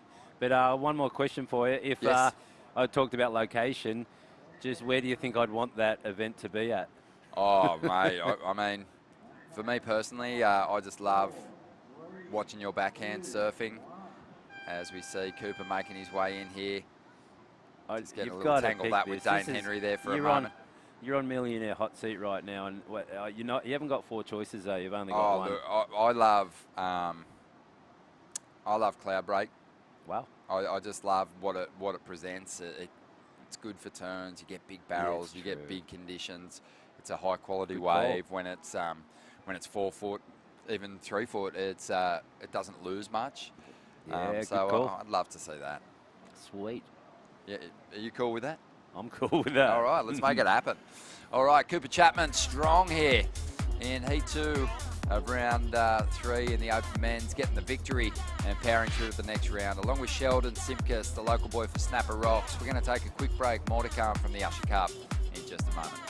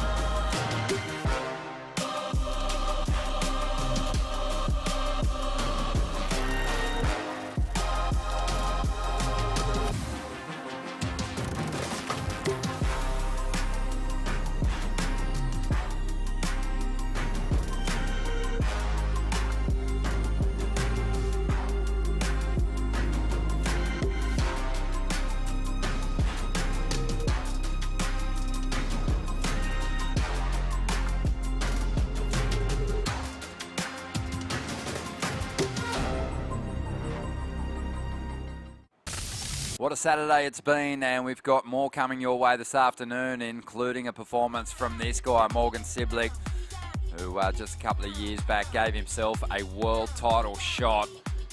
And he's been spending a lot of time up here on the point sock, and he's just a very popular character, and you know, always a welcome addition to any lineup. As looks like Chris Zapp's getting Chris things Zappis. started.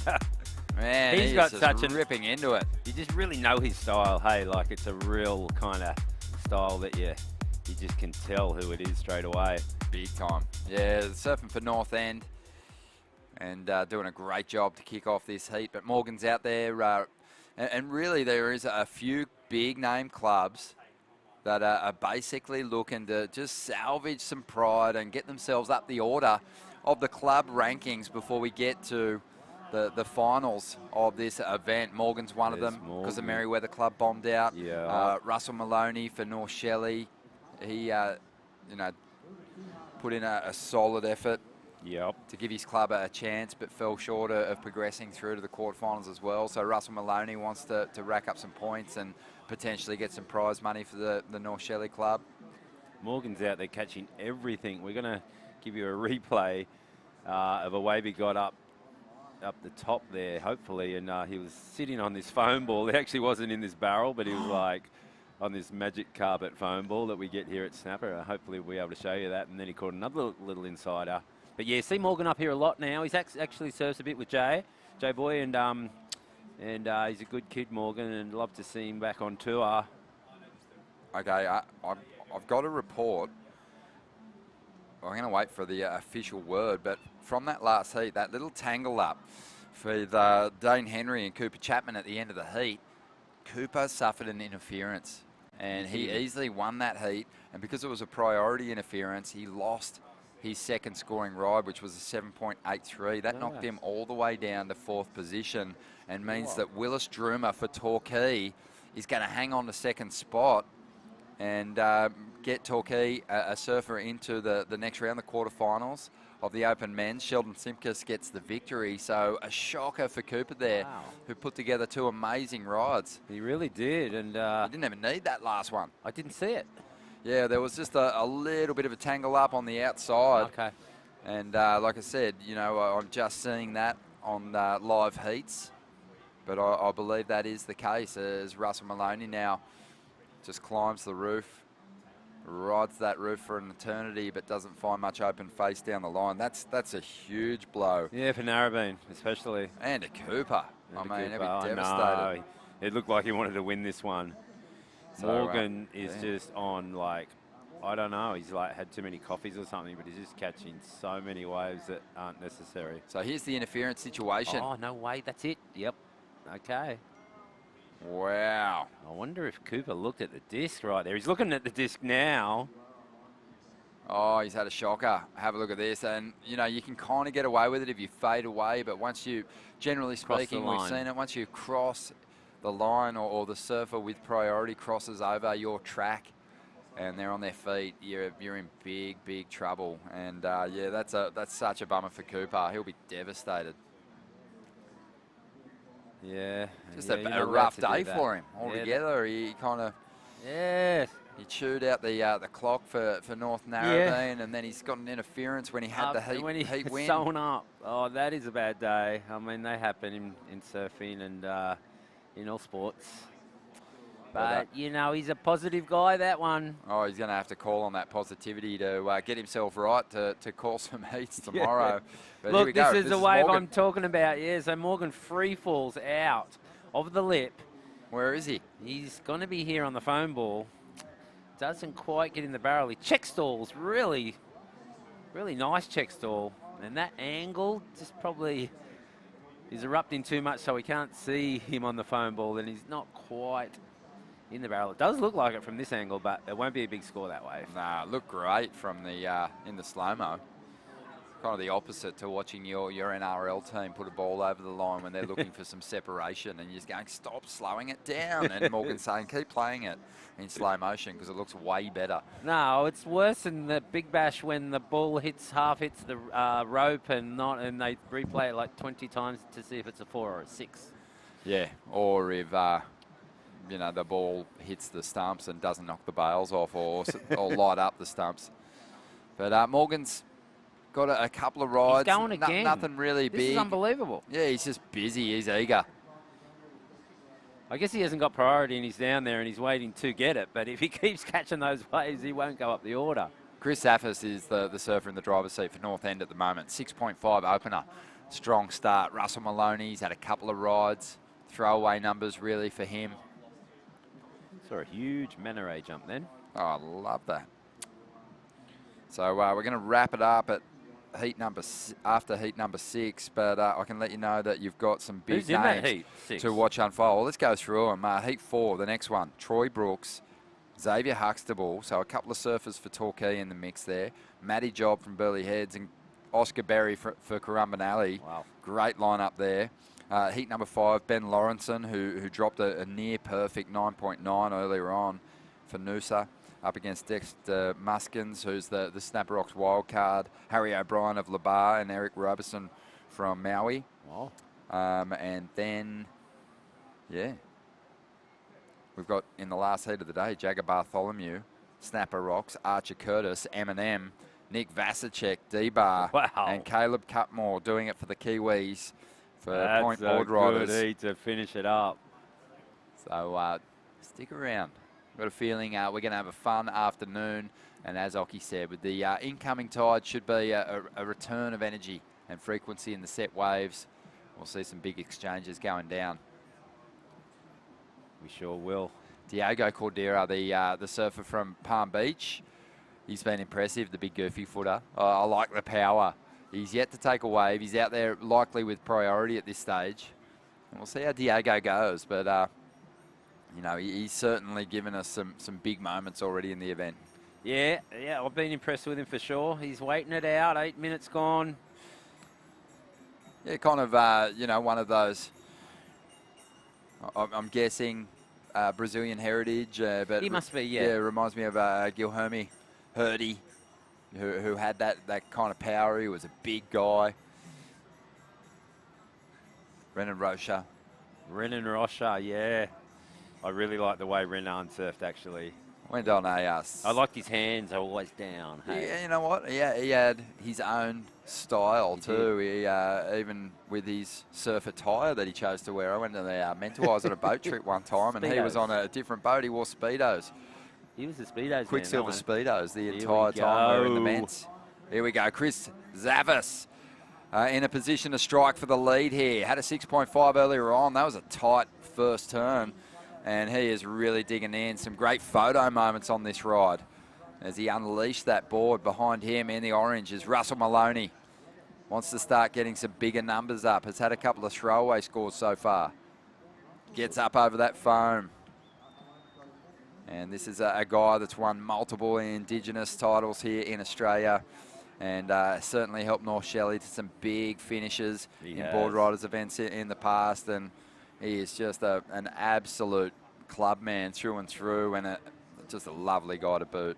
Yeah, lovely guy, and his backhand's as good as his forehand. I actually really like his backhand. But he's been surfing snapper well too, so I'd love to see him get through this heat and hopefully take this out. I've seen him around for a long, long time. He's a veteran competitor. How old is he, you think, now? Oh, I think he's probably... maybe a little bit older than me, just mid-40s. Okay. Mid-40s, but yeah, just surfing at a very high level for a long, long time. Big setup behind the rock there. You can see that on screen. I love it when a whole lot of wall that wave. When so there's that bit of southerly wind and the waves spit, and it just carries that. Oh, you should see it when it's 8-10 foot. It's just that spit carries all the way through to Surfer's Paradise. There like he goes. a cloud. Diego making his move now, so he's waited more than half the heat for this ride. We'll see if he can make it count. Yeah, he's got to. Waited a long time for it. This wave hasn't got a lot of wall though. So we'll have to replay it because nice little finish. Did he get much done up top, Ronnie? Yeah, he got some big power moves that we expected on the outside. Okay. So look, he's going to bank a good score. He could get himself into the top 2 because Here Morgan's got a couple you for that. of decent rides. He only needs a 7.66 to get to number 2 with just a single ride. Yeah. Yeah, he just kind of, I don't know, those that turn was pretty good, but the floater was not so good, I thought, and the turn there was a bit safe. I don't think this is going to be real high score, Ronnie. I think it's going to be better, though, than what Russell Maloney and Morgan are hanging on to at the moment as their best single ride. So he'll set himself up pretty well here to make a run at second position if he doesn't go there already. I'm critical. I always have been, and I like it. Here we go, Russ Maloney. The judges go there. Good looking wall. Just transitioning through this first section, the wave stretching out a little bit. Just waiting to find this open face. Couple of hits. He's going to go down on that final move, though. Right behind him, Morgan Siblick from Merriweather. Building some speed. Big section here. Big drawn-out layback. And Chris Zaffis just in the fast lane on the outside.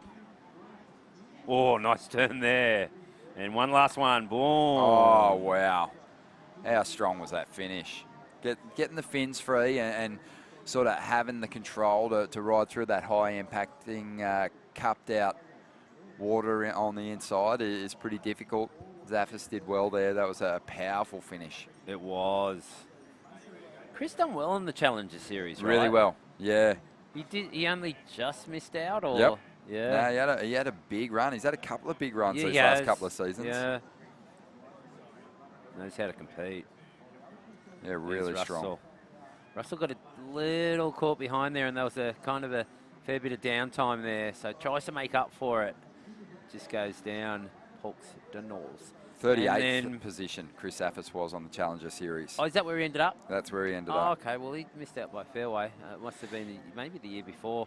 But as we see the drone angle of Morgan doing a layback, we can see some runarounds. We can see a lot of energy in the ocean. It's just starting to really come in with the tide here, Ronnie. Morgan's jumping up on that rock.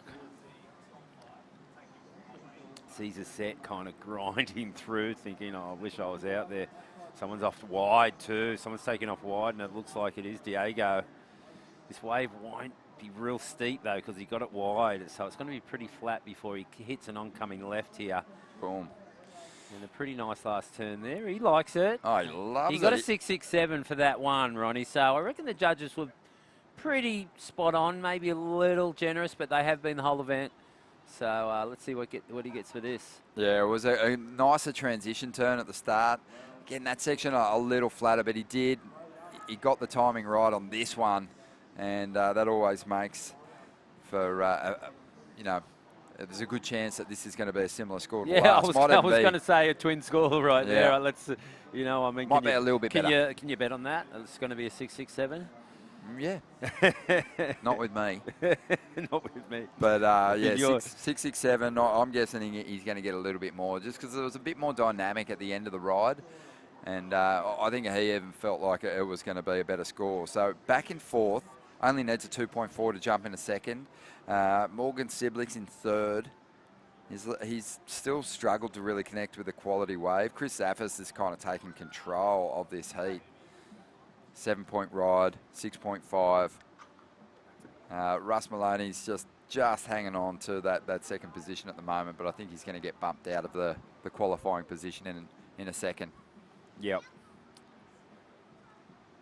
Just with the priority situation, it's like you so want to, after every wave, is run out and jump off that rock so much quicker than paddling, but the only one problem is you haven't got priority, so it doesn't do you a whole lot of favours.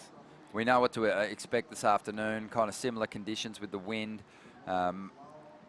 Fingers crossed for a bit more energy as the tide pushes back in, but what's the forecast for tomorrow? I don't know. I don't. Today they said it was going to drop a little, which it kind of did, I guess, but it's been holding good. So there's a low out up there that's in the Coral Sea that is predicted to turn into a cyclone. They've already named it Freddie, but it hasn't turned into a cyclone yet. But if it does, and it's in our zone, we could be getting a Curacao here real soon. So I don't know. It could be bigger tomorrow, you know, if that gets in that window quick enough. Well, Morgan's had a fantastic ride just now, finishing that one off on the inside. He's just that little compact physique. He's able to really stuff that board into the pocket and use that power to draw that board through these turns. Just jumped straight off the rock into this wave, right? Yeah, so he needs a 6.77 to get himself up in the second. A little bit more than that. Might even see him jump up in the lead. What do you think? Oh, I think he gets to second place with this one. Diego Cordera, he had himself a 6.6. So it was just a little under his previous ride, but really similar. Close. We were pretty good. Only 0.07 off. Wow. But I think Morgan gets the nod here. You get paid out from Sportsbet for that. Little bonus bet. I think Morgan gets the number that he needs here. That was solid surfing. 6.5, so not quite enough. I would have thought he'd get it on the quality of those first two moves. I asked you because I was wondering. That's why I asked you. I thought it was going to be better than Diego's best ride. Yeah, no, I was thinking maybe not. It was a bit flat. You know, it was a bit lateral. It's hard to not be out here when it's kind of these size waves and running off so quick. But that's what I thought. So he's going to give it another go. He needs a 6.77 now to get himself up. Oh, well, here it is. 8.33 was actually the score, which I thought was the case. So he had a 6.5 in his previous wave. 8.33. I like the first two turns. Yeah. I think that's where the points came from. I'm watching the wrong replay. Yep. You had kind of mentioned that Diego's first couple of turns, he was almost in transition, whereas Morgan got the opportunity to kind of really open up the wingspan and whip that board through a couple of quality turns. So 8.33 sees him up in the second spot. Diego now after an 8.17. Russell Maloney, by his standards, has had a bit of a shocker in this heat. And I think you can put it down to wave selection more than anything. Yeah, I think so too. He hunts the barrel, right? And it's funny because the tide's actually come in and it's still pretty shallow. We haven't seen many barrels lately, and I just do not know why. Maybe the tide has kind of voided that out, but it still looks like it's low enough to barrel. Maybe that kind of bit more easterly in the wind now. It's kind of flapping the lip down maybe. But something's going on, but these guys are going to turns right now, and we haven't seen a barrel lately. But here goes Russell. Yeah, can he make a late charge here? He does need a high 9. Wow, he's giving it everything. He knows that he has to, throw all he's got at these sections. He's after a 9.66 if he's going to turn this heat with a single ride. But that's not going to help his chances. 1 minute and 40 seconds to go. Diego Cordera is the danger man for Morgan because he's out there ahead of Morgan in the priority order. Chris Zavas seems pretty safe here at the moment. He does. Time winding down. It's been a good heat. It's been a little slow, I guess. But the guys have surfed good. Looking forward to that last heat today, Ronnie. Yeah, it's going to be Nick fun. Vasicek, Jagger, Bartholomew. Will the waves come to the party for him this time? Because I think they had a heat yesterday, and we were talking a heat right up and the waves kind of slowed down. But I think it's going to come on. I think it's going to come on too. I'm it's got that feel. All right, Yellow having a look at this one. Diego Cordera of Palm Beach making his move, and he is after a big number, 8.17. The first turn, he really dug in. I mean, if he had attacked the opening sections of his earlier rides, like that, might have got himself into that kind of excellent range. Yeah, the first turn. But I just don't think he had enough room there on that ride. No. The first turn, was his best turn, I thought, of the whole heat. And then the waves just went really fast at the end, and it was small. So there was no 8.67 there. 30 seconds to go. Morgan would be kind of looking over his shoulder, wondering if he should dart down to Diego, who's actually way down the line. So he's not going to worry about it. This one's going to come to a close in a moment. Just on 18 seconds to go. Chris Zaffis, he's just been handed the team flag for North End, and he's on his victory lap right here, waving to the crowd. Probably do a burnout when he gets to the beach. Well served, Heat. Yeah, really solid. 8.67. He built too, didn't he? 6.5, 7-point ride, 8.67. An easy victory. and he is moving through to quarterfinal action. We're going to take a quick break here at the Usher Cup. Got a few more heats to come. Stay with us.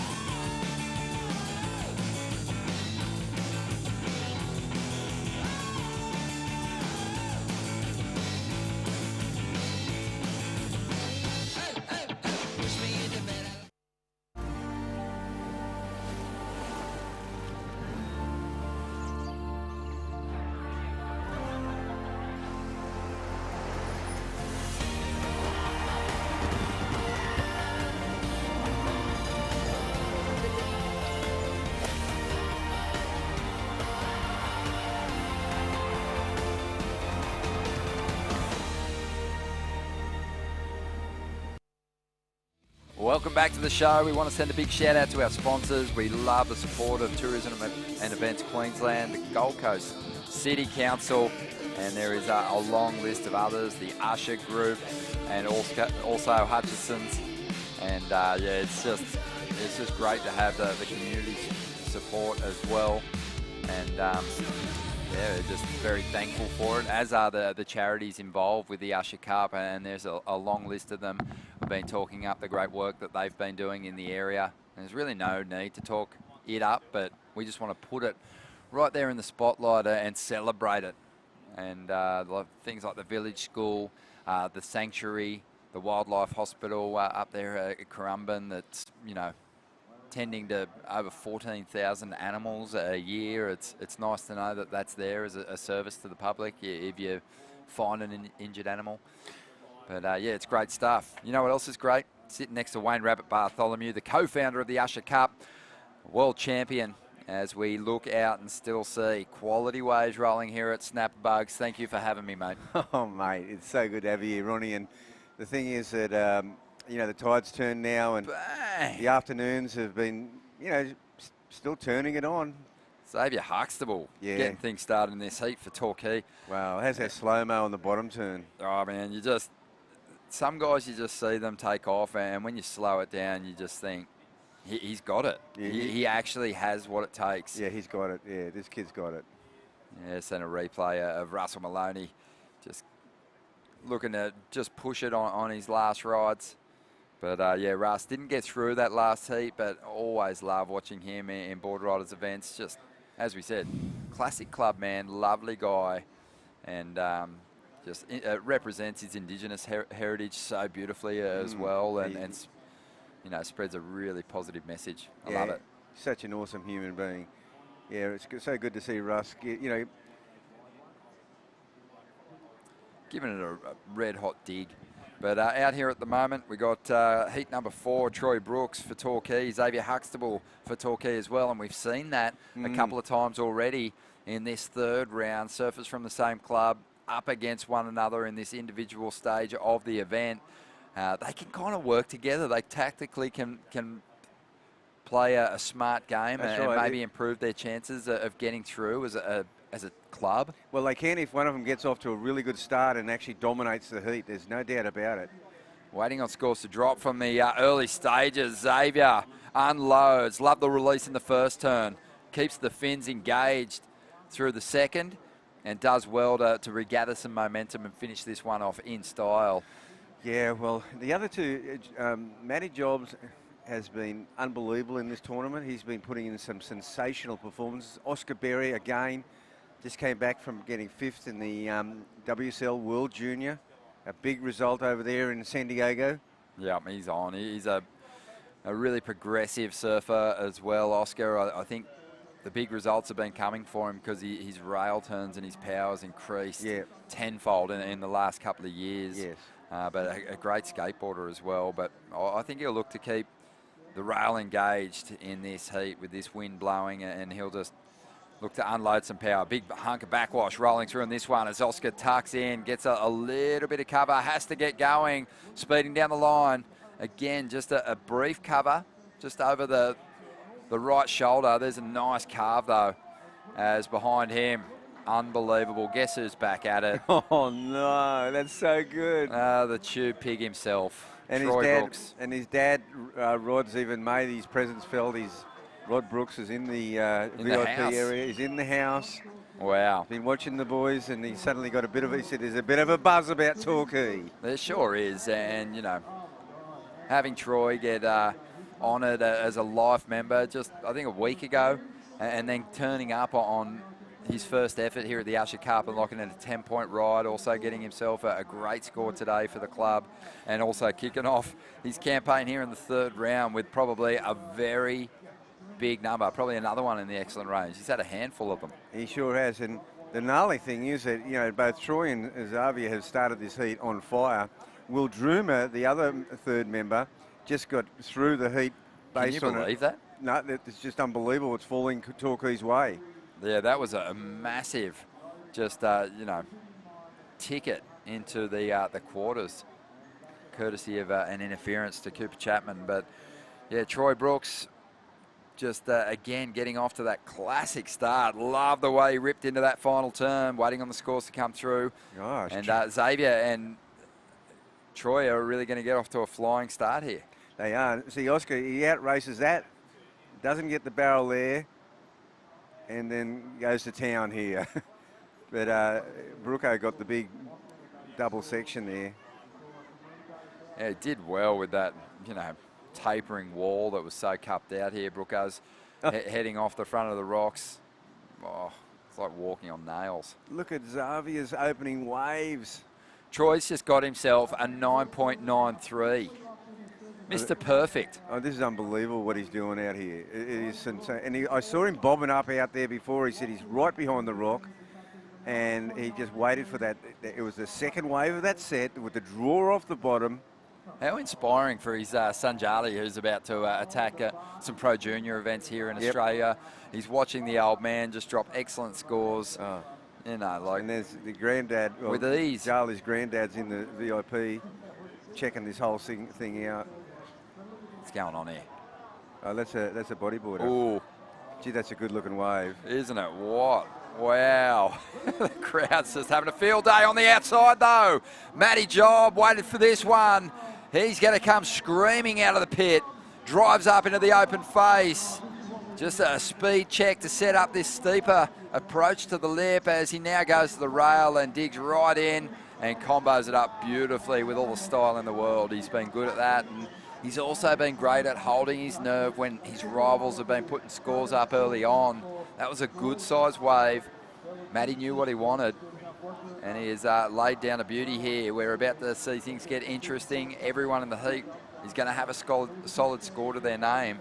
God, it's just got a little bit of a pulse happening, hasn't it? It's got that little bit of thickness about it again. Look at this thing. Look at the positioning and just the tempo of the paddle to set up this first section. He wanted to take it late. Take us through the replay here, Bugs. Yeah, look at that. He holds on, just stalls himself, slows it down. Just does a little bit of a pump there to get this next section. It's got a little bit of a crumble, but it's still hollow. Goes a high line, and it comes out clean as a whistle. Yeah, and here he goes, just a big rip to finish. The fact that he was able to had the speed and could actually rip that final turn in as well.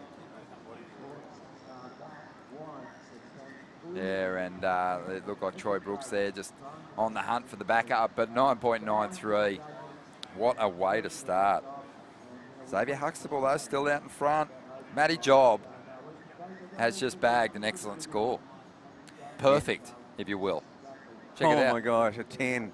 10-point ride. We might see more in this heat because there's still plenty of time on the clock. 10.5 minutes to go as Oscar Berry. Oh, I think he's going to improve on his first ride too. Yeah, he will. He's going to need some big scores, though, because these guys are dropping 10s, 9.93s. Even Xavier's not safe now, and he looked like he was home and hosed. Yeah, he had a dreamy start. He's going to be out there with priority, though, Xavier. He's going to bide his time and wait for an opportunity. He won't look at a wave unless it's got more than a 7.27 on it. He knows that's going to be the key to put the pressure back on Matty Job and Troy Brooks. But, you know, I think we got 4 surfers out here primed for big numbers.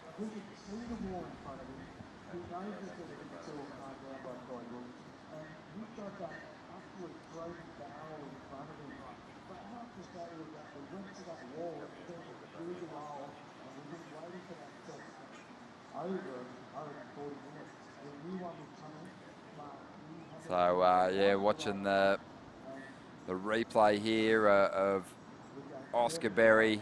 Got a lot of work done through to the inside. And this is, I think, going to be probably a little better than his opening ride. Let's see Matty Jobs on the replay again here, Bugs. He's back in 4th place. He's only got 1 ride. It's a 10. Here it is. Late drop. It's an absolute sensational ride. He holds himself into it. The first part, not too deep. Just pumps a bit there. Let's go. Draws a bit higher, and it's a solid. It's a bigger wave than Troy Brooks's wave, and he does it in one go. So he gets one clean barrel, and then he comes out and just surfs it so brilliantly. Yeah, it's like, I don't know. There's a few different surfers you kind of see in his approach. It's like a little bit of maybe Ethan Ewing, a little bit of a Taj Burrow at times. But you know what? It's just a whole lot of Matty Job. It's just a beautiful approach. It's so fun to watch. Yeah. And yeah, love that. And the fact that he was able to get that combo there. And you know, we never see Matty out here. Matty's surfs Burley every time it breaks. You never see Matty out here. It's incredible. He's just, every heat he's got out there and got some absolute superb, just pearlers. He's pretty young, but I'd say he's solidified his place in the pecking order up there at Burley Heads. Pretty hard to come down here to Snapper and, oh gosh, yeah, you know, take up, I don't know, spot number 100 in the pecking order. I know. Yeah, no, Matty's definitely one of the top in the top rung at Burley. There's no doubt about that. Yeah, and he's you know, as a Grom, he won the single fin event, yes, which tells you that he has like a very kind of mature approach that, you know, that I think people can see, and that's a huge feather in the cap for a Grom to have, and he's starting to rack up the big results now as Troy Brooks locks in. He's deep in this one, and he's going to find his way through again. This is incredible what he's doing. This is absolutely incredible. This is nearly one of the best performances of a tournament in his life. He's just unbelievable. He's just gorging himself on vision. You can't get enough. I mean, it was a small wave, but he was mega deep. I had my doubts. He's had more barrel time in this event alone, maybe even this heat, than I've had in the last year. It's not fair, Bugs. It's just not fair. He's just, but he's, you know, he's against these young guns out here, and he's blitzing. No way. No way. 9.47 for Troy Brooks. How do you better that? This is the best heat score total of his life. Is 19.4. Oh, wow. So Xavier Huxtable is comboed in 2nd place, and he's got an 8.33. Oscar Berry's been really solid. He's got a couple of 6-point rides, and Matty Job's got a 10-point ride. He's in 4th place. Oh, this is so incredible. Nathan Hedge is he's done for the moment, and he's running down to cheer Troy Brooks on, who he spent some years on the championship tour with. He's loving it. The boys are high-fiving there. Oh, this is a great moment for Troy Brooks. It just makes it, here's Oscar. He's deep. A little too deep. Yeah, he's too deep on that. It pinched him very early on. Matty Jobs is the one, though, that could really throw a spanner in the works for Xavier, really. Yeah, definitely. Yeah, it's going to be interesting to see. You know, Matty's got just over 5.5 minutes to go here, and yeah, he needs a 5.6. Yeah. Yeah, he needs a 5.6. So you'd back him to get it just with the numbers that he's been dropping. And even though Troy Brooks has been the master of the barrel in the contest so far, I think Matty Jobs has been one of the best open face surfers that we've seen in the contest. So whether he gets tubed or not, I'd back him to track down that number. Oh, so Xavier's got to step things up again. He wants to get rid of that 7.27. Yeah, well, Xavier came, just firing out of the gates, and looked for all intents and purposes that he was going to take this heat by the scruff of the neck, and he has been, well, relegated to the danger zone, you'd say. He's still in second, though, and there's 5 minutes, just under 5 minutes. So Matty Jobs, it's that whole pressure of getting that perfect 10, the pressure of getting the back up. Well, Troy Brooks' eyes were hanging out of his head in disbelief yesterday, Bugs, after the 10-point ride. I mean, he's going to have to put them in his pockets to carry him home. And after this afternoon, he's just going to be beaming. Gosh. He's got to be careful not to go out tonight and celebrate these big numbers. Yeah, I know. Torquay's got a incredibly good chance at taking the victory here at the Usher Cup. They're in the right now. They're in the box seat. Everything's going their way. Will Droomer, if Matty Jobs doesn't get a perfect 10, I mean another backup 5.6, here, Xavier's got a good chance. Hand the trophy to him. It's really? Over. Yeah. You're wrapping it up? I'm wrapping. Oh, hang on. Go easy. Stay alive. We got a couple of big heats coming up to finish off the day, but we saw Nathan Hedge running down there to congratulate his old tour buddy Troy Brooks on a couple of big 9-point rides. But Hedgie's also alive in the Opens event, even though Narrabeen's fallen out of the World Club Challenge. But then the drama, the tragic thing from an event point of view with Cooper Chapman, he was on his way to a big result. Yeah, he was. He was surfing great. And here we go. He would have won the heat. Troy Brooks is in there again. Enough. How do they not go these waves? Enough, I say. As he goes now to the roundhouse, how did he wrestle this wave away? And you could hear everyone, and why not? But they didn't even go for it. Why not have a go at a big He wasn't even challenged. He was fourth priority. This is unbelievable. That he's just dialing it in unbelievably. It's actually selfish. Oh, okay. It's selfish. He should have said to Xavier, you go, mate. Yeah. Look at that, though. Mate, that is classic style. This is actually a cleaner barrel than Matty Jobs. This is a cleaner barrel. Mate, that was really cool. I loved it. The roundhouse was cool too. Yeah. He's at the moment just going for another 10. That's why he went for the little carving 360. Yeah, well, Matty's shown him up here with a 10, and Troy's not happy about it. He's going, hang on, that's my space. Only got a 993. What a great roundhouse cutback. This is just a clinic, a tube riding clinic, and he got out there off the rock. They didn't even see it. This is just actually baffling me. Yeah, have a look at that. I just love the way he styled his way into this thing. And, stood back on that tail, sort of adjusted that weight so that he could get a little bit more time behind the curtain here. So it's going to be another good score. It doesn't go into the top two, but a 9.17. No biggie, 3 9-point rides. It's just a beautiful moment, though, isn't it? That's in the Usher Cup highlight reel forever, that one. Oh, I think he's actually, a couple of the ones from yesterday might be out. Yeah, no doubt. Yeah, he's just had the knack for tapping into these special little nuggets out here. Here's the drama. Is everything going to go Torquay's way, or is Matty Jobs going to get a second wave? Getting a 10 and not getting another wave for like 12 minutes is kind of unforgivable. Oh, man, there's a minute and 20 seconds to go here. Especially when he was there and Troy Brooks just got a 9.1. And now look out. We got movement here. Oh, okay. Troy's pulling in switch, and on the outside, Matty Job makes his move. Needs a 5.6. Nice start. As we said, this guy doesn't even need the barrel to turn in excellent scores. Yeah, no, he doesn't. He is so sharp, Bugs. Already done quite a bit of work on the outside. He almost might be there already. Can Xavier get it? Can he get another Bang. wave? Oh, wow. He's definitely got Matty a 5.6. Job. That is, absolute style under pressure as Troy Brooks comes flying down the line, dealing with free surfers and the like, but it doesn't matter. Troy's not going to improve his situation with that one. But what about Xavier? Well, he is on the outside. There's 30 seconds to go. he's likely going to need a wave here. Matty Jobs only needs that 5.6 to jump from 4th up into 2nd. Xavier needs, I think, to get rid of this 7.27. 20 seconds to go. There is something, there's a wave behind this, I feel. Yes, there it is. Here it comes.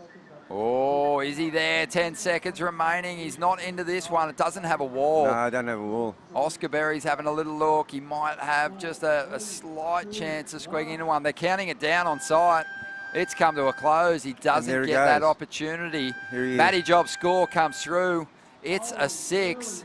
And 6.73. He makes that jump up in the 2nd spot. Torquay lose a competitor here in the open men's. But Matty Job held his nerve beautifully. Troy Brooks owns the day, though. 3 9-point rides and a heat score total of 19.4. The Tricky Chalk still got it, and he's on to the quarterfinals of the Open Men's event. We're going to take a quick break. More to come from the Usher Cup in just a moment.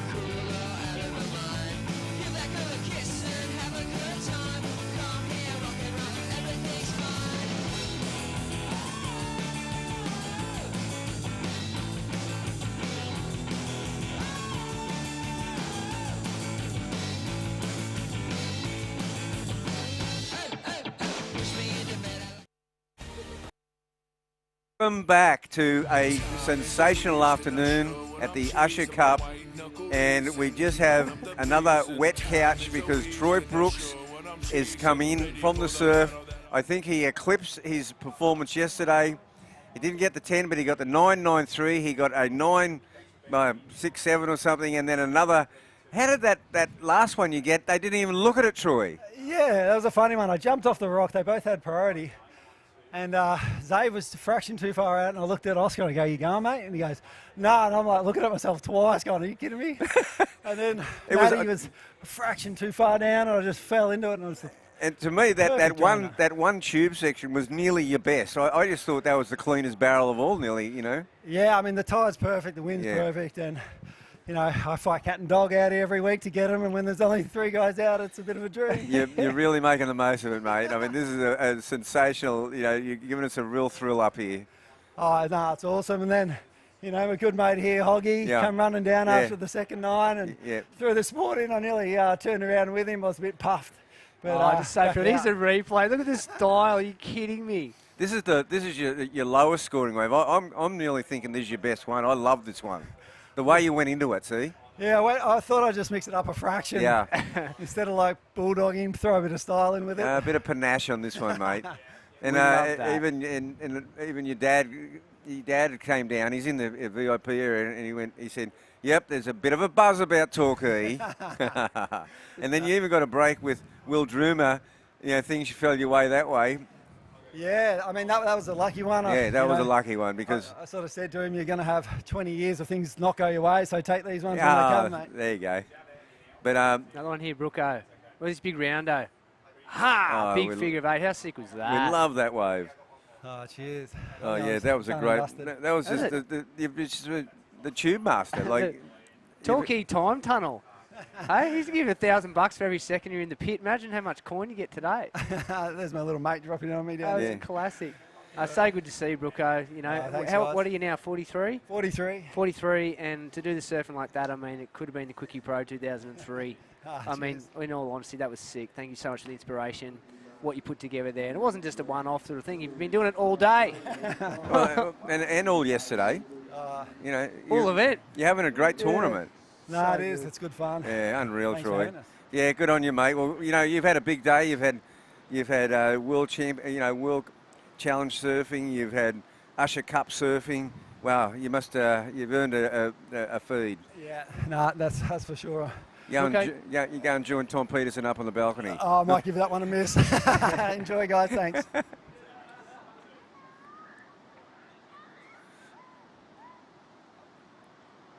Wow, that's just sensational. Yeah, I mean, and he's got team riders here at the event from Quicksilver. He's got, in his stables the young up and coming best surfers from Victoria, and to go out there and set the example. There's some lip service and some mentoring is one aspect to it, but when you go out and actually do it, it's so powerful, and just by leading by example like that, it's just insane.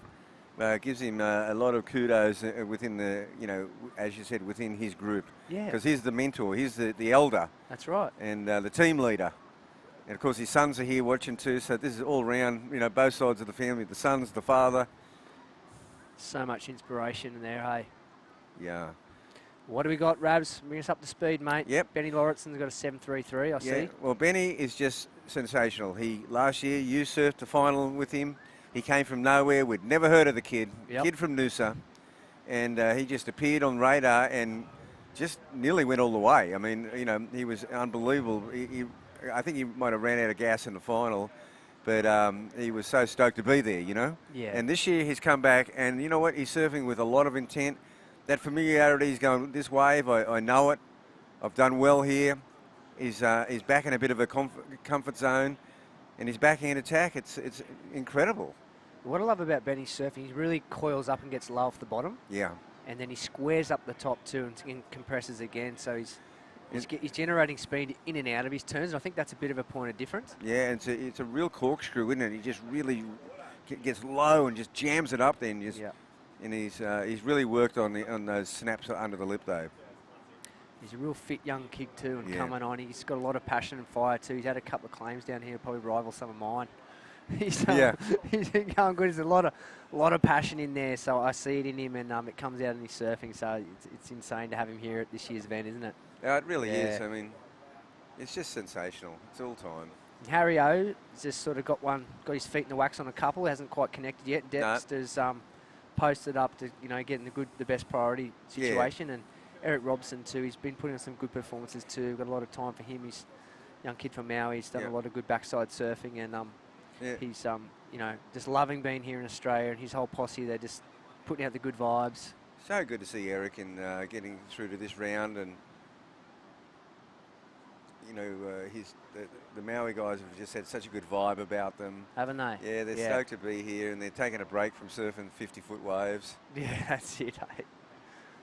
I think because you grow up watching so many of the events at Snapper, and to actually get a chance to have a crack here and put the rashi on and paddle out, it's almost like a bucket list kind of thing. When it all comes together and the waves turn up and you get an opportunity, it's a really special thing.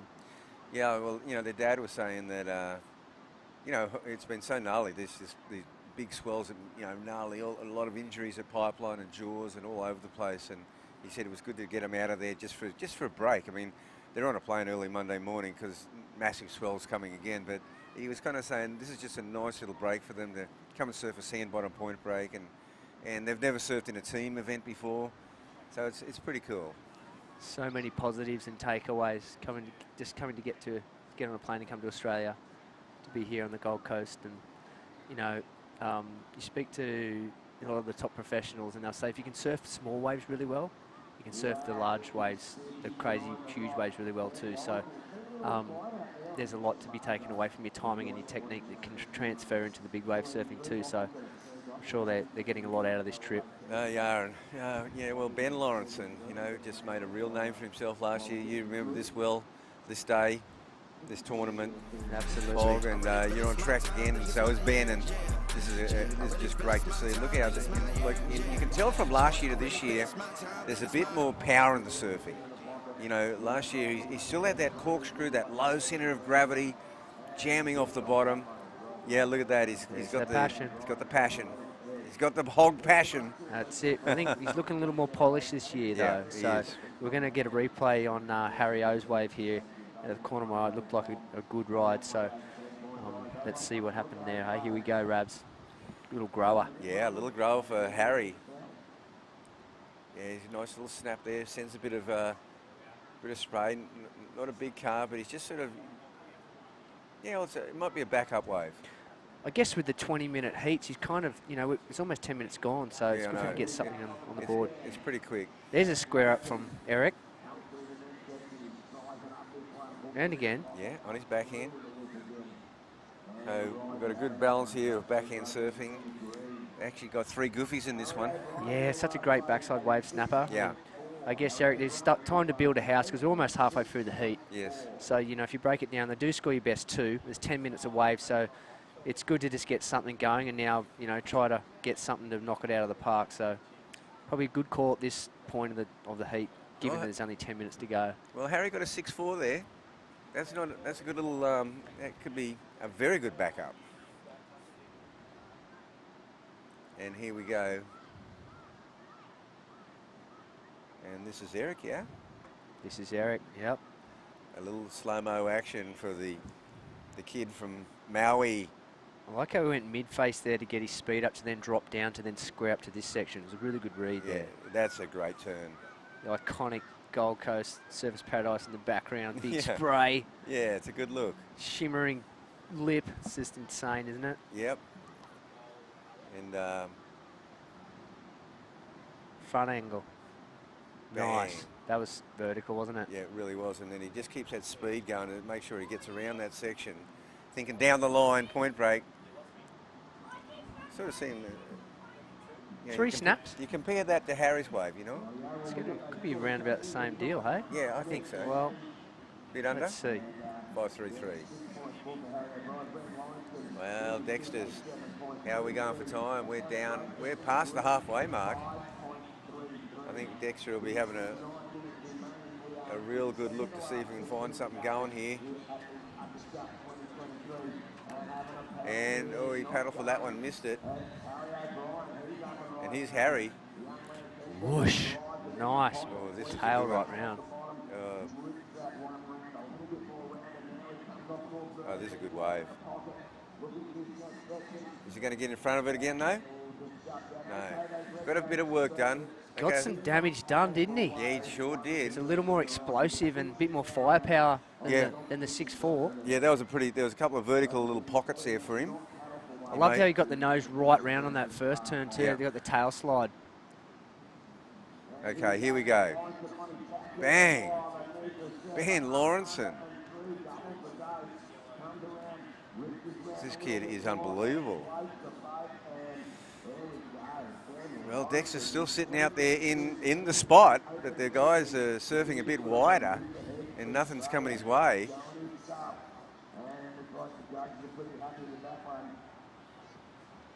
Nice. Yeah, that was a little nice. variation. Yep.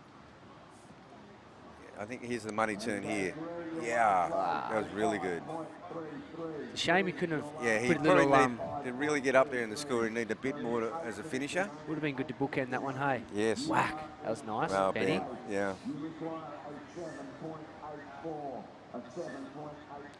Well, Dex is sitting out there, and Dexter loves snapper. God, he surfed here all his life. Yeah, there's a bit of that pressure, hey, Rabs, because once you wait, you sort of like, there's a lot of pressure to pull the trigger. You don't want to pull the trigger now on a 4 or a 5, so you're sort of stuck in, I've got to wait for an 8 or 9 now. I've waited 12 minutes. I've got to open up, and then that becomes an issue in itself. So it's about knowing when to go to plan B and go, okay, I need to sort of come in, readjust, adapt to what's going on. This was my plan. It hasn't worked. How much time do I have given? I've got to get back out and get 2 waves. That's right. 7 minutes. So you break it down to 3.5 minutes. You kind of got to get into the next mode, don't you? You do, yeah. Shift. Or you just go the Hail Mary, just live by the sword, die by the sword. That's right. Hope you can get your 8 or 9 and then get something halfway on the way back out. And then get your 4. So it's not done and dusted, but it's getting harder and harder. Yeah, it's getting harder now. I mean, he's had a bit of a lull, and there's been a couple of those little wide ones that the boys have picked up, especially Ben. And he did that a lot last year. He went to that wide bank. But there was a more defined wide bank last year, and he cleaned up on that thing. I think backside too, speaking from experience, the ones that we look for at the backhand, is that tapered, the better pace. Here you go. I reckon Dex is going this one. He'll definitely go this one, but it's got a big wall, He's got a massive wall. Get going, Dexter. Here we go, buddy. Nah, he's not going to make this. No, that's right. That was a heavy one. I could just see that standing up on that bit of east swell standing up on it, and he was too deep, and that's put him in a really difficult position. Even though it's kind of been a low, not a massive scoring heat, but even that Harry O'Brien with the 6.77 on that one, the 6.4 just adds to the pressure a bit. But Ben has just nailed it. Yeah, the other guys have sort of built a house and got in a little bit better rhythm. So yeah, shame for Dexter to wait that long and not capitalise. But you never know, if he gets busy now and things go his way, he might still have a push for the. Yeah, well here he goes. He's always been a good hunter. So here goes Dexter now. A kid from Coolangatta kid. And it's a pretty... Well, very surfed, well surfed wave for what it was, Yeah. but I'm a little concerned of the height of the wave. Oh yeah, it was just a small wave. He really just needed to get something on the board. And now we go back to your situation where you're talking about, you know, he's got the 4 or thereabouts. Might get a bit more, maybe a 4-5, maybe a bit less. I'm not sure how they'll judge that. He surfed it very well. Let's see it now. As you said, it's a smaller wave. It's a nice turn there, not too big. He surfed it great for what it was, I but know. He got every little inch out Yeah, of that ride. and he's really good at doing that. Yeah. He can improvise, and as I said, he's always been a very good hunter. You know, he hunts waves down. He's always had that ability. 5.27 come through for Dexter. So It's put him in there. It's put him back in the game. He's got a shot now. I'd say they're surfing for second.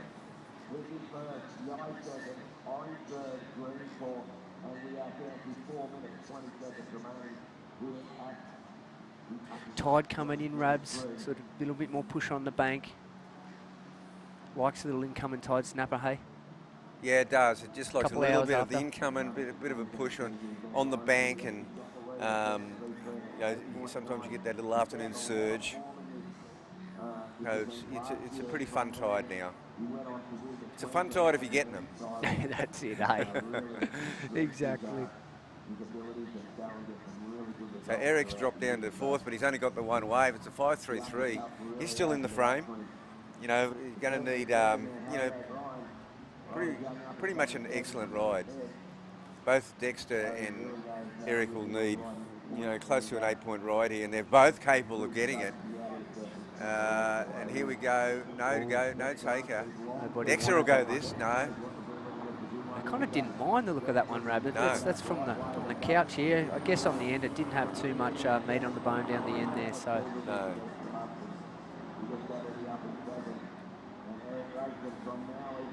This will be interesting to see who can pull it out of the fire with 3 minutes remaining. I'd just like to see. I like to see just to see them all at least get 2 waves in that 2 counters. yeah, it's great to see a few more opportunities and everybody in the mix. Hey, Yeah, I just don't like it when one or two guys get skunked and only get that 1.5 waves. yeah, it can be a cruel sport in that regard sometimes. But when we look at it and we strip it back, 2 of the competitors have put the pieces of the puzzle together, That's and right. they've got a handful of good rides each. So Yeah, they have. it's not like there hasn't been good waves out there. It's just you've got to be on the best ones. It all turns into strategy and putting it all together at the right time.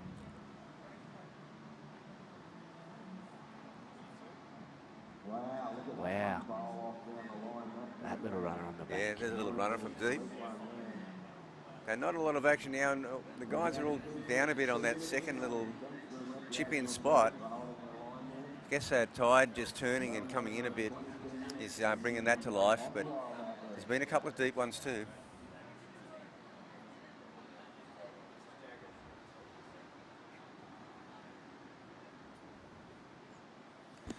Under 2 minutes now. It's crunch time, Rab.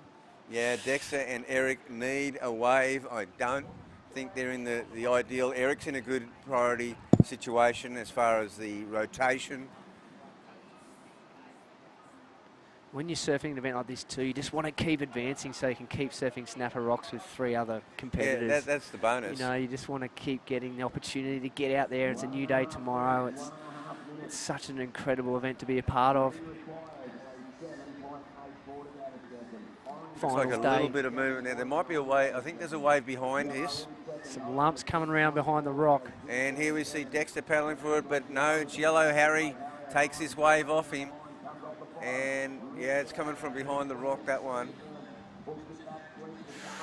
Won't better his score than that one, Harry O. So he's left the door a little open for Dexter and Eric, but they're going to need to. They're going to need to but here's Ben. Turn it up. And Ben's got priority. So the two guys that didn't need priority had priority, and Dexter and Eric have kind of got skunked. Wow, a couple of lethal backhand snaps right there. Won't get the money section on the end there, but damage is done from Benny.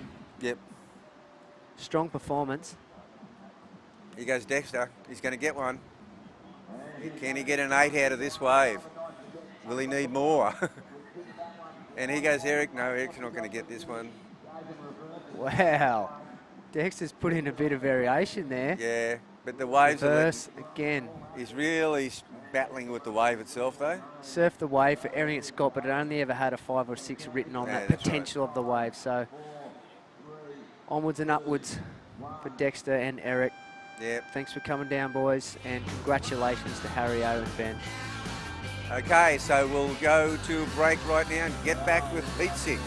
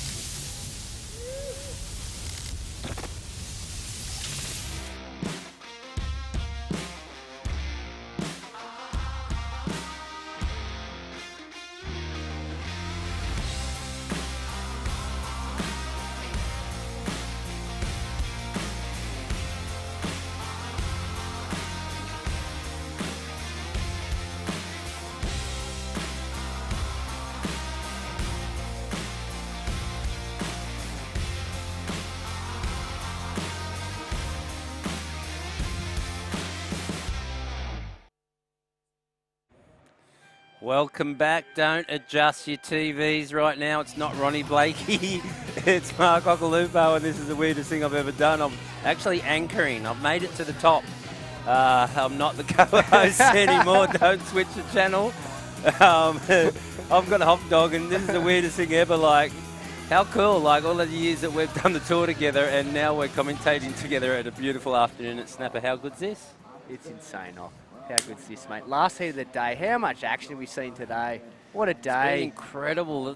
You know, like, it started off slow in the morning and it just came on. Snappers delivering. The waves have been so good. Troy Brooks, 3 9s, my goodness. But the team's challenge, the whole day, has just been cooking. And hopefully we get another day like that tomorrow. This is the last heat of the day. We've got Jagger Bartholomew out there. It's Andrew a cracker Curtis, this heat. Nick Vazicek, and Caleb Cutmore.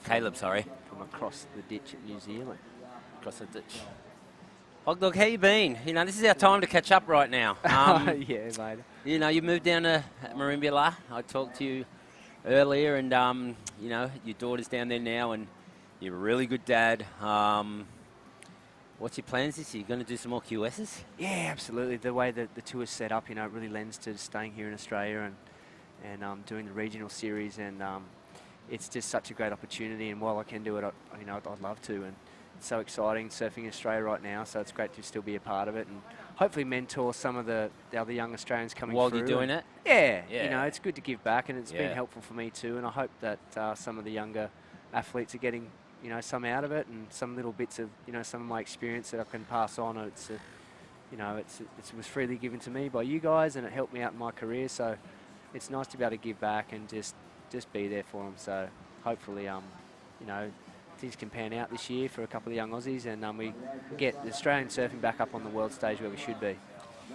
You know, it has been a hiatus, you know, when it comes to world titles. There's no doubt about that. 10 years since Mick Fanning won the last Australian men's world title. The women obviously have been on fire. There's been a few go down there. You know, Steph just broke the record, and Tyler, and they've got a few. But the men, you know, really need to stand up. You know, it's a hard year. You know, the locations, you know, can suit you.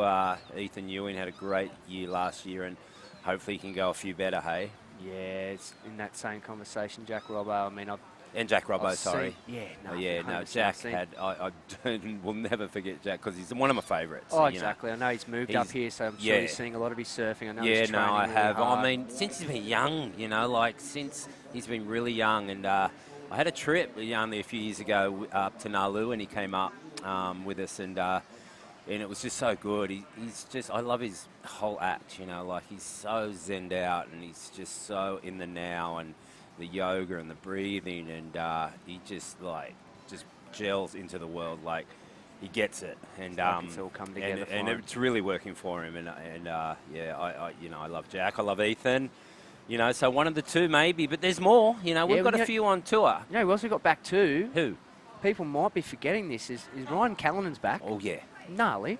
And Gnarly Lobby. guy. Lobby's going to get his shot too. Yeah. How good's that? Yep. So we got four. We got yeah, more in the than men's, that. and we've got on the women's side as well. Is that we only got 4 men in there? I think so. Here we go. Action straight out front. Boom. Archie Curtis. Rock and roll float there and gets the finish. Nice bottom turn there at the end of that. Yeah. Yeah, so only 4. Wow, yeah, I wasn't counting, but Oh, there's Nick Vasselhoff. Vasacek. Vassar. What a beautiful Pushka. two-turn combo there from Vassar when he slips off on the I third. never see him fall off. No, you don't. But the thing was, it didn't matter because that third turn was minor compared to those other 2 turns, and the judges will judge those 2 turns, right? That was savage, wasn't And, it, those first two? The it's timing, gotta how be- the pace and how quick. Yeah, I'm calling it's going to be in the 7s, those just 2 turns. What do you think? Yeah, I mean, I reckon they're worth 4 each. Give him an 8. Okay.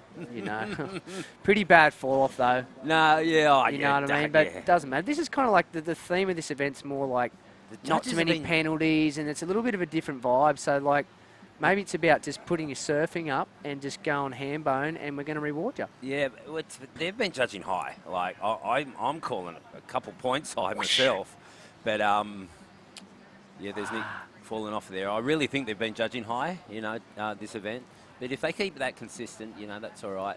As long as Just they makes keep them it- look a bit. That makes them look. Yeah, makes you good. feel a bit better. as a Makes them surfer look too. good. Oh yeah, I got a 9 and an 8. They're Couple really, of they're really 10s. normally like 7s and 6s. But no, as you said, Ock, as long as they stay consistent and they get the end result right, you know, great. And you know, I feel like that's all they got to do. The quality of surfing and the quality of the waves, it's, you know, they're up there. They're excellent waves, excellent scores. We're all doing it. We're Woo! all doing it. It's such a good vibe down here, you know. Got to thank the Usher Group and Theo for putting on this event. You know, it's been a few years now, and I think I jumped on the commentary on the very first year. Was down there at Rainbow Bay, and then missed out last year. And you done well, made the final, but you know, it's just there's a lot of sponsors. You know, the Romano Room back here and BAP. The Rainbow Bay Surf Club. There's a lot of others that are on Hutchison Builders have come in. They're a massive company that are building some huge high-rises around here at the moment. CFM They're are right with up. us. They're right. Their offices are right in Coolangatta, right above the smoothie juice bar that I go to. So I see a lot of those Hutchinson guys in there coming in grabbing coffee and lunch. Good dudes, eh? They're nice guys. Yeah, good guys, Yeah, huh? really Surfers nice guys. down to earth, good Yeah, guys. Yeah, I had a chat to quite a bunch of them at the President's Dinner. Yeah, so, you know, it's great. And what do you reckon, Ock? Like, how many events you've been to all over the world? How many years and decades? These feel-good events, these charity events that have just got, you know, what they stand for and what they bring, you know, the waves seem to turn up. Do you think there's a bit of good juju, some good energy going? Oh, you know? there's no doubt that Mother Nature feels all this stuff. You know, like it totally happens. Yeah. Jagger, here we go. We've been waiting to see Jags. He's that fired up. He's been going so well the last few months. Jagger's just kind of picked a real tight little wave here, Hog. It's tight finding wave him for a hard. It's just big really guy. hard for him to. He's finally got some space there, but still didn't really kind of, you know, get an arc in there, and he didn't get a proper arc the whole wave. So, yeah, just wave selection. You know, nothing to do with Jagger's surfing because he's been ripping like full on. That big turn he's got, he really turns big, and I think that's going to be Jagger's, you know, weapon. Just because he's a big guy and he can go big and just surf powerful, but this wave didn't let him do it, Hog. It was a little bit tight on the bank, just a little bit too small, just a waist-high wave. And, I mean, he surfed it really well for what it was, but didn't give him any room to get back on that inside rail.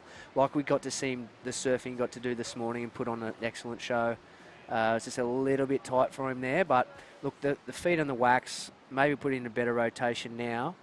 And, you know, possibly on the way back out even, he could get one of those wide ones. So I guess he had to sort of do something with getting down to 12 minutes to go. Yeah. Hopefully it doesn't come back to bite him. I really want to see Jagger get to the pointy end of this event.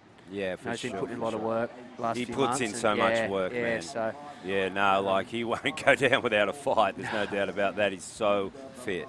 I just want to give a big shout out to the missus. Yeah, she wanted me to shout out yesterday, and she might be at home listening. Hopefully, she's worked today, and I had the kids. The girls The girls actually minded the kids in between me commentating. I actually tried to commentate the first heat with the two little ones right here. Oh, wow. It was so hectic. If you're it's watching, babe, it's a she team effort, worked isn't so it? hard. I mean, how's that wave spinning? we See, go. the ocean agrees too, and she... Caleb cut It's more. Caleb doing Oh, a how was big, that snap? big snap. Wow. She works really hard and she takes care of lots of kids, and she's just an epic mum. So love you, babe. And anyway, here we go on to the surfing. Vass is up to his Vassar. third snap too. This thing's going all the way down. No, the Vass has green. picked a really good wave here. He just got caught there. But now he starts winding up. He's good. This thing's He's gnarly. good. Come on, Vassar. Oh, the damage is done on that thing. So They're what going to did go he high on get? that. That was insane. He got a 6.83 for the two turns. Yeah, so, right, yeah, okay. we got a bit excited. A little bit excited. Maybe Just when the we goof- said they're judging high, they judged lower than we thought. The But what goofy is foot that frog. score? Because that's a 9. You think so? I think so. I loved it. I can hear D-Bar's whistles. I love that. They're coming from Rainbow Bay Surf Club. I know it. Yeah, some And big I mean, whistles there for Vasicek, D-Bar. Caleb too put on a good show. He put 2 really strong turns on the outside section. He didn't get the end section. Here we go. Look, what's his first turn? Whack. Nice and tight. Heaps of spray to the heavens. Another nice tight snap. But then she doesn't have, it goes to a shoulder. Yeah. He gets the carve down, but not another really good snap. Little bookend sort of finish here, but nothing of any great sort of significance. Yeah. You know? And then here's some local knowledge right here. Nick would not go, oh, actually, it's not. this Nick, is Caleb. The Vasicek, airdrop. sorry. Actually, slow-mo was sick when they slowed that right Oh, down. How is- good was is that? this It the was technical. same wave? Yeah, it's a little Oh, slow-mo okay. action off. I How thought good's they were this? going to show Nick's Look at next this. wave. Whack. It is nice slow That's motion, nice. A isn't little it? bit of a pivot. Not quite back on the inside rail, but that's what the section was. He dealt with that beautifully, really. Feels like you got to talk slow when they're in slow motion. Slow snap. Here's And here's Vass. Vassar, yeah. This is local knowledge. This is where I was getting to.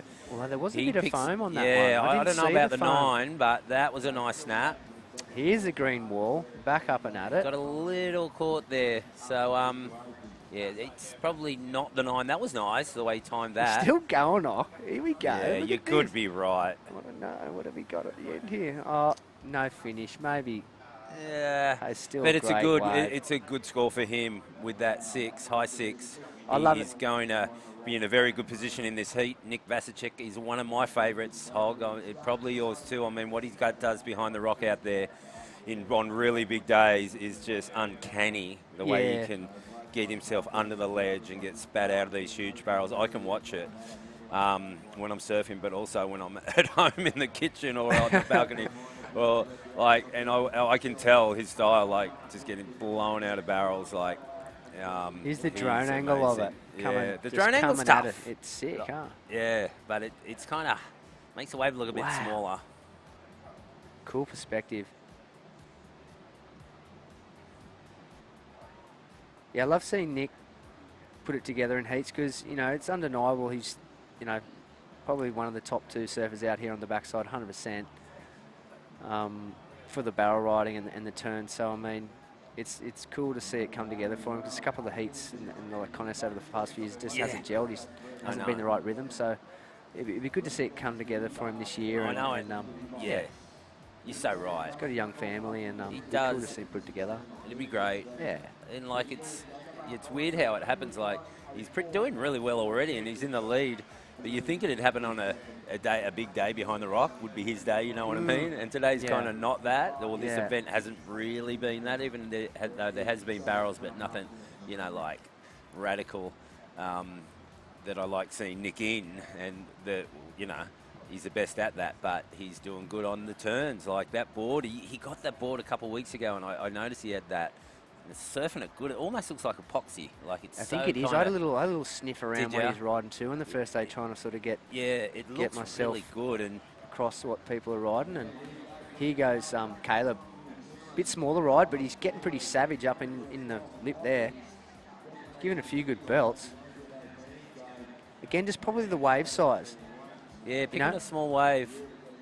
Definitely hard steep. to ride. Steep. I mean, Jagger got a 5.93 for that tight small. Imagine if we see him on an open canvas. Yeah, exactly. It's going to be shut the gate, isn't it? I know. So he's back hopefully there. We can't see him. He's got to be hunting barrel right now, I reckon, if I know Jagger. Oh, actually, he's not. There he is. He's sitting kind of wide. So he wants to make sure of it. Doesn't want to take the risk and get back there and get in a deep barrel that doesn't let him out. He wants to open up on a big face, doesn't he, Hog? Yeah, Caleb here on the little replay. 3 savage hooks, but I just think the wave size is going to be the tricky thing for him. But nice finish. He's got his second good ride now. So, I mean, he's managed to get a 7.63 for that one. I think the surfing, regardless of the wave height, was there. Yeah. The timing and the speed of it, I guess, was probably what was the point of difference, and really pleasing on the eye for the judges.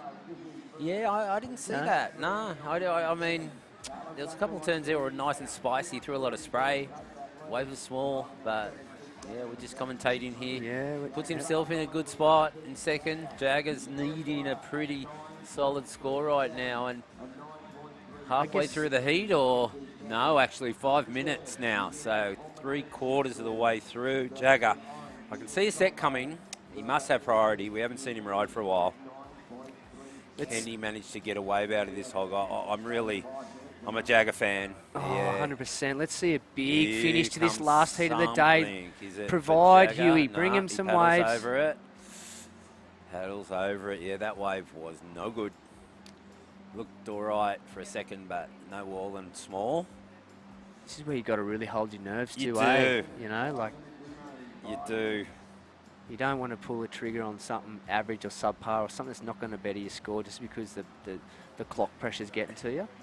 But far out with he's had 2 high 7s. Jagger must need a massive score, like in the 9s, right? He's going to need a big one. Oh, tough times. We're going to be back tomorrow. Hopefully there'll be swell for everyone. You know, Snapper will do what it wants to do. Didn't drop off today too much. It actually kind of came back up a little, and we've got a really active system out there in the Coral Sea that they're predicting to turn into a cyclone. I don't know if it has today, but I heard on the news last night it was going to be called Freddie, and it's starting to come into the zone. That's very interesting, isn't it? I guess the mornings have been a little lackluster with the high tide. A lot of the swell's been hiding under the high tide. So, so you never know. I mean, hopefully it's not small. You know the surfing's going to be amazing. I want it to be sick tomorrow morning because I'm in heat 8 and they've called it off at heat 6 at Savo, so we're really hoping that still sticks around. Hope for good waves in the morning. Why did they do that? Wow, it's been a big day. Try to maybe let the local surf. I actually that's what it is. saw a local boy, the local lifeguard, Blackie on the bodyboard, sneak one in a He couple got a good heats one, ago. He eh? got a good one. I think he went in after that. He's the man. No, he's still around there. I saw drone angles before, and he's still back there. I think he's the local lifeguard If here. anyone can do it. Look at this. Oh, backside pit. Deep. Archer Backside Curtis barrel. has just sent it. He's just gone for the Hail Mary. He needed to punch out of that one, though. So this will mean Jagger's got his opportunity with first priority now. So we've got 3 minutes on the clock. Jagger Bartholomew, the local kid, son of Rabbit, incredible surfer. This is his chance. Hear a lot of cheers. Don't know what's going on, but there is a pretty big set coming. Maybe looks they're like. getting all excited for Jagger on this last bomb. On the inside. Caleb. Caleb will just Up take into it. the hook real early on that Takes one. some Caught attention behind away. and off. Take some attention away from the judges. It's always good to do that, hey? Like, you know, in the big league, you always see like Kelly split a peat with someone to take. Trying to steal a bit of the thunder, eh? Steal a bit of that. The drama. You know that, yeah. Look at this, it's a big pretty one. big wave. Big Here goes hit. Jagger. Here he goes, go Jagger. We need a Let's score. get a He's barrel. pulling in the barrel. He's back Come doing out. that. He's Yes, coming here we out, go. no It's got a problem. huge wall too. Big carve there. Go Hog. Nice big drop the wallet there too. Look at this wall for Jagger. Big fan of spray on this one. Big round. He's got the high intense energy too. He's come through the inside. Floater off that section. Oh, spray to the heavens. That was sick. And the fist pump. That was great surfing by Jagger. Left it all out in the water. Got his opportunity and did not disappoint. That was insane. I'm not aware of exactly the score that he needed, but in comparison to the other small waves in the variety, getting barreled at the start, bunch of different turns, ton of spray. Variety. Ooh, Jagger. Proud of you, mate, regardless. Look at this. Wow, that was a nice hack right there. It was looking good from the drone angle. It's looking Gotta good. be a high 9. What's this last snap down here? Oh, Yeah, the last finish was good. whack that too. one through heaps of spray. I like that. That's a full bookend I think statement. I would go into the 9s. This is exciting. Wow, he waited. Slow-mo, double hand drag. Actually one. It gets pretty deep here, eh? You can see that pink shirt in the lip. He comes out, not exactly clean, but it didn't matter. He was deep. And then just the series of turns that he done was in the excellent range also. So let's see if he gets through this heat. This is crucial. His dad, Rab, right now would be freaking out. In a good way, hopefully, if he gets the score. He just needed so much, though, so let's see. I really hope it comes together for him. He doesn't get it. He got an 8.83. 8.3, yeah, we were right. Ends He up- needed a 9-something, didn't he? Yeah, he needed a mid-9 to really, you know, put some other heat on Caleb up the top there. What a shame. Just needed one little bit bigger wave. But Yeah, that little wave at the start. yeah, that probably cruelled him. cost him a bit, didn't it? Anyway. Massive congrats to Nick and Caleb. What a day, what a day. Everyone, thanks for watching. All around the world. International teams, so we must have a good international audience out there. And we'll be out of here, Hog. Thanks for, you know, joining me. You know, Ronnie Blakey, Glenn Rawlings, Rabbit, on behalf of them and the crew. Thanks, guys. Thanks, Chris. We'll be back, though. 7:30 in the morning. Switch it on. It's on YouTube. It's on everywhere.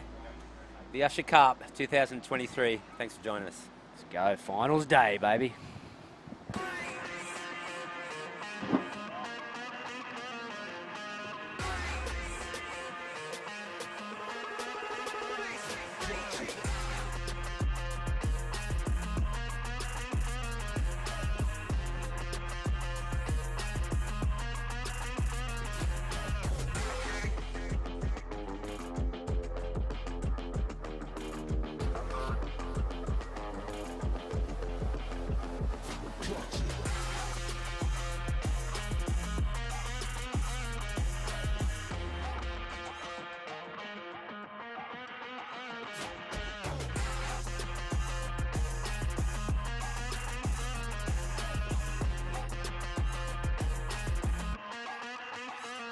Clutch it.